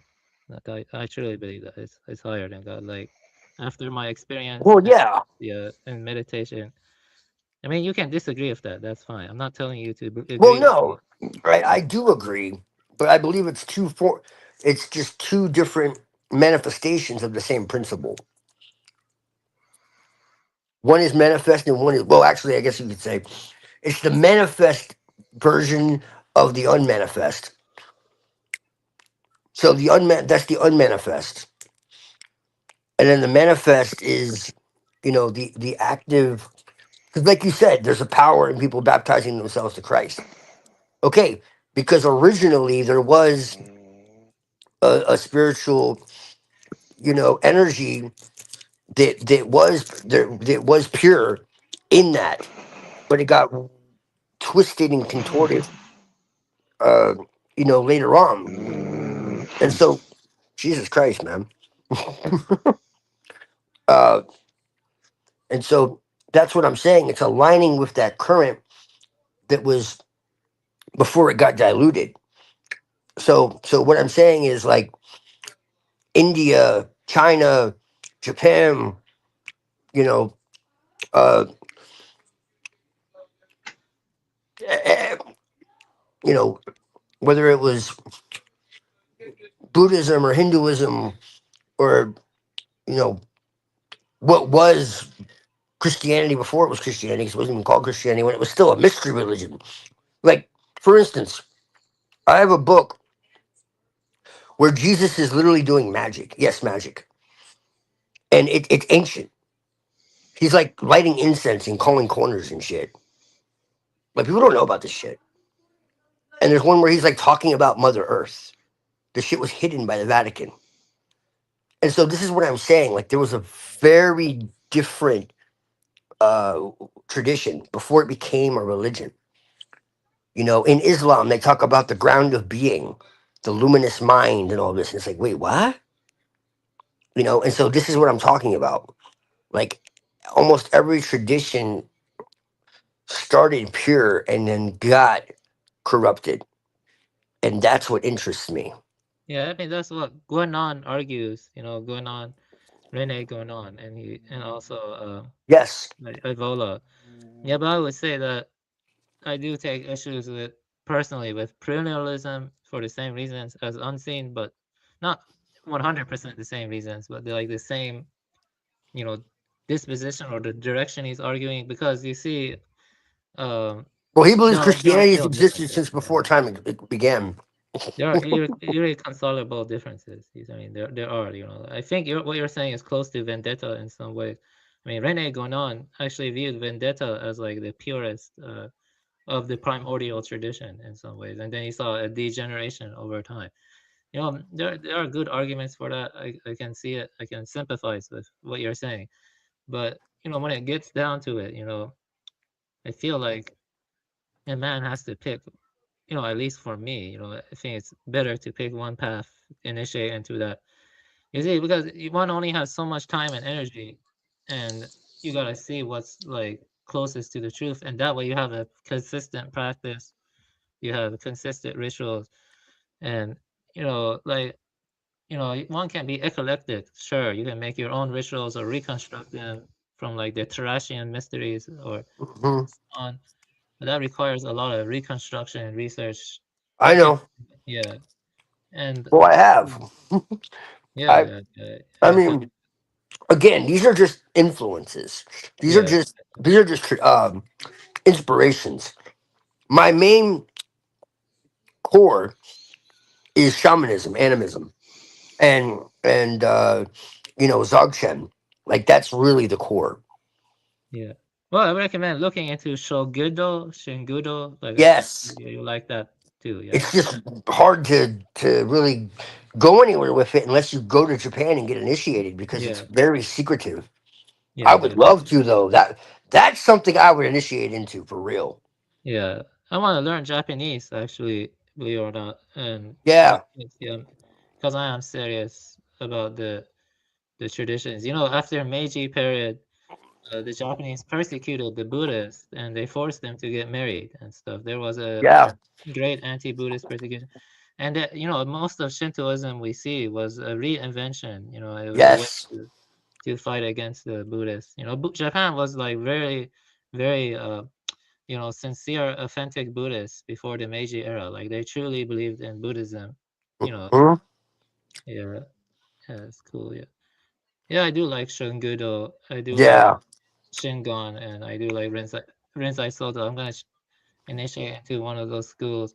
You know, but of course, a lot of it traced back to China with the lineage of patriarchs. And so, you know, Dogen took a life-threatening uh, uh, trip to China to get initiated. You know, I forgot the name of the guy who initiated him. He was doing like sitting meditation. They called it silent illumination. He calls it Shinkatazo. It was a life-threatening journey through the ship, you know what I mean, to China. And then he practiced with the Chinese monk, and then he got initiated by the Chinese monk, and then he traveled back to you know, Japan to start his own school, which was called Soto. You see what this you see even let me tell you this though. This is something I haven't talked about a lot, but within Soto, there is a disagreement or debate. Like, is half lotus or lotus posture necessary, or can you sit on a chair, or can you when you're doing zazen? You know what I mean? You know, Brad Warner, he argues that you have to sit half lotus. You have to sit either Burmese half lotus or full lotus for proper zazen. Whereas Mike Cross, he argues no, a chair can suffice. What's only necessary is the proper breathing. You know what I'm trying to say? So even when you have like the tradition transmitting to the West, you know, I mean, there were Japanese who came here to set the lineage. You know, there are some disagreements about that. Where do you align with that? You see, do you think proper lotus posture is necessary, or does a chair suffice, or something? Because the enso you do with your hands, you know, when you know that's that you can do on a chair or sitting on. You see what I'm saying? Is there, I don't Mm. like chairs. I never have Well, liked chairs ever. yeah, I I mean, sit on Zafu and I Zabuton. feel I have always felt more natural and more at peace when I sit crisscross, and yeah. especially when I'm sitting outside. Yeah. Yeah. You just nailed it, Lorp. I think that's even more important. Not how you sit, but where you're sitting. Oh, And you have yeah, to sit facing the wall. That and that yeah, doesn't change. You I have to would face the say wall. I would say in nature. I mean, I guess you could sit in a chair, but I would say that like probably to get the best effect. I mean, it's even more. It's even less about necessarily like how you're sitting and the fact that like literally like your chakras and your Yeah, energy centers Soto, is it? could Isn't be it? blocked by a Yeah, chair. it's okay. It's okay. Just drop the topic. You know, I just need to talk to someone involved in this tradition about it. Because you see, you know, No, we I have agree with you on that. yeah. You have to face the wall and stuff. That's what we do. We face the wall and Right. stuff. Yeah. Yeah, you know, I was meditating for like 7 to 9 hours a day when I was going to Zazen class, you know. But I knew Right. people who got knee surgery, you know what I mean? I knew people who actually got knee surgery. Yes. Yeah, so Well, I have arthritis, so sometimes I have issues, but even I will force myself to sit on the ground.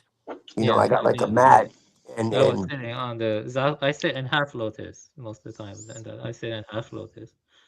And so yeah, I'll talk to someone about it. You know, I know someone involved in this tradition. His name is Mike Cross. He has different views, and he translated Nagarjuna. He translated uh some of some other people too. And you know, Brad Warner, he he received Dharma transmission from Nishijima. He argues that it's preferable or highly advised to sit on the zafu and zabuton on the ground while facing the wall. you definitely want your spine straight. I know that. Yeah, yeah, that That's vital. yeah. I'm So on the Buddha construct. anything that disrupts that is not good. Yeah, yeah. You know, I think proper breathing is important, but Oh you see, yeah. yeah, it's just sitting. You know, that's what Shikantaza translate into just sitting. You know, it's not about trying to attain a special state or guided No. meditation. It's just sitting. You know, and you just let the mind flow freely without dwelling on anything, grasping anything. You just let it come and go. Mm, That's all mm. Shikantaza is. You know, and you know, anyway, I was just trying to make a point that even when a tradition comes, you know, is like transmitted to another country, there are like certain, you know, disagreements, certain, you know, but that should be discussed with people involved in that tradition. You know, yeah, I'll research that more and stuff. But yeah, Yeah, I don't know if you ever got into that book I sent you about Bon and shamanism. It gets uh into the basic precepts of my worldview on that. yeah, I will read it eventually. But the thing is that you know, I have a lot of other books to read, but I No, know, I know, me too. yeah, I'm reading like three books right now, so I hear you. yeah, I do have a lot of books to read. You know, I'm like reading the Lankavatara Sutra. I'm almost done with a book on the pre-Socratics. You know, and also I have to. Yeah, I'm becoming more consistent in my practice. You know, I am up kind of late, but that's fine. Maybe me a little bit more. You know, let me think what I was gonna say. Uh, yeah, you know, Lankavatara Sutra. You know, also I like to read different translations of the same text. You know, I got another Yeah. translation in the Platform Sutra to read and stuff. Yeah, I think the Platform Sutra is probably the closest to the truth. You know, if you like take the Platform Sutra of Huning, I think Mm. I read two translations already. Yeah, yeah, I can read you something from the Platform Sutra. Okay. Yeah, well, Cool. if you want me to, well, I'll read some of the time. So, but anyway, the point is that you know, uh, yeah, I just prefer not to mix traditions too much. You know what I mean? Because yeah. Let me say something though. I know you care about nature, but I But think understand that I'm not mixing the traditions worldview. I'm mixing the techniques. yeah, But I hear you. yeah, that's fine. I do Also, understand why you would feel that way. yeah, I like to stick to one path personally. But let me see here. There's something I wanted to say. Yeah, I think if you care about nature, it's good to learn more about conservation stuff and also the Mm. Umwelt or other creatures too. You know, Oh making well, everything yeah. making everything about humans is a limitation. I think so Oh because no! I don't. I don't. I'm out in nature all the time, man. I'm out in nature all the time. have you ever gone to an old growth forest? Most old growth forests. Yeah, That's right. So donate to my cash app so I can feed all the homeless kitties because the government and the city says you're only allowed to have a certain amount of cats or we're going to depopulate them. But anyway, you know. Unless you're an old lady, you can have like 50 cats. Yeah, unless you're a rich bitch, you can have, 50 Pomeranians. Yeah, listen, I love cats, okay, but they are invasive creatures, though. They're very bad for like amphibians. They're trying to take over the world. I saw a few videos talking about they're trying to take over the world, and I agree. Yeah. They're aliens. They're they mind control us. They're like so cute. They're so cute, and they're like literally like trying to take over the world. I don't know. Yeah, I feel like like house sparrows. House sparrows came to USA from Europe, and they were invasive, and they were almost decimating the bluebird population, the eastern bluebird Yes. population, and they had to like call them. What I mean, to save the eastern bluebirds and stuff. Yeah. Yeah, I personally wouldn't do that, but that's like the way conservationism works. It's kind of unfortunate. Invasive. Beavers were brought to a part of South Yeah, well, America. no.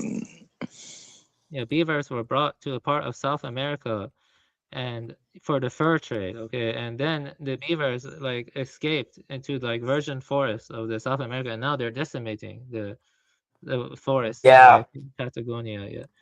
Yeah, like it's that's the problem with human beings. Is like on Well, they're average. trying to suffocate us between chemtrails and cutting down all the trees. They're Yeah. trying to suffocate us. Yeah, that too. Chemtrails are real, but I would call it stratospheric aerosol ejection because if you say Well, good. I hope they do. yeah, they've been Yeah. doing it since 2001, Can all 2000. suffocate and die. Yeah, around 2002 or 2001. Brother, man. Make sure you add me on Discord, man. All right. Well, if I do, though, you got to stop removing me, man. I know. I'm You sorry. got to stop that shit, man. It's like I'm your friend, and then you remove me again, and it's like, what the fuck, man? Thought we were friends. Thought we were brother mans. But yeah, I will. Don't fucking remove me this time. Well, regardless of what happens, I want you to always know this, all of you, is that you have Buddha nature, all of you. Like that's something I that agree. can never be destroyed. It cannot be taken away. You know what I mean? Like I agree. Everyone here, most of the all fucking people on these panels, I could care less about. I'll just say it straight out. I don't pretend everybody's my fucking friend. I just say straight up.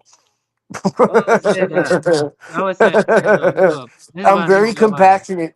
I'm very compassionate No, to I would say those this though that is are that that are. I'm very compassionate to those who are respectful and honorable, but to those who are not, they can go fucking play in traffic.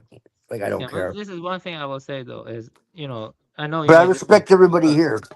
yeah, all beings, regardless, you see, karma exists. Karma can like affect your rebirth. Oh, for But sure. all beings, regardless of being good or evil, they have Buddha nature. It doesn't matter if they're sentient; they have Buddha nature. That's an important part of my tradition. See, like Pinoid would say I have that's crackhead nature. No, yeah, that's something. Some people disagree, actually, but that is part of my tradition. All sentient beings have Buddha nature. Yeah, if you're sentient, Yes, you have Buddha nature. yes, but is it dormant or is it active? That's the argument I would make.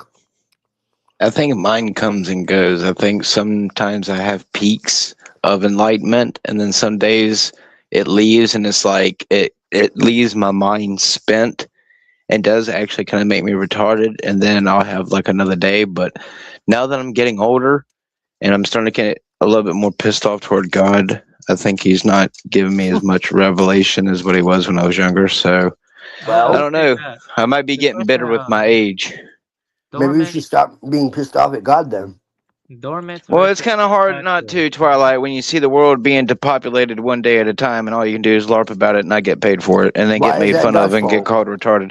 Oh, that's right. It's my fault. I should shekel up. I mean, God didn't do it. People did.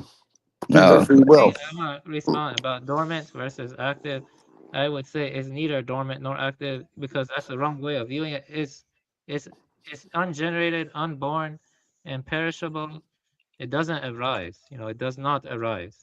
That's the No, no, thing. no, no, no. I know. I agree. I'm being sarcastic because No, I'm yeah, yeah, saying that some yeah. people are just fucking Yeah, pricks. evil. Yeah, yeah, I know. Like, I'm not saying just because Epstein has Buddha nature, that doesn't mean he shouldn't be executed. You know what I mean, or something like that, or I'm, something. I'm, I'm saying, like, like for instance, like Blavatsky once was Yeah, asked.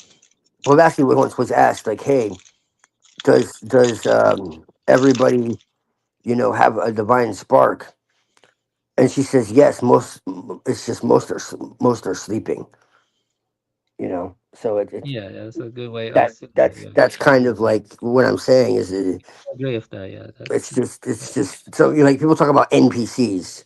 I don't like that because I don't like the computer language and it like dehumanizes people.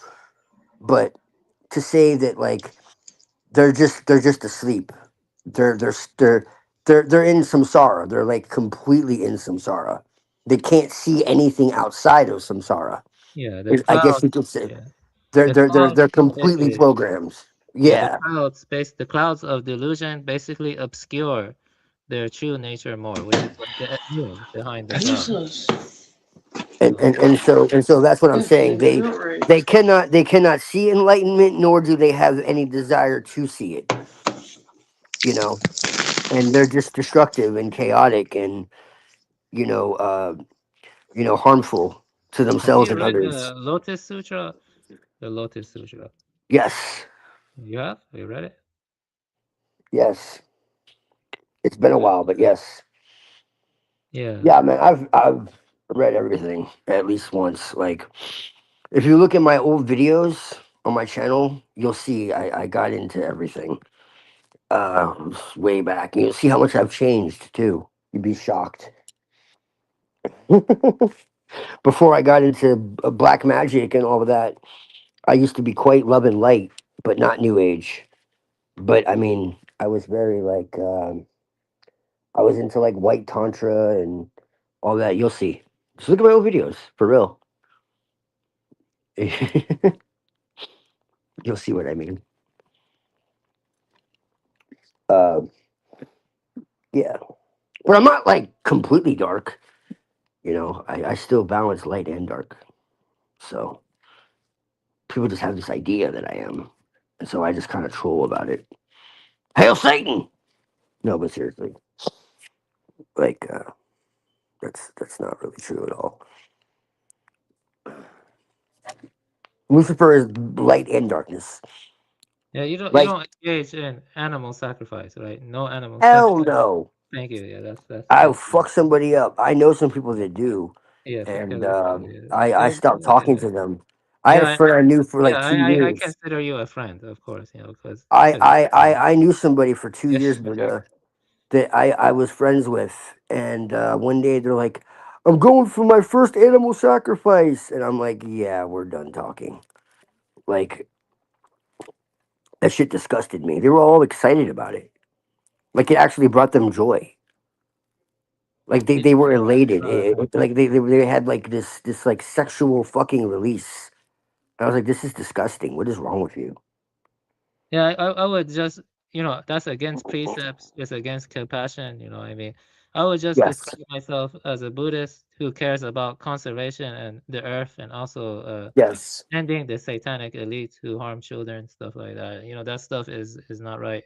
It's against the precepts. It also promotes age of Dharma ending age. We're living in the Dharma ending age. I mean, that's kind of obvious.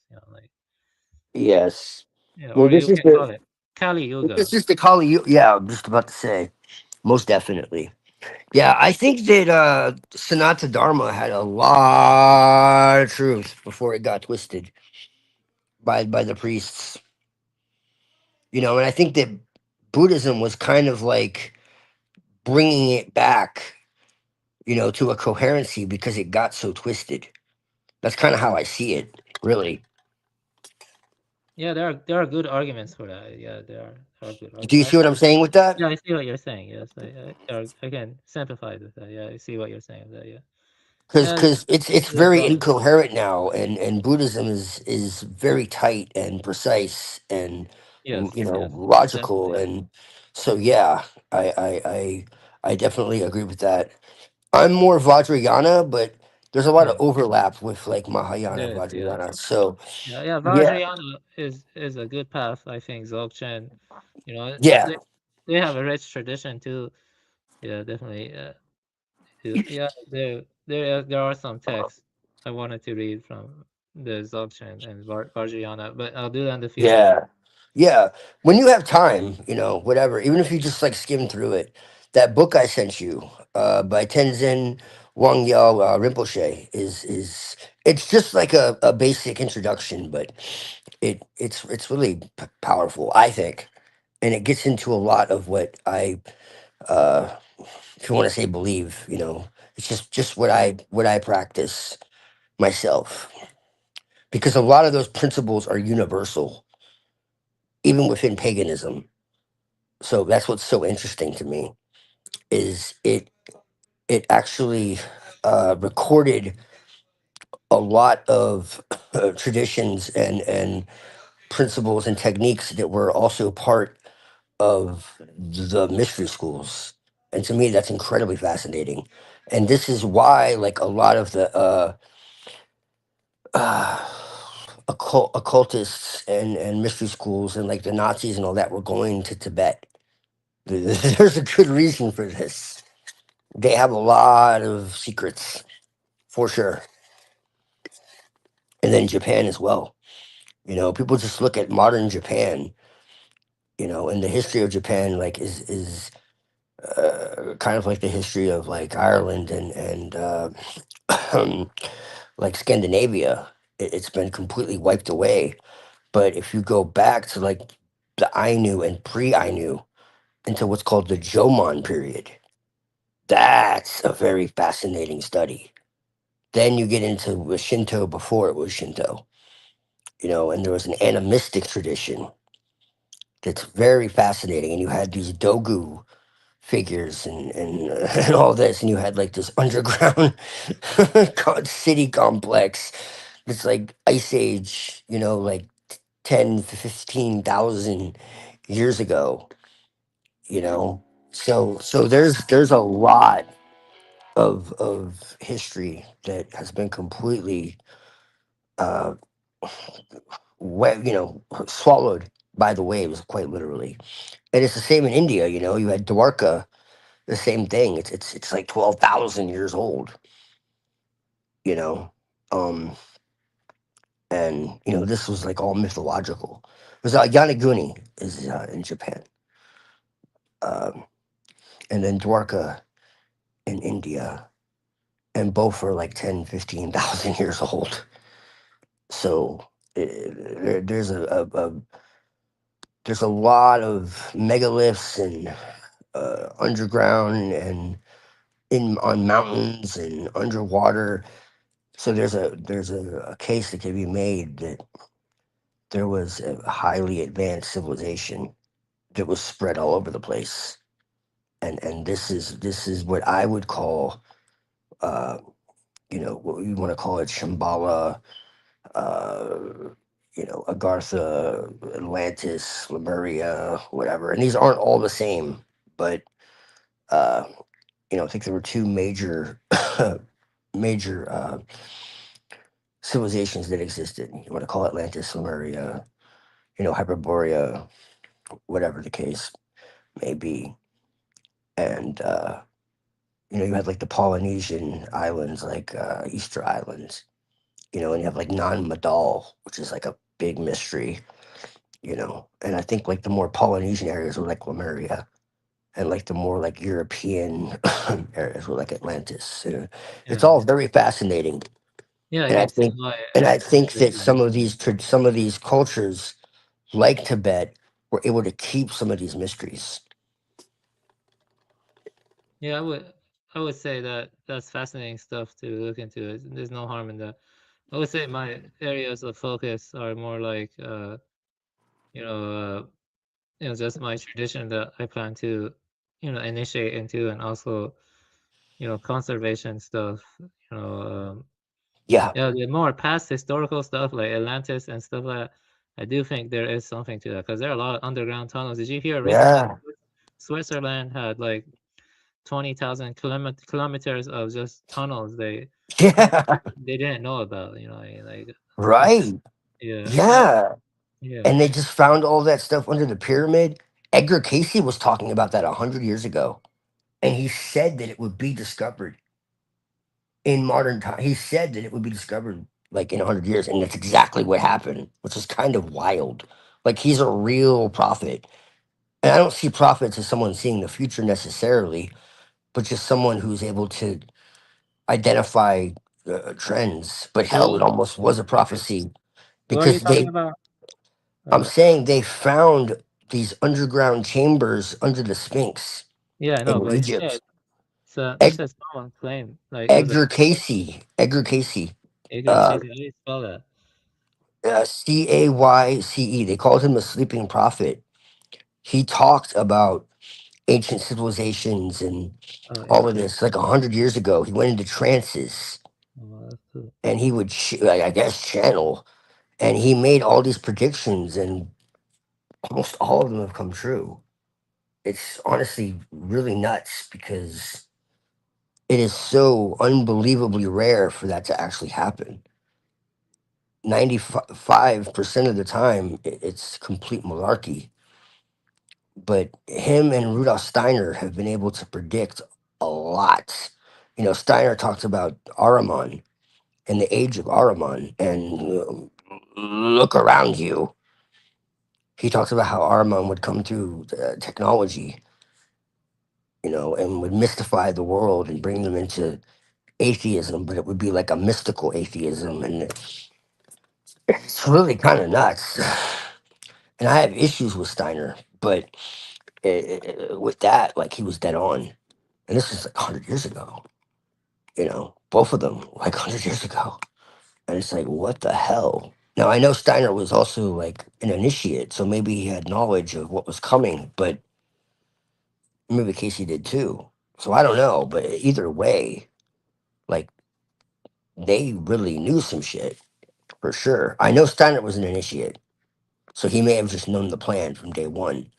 I don't think Casey was, but maybe. But like I said, either way, it's pretty explosive. If you look into what they talked about uh, was coming, it's exactly where we are. Yeah, it's interesting. Uh, yeah. Let me think. What I want to say. Do you ever plan to read that book on bears, and you want to talk about bears, or no, not really? I'll get to it. Yeah, I'll read a little. I'll read a little bit. Like I said, I'm reading like 3 books, Oh yeah, but yeah, I'll read a little bit though. Uh, yeah, yeah, yeah, I love bears. Bears are like one of my favorite animals. yeah. I think they're very misunderstood. Yeah, they are. Yeah, they are cool. Yeah. You see, you know, I do have like, everyone, no one can focus on everything in life. I think what you're focusing on is interesting, most certainly. But I think when it comes down to it, I like to keep things a bit simpler and stuff, especially in this chaotic age where Yes. so many already I feel like I know an overwhelming amount about all the conservation issues and Yeah. yeah, and I like, you know, um, anything. What else I want to say? Tradition. I do think, like I said, initiation is important, consistent practice, at least for me. Yeah. It does get overwhelming. I can't. It's hard to look into every tradition. I mean, some people Yeah. do way much. Deeply. You know, one has to stick to one's guns, so Well, to I speak. spent my whole life doing it, so it's Yeah. like it's not like something I have to do. I've already done it. Buddha. I don't even know why. It's been a compulsion for me my Yeah. entire life. Like even when I was a so-called Christian, I was never like a traditional Christian. I was like a Gnostic before I knew what that even meant. I always looked at the Bible as like a mystical. and revelatory. And when they said like an angel appeared to this person, I was always asking the question like, how did the angel get there? Like, how did they have? They said they had a vision, and it's like, well, how did this vision occur? Like, and it always came to me like they must have been in an altered state. How did they get into an altered state? You know, is this physically happening on the earth, or is this like in an astral experience? You know, and so like that's actually how I read the Bible, and I'm 99% sure that's exactly what it really is. So all the stuff they say is happening. Like I don't actually think any of it is really happening physically. I think a lot of it is stuff that people are seeing in visions and astral experiences. That's just my take. And what's What's really your opinion interesting, on Swedenborg? I have mixed opinions. I liked Jacob Bohm a lot more. Yeah, Meister Eckhart. it's funny because I have a Slovenian friend. Okay, he's into Jacob Boehm Yeah, and I liked him a lot. yeah, he likes Gnosticism and he's also into Dzogchen.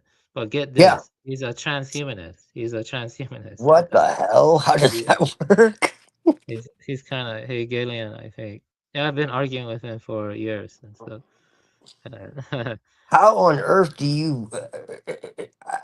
I don't understand how someone who's in the Dzogchen can be a transhumanist. That's just very strange to me.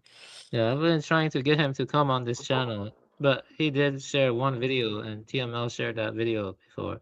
But I've been trying to get him to come on this channel and talk about his views more. But I don't really like him. I mean, That would be don't like. interesting. That would be Yeah, interesting. yeah. I'm not a transhumanist. I am not. Hell no. Yeah, I'm not. You know, uh, yeah. You know the they many people don't know this, but they strapped bombs to dolphins and whales during war. Yes. Yeah. And if they were to communicate with birds, which is actually increasing, I think they'll do the Mm. same thing to them. Yeah, you saw the video I sent you, right? Oh, yeah, that one. Yeah. Let me see which one. The birds were like talking about the humans. Oh, yeah, yeah. I've seen videos about that. Yeah, I've seen it. Yeah, there's one you get this. There's one video I actually shared when it had 20 views, and I talked about it on my channel. It was a video about Japanese tits that were able to like use grammar and syntax to like communicate. And I was talking about that video on my channel when it only had 20 views. Guess how many views it has now? 1.3 million views. If I had kept my channel would have probably grown in popularity, but I deleted it when I was drunk, and that's like karma, I guess. You dropped it? Yeah, I deleted my channel when I was What? drunk. Why? I did it like a few months ago. I deleted my channel. Oh, that's right. Yeah. If I kept Uh, my channel, it would have probably grown in popularity. are you gonna start it up again? Well, I will. You know, I may, but I want to like focus on different stuff. Like I will, but I have to like I'll focus on more different stuff, but similar stuff too. Like I will try to like tier it, and I want to focus on like stuff like the Buddha Dharma, and then maybe biosemiotics. And like I'm Right. anti-Darwinian too. You know what I mean? I am Me anti-Darwinian. too. Yeah, Yeah. biosemiotics is part of my tradition as well. Yeah, Yes. definitely. Yeah. It's closer to Lamarck. Biosemiotics is closer to Lamarck. You know, Yes. Lamarck argued there was like a complexifying force in nature. And Yes. yeah, it's like that. And nature is It's multidimensional. directed. It's Yeah, not random. It's not an accident. It's not dead. it's It's intelligent, basically. yes. Yeah, yeah, that's right. Yeah, I agree with that. Yeah, I'm not Darwinian. Like I've never been really Darwinian. Actually, the first time I came on TML's channel, I was reading about the third way. People like Dennis Noble, Lynn Margulis. I knew about all of them. I Yes. really read it. And also J. Scott Turner. I actually recommend you look into J. Scott Turner, Purpose Okay. and Desire. Purpose and Desire. He demolishes Darwinism. He demolishes it in his book, Purpose and Okay. Desire. And then there's this other guy. His name is Pidrak. I cannot pronounce his last name. He wrote Biocivilizations. Because he argues nature is driven towards symbiosis. and it's Yes. intelligently looking for new forms of symbiosis. Like our cells are a symbiotic collective, right? And you see that with the fungi, the mycelium. You see that with the lichens. The symbiosis is all around you. Yes. Like ravens and wolves are in a symbiotic relationship too. Like ravens help wolves find the kill of a carcass, and then the wolves get to the carcass and they're able to share it. Stuff like symbiosis is all around you. Is what I'm saying. So Yes. It's a yeah. it's a it's a living, self-generated, self-organizing, symbiotic system. Absolutely. Yes, that is what evolution is. Yeah, I 100%. agree. Yeah. Yes. Yeah, that's where the third. For now, I would recommend saying I support the third way of evolution. That's against Darwinism, and it's closer to intelligent design. But yeah, third way is the right one. Like Dennis Noble and all those people. But yeah, I don't like Darwinism. I don't like Okay, yeah. I'll look modern. into that because that's exactly how I feel about it. Yeah, that was what my channel was about. Yeah, it was about that kind of stuff. Yeah. Yeah, that's in complete alignment.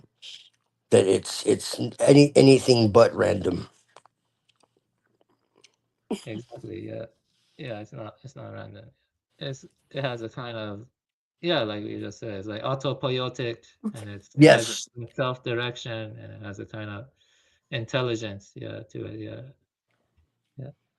It's like coral reef kind of. Coral reef are very intelligent. It kind of sucks that they're being bleached, but in modern times. But if you think about coral reef have existed for like millions of years and until being bleached, which it kind of sucks. But yeah, coral reef are very magical.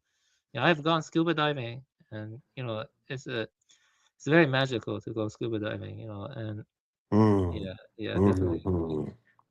Yeah. Yeah, when I was in Florida, man, I was always at the beach, at the pool, at the lake. I would go like to water parks and ride like water coasters. I would go like jet skiing or kayaking or like oh, I miss it, man. White rat, water rafting. I that was heaven, man. Like I miss that. Now I'm in the snow, which is nice too. But like, because I don't like the extreme humidity. I actually prefer to be cold than burning to death.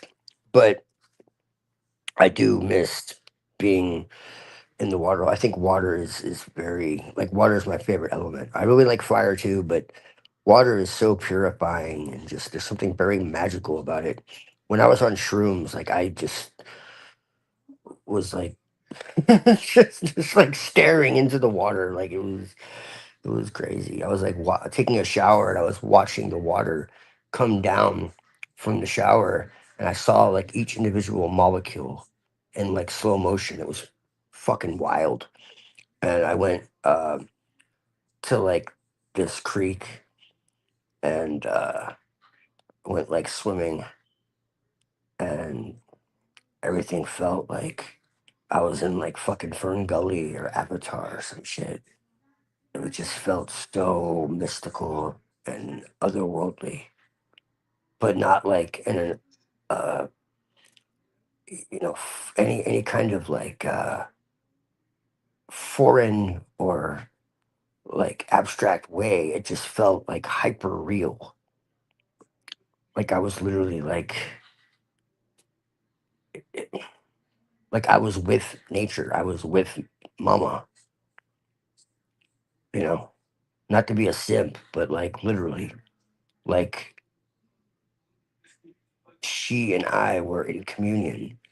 She could see me and I could see her, and we were legitimately communicating, and that's a whole long story. But that was part of my experience as well, and I just had this like perma smile on my face. It was this ecstatic knowing, and this is what I mean by gnosis. There was a communication. It was, and I would look at the trees and like the wind blowing, and it was like it was talking to me. And it would sound schizophrenic. I didn't hear voices. It was just like there was this telepathic knowing. Like I said, it would take me a long time to get into, but it was literally like fucking Ferngully or Pocahontas. The song. Can you hear the the song? Like it literally felt like that. Like I was in a fucking like storybook, like a fantasy, but it was real. And it didn't feel like it was unreal. It was just like I said, hyper real. It's just like whoa. Like she was like taking like it was like the veil of Isis was being removed. And I was like experiencing life for the first time. I looked at the sun, I had sunglasses on. Don't worry. I was gonna burn my eyes out. And I looked at the sun. This is the only thing that was different, actually. I thought this was very strange because I actually think I was being shown something that was real. I looked at the sun and it looked like not a black hole, a white hole. And what I mean by that is it looked like an event horizon, not like a ball of gas, but like a portal, like a wormhole, like a Stargate. And I could see like every color uh, coming in and out of it. And it was just shifting like endlessly, so quick. And when I say it's white hole, I mean it was white and I could see black in it. Black, red, green, blue, purple, yeah. And I could see colors that, to my knowledge, didn't exist. It was so vivid. And they were all just like being pulled in. It almost seemed like the sun wasn't an orb. It was like pulling something in from a higher dimension or something. Like it was like I said, like it was a portal. And nothing else I saw that day was different. That was the only thing. And I was just like, yo, the sun isn't a ball of energy. Like something else is going on. Like it's taking in energy from somewhere else. It's like a projector. It's like, people are like, oh, the sun's, it's a fake. Or no, it's very real. But it was taking in energy from somewhere else. And there was another time where I saw all these geometric patterns and they kept like constructing and reconstructing themselves. Like it was being like an artist was like painting. And I would see all these like patterns and like fractal geometries. And it was I've been out all night. So my brain's a little fried. So I can have a much more coherent conversation another time. But it like I said, it was like an artist was just like painting and repainting. It was like this breath of Brahman or something. Like it was, it was like I said, it was like this endless complexity. It, as I said before, it's like there was no beginning and there can never be an end. It was just this perpetual emergence of complexity. It was absolutely mind blowing. Yeah, now that you mentioned that, the last time I had one of my, if you want to call it sleep paralysis attacks, it's one of the scariest ones I've had because there was this like black venom like vein stuff over my eyes, and I could see flat orange flashes that seemed like they were in the back of my skull. The last one didn't really scare me all that much, but I've pretty much come to accept that, when I die, it's whatever, but I don't know. Life is a strange thing. You experience a lot of strange things. I mean, I've witnessed the Bible thing, witnessed those eyeballs. I've witnessed a few other supernatural, spiritual events without the influence of drugs. And then before I could even smoke my bowl, I saw a goddamn UFO right in front of me. So, it's... Me too, man. Me too. You're not crazy. Well, no, I'm not crazy. I thought I was crazy before I saw the UFO. The UFO just confirmed I wasn't crazy. They're just not spaceships. They're not what people think. They're psychic artifacts. They're not machines. That's a whole other story. But what's a psychic artifact? I'm saying it's a perceptual phenomenon. It's not nuts and bolts. Although there are nuts and bolts, but that's like government technology that they don't want you to Well, know. what I mean is like, what does that mean though? That means like I'm it's pretty like a sure what I creature. saw. I'm pretty sure what I saw that night, Twilight, was mechanical in some nature, just from how well I was able to see it. If you watch one of my recent videos, it is one of the most accurate depictions I have made of what I saw to date. So Okay, well then you saw a human UFO then. All I can tell you is it didn't disturb the palm tree. Yeah, we have technology that would blow your mind. We have technology like hundreds of years. What people realize that they don't want you to know. They've had it since the Nazi era and before. 9/11 is starting to sound more and more like it was done by drones. It was directed energy beams, for sure. Even the thermite doesn't really work if you do the math and the physics and all that. It really doesn't add up. It was directed energy weapons. I have a lot of research on that. If you want to look into it, I know it sounds wild, but yeah. Oh, is that why they have all these popular weapons and media coming out with where they turn super red and hot and can cut right through steel? Oh, That's what they do, brother man. You know they always do this shit. Look at Minority Report. We're living in it now. oh, what's wrong? You don't want no little clickety click little spiders. Yeah, man, I love LARPing. Look, man, just know that God is love. All right, and anything that tells you otherwise is the real devil. Real talk. I'm just saying.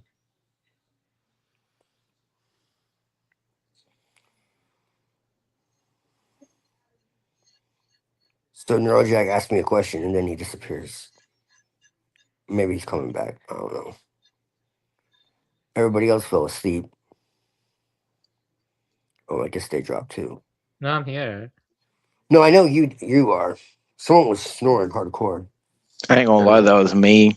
Oh, really? I ain't gonna lie, I was a little spiritually drained, just holding my tongue the whole time. No, I just don't have patience for childish behavior. My God, I'm so evolved over that shit. I just don't have patience for it.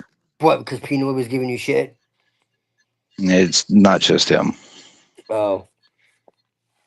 What? Who else was giving you shit? It's the world. Well, you know I got your back, brother man. I know that. I got your back, brother man. But it's like we say, sometimes you can't care so much. So, sometimes you have to accept. Well, sometimes you have to accept that some people don't want to be saved, and unfortunately, they will clamor over the bodies of others. So that's right, and laugh about it too. Some people are sick in their head. What you got to do, brother man, is you just got to, have compassion for those who have compassion for you, and fuck the rest. That's basically it. Well, I've accepted that, if I get to live to see a somewhat decent old age, nobody knows the future. So, time will tell. What's wrong? You don't want to be a cyborg that lives to 1,000 years old? If I'm being honest, Twilight, even as a Christian, it's hard to keep faith in God, even with my experiences. But, Well, it depends on how you define God. All I can tell you is I know that he's very personal. I know that every single experience that I have had was not schizophrenia nor drugs. So whatever reason I experienced it was obviously for a reason, because I don't believe that although coincidences do happen from time to time, nothing is a coincidence. Not from my experience. I agree.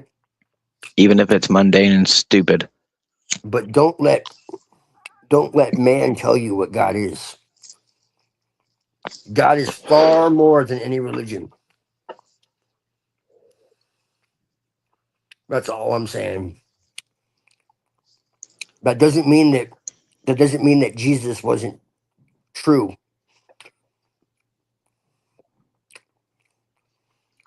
It just means that when something is true and authentic, the best way to control somebody is to take that truth and then sprinkle lies with it. That's Well, I all I'm know, saying. I That's know all I'm one. saying, brother man. I know one truth, Twilight. I know that when I was 9 to 10 years old, I placed a Bible underneath my pillow one time in the night because I thought that for some reason that's what I should do to be close to God, and then I experienced it. And ever since then, I've realized that God wasn't lying when He said that Christians will suffer for believing in Him. So I'll LARP until I'm beheaded by guillotine, or Well, the next cough cough, the Uchi Fuchi sting. but that doesn't mean that all the rest of it is true. I agree with you on that because those who separate themselves from the world will be persecuted. I agree with that for sure. Those who try to be noble, most definitely. The same thing happened to the Buddhists. It's happened with other traditions as well. Adrian will tell you. Like, there's a lot of cultures that have had traditions that have tried to stay noble and righteous, and they've been exterminated. Yeah, every tradition kind of gets twisted or degenerated by those in power. You know what I mean? Like that happens like all the time in history. Like corrupt, angry, corrupt leaders or greedy leaders. I mean, or also corrupt priests. I mean, they exist in every tradition, or corrupt monks. In Sekiro, you actually see corrupt monks. Did you play Sekiro? It's a very good game. Oh, Very, that's a really good game. Classic. That's like pinnacle. That's like one of my favorite games of modern times. yeah, probably one of the few good Yes. ones. Yeah, I think the monks in that one are really corrupted, like really fucked up. Like really, like they're Ghost evil. Ghost of Tsushima too. Yeah, I need to check out that one. I haven't checked that out yet. I do. And Bloodborne. Yeah, Bloodborne is Bloodborne is good. crazy. It's like Yeah, Lovecraft. yeah, I beat that one. I got platinum. I got platinum in Bloodborne. It's very good. Yeah, You beat Bloodborne. that on platinum? Yeah, like platinum Yo, Bloodborne. man. I gotta give you props for that shit, for real. That game Yeah, is fucking hard, bro. I'm not yeah. even gonna lie. I gotta give you props on that one. I give you a high five if I was there. Like, I'm really good at games. I mean, I stopped playing for like years and years and years. So I mean, that is part of it. But like, bro, I tried to play that shit, and I couldn't. I couldn't get. I beat it, but I did not get no platinum. Yeah. So And I respect you for that. Fuck. there's some really like stuff in Bloodborne that really are super disturbing. Like I Yeah. remember like getting that one Uh, umbilical cords. Did you get the umbilical cords for the true ending or no? You didn't do it. Like yeah, it's dude. yeah, it's like Oh God. creepy stuff. It's like some very creepy stuff in that That game. game is dope though. There's so much occult. Yeah, there is. Yeah, Like, there's like a story within a story in yeah, that. there is. Yeah, yeah. It has good writing and it has some incredible visuals and yeah, Bloodborne is a masterpiece. Yeah, Elden Ring is good too. Yeah, I think Elden Ring was good. I haven't played that yet. I want Oh to. yeah, it was a big time investment. Just know that it's a very good game, but very big time investment. Just know that. Yeah, it's like 80 to 120-hour adventure. Like, but it's Oh, great. It has lots of occult stuff too. Actually, I sent you. One guy with he was like a warrior. He had red hair and has snakes and he attacks with his snakes. And sometimes the snakes transform into like giant snakes and you fight them. It's called Mesmer. Mesmer, the I think yeah, Mesmer is fight. Yeah. There are like lots of occult stuff in Bloodborne. Yeah, like the the whole story it almost feels nostalgic for some reason. I don't know why. Yeah, so I think Yes. like, the great shattering maybe it happened on this earth. I don't know, like if the ruins were Right. good. I don't No, know. I get what you're saying. Um. Oh, classic. Fucking. Have you played Dragon Quest? Yeah, I've beaten 5, 8, and 11, and I beat 3, 1, and I'm close to beating 2, the HD remakes of it. So I've beaten like a lot of them. Yeah. 5 is the best one. 5. Dragon Quest 5. 5. Which one is that? I don't know what my favorite is. There's a lot. So and they're a lot really different. So Yeah, 5 is on DS. There was a remaster for it, but also there is a PS2 remaster for it, which you can emulate, which was fan translated.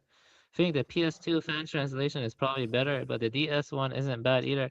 It's just the way they translate some of the people's talk is kind of weird. Like they have a weird local dialect, some of the people. But 5 has the best story. 5 has the best story. It's actually incredible. 5. 5 is. I don't want to okay. spoil it too much, but it's Yeah, better no, than 8 no. and 11. I'll But have to Dragon Quest 8 and 11 are good, but I think 5 is way better. It's like the best one out of the whole series for yeah, me. yeah. You ever played Deus Ex? Yeah, I beat the original DSX Yeah. multiple times. I actually, Gaius X. No, it's picking.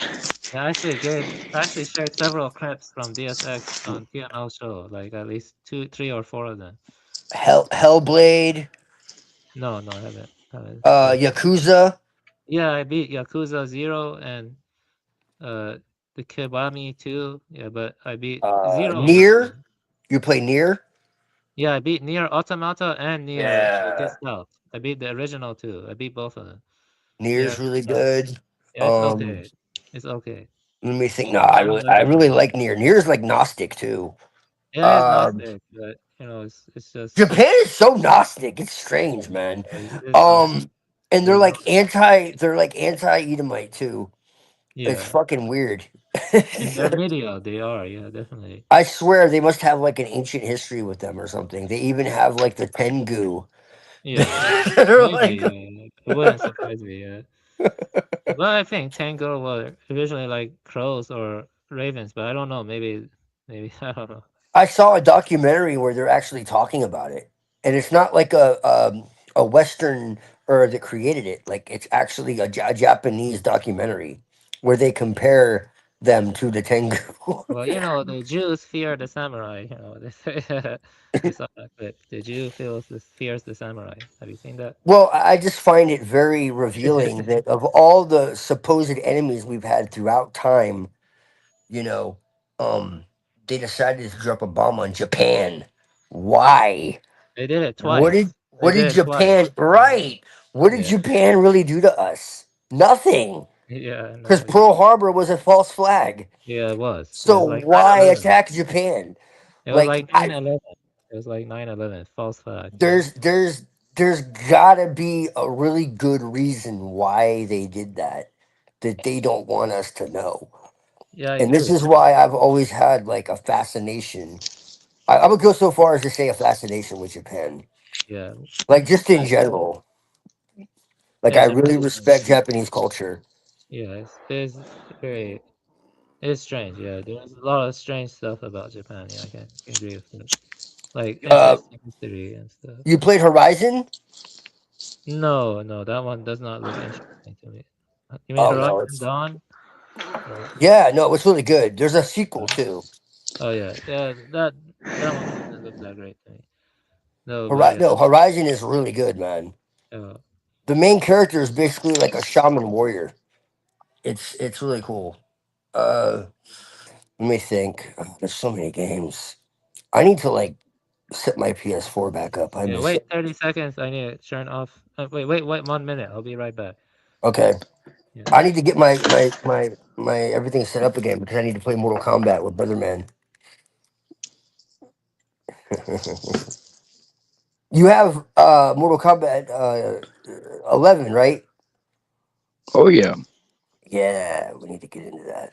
Shit, I got Injustice 2 also. What do I have? Spider Man. Spider Man's pretty cool. Metal Gear Solid. Oh, you talking about the one that came out right before the cough cough? Yeah, sir.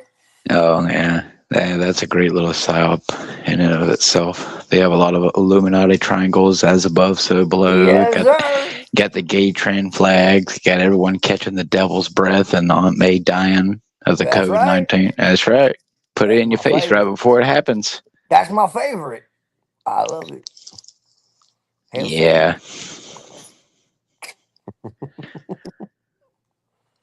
Well, on, man. I'm still waiting for my offering, but Stay allegedly calm. my soul's not worth anything. Stay calm, and hail Satan, bro. Just stay calm and hail Satan. It's gonna be all right.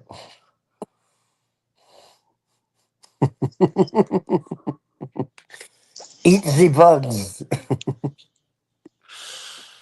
Yeah, no, I know the world's going to hell in a handbasket, man. Yeah, man, it's already been there.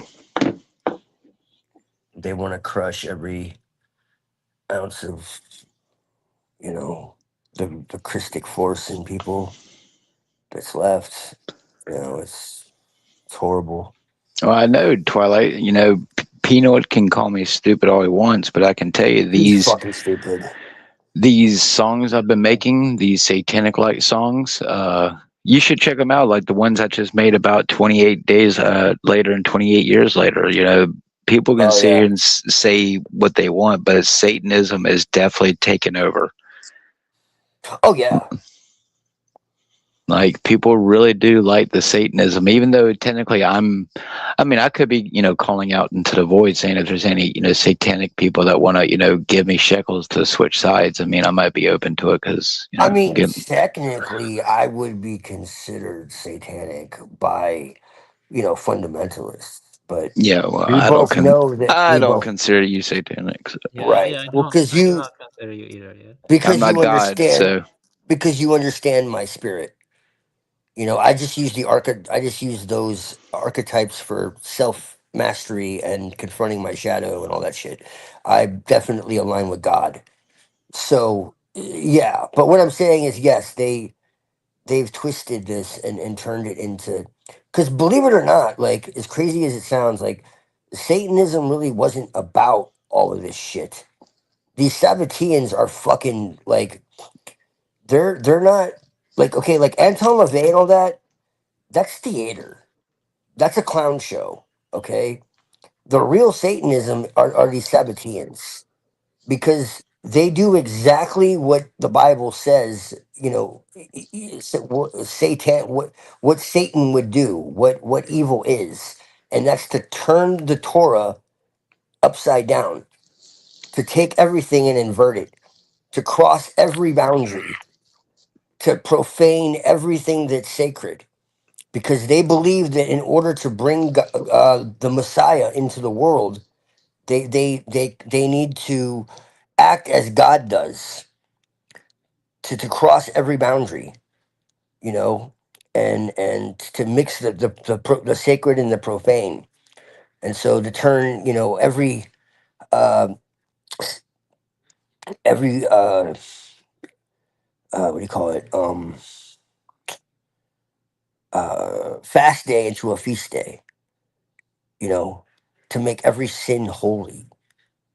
So murder, incest, wife swapping, daughter, like all this type of shit. When you see all this stuff like with Epstein and all that, this isn't like them just like losing control of their impulses. This is part of their religion. They believe that by doing this, it'll hasten God to act, to come into the world. It'll basically like force His hand, because God will want to lean closer to His people. He'll want to reclaim them, because sinning actually brings them closer to God. They have this really twist. This is their actual belief system. Like I can show you in their own writings. This is actually what they believe. So believe it or not, these people actually think they're doing something good, because they believe in reincarnation. First off, they don't actually worship the God of the Bible. Not really. They worship themselves. That's another reason why they're Satanists. They only appease the God of the Bible so that they're not cursed, because they know what they're doing is wrong, but they believe there's a God above the God of the Bible. So they actually have a twisted form of Gnosticism. And this is why I tell Hyperborean, like when he talks about, nature is flawed, and the God of the world is evil and all this type of shit. It's like, yo, that's what the Sabbateans believe, bro. Like secretly. That's their secret doctrine. It's not in the open. But like these Kabbalistic, Talmudists, they don't worship Jehovah. They know that he's an evil God. Except instead of going to the goddess, they um they worship themselves, and they believe that this is essentially a simulation. And so that's why they do what they do, because they believe that everything is a simulation of their own consciousness. So other people are also part of that simulation. So they're not actually hurting anybody, because those people don't exist. They have like solipsism. They're psychotic. They're literally insane, and they've been abused so much that they can't see reality for what it is. Like this is the truth. So they believe that this world is flawed, and so they need to recreate it, and they can do so. They can recreate Genesis through. Oh, No, I'm dead. This is really what they believe, man. I know it's been done once before with great success. This is where this is the true Satanism. This is actually what they believe. And through these rituals and all this stuff, they believe that they're doing a tikkun. They're correcting the world. And even like all this abuse of children and all of that, ultimately they're saving them from a much harsher fate if they were to die and go to Gehenna. So actually they have like a Christian Kabbalistic view. It's not really completely Jewish, because they believe in like a torment of afterlife, but they also believe in reincarnation. So it's strange. So they believe that like there's a hellish realm, but it's not forever. But they also believe in reincarnation. And so they believe that by doing all these terrible things, they're actually freeing the captives and releasing their sparks. So basically through suffering, and this is why you have stuff like the Shioa. If you don't know what that means, just look it up. I'm trying not to say another word that starts with an H. Okay. And all this type of shit. This is why they sacrifice their own and all of this. Like this goes really deep. Okay. This is why they want the world to hate them. This is why I say don't like attack them. It's part of their agenda. And everyone's like, well, what do you mean? Call out the Edomites. And it's like, no, you don't understand. This is literally their agenda. They want the world to hate them, because the more the world hates them, the more they gather together. What they're doing in Palestine, they could do any kind of way. Why are they doing it in the most obvious way? To show their cruelty, to show their betrayal, to show their insidiousness. It's on purpose, because it forces those who aren't going along with the program to go along with the program. This is why the Zionists said, "Hey, if a bunch of Jews have to die, that's fine, as long as the strong survive." This is why. This is why they've been able to do what they've done for so long, because through this trauma and cohesion, they've been able to to work together. Okay, and so through this trauma and through these you know, this is what secret societies are about, man. The whole thing about the real truth of it is to do really transgressive things together. It's like if you get into a group, like a gang, and then you have to go through an initiation, like, I don't know, murder somebody to be in the gang. Now you've committed a heinous offense, and only you and those other people know about it. Now you would think that if you did that, oh no, everyone's going to tattle on each other. No, it's the opposite. You become closer. That's And right. Now you're everyone's in a like, club, buddy. that's exactly it. That's why they do it. And so it's kind of like going through war and shit. They stay close. And so even if they're spread out across the world, they eventually come back together because they've been through so much together, even if it's been horrible. Do you see? This is really how it works. It's even less about like who's a Freemason and all that, and about what I'm telling you right now. This is bloodline. This is about ritual trauma. It's about them having these secrets and having these transgressions. And the more twisted and insidious the transgression, like children, okay, the more tight knit the do you get what I'm saying? Yeah, This is Twilight. really how it works. That's why they were able to go and put in the new Superman movie that a bunch of Gaussian children were about to be slaughtered by an invading force while we watch it happen live on television and people There you go about go. their lives. That's right. That's right. And you know what's funny? It's funny. And they hate Christ. They hate Christ. I actually have the picture somewhere where a major news outlet shared a little Gaussian boy wearing what? Superman slippers covered in mud. Oh, how convenient. But anyway. Yeah, everything's a LARP, everything's a psyop, and it's constructed to keep you in it while you LARP about it, yeah. Yep. And you know who created Superman? No. The Edomites. Super Jew. Yeah, man. I'm starting to feel more and more like Lex Luthor and less like Superman. That's right. Oh, wait, that's the whole entire point. Joker was right. 1A, 1A, 1A. Joker was right. Yeah, man. You just need to put a smile on your face.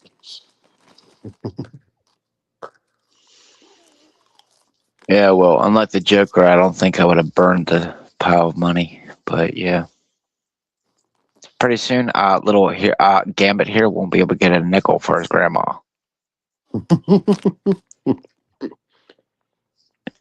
Hey, look, brother, man. We just remember, when we go one, we go all.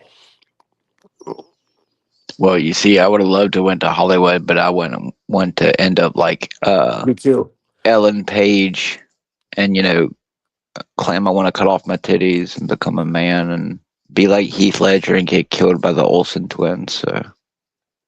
Me too. When I was younger, I wanted to do all the most dangerous professions because I didn't know.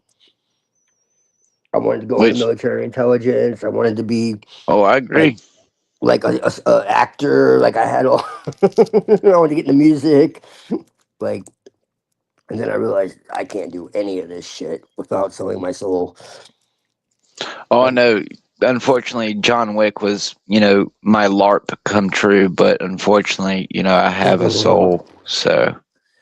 Yeah, a few people actually paid attention what that was really about. They just saw the action. Yeah, that's right. So the next time that a shooting happens on the television, maybe don't think it is what it is, and it's just them, rewriting something that they have to hide and claim it's a mass shooter. But anyway. Speaking of that, have you seen all the Matrixes? Yes, sir.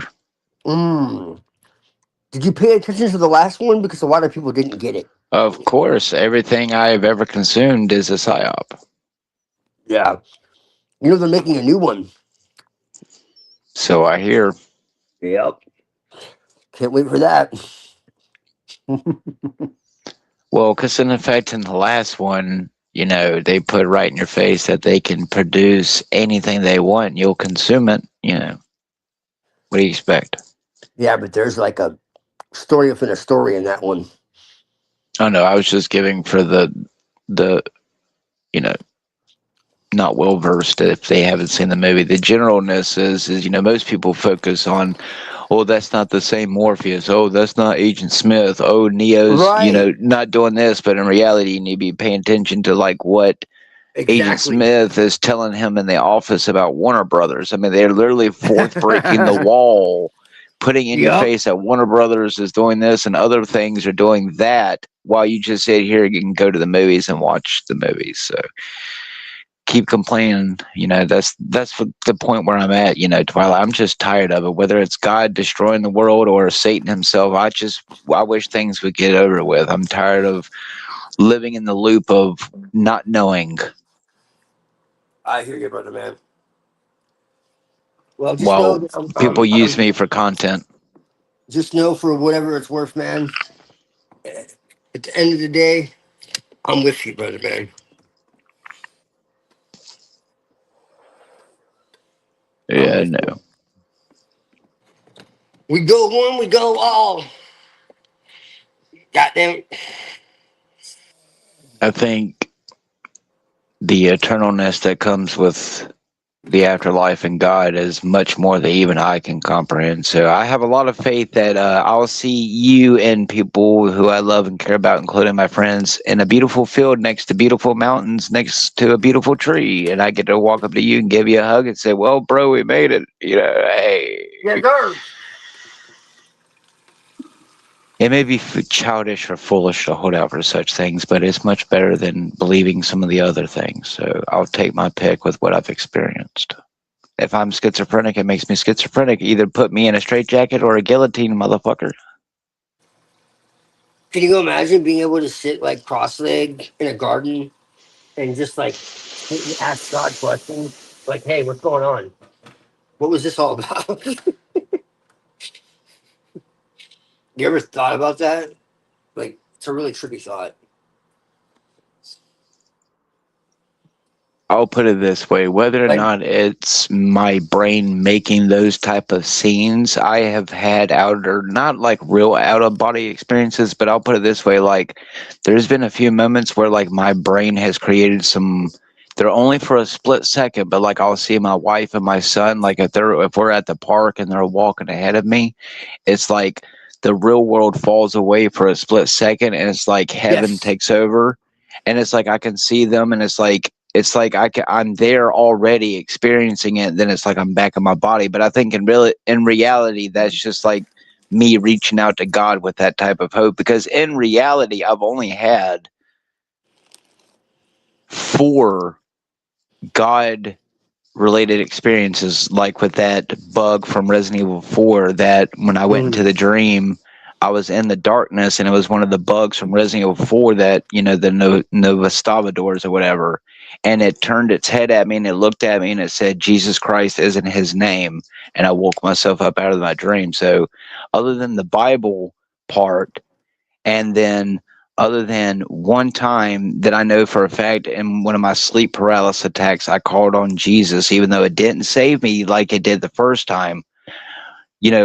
I've only had 4 technical God or Jesus related experiences. So I know that there is something there. Whether or not it's Jesus Christ himself, I don't know. I can't tell you how many times I have begged and cried out to Christ in the most vulnerable moments a man can have. And I have never had an answer. Like the last time that I really broke down to Jesus, I started going blind to my right eye. I thought maybe it's because I cried too hard and maybe I busted a blood vessel. No, apparently it's because my diabetes is so bad that I'm going blind. But like, okay, so out of all the times it could have happened, it couldn't have happened when I was playing with my son or when I'm staring at a screen for 5 hours playing DMZ. No, it's when I'm on my knees crying to Jesus Christ or crying to God. And then when I stand up, next thing you know, I'm starting to develop a black line in my eye that, is coming back every once in a while. Basically, according to them, I'm going blind. So, at this point, it's sell your soul, work for, someone, and, just, I'm just tired of living. As much as I love life, like I would much rather go ahead and I want to separate the people who I love and care about. But in all honesty, I don't give a fuck about living. I love my son. I love y'all. I love, people. I love my family. I love my friends. But in reality, sex is great. Look, I can sit here and have sex with my wife all night long. But the point is that I feel even you that there. shit is mundane to me. When I sit here and tell you that when I LARP about shekels, it's not because I want to go out there and buy a PS5 or a large screen TV or a Hey, the Mercedes PS6 is Benz. coming, man. The PS6 is Exactly. coming. Yeah, you know You it's gonna just be like got it. $800. It's gonna be $800, bro. They're smoking crack. Yeah, well, the point is you'll keep buying and won't own anything like the video games. But That's still, the point right. is I'm beyond that mundaneness. There Me really is too. no pleasures in life that you could give me that would make me happy. Sure, I would love to have all the money to go out there and you know, play arcade games and go out and take my son out every single. But look at the world today. Do I really want to travel to another part of the United States? Look what's happening. Well, you can't live life that way. The fuck you can't. Like if I had the money right now, trust me, you people would never hear from me again. I would go so far out into the woods that you wouldn't even be able to get an internet connection within fucking 10 miles of my house. So that's the point. But the point is I know that God's not going to magically give me this stuff. And according to people, according to God, I'm supposed to rely on Him and not rely on the demonic humans. But I find myself in a world where I'm forced to rely on demonic humans while I talk to an imaginary God. So, I mean, at this point, it's either sell out or LARP. I mean, so, Well, that's the problem. You're talking to an imaginary god. Maybe that was a sign when that happened, that you're talking to a version of God that doesn't exist. It doesn't mean God doesn't exist. It means the version of God that you've been sold isn't real. I Like I mean, said, but would it really matter, Twilight, if in the essence of talking to whatever my creator is, if it wanted that personal relationship, regardless if I called it the right name or not, wouldn't it, if I had that full intent to have connection, wouldn't it at some point, work with me? I mean, instead of just letting me loop until I die and not get paid for it, because some people don't care if I starve, so. I'm well, just saying it's much better than sitting here and because see, I can make thousands of dollars right now being a criminal, but you know why I don't? It's because I don't want to be a criminal. So, yeah, well, I've had those thoughts myself, brother, so I know exactly what you mean. Like I said, you and I have a lot more in common than you think. I totally understand that. I grew up in that environment, so I could have easily been a criminal. So, you know what I mean? Like, I have someone sitting next to me that could tell you straight the fuck up. Yeah. I'm actually out right now for once, so I actually have people around me that can tell you everything I'm telling you is absolutely true. I came from a very hostile environment. I've survived death more than once. I was chopped the fuck up. I had 160 stitches. I've had near death experiences many times. I studied the Bible. I studied end time prophecies. I was very, like, I very much had the spirit. You know what I'm saying? And I still feel like I do, regardless of my occult practices or anything else. Like, there's nothing that's taken me away from Christ. You know what I mean? Like, no matter what, you know, like, I've never once denied Christ. Like, I've even had, like, Luciferian, satanic, whatever the fuck rituals, and some of them would like have like anti, like, Christ type, propaganda, call it propaganda, and I would skip over that shit. I'm like, no, no, no, no, I'm not about that. Like, this isn't about. I'm not trying to do reverse Christianity. This is about my own, um, you know, um, self mastery and facing my demons and my darkness, for growth. I'm not about that. But yeah, man, like, I studied the end times and Revelation since I was like 9 years old, bro. Like, and like the Nephilim and the fall, the flood and like, trust me, man, you would be very surprised, like, my history with all this. You know, it was as shocking to me as it is to you that I ended up where I am. It's just I came to a realization that this fear and guilt and shame and everything is the devil, is fucking mind control. And what Jesus really was trying to get through to people is that we're all divine. It doesn't mean that we're automatically divine. It just means that we have that inherent within us, but we can also choose to go the other way. And so the temptation the tree of knowledge is an everyday experience. You know. That's what K Reno told me. Oh, really? Oh yeah, believe it or not, That does not that does have not plenty of surprise me. conversations without having conversations. That don't surprise me. He's very, very, I guess you could say enlightened. Most definitely. You ever heard his song, Valley of I've Decision? I've heard all of his music. What do you think my AI music idea? He's literally come to my channel and watched my shit. I'm pretty sure so. Valley of Decision, man. He nails it. He nails it with that. Valley of Decision. Yeah, yeah. But like I mean, I'm telling you, That's why I wasn't joking, my Twilight, when I friend, said that I'm trying to join.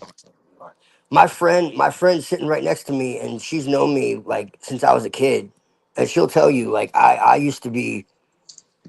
used to read the Bible like crazy. I mean, it's been like 15 years, but like I studied the hell out of everything, man. I was looking in the Hebrew and the Greek and like everything. Like so I know about it all, man. I looked at the early history of Christianity and how it became Christianity, and I started to realize, like, hey, we've been fooled, you know?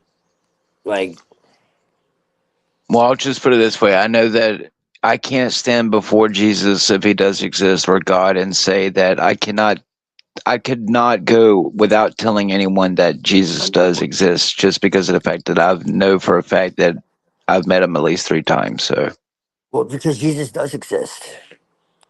It's just that the version that the character that they've created is 100% basically false. I agree. basically a mockery. I can tell you that the Jesus I People are met worshiping, wasn't pretty much put it this white. way, people are worshiping a dead man instead of a living spirit. That's Oh, the most concise way I could put it. that's right. Allegedly, he is risen, but he's still dead. Yes. Most No. most pastors don't believe, like, when I get to the bottom of it, they don't actually believe he is risen. That's insane. That's propaganda. That's totally insane. The Bible makes it very clear. Yeah, That's ridiculous. That they're Well, literally getting paid by the Edomites and the Jesuits and whatever else, because that is completely unbiblical. you can thank people like Joel Osteen and Kenneth Copeland But like they're all that. Masons. They're all Masons. I blow the She wind of knows what I'm God. talking about. She knows what I'm talking about too. We looked into all of this because she was like very evangelical, and I showed her because she was brainwashed, like very, very much like Benny Hinn and all these fucking fakers.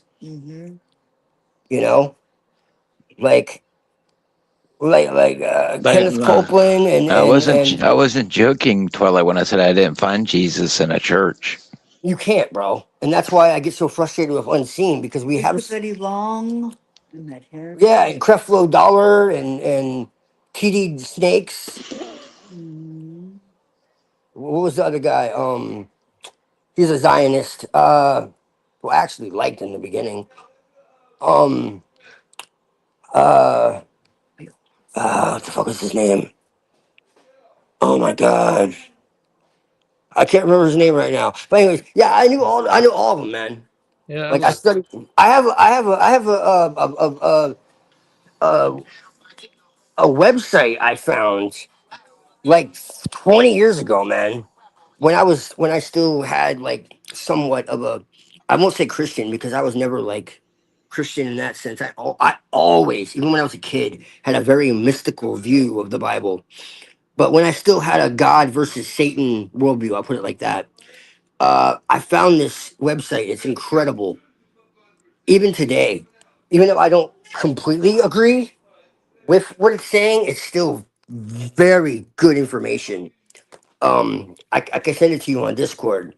It's the murkynews.blogspot.com, and it shows like how the church was infiltrated, and it shows uh like how like all the gospel music and shit has like all kinds of occult symbolism, and like the connection to like the presidents and the Freemasons and all these supposed pastors, and like it's like a fucking, it's a whole book on this website.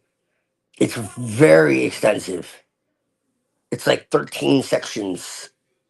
But yeah, it's wild. It gets into like the fallen angels and like basically like the final conclusion basically is that the people running the world are not fully human. You know. So yeah. But yeah, man, like I'm telling you, like when I tell you that you and I aren't so different, like at one time, bro, I was convinced the world was run by like the fallen angels and shit. And Satan essentially like that none of this shit was human and there was no way that it could be any other way. And I still believe that to an extent. It's just now I believe that it's archontic, not satanic. That's the difference. I believe that the God of the Old Testament is the devil. That's the difference.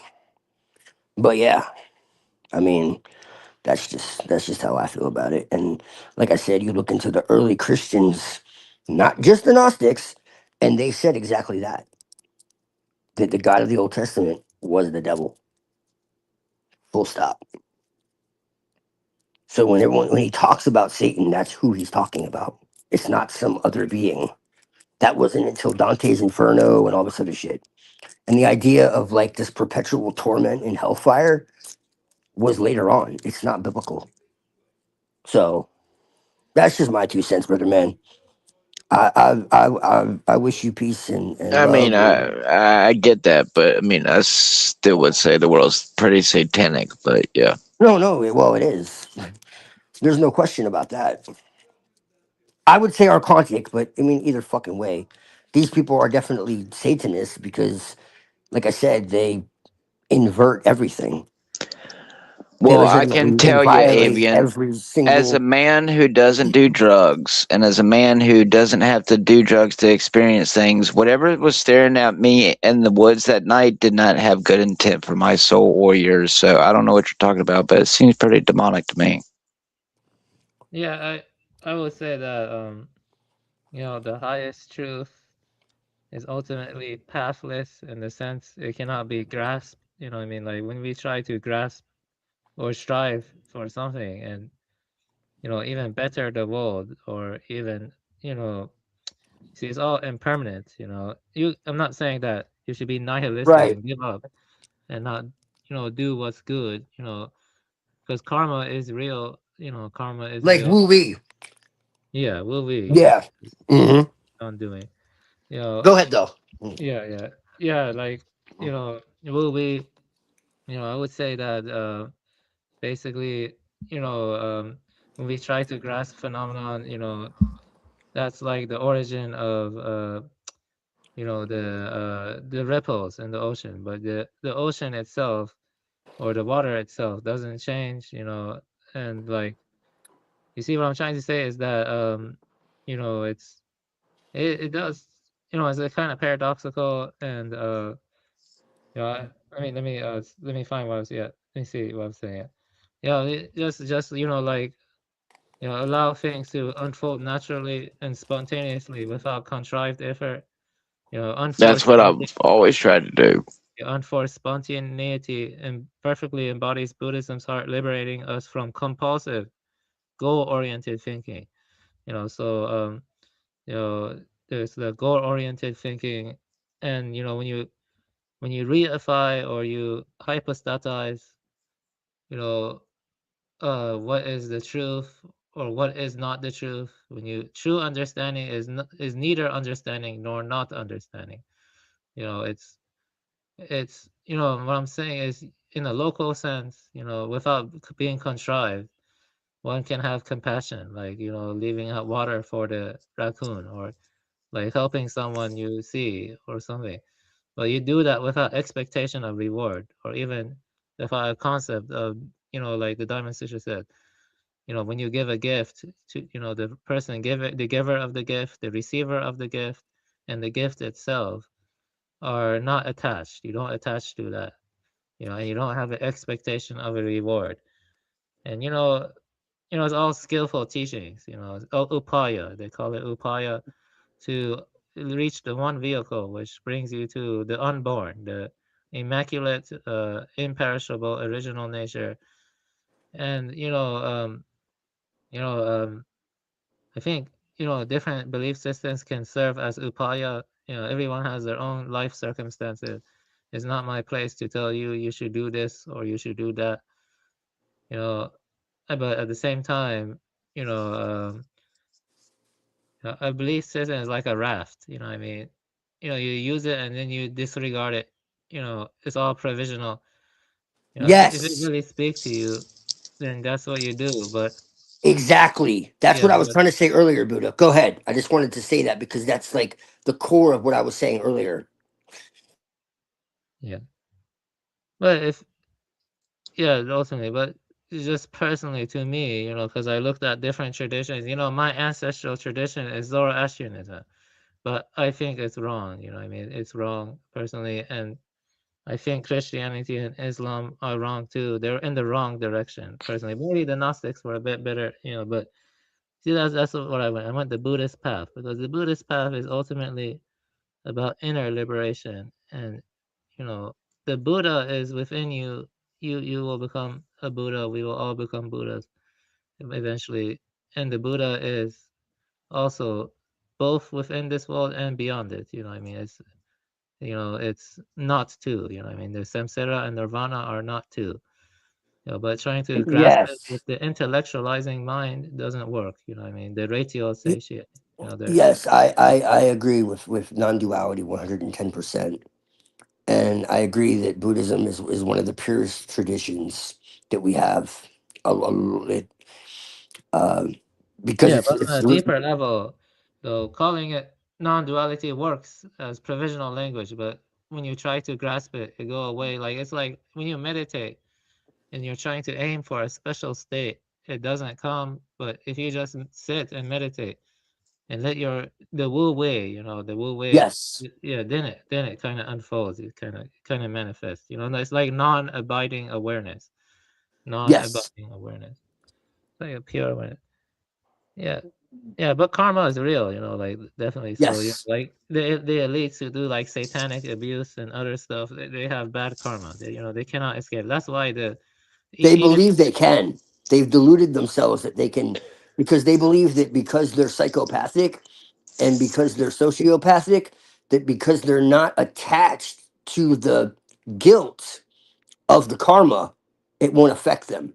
Because they believe that what brings on the karma is their attachment to the action itself, the remorse, the guilt, the shame, the fear. And so if they can detach themselves from that, they won't experience it. yeah, I don't think that's true. The Buddha actually I don't criticized either. that. Yeah, he criticized that in the Pali Canon and stuff, and also the sutras are clear about the precepts. Like, you know, it's different to go to war to protect your village versus you know, like abducting children and doing macabre stuff on them. You know, that takes a lot of intentions and volitions. Like they think they can go beyond that, but they can't. You can't really like abduct a child and be like, oh, I'm beyond all attachment, and then like fucking torture them. You know, that gets negative karma. No, there are no two ways around that. You know what I mean? It's just the way it is. You know, like you know, they're gonna have negative rebirth, probably Avicinis or something like that in the lower realms and stuff. That's not hungry ghosts, but probably in the demon realm, the hell realm. Yes. Hungry Naraka, growth. yeah, Yes. Naraka. I know what you're That's talking about. yeah, yeah. Well, they're definitely gonna go to hell. You know, like yeah, but I don't know how we can beat them though. Like they What I have like about Buddhism too, I don't know if you follow this, but um, I work with the Dakinis. yeah, different practices. Yeah, they're probably like visualization practices and other stuff. Yeah, Well, because probably. they're like goddesses, they're sky dancers. Yeah, they are. And so, like the Dakinis and the Mahavidyas, and this is why I work with different traditions, because I see them as embodiments of nature, as natural spirits, as because I see most things as part of the earth. So it's imminent and also transcendent. I don't really see a contradiction there. The separation is illusory, kind of Yeah, like the yeah, separation between mind and body. It isn't really there. It's Well, only this is it's the only way I within. see it. I see So it like are you yeah. saying I can become a Force ghost like Qui-Gon? This is the way I see it. I see it like this. I'm telling you to use the Force. Yeah, this is the way I see it. So you know, uh, you know, rebirth is real. And rebirth is real, but you can choose to end rebirth if you want to. But I mean, it's cherry Right. Nirvana. What You is it don't like have a to. what is it like a slot machine? If I get 666 in a row, I get to respawn. No, it's like you sit in zazen or something. You go into the Oh. unconditioned, unborn state before you die, and it's like you don't die. You don't get reborn. Then see what I'm Well, saying? I'm perfectly fine going into a void, but yeah, sure. There is no void. I don't think there's a nothingness. There's no such thing as a nothingness. Nothingness don't exist. Yeah. Yeah, it doesn't exist. Yeah, it doesn't exist. There's Nothingness is all things without differentiation. yeah, So that's basically, it's right. all possibility before it's manifested into So where do you anything in go? So concrete. where do you go when you go to sleep? Did your spirit just linger? Because I can tell you, I don't astro project, and I never have. Unless you want to claim me floating I above the have. bed. I have. Well, you've also done drugs, which forever alters your chemical makeup. But yeah. No, I've I done it mean, yeah, way go to before sleep. drugs. You Oh, still have this. that was your Like innocent. it's Was that your temporary. innocent young soul? Bro, I could show you how to astral project, and you would know for yourself without any without I've any. tried it, never have. Well, I can show you, and I guarantee you, shekels that you will. I put shekels on the line. That's how sure I am. Yeah, most real traditions, If you take it seriously, you will. I they put mean, I the take Edomites, just about everything seriously. So, I mean, But it takes practice. It takes discipline. It's not something you can just be like, "Oh, I'm gonna do it," and then be like, "Oh, it didn't work." Like you have to like actually. It's a discipline. You have to actually like try it for a while. But if you work up, you have to work up your energy field. You have to work up your your yeah. preconceptions, Well, and why would I want to do that? It would be like The so you Conjuring, can do it. and I It's won't be able to real. come back. You're not actually going anywhere Oh, outside. It's no you're gas money. well, you know. No, I mean, you're going somewhere, but you're going into a mental landscape of the collective unconscious. I Yes, it can't exists. imagine. I can't imagine the terrifying evil souls that would want to try to inhabit my body. Yes, sir. Well, that's why No. you have to be prepared and you have to know how to protect yourself and all that. What But if you can't ever like what if I you told you I'm can't one of not the come back hey because hey hey what if I told you I'm one of the people that assume that even right now in this dark ass room at 4 o'clock in the morning that I assume that there's evil spirits right here that could look God knows what like, and I assume they're right here just breathing in my ear, so I'm but sure what they're if already there there. but what if there's good spirits too? I've only met one good spirit, and it was allegedly Jesus, so I don't know what to tell you. So But what if Jesus sent angels? I've never met an angel. I've only met Jesus. But here's the thing. Maybe you should change your perspective because that's 90% of your your reality, your manifestation. You can't see things that you don't expect to see. That's like rule number one. I mean, I don't really care to see. I mean, take for instance what I saw that night in the woods. I mean, it wasn't long before, I mean, long after my son was born and something bad happened to our families that I saw them ice. So, I mean, was that eyes staring at me, telling me, "Hey, I'm watching you, and I can't wait to collect your soul when you die," or was it just an omen? Because I can tell you, whatever it was in the woods that night wasn't an animal. So, I mean, yeah, I'm just I just gonna want to say this say also. some things. What I want to what say I'm this saying too. is if you pray to God, okay, and then you think to yourself, okay, God's not going to answer me. God hates me. Fuck God. Whatever the fuck. Then that's what you're going to receive. If you pray to God and you say, I know you're going to give me abundance. I know that you're there for me. I know you died for me. I know that, you shed your blood for me. I know that you're a God of abundance. I know you're a God of truth. I know you're a God of stability. I know you're a God of worship. I know you're a God of worthiness. I know and you have that spirit. then good things are going to happen, bro. It's how Yeah, you approach. I also believed like stuff like that, including good things come to those who wait. Where's my house in the woods? Yeah. Also, I want to say this. I don't agree with Hyperborean because I think the Dharma Dhatu and the Dharmakaya, all sentient beings have Buddha nature. That's a foundational belief. Yeah.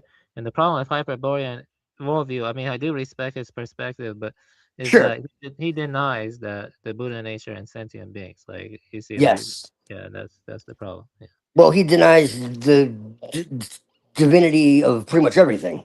Yeah. That's my issue. Yes. Yeah.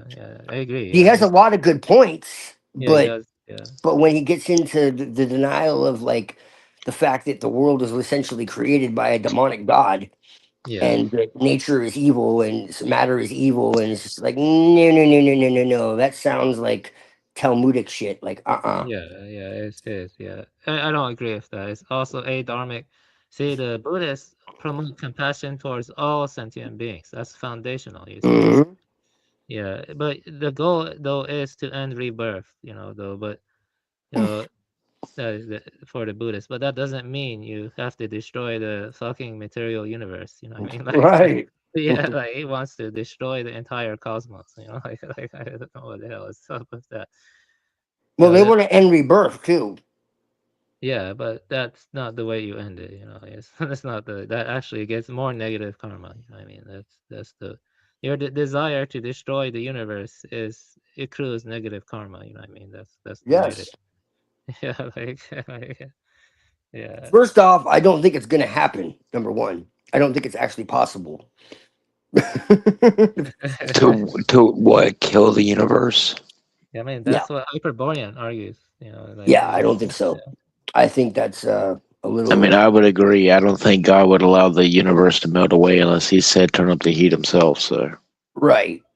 Yeah, unless He starts the fire, it's not going anywhere. But it doesn't mean He won't let man burn himself a little bit. That's true. He let him singe a little bit. Well, let's learn about. I forgot about this. Let's learn about how abusing children is a virtue. This is Christopher John Bjerkness. It is June. This is private. This is private. I have this. It's dark. I forgot he did this. It's a very good example of what I'm talking about without reading a bunch of text. I'm going to be doing a master class today explaining the Kabbalah of ritual sexual abuse and orgies, the ritual sexual. This is why I love Bjerkness, even though I have some issues with him. Like, the dude is fucking not afraid to say what it is. So it's call shit as it is.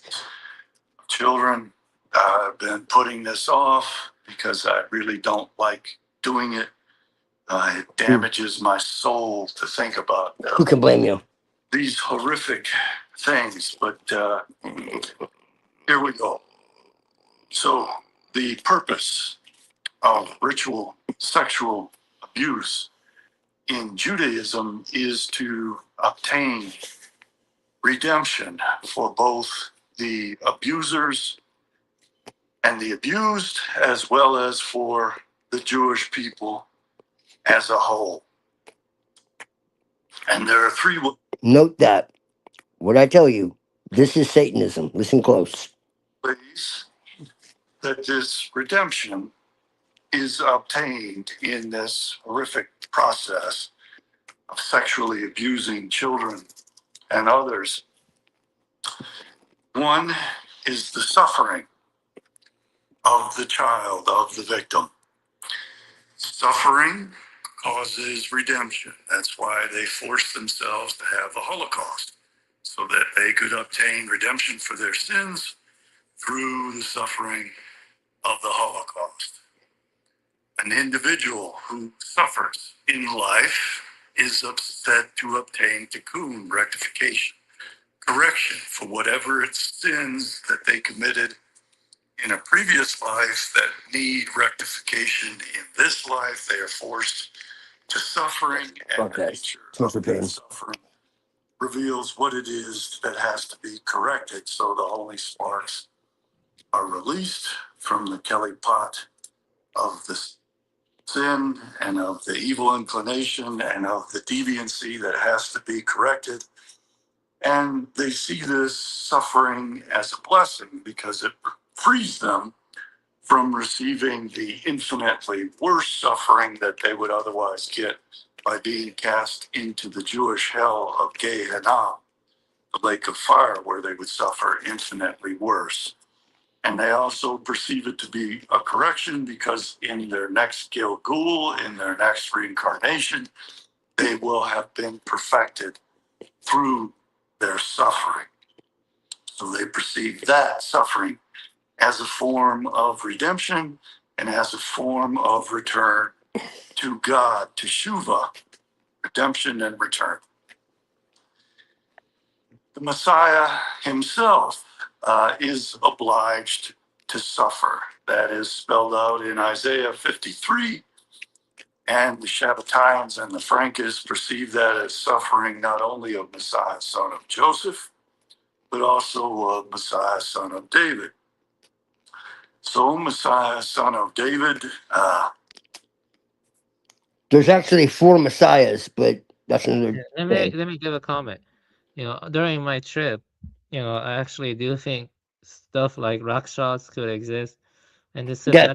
Sabbatian and Frankists, they could just be rakshas disguised as humans, the Edomites. You know, it's funny because there's actually a theory about that they actually worship Kali, not the goddess, but the demon.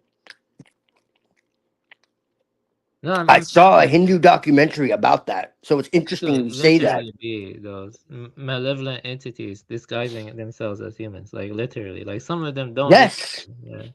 yes. Yeah. Well, this is actually what David Icke talks about. Yeah, I sympathize with Ike now. Yeah, I think he could be onto something. Yeah, definitely. Yeah, yeah. It's something that I put way on the back burner, but I can't deny that when I was younger, I honestly fucking questioned it. Like, are these people fully human? I don't know. In some of their texts, they actually say they're from another universe, another dimension. So, I Yeah, mean, I don't know, man. yeah. I mean, see, they're kind of evil is kind of like over the top. Like does it feel human? Like either they made a Right? with a demon, or they're demons themselves disguising as human. Because if you pay attention, Yes. Indian mythology, a lot of them could shapeshift into looking like humans. Yes. Shapeshift, yeah. Yes. Well, this is what David Icke talks about. And that's very fringe and kind of woo woo, but I mean, I don't count it out. This is what I mean when I say I don't accept or necessarily deny anything. I keep all possibilities out there and just kind of I don't really think so, but I don't rule it out completely. I see it as possible, especially when you really look at how anti-human all of this really is. Yeah. Like the fact that they destroy everything, destroy nature completely. Now, I would also say that this is archontic, infection from their bloodline, and that's like a whole another 2-hour conversation. I could do a video on that.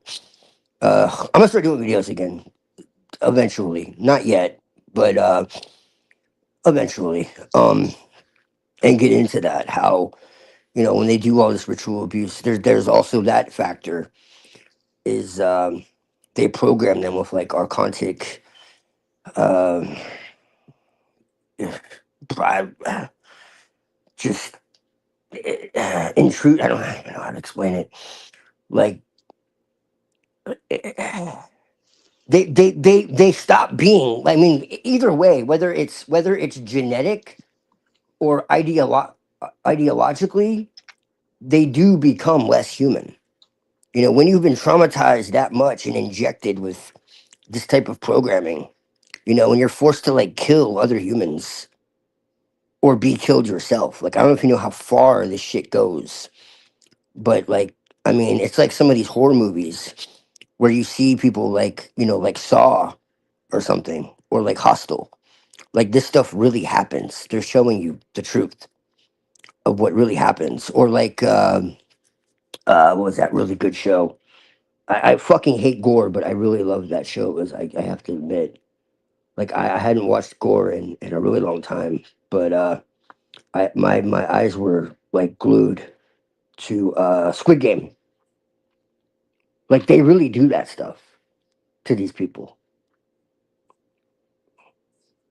So when you do that to somebody over generations, they stop being fully human because they've lost all empathy and compassion for themselves and others. They basically become like Oni. Right. Well, I mean, if you're like a child and you're told to kill another child or an animal or whatever the fuck, and you have a gun to your head, or you're being put into like, violent pornography with like What are you talking animals, about? When they Yeah, go and put children. that when they go and put that in the Marvel yeah, but let me series, tell you something. During it's my trip, okay. So don't worry about it because you'll go watch your Yeah, yeah. Marvel I didn't Disney tell you guys slop. this, but I'm Yeah, gonna tell remember you. Winter Soldier? Oh, Yeah, Yeah, during my there. trip, though, I noticed something that in the beginning there was like a kind of war between humans and Oni or Rakshas. And look at this. When Yeah. we're looking at Onis, they are believed to live in caves or deep in the mountains or in hell. Yeah, so Onis are like evil and they engage in murder and cannibalism. So, stuff like blood They are. libel, yeah. And let me tell you, they poisoned the European wells. Yeah. The Edomites, they were poisoning the European wells. They did blood Hmm. libel, and even Japan has mythology similar like that, like Oni Hmm. and stuff. And now we're Yeah. finding tons of cave systems all over the world and Yep. tunnels. And I think the Oni and the Edomites use those tunnels to like cannibalize random people. And so like Yeah, like we were talking about the Tengu, you know, and the Japanese did a straight documentary, you know, completely legit, saying, "Hey, are they the same?"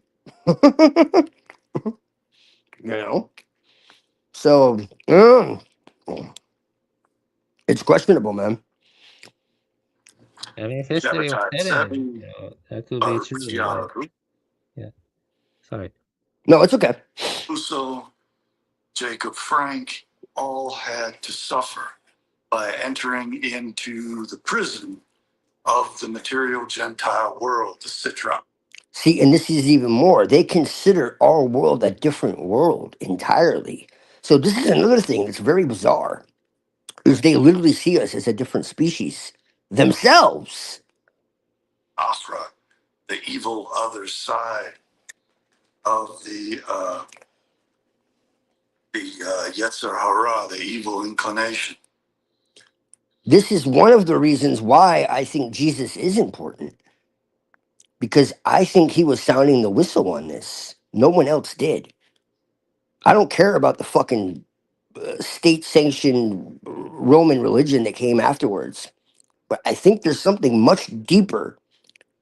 And especially when it comes to Gnosticism, calling out the demiurge and all that, like I think there's something much deeper and darker that they covered up.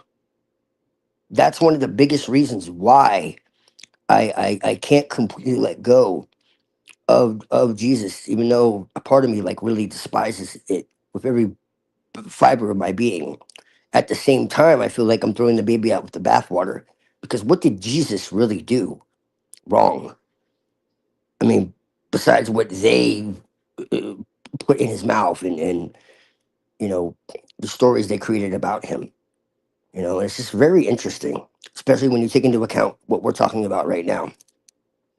And this suffering enables them to penetrate into the Gentile world and destroy it from within, just as Jesus Christ had done by entering into the Gentile world and destroying it from within. So this is a The religious version, yes.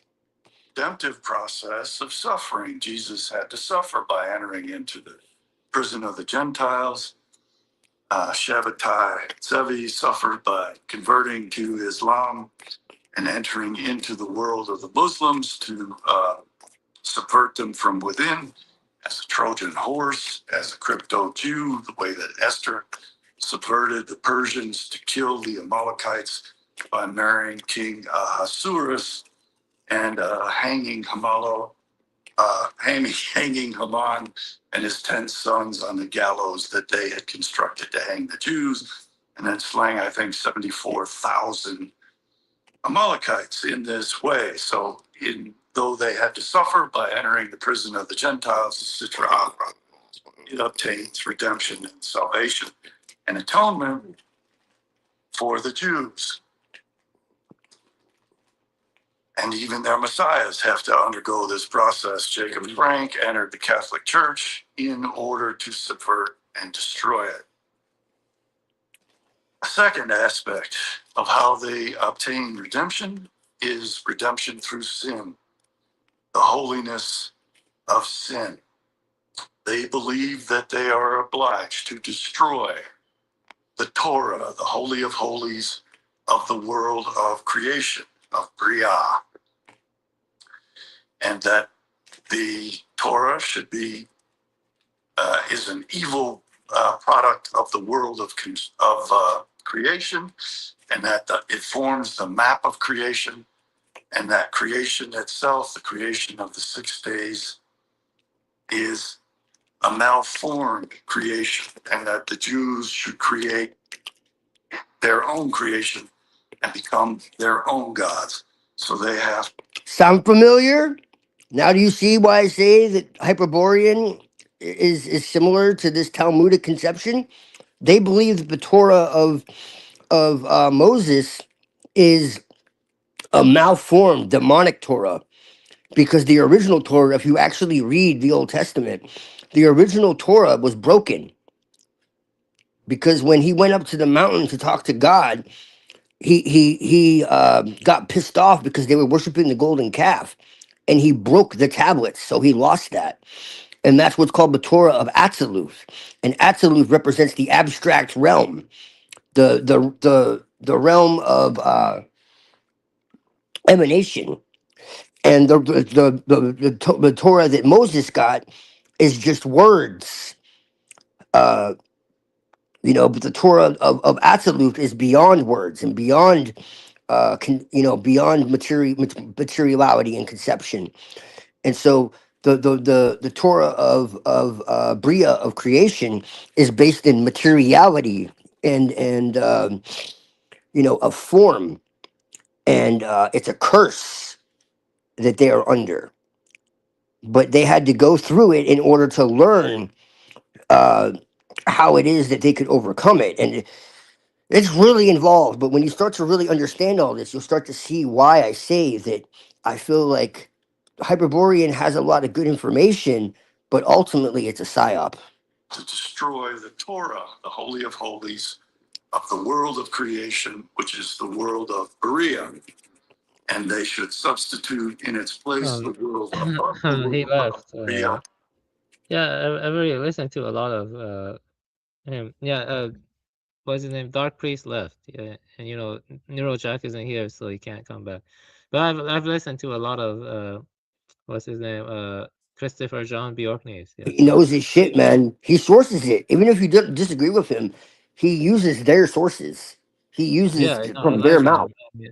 I like his argumentation. I agree with him on a lot. And Yeah. Yeah, I do. Yeah. I mean, I have some disagreements with him, but Yeah. it's like, this is the thing. I listen to anybody, okay, that has good information, because what matters to me is the raw data. If they have sources, if they've done the homework, I could disagree with every single conclusion that they have. If they have raw data, I want it. You see what I'm saying? Yeah, If they're no, not just I'm like not. making I'm not shit up and disagreeing with pulling it you. from the air, you know what I'm saying? But I mostly agree with him, like, for the most part. Yeah, But yeah. like, he You always don't have backs to. up what the fuck he's saying. You don't have to agree And with writer 100% to see value in what they have to say. Yeah, I know. yeah, but I would say I strongly agree with him most of the time. And Yeah. he shows from their own words. So it's like, whoa. Because some of the stuff sounds really like far out. Like, what the fuck are you talking about? But then you actually see it. It's like, whoa, dude, what? Because I mean, I studied all this shit pretty deep. And I came across him and I was like, damn, I thought I knew. So Yeah, I have his book. Beware the World to Come. I read like a third of it.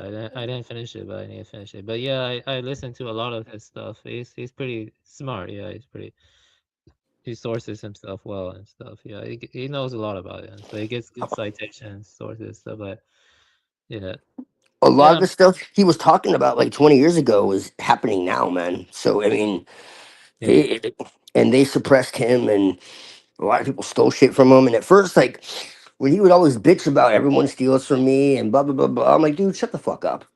But then I realized, like, he's telling the truth. And then I looked, like, if you look at like his old interviews, he was very different. His vibe was way different. And now I get it. It's like he had a very different vibe. And he was so like excited to get the information out. And You think like he Adam was Green constantly plagiarized hitting him? walls. He was constantly hitting walls and constantly getting fucked over. And it's like, well, if I was trying to explain something for 30 fucking years to somebody and constantly being betrayed and constantly being stolen from and constantly hitting walls, I think I'd be fucking bitter too. You think Adam Green plagiarized him? Yeah. Yeah, yeah, Yeah, for sure. Adam Green is a Jew, bro. yeah. He went That's to Israel. He went to Israel, man. He was like at the Wailing Wall. oh yeah, I remember that. Yeah, I mean, Bjerknes is a Jew too, actually, yeah. but he's Very like small. real. Yeah, He's real, bro. he's like a very small amount. You know, it's not like he's not like really Jewish. He's Yeah, like yeah, yeah. He has ancestry to like a lot of like Norse. He's and like physicists and shit. Like a guy who like basically Einstein like plagiarized and shit. Like that's why he hates Einstein, because Einstein literally like plagiarized his ancestor. If you look at, I can't remember his name, but yeah. They Bjerknes was a physicist. yeah, you know, Bob Dylan was a plagiarist too. Like, you know, people would Yeah, steal from his agent and then they would pass it on to Bob Dylan and he would like make it seem like it was his own. But yeah, Bob Dylan was a plagiarist. Bob Dylan was an Edomite too. Yeah, he was. Yeah, I know. Yeah, So was I don't like saying Jew because I've yeah, yeah, actually had quite a few friends that are Jewish that are honorable people yeah, that have nothing to do with any of this shit. It's just the ones in power are fucking yeah. They're something else. But I mean, like I've had a few good friends that are nothing like this, you know. So you can't like just say whole yeah. I mean, fucking Frank race. Monday is a Jew and he's Yeah, perfectly fine. Yeah, yeah, he, yeah. He's a cool dude. We get yeah. along very well. Yeah, we get along really well. We have a lot of common denominators. Him and I have a very similar view on magic Well, and all of that. the brain is plastic and the beliefs can like alter your brain and other stuff. So it really comes down to cultural conditioning. And, Hmm. yeah, cultural. Absolutely. Yeah, no, I agree with that for sure. Because I mean, it's not like it's only fucking Edomite Jews that I've ever had a problem with. It's not like if all the Edomite Jews in the world were gone, that like all murder and rape and terrorism and would just like vanish from the world. Yeah. People have this idea and it's just like completely delusional. Well, at the end of the day, it's the greed, hatred, and delusion that are the main problems. Yeah, like Yeah, will always exist, but the point is the culture should promote generosity, compassion, and wisdom. It shouldn't support greed, hatred, and delusion, which is what happens when these people got power and now they're like yeah. trying to flip things. Now Miley Cyrus during Hannah Montana, it wasn't that bad. It wasn't good though, but it wasn't that bad. But then she started twerking in front of kids. You know what I mean? And it's like they She was subvert. mind controlled though. She was wholesome in the beginning. They do this to Yeah, people. Like you yeah, get like to the Mickey Mouse Club and all this, and they're all like super innocent, and then yeah, they like rape them and oh shit, yeah, grape exactly. them, grape them, and you know what I mean, essay them, and they fucked them up, dude. Yeah, Like Britney Spears, dude. You see all the shit she's going through. She like yeah, shaved her head and like called herself the Antichrist, and that's like mind control programming breaking down. She's trying to like get free. She's not crazy. She's trying to break free. Like yeah. No, it's definitely. horrific, man. Some They of these have people. the Frank Sabatians. They have a kind of Yeah. love of subverting innocence. They want to subvert They, the innocence. Yeah. that's what makes them different. That's the one thing I have to say is they're a little different than most cultures. Most cultures Yeah. aren't parasitic in that way. Yeah, most So people want to protect innocence. They don't want to corrupt yeah, it. You know, they're like yeah, normal people. yeah, Like, yeah, yeah, yeah. And so this is why I think that maybe Mustache Man may have been on the right track. But yeah, we'll save that for another day. yeah, but yeah, though you have to say Christopher John Bjorknes is wrong about him because he's definitely against Mustache Man. Yeah, yeah, yeah. I understand why though. Yeah. But yeah, no, I agree that he is wrong about him. There's possibility that he was switched with a body double, though. You know what I mean? Like midway through it, there is. There's a lot of possibilities with that Yeah. because I mean, some say he killed himself, some say he survived.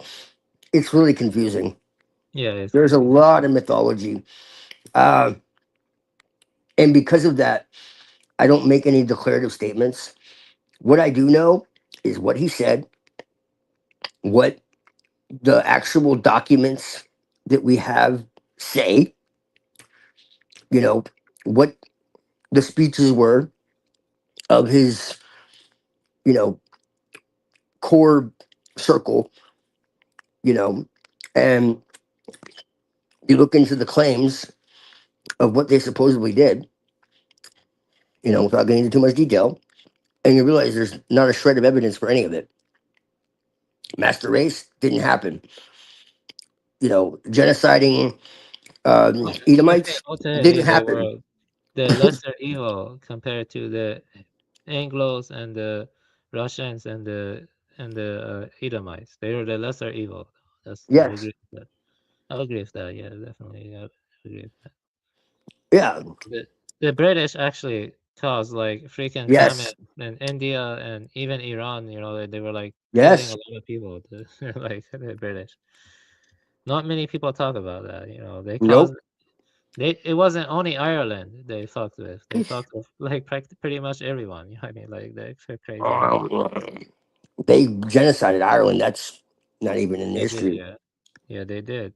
You know, but they did a genocide and you know what they would do is they would cause engineer famine and then blockade Yes. imports. You know, and they did that to Iran too in the early 20th century. They did it to Yep. India also. Yeah. Oh, The they really British, screwed up India. Yeah. yeah, they did it to a lot of countries. That's why India is the way it is today. They even sold opium to China. Did you know that? Like they were Yep. like, yeah, like, Yeah, half the country was addicted to it. yeah, Yep. The East India Company. yeah, yeah. The Germans never really did anything to that No. extent. You know what I mean? Yeah, I know. Like, No. yeah, No, it was always the British blaming the yeah. Germans. It was And British. and You and know the the British were infiltrated by the Edomites. That's why they all like have in their if you look at like the royal coronations, they have like the stone of Scone, which is like where Jacob wrestled with God, and like the ceremony is all biblical, and they claim descent from Solomon, and it's like, what are they talking about? And then you realize like there is no more European monarchy. That's why they're called the black nobility. They murdered. That's why they did that to the Russian, nobility. There's yeah, not just the Russians that that happened to. It's happened to other nobility throughout time. Holodomor was probably real, unlike the other one we're told about. There's no way in the case of Germany they could have gassed or killed 6 million. You know what I mean? That's There impossible. you go. It's literally mathematically impossible. Yeah, I know. Yeah, yeah, yeah. There's actually a Jew who, a righteous Jew who looked into it. Like seriously, he didn't have an opinion one way or the other. He wanted to know the truth, and he went into these, you know, death chambers, and he was like asking all these questions about it, and asking like, are these original? Is this a recreation? Was this used for gassing? And he was getting different answers from everybody. And Like he physically went there, and like it was a fucking joke. Yeah, Like there were like definitely. holes in the ground, and No, like they put like a it. innocent granny in jail for just questioning it. They put a Yeah, fucking granny in jail, like a grandmother. Like what the fuck? Like it's an old lady, you know? Like what they the hell? beat people senseless, put them in the hospital, put them in prison. You know, and it's like if someone were to put gas in this thing, like the whole place would blow up. It would kill everybody Yeah, they because it claim was to in. use Zyklin, but you know, Zyklin is a pesticide. It cannot really like yeah, Yes. like kill that Yeah, stuff. and they were doing it to keep people healthy. They had hospitals. People were going to camp. They, they had like theaters and fucking like it was more like a summer camp than a death camp. Like it's Yeah. actually insane. That's what I'm trying to say. When you realize that, it's like, yo, what in the hell? And then you realize that Mustache Man called for peace like 7 fucking times. He's like, Aryans shouldn't fight Aryans. And this is another reason why I hold on to the Aryan thing. When you understand the real context of what I'm saying, it'll make more sense. He's like, Europeans shouldn't fight Europeans. Like, what is this about? He's like, I want peace. Constantly, man. I can show you. No, I know. He Yeah, told Britain for like some reason 7 fucking times. he didn't want the spread of Bolshevism in Germany, you know, because you know that caused a lot of death and The despair. only people he locked up were communists. He had 150,000 Jewish soldiers in his army. Some were honorary Aryans, which proves my point that Aryan is not about genetics and that there is no master race. The only people who believe there's a master race is you know fucking who. There's a book called Germany Must Perish. Read that one and look at the year it was published. Talk about Yeah, extermination and final solutions. yeah, I know. Like Morris Samuel's book. Have you heard of that one? You Yeah. Gentile. Yeah, like that one. Yeah. But this is what I'm trying to say. When you really, people are afraid to look into this because of what they'll be called or whatever. But you really look into it, you start to realize, whoa, this is a sham. This guy did not want, not only did he not want to exterminate anybody, he was doing everything he could to keep people alive. And then the fucking allies come and they start bombing all the food supply. I will say that though Bill Wrangler was very crazy. He was, but they didn't really like him. You know, Die Wrangler. He was probably one of the worst. But he wasn't really like, you know, he wasn't really like representative of the entire, you know, They Germans. they were Die Wrangler though. You know who I'm talking yeah, about? yeah. They That guy was. it, Was fucked it, up. uh uh Mustache Man and Goebbels were having Germans executed for killing uh, uh, Edomites. That's how strict it was. They were like, basically unworthy of that. Well, anyway, he turned out That's to be. how like like people don't understand. Like if somebody like went too far, they were punished or sometimes executed. Germany was being Yeah. starved to death. The economy was completely under the control of the Edomites. They did the same thing there that they're doing. It is a mirror of what's happening in the United States, Yeah, and exactly. now it's starting to Yeah, go post global. 9/11, definitely. Yeah. They had control of the media. They had to sell German women and children into slavery, sex slavery. They had bestiality, incest, Yeah, Weimar pedophilia, Republic. Yeah, Weimar Republic was pretty all of messed it. up. Yeah. Yeah. And they said, "Oh, they're burning books." Yeah. Yeah, Pornography. my dad knew all of this. You know, my dad told me all of this when I was younger. Like Yeah. he was pretty red pilled for some reason. My dad, he told me about Weimar Republic, how the Edomites were bankrupting Europe, Yeah. how Hitler wasn't, I mean, Mustache Man wasn't as bad as we were told and stuff like that. You know, I know all of this. You know, for some reason, third world people, if you want to call them that, or people from like Middle East or whatever, they tend to be aware of this stuff for some reason. Like, Because they weren't brainwashed. yeah, That's probably why, because they weren't told that the British and Russia and the U.S. came to save the day. Yeah, they You know, actually caused way more damage. You know, the British and the Russians. You know, they the caused. Russians were fucking horrific. A Yes, lot, a yeah. lot of the death that was I would say blamed on the even Nazis was actually the Bolsheviks. yeah, but even before the Bolsheviks, the Russians have always been kind of crazy, to be honest with you. You know, the Yeah, Russians caused the genocide of Circassians. You know what I mean? Like yeah, why? Like, yeah. The Russians have always been kind of crazy. yeah, they have the Slavs have historically been kind of And crazy. ironically, the most anti-Semitic, like Yeah, truly yeah, anti-Semitic, not like Edomitic. Like, so that's very interesting. yeah. Like the Germans were actually one of the most pro-Semitic. So how's that for a flip? Yeah, Russia was always the most anti-Semitic.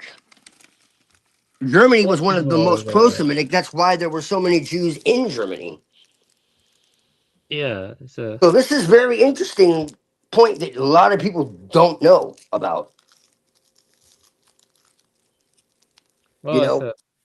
it's a we yeah. It's basically like anyway. The Edomites are like destabilizing the whole world right now. Yeah. You know, so I don't know how things will unfold in the future. Like, I'm gonna write a Substack article about this actually. yeah, but my question is to you is, what is the future going to be like? What can we do? I don't Oh know. man. We need to come together, man, and say enough is enough. Resist the shit. Yeah, Put our but foot then, down. let me tell you this though. Like, I've already had an FBI visit, you know, and Me too. like, and you know, they have stuff like Palantir. You know about Palantir, of Oh course. yeah. Like, yeah, and you know, most of this, you know, like, what does our tax dollars go into? Spying on people, making psychological profiles of people, and where does that go to? Israel. You know, Yep. they will fucking assassinate us and make it look like an accident. You know, they have stuff like lethal autonomous weapons now, and they can like kill you with directed energy weapon and make it look like an accident. Yeah. Yeah, I don't know. It's out of hand. You know what I mean? You know, at least during Mustache Man's time, there was a chance to, you know, Well, yeah, but if people would have only listened. yeah, yeah. I mean, Fuck, man. he would have You been know, better. Germany like still pays reparations to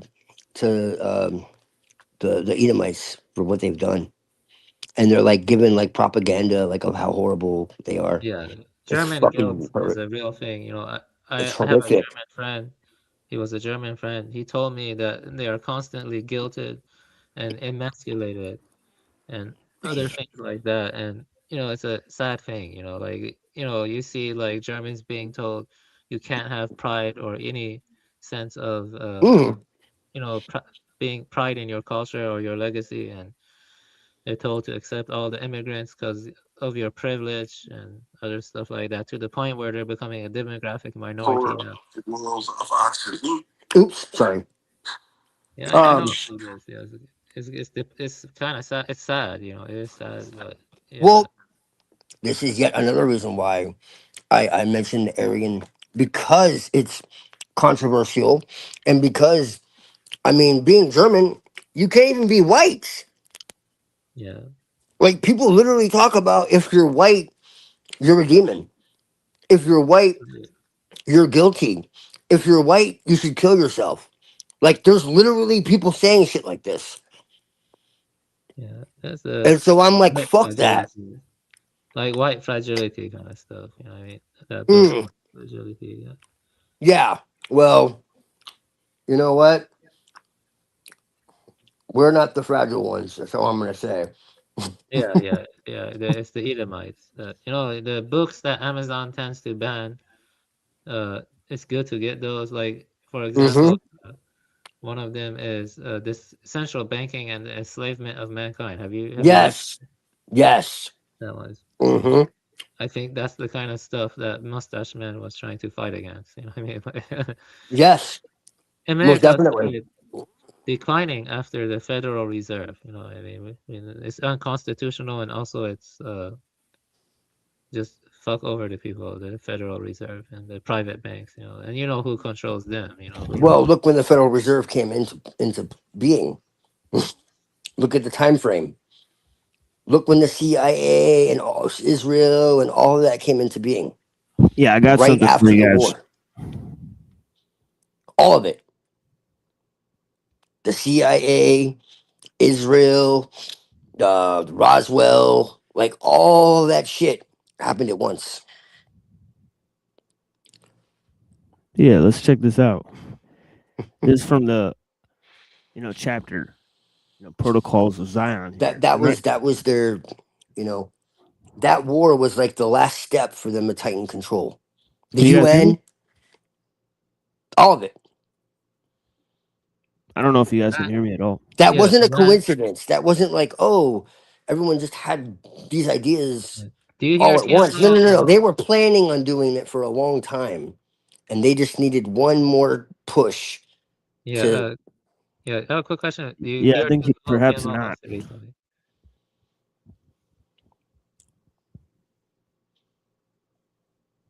Yeah, this shit's been happening all night. Yeah, I should probably go to bed. You know, I haven't talked to Twilight in a long time.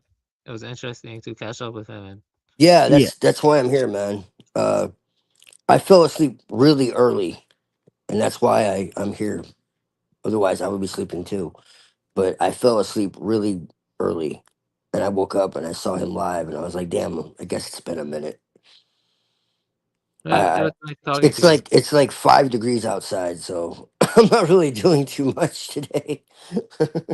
I've been really busy, but it's like 5 degrees outside, and I'm just kind of chilling. Yeah, but you But should yeah, read man, this it's definitely chapter. been good It catching up with definitely you. says that Nietzsche thought Iranians were monkeys. I'll try to be for around sure. a little more. He thought they were I monkeys. just, like I said, I got a lot going on. Who thought that Iranians were monkeys? Definitely Nietzsche, and Who said that? and obviously Hitler did, right? It says in this chapter, Nazis were the first political expression of eugenics, of Nietzschean social Darwinism, and the occult belief that would come to be collectively referred to as the doctrines of the New Age. New Age. They believed in that. The bizarre beliefs of the Nazis were not a sudden anomaly, but an extension of the Sabbatean occult tradition. Am I not hearing TMO? Is he by talking? way of the groups within the SRIA headed by Edward Bulwer Lytton. Yeah, tell him he can't hear me. Yeah, he cannot hear you. Oh, shit, Christ, not this shit again. Why does this happen? It never happens. Like, why? It's Mossad. Not this shit. It's Mossad. Fuck, man, it really is. It's Mossad. Yeah, the Nazis used the Red Cross of the Rosicrucians. They used the Red Cross of the Rosicrucians. Right? The doctrines of the Nazis merged with the ideas of Bulwer Lytton, the coming race, and the theory of the Atlantean origins. The Atlantean origins of the Aryans. They thought the Aryans came from Atlantis, by the way. Developed by Blavatsky, by the way. By Helena Blavatsky. They thought the Aryans came from Atlantis. By the way, Nazis, by Blavatsky. By the way. thus Nazi teaching were founded in the idea that the Aryan race would colonize Central Asia. Nazis. So they colonized Iran, by the way, right? Where they were responsible for transmitting the so-called Oriental Kabbalah, the Oriental Kabbalah, which survived in Tibetan Buddhism. According to Rabbi Antelman, Hitler was a deliberate creation of a ritual participated in his mother, Clara Pols, and a Sabbatean Frankist. In fact, Hitler's Jewish and African ancestry has been confirmed too, but I can only hear through one. recent genetic studies. Bizarre. In Adolf Hitler, founder of Israel, Haneke Kardel quotes a book called Before Hitler Came by a German Jew named Dietrich Bronder, which claims that not only Hitler, but his leading associates were all also Jewish. As Abraham Duker noted, given extent of the assimilation into Christian societies, quote, it is not by accident that the Nazi encyclopedia Sigilla Vri had nothing to say about the Frankists. Had nothing to say about the Frankists. Evidently, the Nazi genealogists preferred to leave them alone, fearful that such revelations might embarrass many persons of importance. Mark Rigg, author of Hitler's Jewish Soldiers. Hitler's Wait, is he Jewish back? Soldiers. Oh, okay. I'm gonna jump out real quick, Jack. Yeah, let's get him back in here. Yeah, what book are you reading? Oh, I sent you this one. It's Transhumanism by David Livingstone. It's talking about the how Nazi. Hitler was Jewish and he used New Age ideologies like Rosicrucianism and eugenics. And they also said that the Aryans colonized Central Asia because they were monkeys. By the way. Wait. Yeah, this is all true. This is all true. This is all facts. You got to look it up. You got to study more about what Hitler actually thought. He thought you were a monkey. He thought you were a monkey. You can hear me? I can hear you. Yeah. Wait, where does it say that we're monkeys? Like, I just explained it to you. He said they said the Aryans colonized Central Asia according to their beliefs. They were racially superior to the Central Asians. Well, the thing is though. Okay. I'm back. I'm back.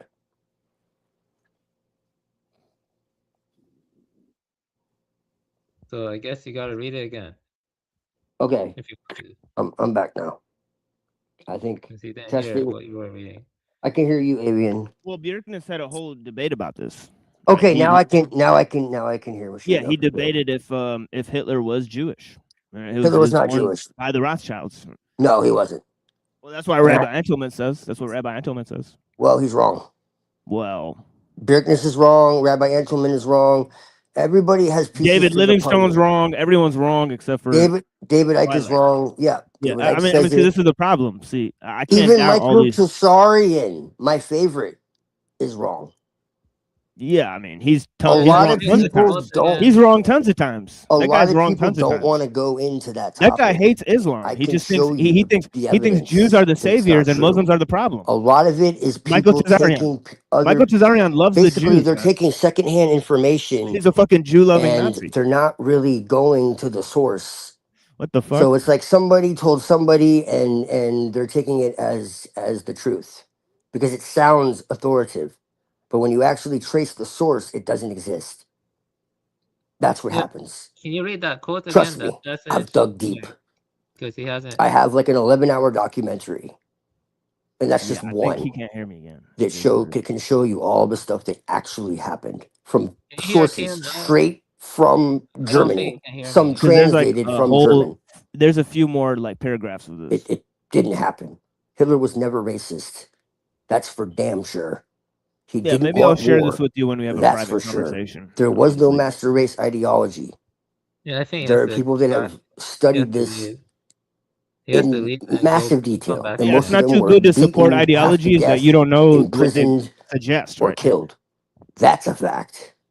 And I I can just show think you. he was the lesser evil. I don't And think. he even was my favorite researcher good. of all time is The wrong British were much worse about though. it. You agree, TML? It's not a race to the bottom. The British were let bad, but so go was of Hitler. everything And both of them were to bad. actually look into this. Both of them didn't like the He was not kind of Jewish. people that we are. They wanted us No eliminated, chance. racially He speaking. was not a Rothschild.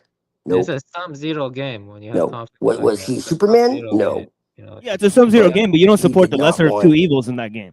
war with Well, anybody. if you can't, then who do you support? That's You just let one of them. except the communists. You see, like they're all evil, but you gotta Support. the lesser evil. I don't know. I don't know. You have to support one. I'm And when telling What you were the right now. Iranians doing during that? real He politics. considered the Iranians Aryan. He made them honorary Aryans. He said that they had That's a false. rich history. That's false. Yeah, No, it's they not. were I all can those- prove it to It you. is. Some I of can them, show you like, in his own words.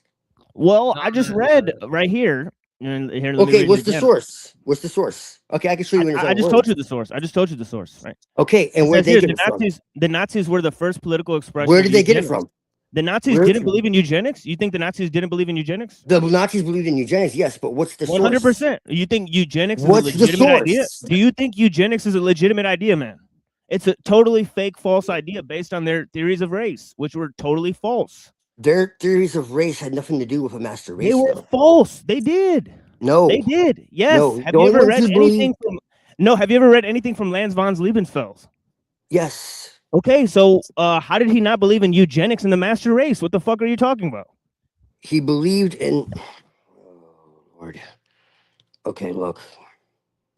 Look, he did believe in that, right? There's a lot. Have you actually read his words or someone's interpretation of his words? There's a difference. This is how things get twisted.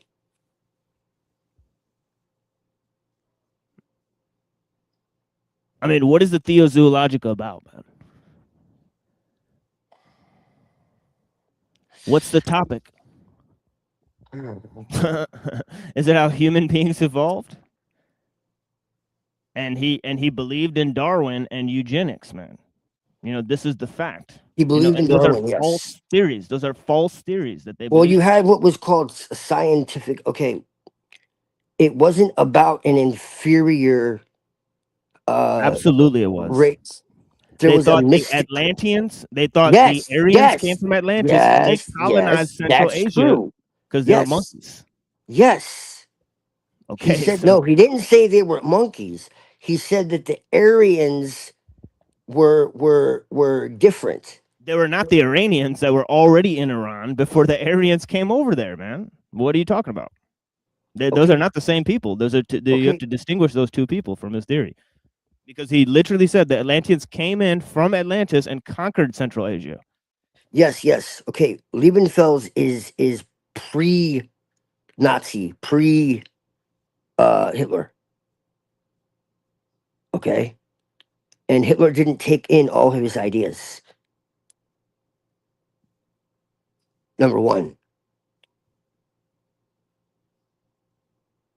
That's number one. Okay. I mean, who are you talking about? So yes, he did have some extreme ideas. I'm not denying that. Some false ones. But you also have to understand false. He had radically false beliefs. And, okay. and you know what's weird is that the same Almost people, everyone you know, was racist back then. Yeah, but At here's some the level. thing. That doesn't forgive their idea. Of Not every everyone fucking was. race. Not everyone was, by the way. Right, Okay. It's not like it is today. Yeah, you know who wasn't racist? A lot of Muslims and Christians. The idea of a final solution or a master race and all that. Go read the book Germany Must Perish. Like, go read that and tell me about extermination. And like, I can read it for you. It's very revealing. And like I said, I can show you speeches from top members of the you Nazi ever seen a Party. Hindu? Hitler You ever and, seen a Hindu pogrom against the Muslims, where they whoever come in you and want. rape the women and you know beat the And Muslims show up? you documents that have been translated from German. Everybody goes through shit. And there's Yeah, I no would record say of this is my view. anybody I would calling say for that any extermination, any conquest of the world, any superior race. These were private ideas that certain members had. This was Everybody not goes through shit. Everybody goes through um, shit. I don't believe in eugenics and I don't believe a in broad Rosicrucianism. spectrum, So I broadly reject their ideology ideology. that everyone believed in.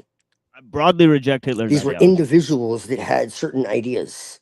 It's total. It's scientific racism. Scientific Hitler was not racism. racist. He believed in racial supremacy Oh for my all god. people. Oh He my believed that god. they should stay together, yeah, you gotta let people talk. but he Twilight. believed that all people He can't hear me. had their own unique I think he strengths and hears you. He's just weaknesses. in a trance or something. Yeah, Yeah, he can I didn't want talk now? anyone to fight. Yeah, let me say something. Hold So on. basically, I would say that I get it. Russia and It's Britain like, and what? Germany were all That's not evil, possible, but I would but say that it really is. Germany was the lesser evil, you know, but that doesn't mean they're good, you know what I mean? They're just the lesser evil. And It when you really deal with is. politics, you gotta be like Machiavelli, you know what I mean? You gotta be Yeah, I real. mean you know, most Jews say that, you know, Israel is a wasn't gift Jewish, of the that's for damn Holocaust. sure. Is a They gift of do, the yes, they Holocaust. do. They do say that all the time. Yeah, You they know, do. the That is Holocaust, true, yes. it caused the Israel to exist. You know, I mean, No, actually, though, this Britain is was the doing truth. it too. Yeah. But Tiamat, I'm telling you to think about it like this. Let's say, the British engineered The Jews famine. voted in Hitler. You do know that, right? They're the ones who voted him in. Yeah, let me They say something controlled the now. party before that. Yeah, let me So say this though. The British engineered famines in India and Iran and Ireland. You know what I mean? Like, and and the Russians were genocidal maniacs even before the freaking even before the freaking USSR, Russians have always been a Can I have crazy your bunch. son I don't again? trust Russians. Are you I don't like serious? Russians. Yeah, I mean, I You could know deal about the with each. Yes, I sarcastic I could did. deal with genocide? each group What the hell individually, is though. I going don't have to on? compare Germany to all Well, the when other you deal groups with and then come up with politics, you some have to false decide. What the ideology. fuck, dude? It's real politics. You have to decide when you deal with politics. You have to make the choice. No, you don't. No, you don't. You don't take sides with history. It's history, man. You don't have to decide anymore. It's not happening right now. So you don't have Well, to decide. that's That's true. actually Yeah. false. It's I actually mean false. That's a that's a false valid point. dichotomy. You've offered a false dichotomy. Well, that's why I'm not a good historian. That's actually a good point. Yeah, I see your point now. Okay. Yeah, like look at the final results. The Jews voted him in. A, B, he could be Jewish according to many sources. C, his ideology literally calls the rise of Israel. This is practically speaking, this is the final results of what happened, and he got himself killed. So all of those things happened. So I think it was broadly speaking, it was a huge failure. Yeah. Yeah, but the British, man, they just keep, Churchill was a really sick guy, you know what I mean? Like like he's like really bad. Like he hated all of us. Like Yeah, I honestly think that Twilight's having trouble with his audio because he's on his phone, so he can't always hear us. And then also on top of that, there's the audio issues that are present in the stream itself. So I wouldn't chalk it up to him. No, sometimes he goes in trances, like Yeah, he does do that. But again, I think it's because when he's on his phone and he's talking, he can't hear the other person talking unless he would put it up to his ear like it was a phone. You know what I'm saying? Right? So that's the thing. Yeah. Yeah, So maybe so that's yes, the issue, yeah. yeah. So I think Yeah, that but might be the case. why do you think that that Moontan, Hyperborea, and Twilight are so adamant about promoting Hitler? I mean, Mustache Man. I don't know. I don't know. I actually don't know. I got to figure it out. I got to like ask them deeper questions about it. But every time the discussion comes up, it gets interrupted like this. So that's very strange, right? So, Yeah. but I think Unseen brought some good points there. And I'm not saying that everything he said is 100%, but I think it lets you think like, all right, well, ultimately, like they were in a war, but there's obvious points where, Bolshevism and Hitlerism seem to coincide, right? And that's not clearly explained by history, right? And you can see that a lot of these political expressions like fascism and Bolshevism and all this stuff, they're part of a modern political ideology that's taking place in Europe, right? So Well, and Christopher John Bjorknes will agree with you more, though. He oh actually. yeah. That's the thing is that he actually says all this stuff. He says that Hitler was a Rothschild agent. Yeah, I know. Yeah, he does. Yeah, That. so Yeah. yeah, Yeah, there's definitely. another possibility that most people don't explore, and it's possible Hitler was. I mean, Mustache Man was changed with a body double, and that's possible too. There's Celine actually argued that, and I've read theories that Hitler could have been. I mean, Mustache Man could have been swapped with a body double, and that's why they went to like a crazy war with Russia and Eastern Europe later Yeah. on or something. Let me actually go back because there's a bunch of stuff in the lead up to this that he says, which is really interesting. Is he coming back or no? Because I don't know if I'm about to. He, I don't know if he his might audio is messed up. yeah, he might be in the back, but just okay, Neuro's No, here he's not now. in the So back. He's not okay, in the so back. I think he got kind of pissed and he left. I don't think so. I think you guys have been talking for a long time, right? But it says here, Well, I was. and I think like Twilight has a lot of thick skin, and I'm literally just reading a book that we both read, so that's why he got up and said like, well, Rabbi Antelman and all these people are wrong because they're all conspiracy writers. So I'm saying like, see, like all these conspiracy writers, right? One of the main points they start out with is saying that Hitler was a controlled op. Right. So we have to throw out a lot of conspiracy researchers. I mean, right. Like people that we stand on all the time to say, like, oh, they say this about this guy. They say that about this guy, and it's all real. Right. Except for this one major point where they totally made it up. You know what I'm saying? And it's a central point. So it's like, wait, Yeah, what are we actually saying I'm gonna here? be honest with you. I actually do not like Nimrod. When I read him, I don't like his political beliefs. Like it's some weird, really weird stuff. Like I don't know what they're planning. I think they want, Westerners to mix with the East, and then they just, conquer and carve up the Middle East more. You know what I mean, or something like that. That's funny. Yeah.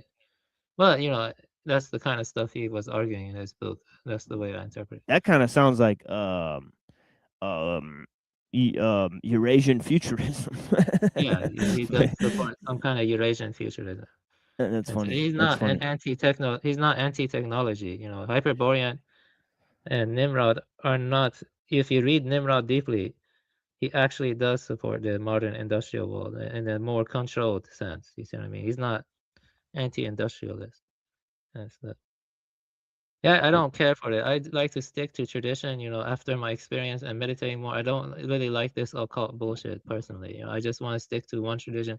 For me, it's Soto or Renzai. I'm not gonna flip-flop anymore or, explore other paths as much. I'm just gonna stick to Soto or Renzai, you know what I mean? Yeah. Yeah, I don't like occult crap, mixing stuff from everywhere. I mean, that's fine. They can do that if they like it. Yeah, but especially when they start mixing politics into it. That's like disgusts me, it fills me with revulsion, you know what I mean? Why should politics be mixed with fucking religious or theological stuff? I mean, that doesn't make sense to me. Like, it's disingenuous, you know what I mean? I mean, I don't like Europe getting flooded. Yeah, here's another thing. We can't really, like, seriously, right, promote our channel and deny the Holocaust.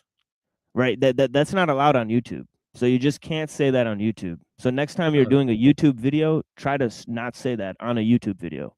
Oh, okay, right? Sorry about that. Yeah, right. It's not a good topic to keep bringing up. If you, especially since you started the discussion talking about how you want to grow channels and stuff, dude, you'll get instantly shadow banned just for mentioning. that's right. You'll get instantly shadow banned just for mentioning. And now you're here talking to Neurojack about growing his channel, but then you'll get him instantly shadow banned. Right, so yeah, I guess I can be an idiot, when I, like, but I'm not like a bad actor. It's just no, it's cool. I'm just letting you know because you're not on YouTube for that long, right? But no, I know what you mean. It's just that like Bjerknes and those people, like, they're just shadow banned to hell, right? And even they have authors and they have connections, so they'll still get more views than we will, right? So, but there's one issue though, is that maybe even talking about Christopher John Bjorknes gets you shadow banned, because he deals with that stuff. Well, this is the thing, is like if you talk about those specific theories, right, about like small mustache man, right? But if we mention Bjerknes in passing with a bunch of other stuff and give him a big maybe, slap a big maybe on it, just like we do with David Icke and other people, right? Then we can talk about it. Right. But it's just we have to do so in an intellectual fashion, couch things in a very intellectual manner. Right. Yeah. So this is the thing. Yeah, I wasn't prepared for that talk, and also, I have to realize that this is public. Sometimes, some stuff are better for Discord private chat. Some things are better for public. Yeah, I gotta be careful. Yeah, but yeah, sorry about that. No, it's all good. I'm just saying for future,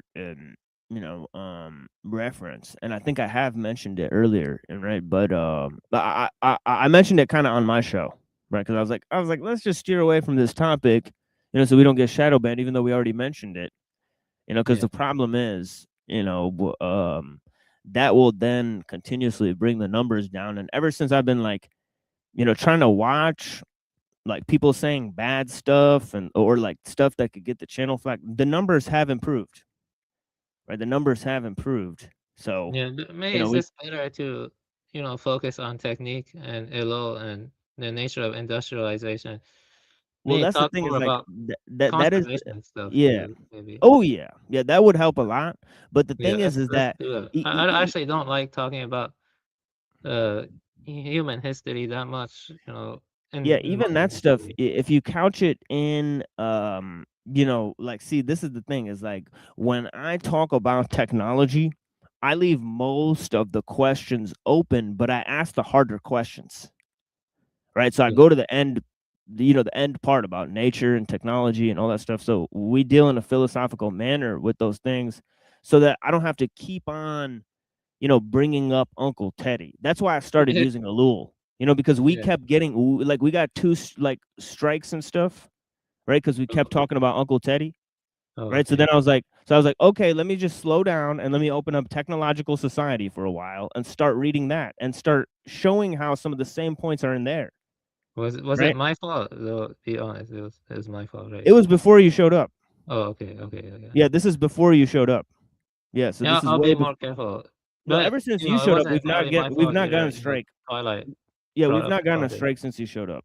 So Well, you have gotten strikes when I No, we showed have up? not. We have not, I Okay. said. Okay. Yeah, we have not. I'll just be more careful and stuff. Oh, he's back. Yeah. What's up with that avatar, man? That's my girlfriend. Nice. Yeah.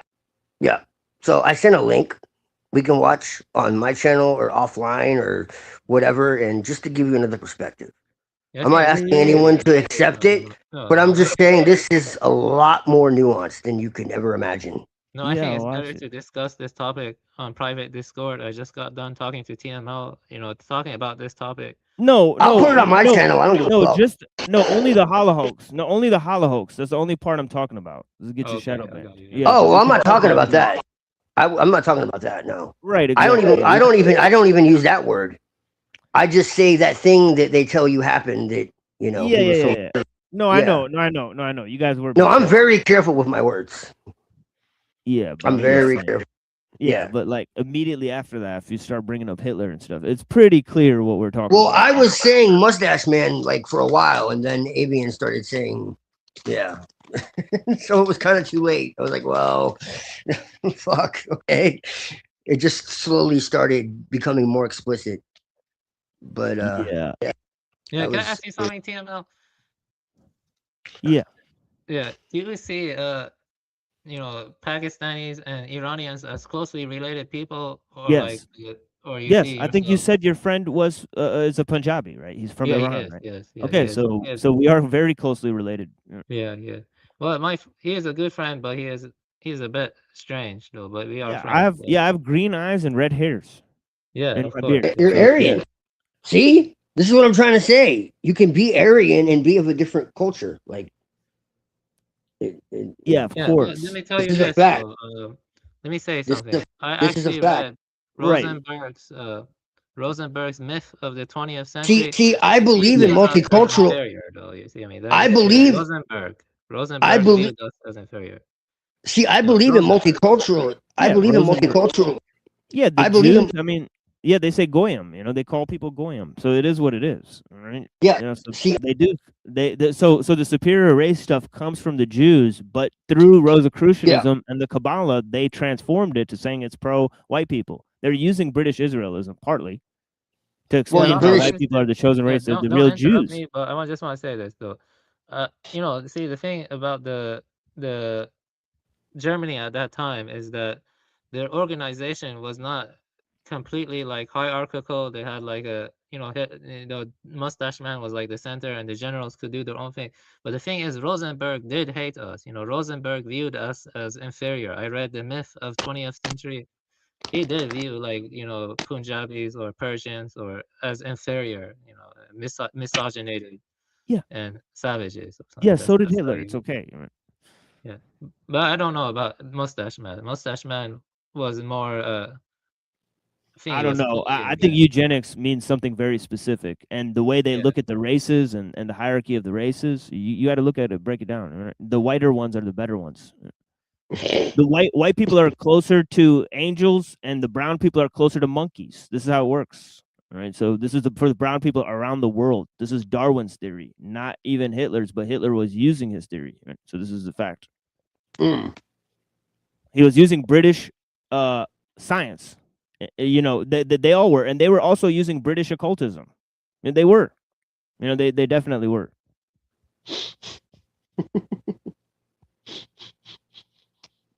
That was a chaotic time, you know. I mean, the British were like causing famines and other stuff. You know, Reza Shah was neutral. No. That's disinformation. Those same people who are telling you that he's Jewish are the same people that are telling you that that's disinformation and a lie. And that there is no blood libel and there is no. Mm-mm. Nope. Never happened. That's anti-Semitism, for sure.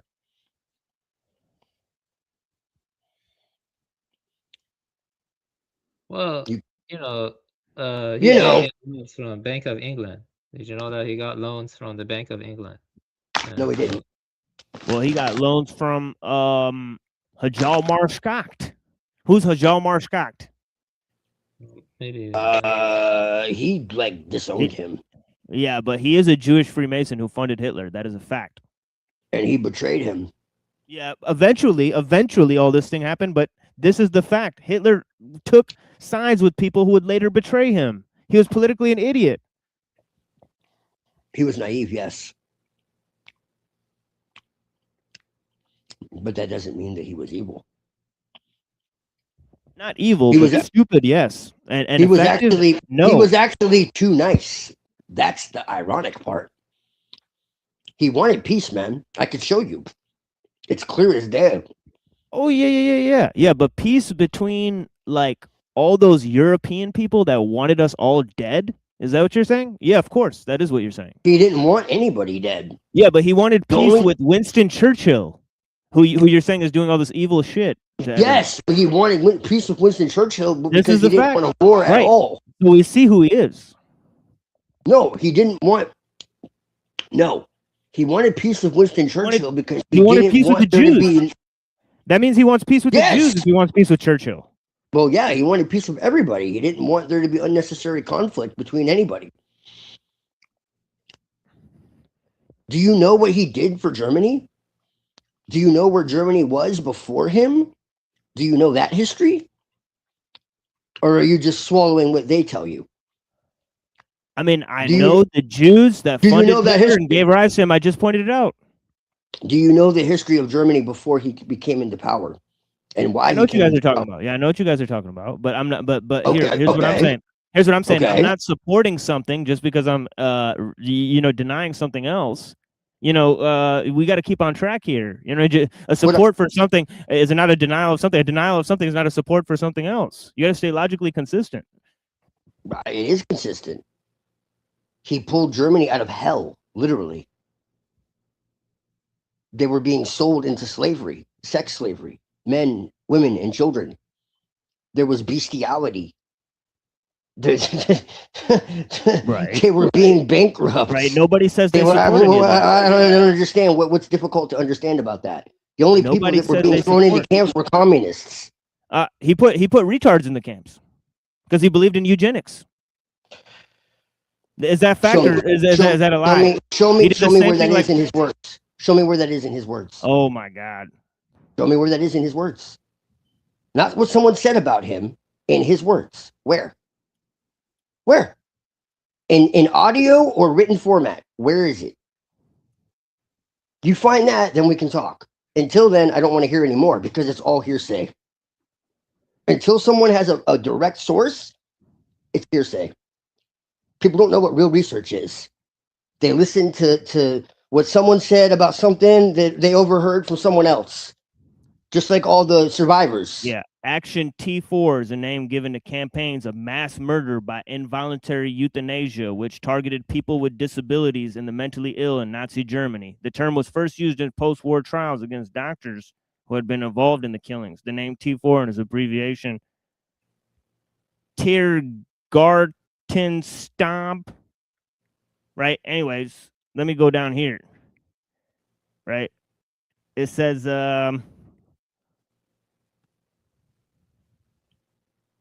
was this written before or after the war?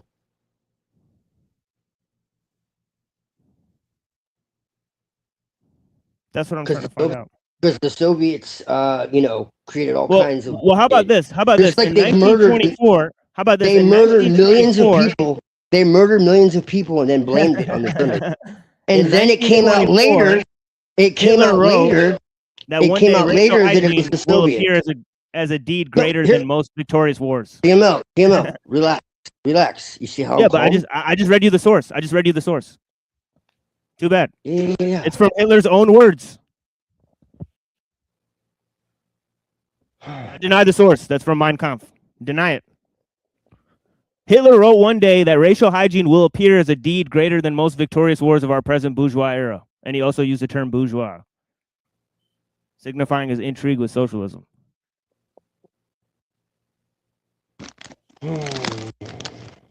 Another false ideology that Hitler supported, just out of the blue. Just like eugenics. He supported eugenics and he supported socialism, two inherently false ideologies. Not so. I would just say that 20th century was shit. Like, it was probably one of the worst centuries of human history. 20th century, like, just a bunch of shit in every direction. Like,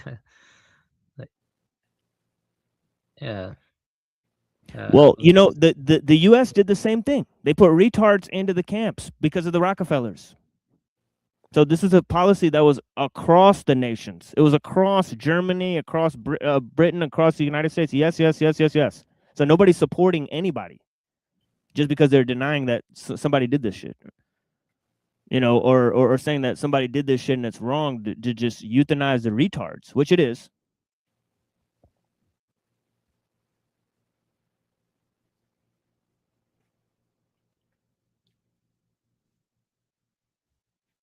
Do you think like Trump, you know, is like originally he was like saying stuff that was paleo conservative, like Pat Buchanan, which was a little bit more sensible. Then he got power and he did a 180. He just started kowtowing to the Jays. You know, do you think Mustache Man was kind of like that because, you know, he helped, you know, make Israel and stuff. Like that's a fact. Okay, here's the thing. Here's the thing. How many countries have they been thrown out of? I think 109, right? Okay, so all those other countries also helped. Yeah, that's true. Yeah, I mean. So I mean, what are we talking about? Yeah, they are quite a handful. We can all agree on that. They're like quite. What are we talking about? That's a straw man. Well, you know. Yeah, but here's the thing: the Europeans kept them around because they thought they were the chosen people. This is also true.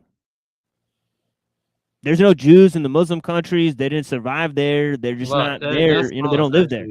The Iran had a huge Jewish population. Though. Yeah, I know.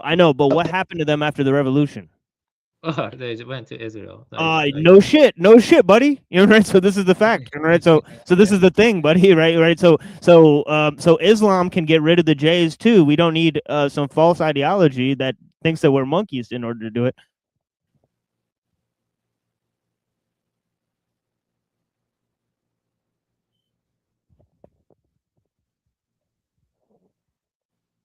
No, but I'm saying they kept them around in Europe, and they even developed the Zionism. This Europeans who developed Zionism. Zionism is a European invention. Prove that wrong. It was a British. Nimrod also says that. Nimrod in his book, like, literally says that. Yeah, I can give the passage. Yeah, Muslims. It was British. It was British. Muslims didn't invent Zionism. No, you know, come on. Yeah, but there was French people, there was people in Amsterdam, there's people all over fucking Europe that believed in this shit. There's people dancing in the streets of Amsterdam in support of Shabbatai Zevi. There's no Muslim countries where that's happening. See, this is the problem. There's an inherently false ideology that took root that supports Judaism because it believes that they're God's chosen people, and that's because of the false interpretation of Christianity. You know, that's very clear. Yeah, millennialism, right? Millennialism or something. Is that how you pronounce it? Millennialism. Can't pronounce Which Hitler believed in. Yeah. He believed in millennialism because he believed in the New Age. Yeah, and Nimrod argues the same stuff, oddly enough. I can tell you, Hitler definitely didn't believe the fucking Jews were the chosen people. That's for damn sure.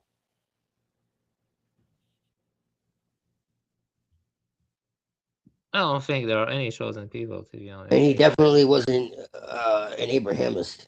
That's for damn sure too. No, he didn't say that. But Abrahamists opposed, Jays, you know, and this is the thing is like sometimes they do it more successfully than he does. So this is the problem. Like in Iran. Well, you know, I was gonna say something, but you know, It's done and over with, and well, I have counter information, but I guess everyone's too afraid to play it. Oh, you got this, Twilight. No, I'm not afraid. You got this, Twilight, man. Go off, man. Well, I can't play it. I sent it. Yeah, let me see. You can send it to me also. I'm interested. I know, but I can't play it. I don't have the ability to. Yeah, I'll put it backstage, whenever Neuro shows up. Or give it on the Discord and stuff. Yeah, I'll look into it and stuff. Yeah, I'll toss it. No skin in the game. Technically, let's be honest here. There's no more skin in the game. He's dead. That's it's right. not anything to do with him. It's the fact that it's a mirror image of what we're going through today. No, I would say it's pretty different today. There are some significant differences. It's legitimately the same thing. It's exactly the same thing. Well, break it down, Twilight. How's it the same thing? Look what was happening in Germany. And look what's happening here today. Oh, yeah. In that sense, yeah. That America is a modern Weimar Republic, is what you're saying. Yeah, it does seem similar situation. It's the same. It's legitimately exactly the same.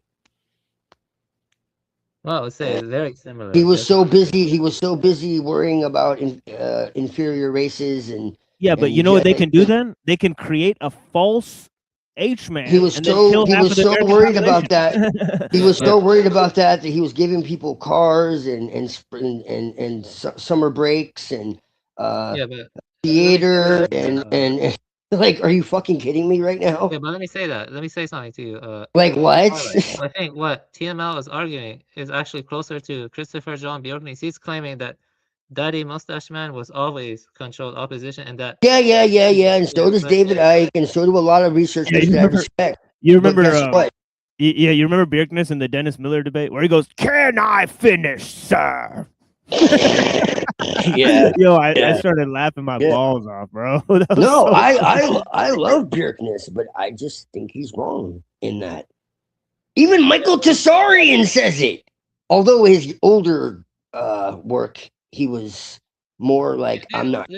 What I think, could it be possible, like there are like traitorous elements of Europeans or Westerners who are like aiding the Edomites, and they're using them as like a kind of counterpoint?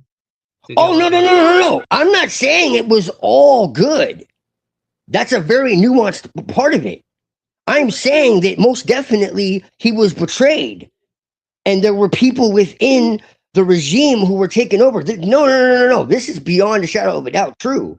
There were Knights of Malta and Freemasons who infiltrated things. But he literally had Freemasons shut down. And we're like, oh, well, he kept his own orders up. No, we didn't. And like I said, I sent links to Neurojack and to Muhammad. As another perspective, not to accept his truth, but just to take in the information and say, hey, like this is another way of looking at things. And this is just a short little clip. I have like hours and hours and hours of information to show. Yeah, but you do know that certain Freemasons aligned with the Nazis. It's a lie. It is a fact that some of the Thule Society members were into Freemasonry. Thule Society is not Freemasonry. No, they try to say it's Freemasonry when it's not. That's the problem. It's delineated from Freemasonry, man. No, it is. No, yes, not. It is. No. But okay. Let me ask you this: is Blavatsky, delineated from Freemasonry? Yes or no? Not really. What's not really mean, bro? Yes or no is the question, bro. She became a Freemason, yes, but she wasn't. Yes. Okay, so were the Nazis, were they not influenced by her racial ideology of the Aryan race? Dude, yes, they were, bro. Be truthful, man. Be truthful. Yes. So yes. They were influenced by Freemasonry. Yes, and yes. Influenced, but they weren't Freemasons. There's a difference. That's what I claimed 100%. I said they were influenced, and some of them were Freemasons. But that's not the same thing, though. Yeah, but some of them were Freemasons, man. They studied it. I'm influenced by Crowley. That doesn't mean I'm a Thalemite. And you have Freemasons in your organization, and you're not. Come on, bro. Come on, dude. How many Freemasons do they need in the Thule Society before it's considered Freemasonry when the whole ideology came from Freemasonry, bro?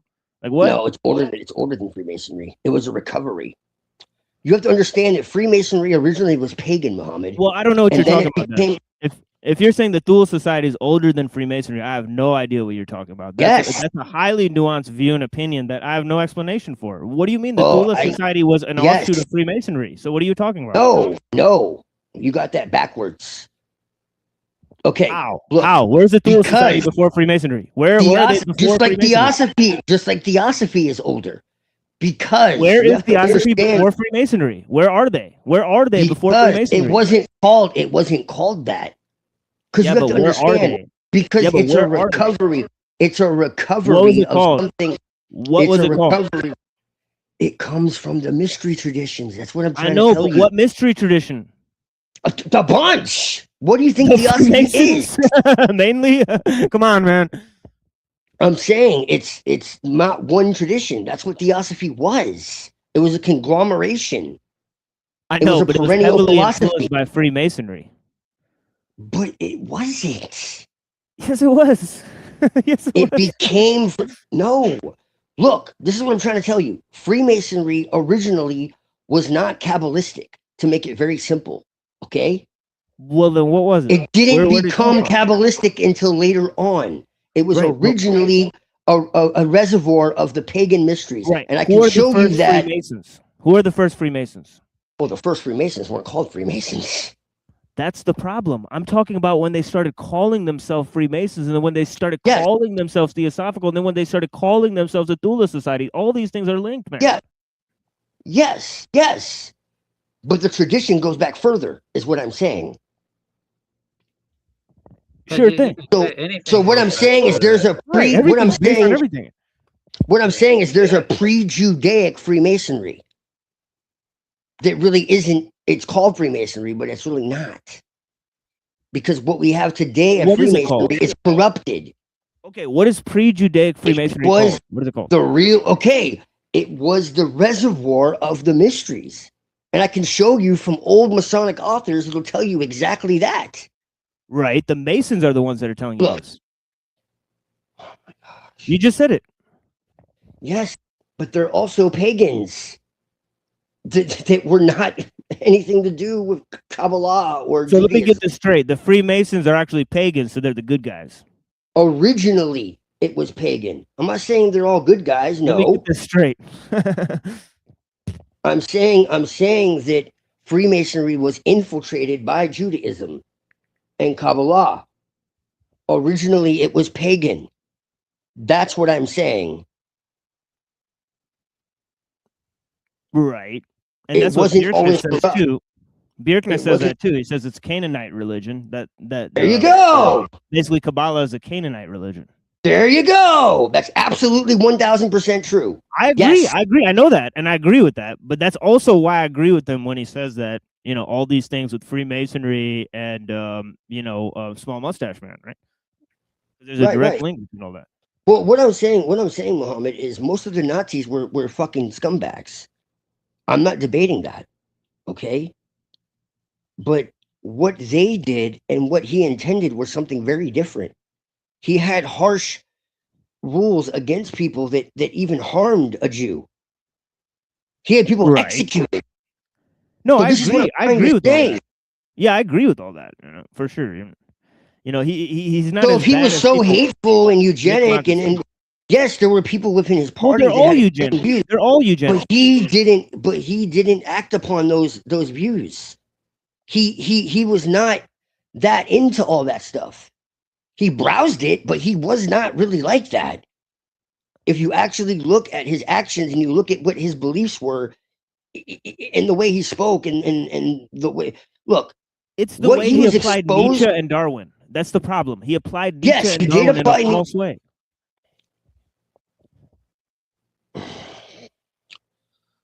Well, I mean, we can decide if it's false or not, but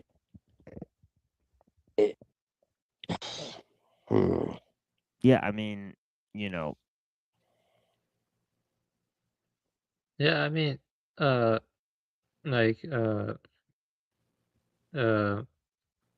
are you so attached to Daddy Mustache Man? I mean, I don't get it, but I mean, I can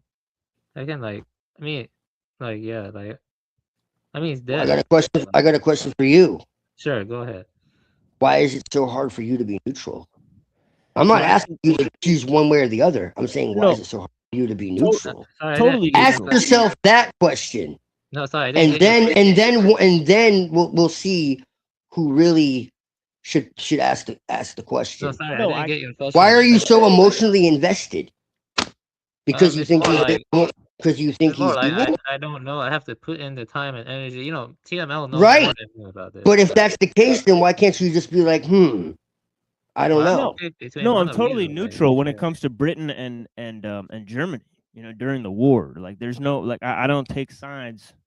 Sure, it wasn't just Britain. It was Poland. It was all of Europe. And I mean, did you know that the people that were in the SS were literally from almost every country in the fucking world? If he was so eugenist and so against every other race, then how come every fucking country imaginable was in the SS? There were 47 countries, Muhammad. Why? If he hated everybody so fucking much. Yeah, Mohammed, I want to say something. How? How does that work? Explain that to me. Yeah, I want to say something in favor of Twilight. You know, Mohammed, you actually... It's fucking bullshit. You're listening to fucking second and third hand sources who have no fucking clue what they're talking about. Who heard from this person, who heard from that person, and most of them are fucking rabbis and Jews. I quoted Hitler and I quoted Rabbi Entelman. We've both used them as sources. I don't know what you're talking about. Yeah, but let me say something now. Let me give a comment. See, I want to disagree with one thing you said, TML. But you see, when dealing with history, we also have to try to understand the intentions of others and from a realpolitik angle. And when we do that, you know, we see that, you know, they were like, you know, Britain and Germany and Russia. And, you know, like if you're like a weaker power, you know, at that time, the Middle East was pretty weak and other stuff. You have to like, play the game. If you don't play the game, then you're going to get cucked. Yeah. Let me tell you something. Realpolitik. This is what it means, right? Yeah. Right. This is what it means. Let me tell you what it means. It's a system of politics or principles based on practical rather than moral or ideological considerations. Are you doing that or am I doing that? Come on, man. No, I'm saying you have to do that or you're gonna get cucked. Yeah. So what present circumstances outline why you should support Small Mustache Man? Don't take sides with history. These are not the present circumstances you're referring to. None of this has to do with realpolitik, my friend. Well, you have to, you have to place yourself in that situation in that time period vicariously. Sure, but that doesn't mean it's realpolitik. That's historical, you know. I'm saying bullpucky. Yeah, well, you know, like that's the past. That's true, but you know, if you had to pick between one the of present them, circumstances, you know, that's the fact of realpolitik, right?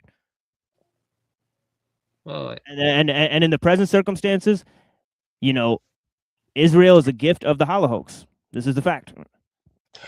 Well, that's not true. Actually, Britain had plans for that even before the thing. You know, Israel was an idea 100 years before he was even in power, and they were kicked out of so many fucking countries. Like anyone could have been a contributor to. They were going to go to Madagascar. I said that. Did you know that? Did you know that? That was the original. That was the original plan. They were going to go to Madagascar. They were going to go to Madagascar. They were going to go to Madagascar. They were going to go to Madagascar. They were going to go to Madagascar. They were going to go to Madagascar. Germany didn't want to send them to Israel. Britain did. Britain wanted to send them to Madagascar. Zionism. They founded Zionism. Britanism? No. The Balfour Declaration. The Balfour Declaration founded Zionism. They wanted them to go to Madagascar. They wanted them to go to Madagascar. Madagascar. Madagascar. One at a time. Madagascar. Europe. Get it, Twilight. Europe founded Zionism. Britain wanted them. Britain did, yes. British Israelism. So did France. So did Germany. No. Yes. No. Germany helped found Zionism. Yes. No. Yes. No. Germany wanted them out of Germany. They wanted them to go to Madagascar. That's what they wanted. They wanted them to go to Madagascar. Yeah. But Adrian, look up what I'm talking about. You just said you didn't want to kill them. You just said that a minute ago. Look up what I'm talking about, Avian. They want to go to Madagascar. Let me say two things to both of you. Okay. First, I want to say that that time is gone. If I were living in that time, I would support the National Socialists because I hate the British. I hate Sieg Heil! Yeah, but I wouldn't be saying Sieg Heil. But second, it doesn't matter. I would. It's gone over with. It's done. It's like. Yeah, I mean that's bootlicking, Twilight. I mean, no, you wouldn't. I mean that's straight up. I would. That's straight up bootlicking, dude. The Nazis are bootlickers. They're bootlickers. No. They support the state. They support technocracy. I don't believe it. They do. They physically support. They physically support technocracy in the new age. They just weren't as bad as the British. They supported nature. That's what they supported. They supported nature. That's what National Socialism. That's why they built all those factories, because of nature, right? That guy, Goring he loved trophy hunting. Goring, I think. Great. Yeah, but Daddy Mustache Man, he did seem to care for nature a little bit more. Yeah, and animals. Yep. Yeah. Mm-hmm. How do you come to that conclusion? I don't see any of that. Yep. Well, he didn't seeing what are you talking about? Get hurt and stuff. There's actually I think it was wonderful. Where did he not? Where did he not like animals getting hurt? What are you talking about? Is that just totally made up? Where is that from? I think I'm gonna. Is there a source for that? Or no? I'm gonna be a satanic Nazi. I'm just gonna completely show who I am to the world, so I can declare. It doesn't matter anymore. They're gone. No. But see, this is the thing. And dead. It's not over. Dead. It's not. No. Because we're still living. Killed. No. But see, you don't understand. It's still happening. Failed out. It's still happening though. That's the thing. It's not about what happened then. It's still happening. No. It's still happening because guess what? Being white means you should die. Well, okay. No, it doesn't. No, it doesn't. Who said that? No. They're calling for genocide. No. They're calling for genocide. That's okay. We have immigrants saying that they're going to take over the West. That's made up by the Jews to scare them against. I know it is. It's that's exactly what Mustache Man said. Is that they would come into fucking the rest of Europe and America, and they would fucking exactly what he said is what's happening. So I don't care who he was and what he did. What he said is fucking true. Okay. So wait. So let me get this straight. Yep. Hitler, just like the Jews, he claimed that Muslims are trying to take over Europe and commit white genocide. What Hitler are you talking about? Not against the Muslims at all. So what are you talking about? Hitler wasn't against the Muslims. So what are you talking about? So how come half the Nazi faggots that are claiming the white genocide are all against Islam? What are you talking about? Hitler was friends with some Muslims. What the fuck are you talking about, bro? What the fuck are you talking about? What, bro? You know the Nazis hate Islam? What the fuck are you talking about? No, they didn't. Today, man. Today, they love Jews and they hate Islam. Today. Dude, today's Nazis are not Nazis. They are Nazis, though. No. They're way... They don't support ideologies. No. I do not support today's Nazis at all. I am completely against that shit. No. Don't get that twisted. No. I'm not no fucking neo-Nazi. No, that's a psyop. To get people who actually understand what happened in the war to believe that they have camaraderie. No. Bro, I talked to you enough. I know you're not like that, but I'm just saying, like, in terms of no. Yeah, I don't believe in any yeah, I feel you. No, I'm not saying about you, but I'm saying about the Nazis in general, dude. Anybody who wears that ideology, sometimes they don't support the correct shit, for sure. Oh yeah, no doubt. Yeah, no, there are people that are very destructive and. Yeah, well, I'll say that I don't.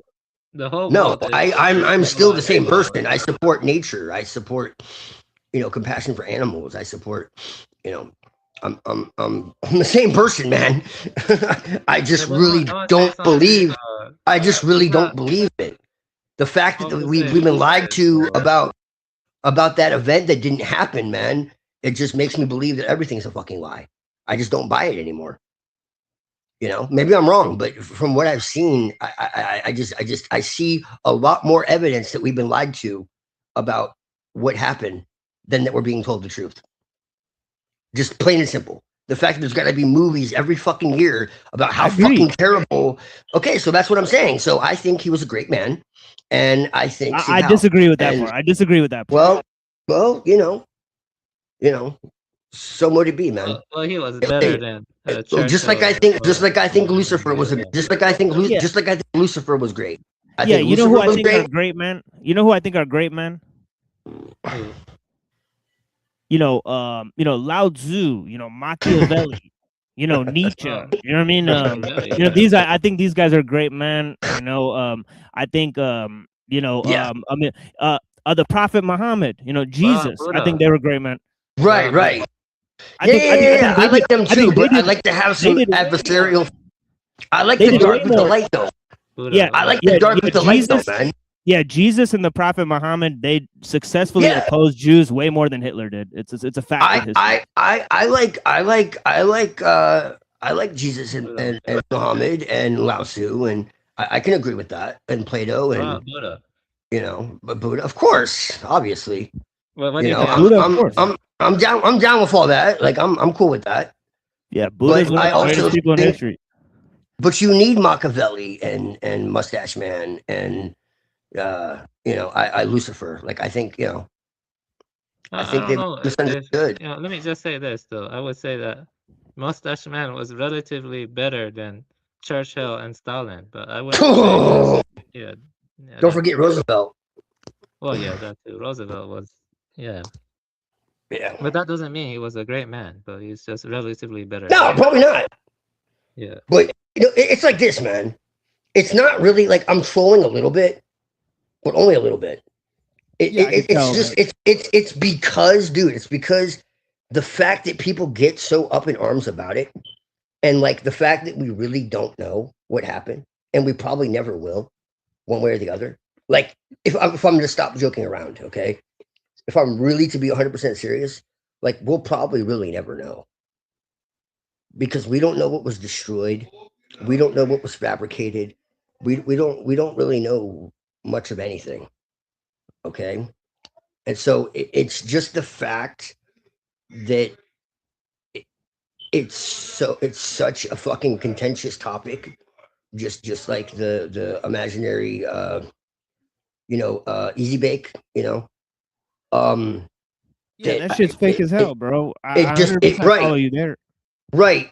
So it just makes me laugh, and I as an adversarial figure, as an animist Luciferian who's against the demiurge and it's psyops. Like I think it's cosmically fucking funny, because why not?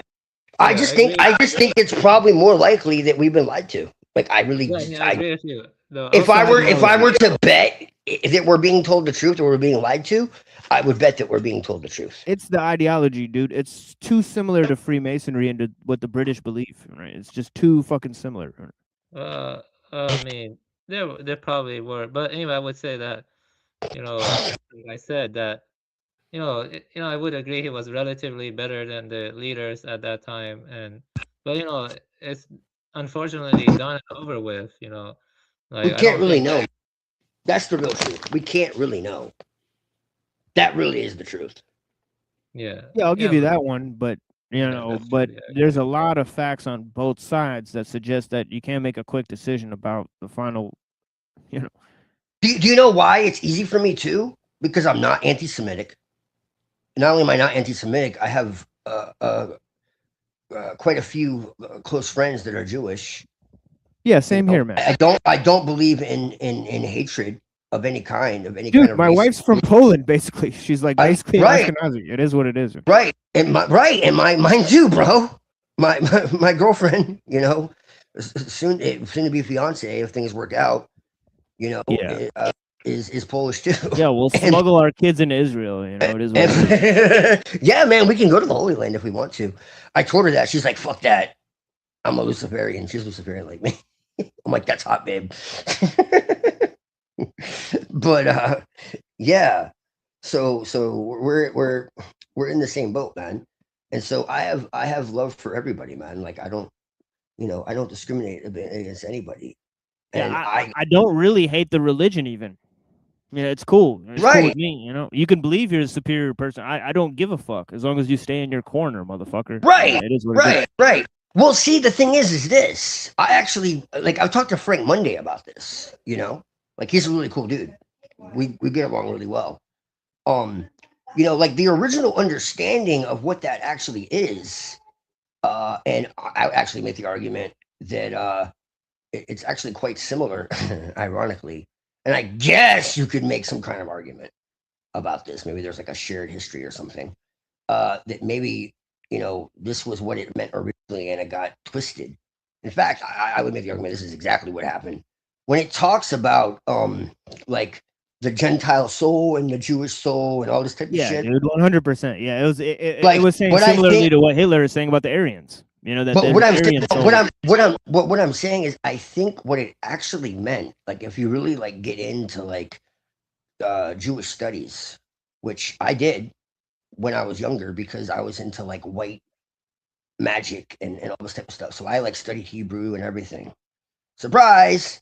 Anyways, so I actually know Hebrew and I know Kabbalah and all this a little bit. It's been a while, but I do. And like what it originally meant actually is all the stuff that it's talking about is within the individual. So it's actually talking about the lower and higher natures within the self. Hierarchy of the soul. Yeah, I see. Yeah. Yes. And then it became something externalized. So like Israel is not a physical place. It's not a geography. It's those who see and hear and speak to God directly. But you know who invented the hierarchy of the soul? You know, a huge contributor to this. Who's that? Is Aristotle and his De Anima. Yes. He was a fiendish motherfucker. I don't like him. I don't like him. Yeah, I don't like the concept. He was like a major contributor to materialism. A lot of people don't realize that. 100%. 100%. I say this all the time. He was one of the ones who separated the soul and God and nature and like we talk about, like absolutely. He was like a precursor to Descartes and all that. And but yeah, so like the Neshamiah, they call it, is like the like the animal soul. Yeah, well, basically, and it's like the I'm animal. It's nice talking to all of you. I hope all of you have a good night. You too, Twilight and Tim. I hope you have a good night. Yeah, peace. Oh yeah, take care, brother. Good talking to you. So like that's really what it meant. It wasn't racist at all. So like Jews who actually follow the true Kabbalah, like that's what it is. And the Messiah, even the Messiah, is something again that's born inside of you, the individual. It's not an external force. And the ultimate Messiah that comes at the end of time is actually about world peace. It's about everybody realizing that they're connected to God. So it's actually beautiful. It's about realizing that we're all connected to God and realizing the divinity within each individual person, and putting aside our differences and coming together. It's when the spirit, basically the veil drops and people, stop focusing on things that don't matter and being distracted and tempted and dissuaded, misdirected, deceived, and just see the divinity in all things, in the mundane and in the sacred. And that's when the Messiah comes. It's kind of like when it says Jesus will come in the clouds. It's talking about an internal experience. Clouds refer to the mental realm. It's like the swords is the air, and the tarot and all that. Like this is all very mystical. Okay. So like in the Kabbalah, it's the same. That's what that is. This is an ancient. This is what I say. Like it's pre-Kabbalistic. And then you get into like, well, where's the Kabbalah come from? Well, even the Jews will tell you it's older than Judaism. The Jews will tell you it's older than Judaism. I don't have to tell you. A Freemason doesn't have to tell you. The Jews will tell you it's older. It comes from an older tradition. It's older than religion. And it is. The Kabbalah is older than Judaism. But the Jews also have a tradition that's older than Judaism. That's the biggest secret. So yeah, this is what I'm trying to say. There is a perennial philosophy. I subscribe to that. I do. And you know, even when the Quran says that there were many messengers and all this, you know, this is why I agree with that. You know, and this is why I think that Allah is not the demiurge, you know, we've talked about this. You know, and even though we come from such different worlds, like from what we've talked about, like we seem to have a lot in common with that. But anyways, yeah, ramble too much. I just wanted to clarify a few things. Yeah, absolutely, man. So yeah, it wasn't supposed to be a racial thing in the beginning. So like, it's not all the Jews looking at us as, you know, animals or whatever. This was something that was within each individual that was supposed to be conquered. And even the flood was like the flood of the impurities that keep you from being able to walk with God, to see God, to speak with God.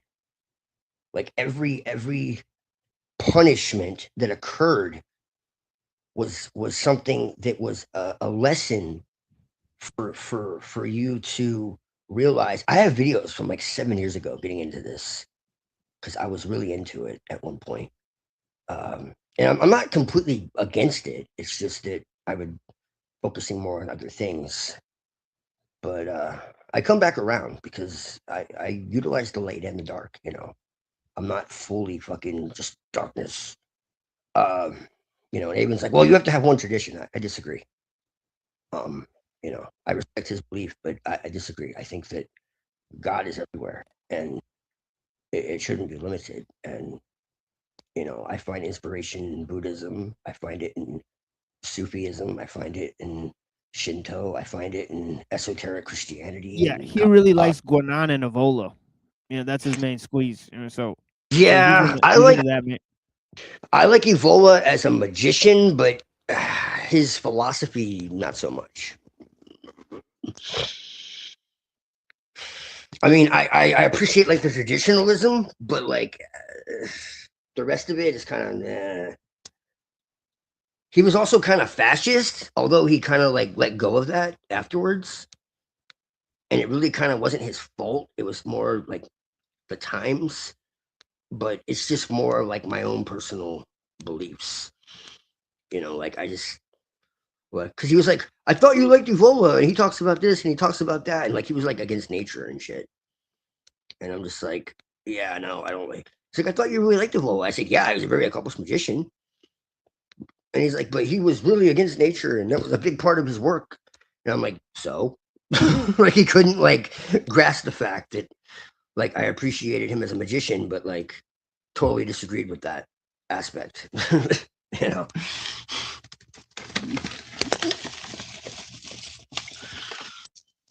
Yeah, that's the thing, is like we're more like less selective.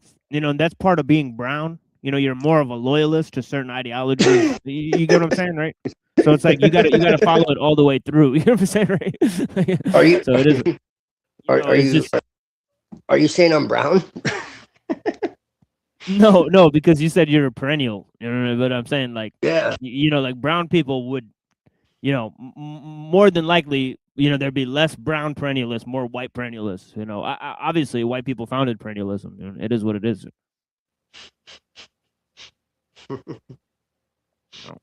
Brown people are ethnic,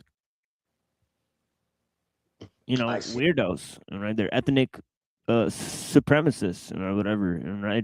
They believe their ideology, their religion, you know, you follow it through and through. You totally ingrain yourself in it. That's part of Buddhism too.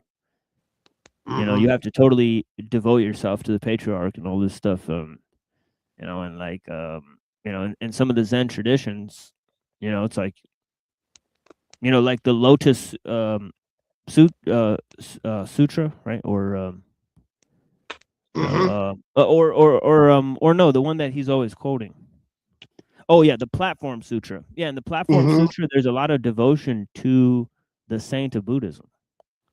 And right, it just so happens that, you know, there's a patriarch, and you know, and you gotta fall in line with his teaching. But you take a lot from different cultures, though, Mohammed. Well, I study broadly, right? So you know, I study broadly, but you know, where I subscribe to things, I subscribe to very little. I keep my opinions and views very short, right? So I use short guys, right? Like I use Machiavelli, I use Lao Tzu, I use Parmenides.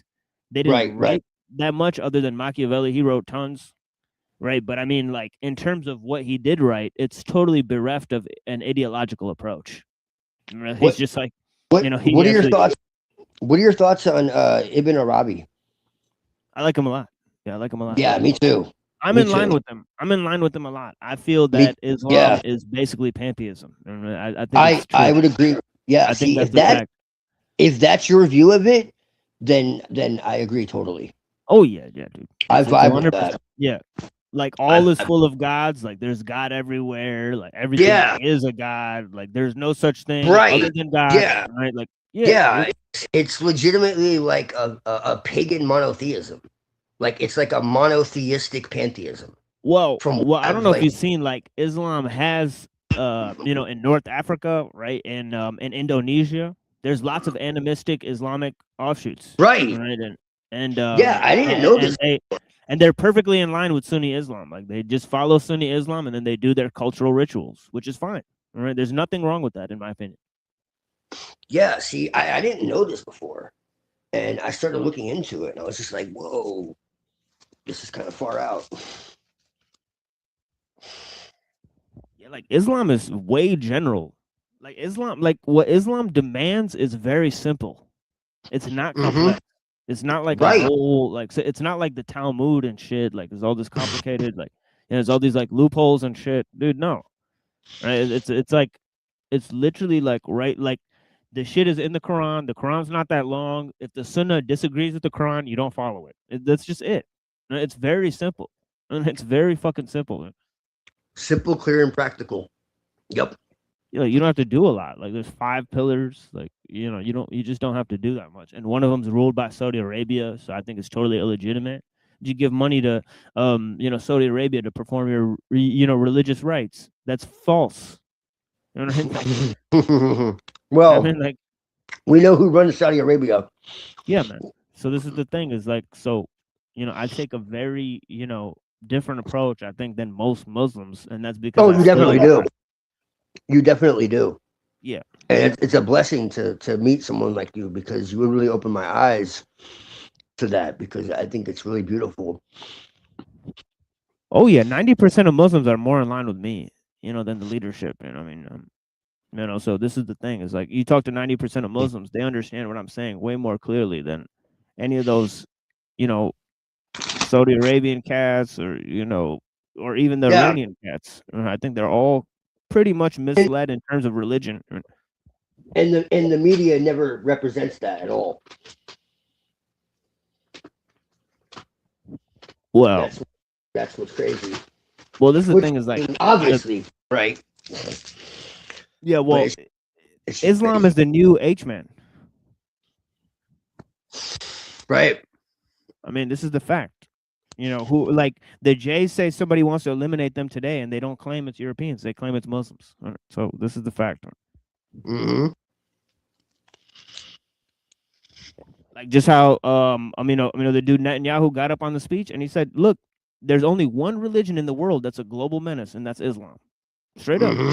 And he just straight up said, like, "Look, man, like, he's not going to mention any other religion around the world, but he's going to say, look, Islam is a global threat because there's a global jihad, you see? So, so the Jews aren't doing their global jihad? Yeah, right. Yeah, right. Yeah, right. Yeah, you know, exactly. I see that. I always knew it was a paper tiger. I always knew it was bullshit. The first time I saw the dancing Israelis, I was like, something ain't right here. Islamic tear my ass.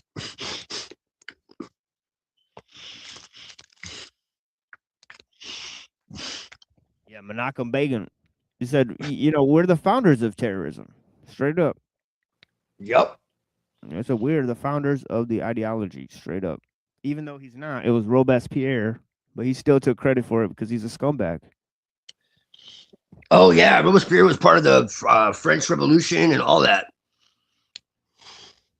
Oh, yeah. Justification of the use of terror in the French Revolution. They used it as a political device. Yep.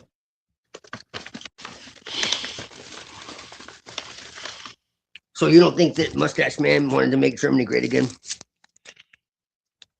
What if he was demonized like Islam is today, man?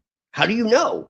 Absolutely, that's happening. I agree with that, but I'm saying ultimately, when I look at the Thule society, when I look at their specific brand of religiosity, when I look at the entire scheme of things, National Socialism, what that ideology represents, how it supports or doesn't support the technological state, right, and so on and so forth, because Alul lays it out clear, right? He says Germany, right, the way they impose their rule is actually in its effect or in its execution, it's really no different than Bolshevism or what they were doing in America and Britain.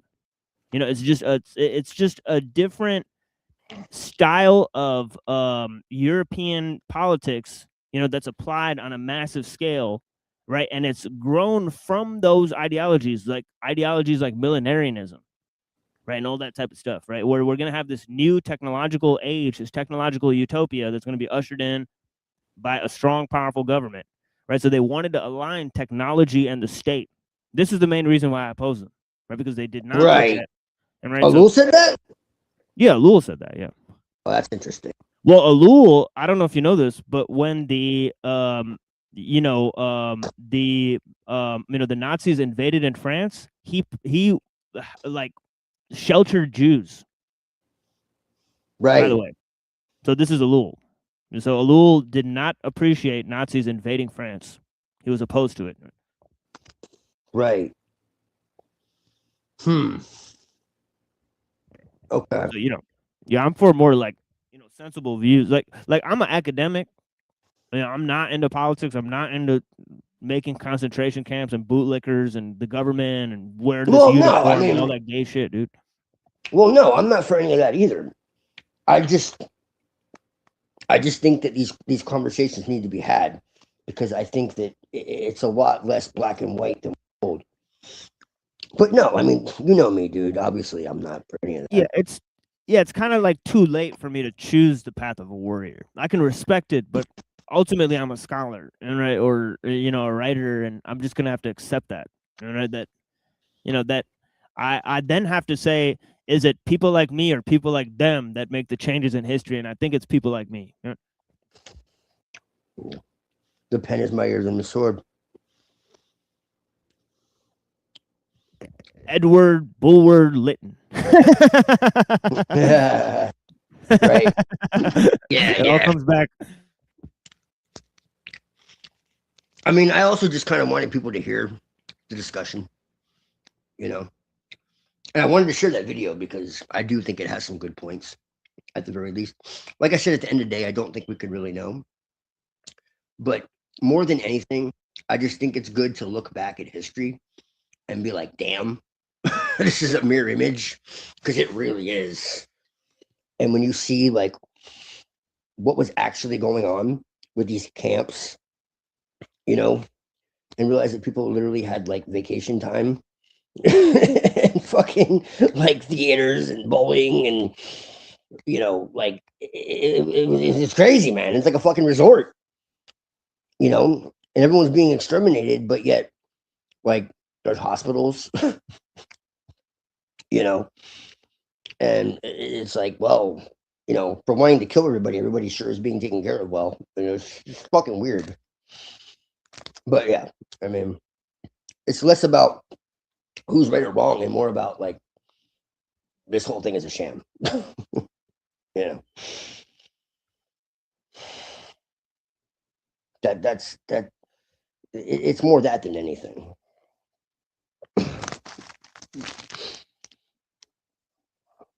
It's just when everybody gets up in arms, that's when I'm just like, yeah, well, Sig how. Yeah. You know, like the Germans have to pay, like, this is another thing. The Germans have to pay like reparations, like, still, and they're like guilted for existing. Like, to this day, they have to pay like millions of dollars for what happened. Yeah, I mean, we give billions of dollars to Israel, and nobody made us do it. That's crazy, Right. man. Yeah. Well, again, this is what he was talking about. This is what I'm saying. Whether he was a villain or not, like, you know, sometimes the villains can tell the truth. You know, like Joker is right often. Yeah, but if they tell the truth about like only one thing, and then 90% of it's just like, all right, you know, it's like, what do we do with this? Like Darwin, like, what do we do with Darwin, dude? The guy's a crackhead.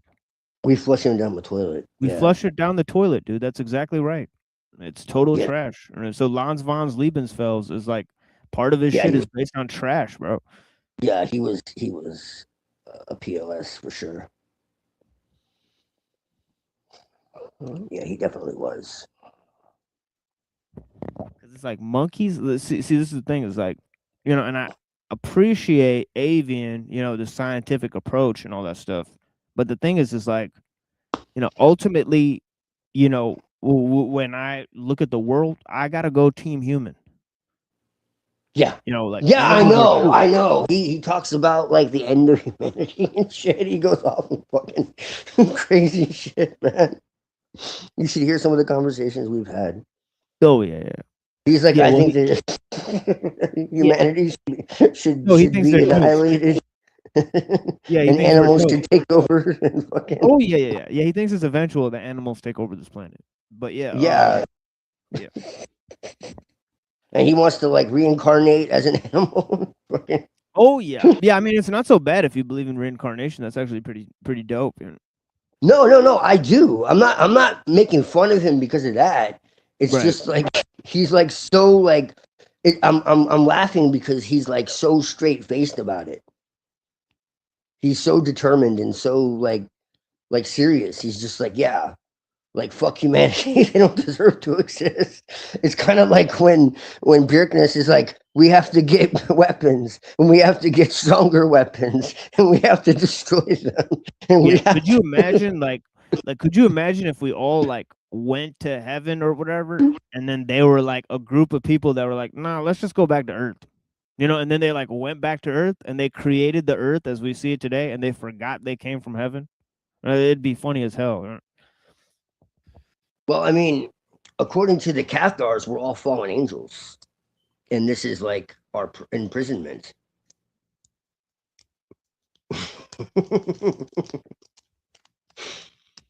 That's what they said. Yeah, I mean, I've seen some dark stuff. You know, like going around Detroit, we've seen some crackheads. Oh yeah, some ladies of the night that said, yeah, you know, that. Well, but you know, can I just smoke this crack in here? I'll suck your dick for free, and all this shit. Yeah. It's like, all right, well, this is crazy. Mm-hmm. I can borrow $1. Yeah. Mm-hmm. Borrow $1 to smoke some crack. Yeah. Ain't nobody gonna see.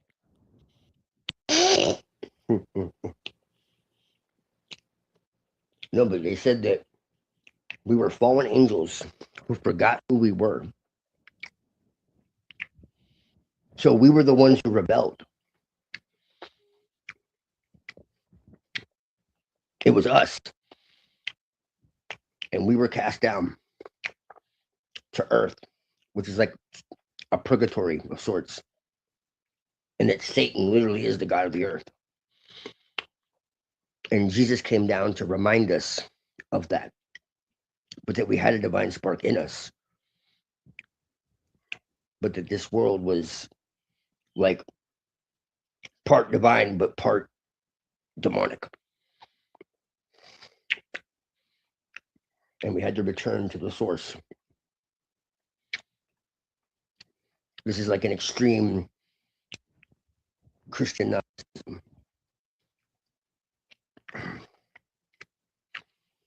I actually contemplated at one point when I was going through a dark period of my life.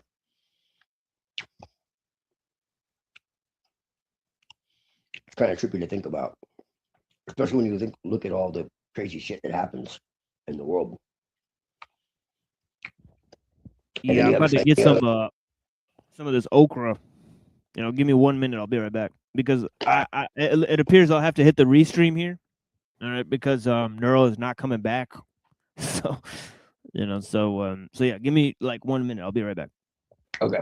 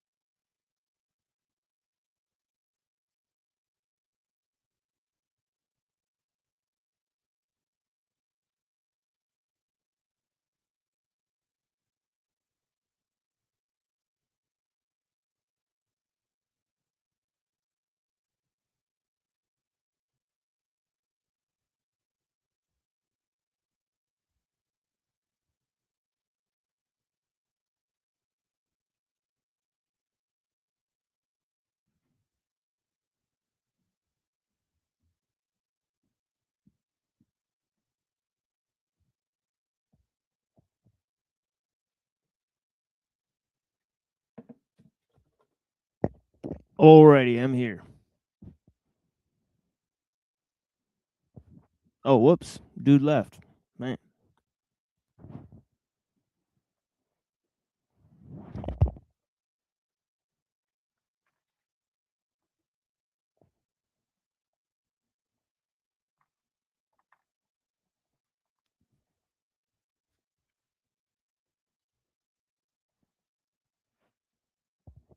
Or maybe he fell out.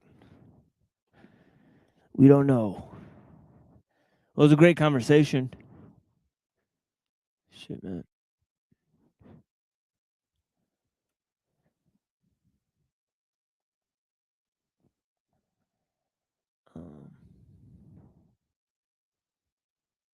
Oh, Neuro still awake. Neuro Jack.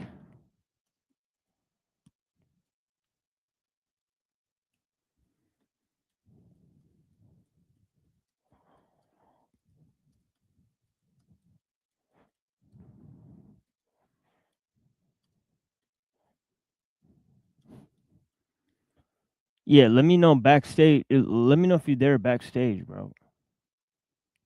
If you're there backstage, let me know.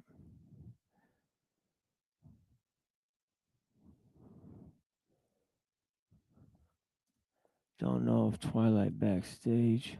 Yeah, he probably went to sleep, man. They've been talking for a long time. See, I went to sleep for like 3 hours and woke up again. So I don't know if dudes are out here.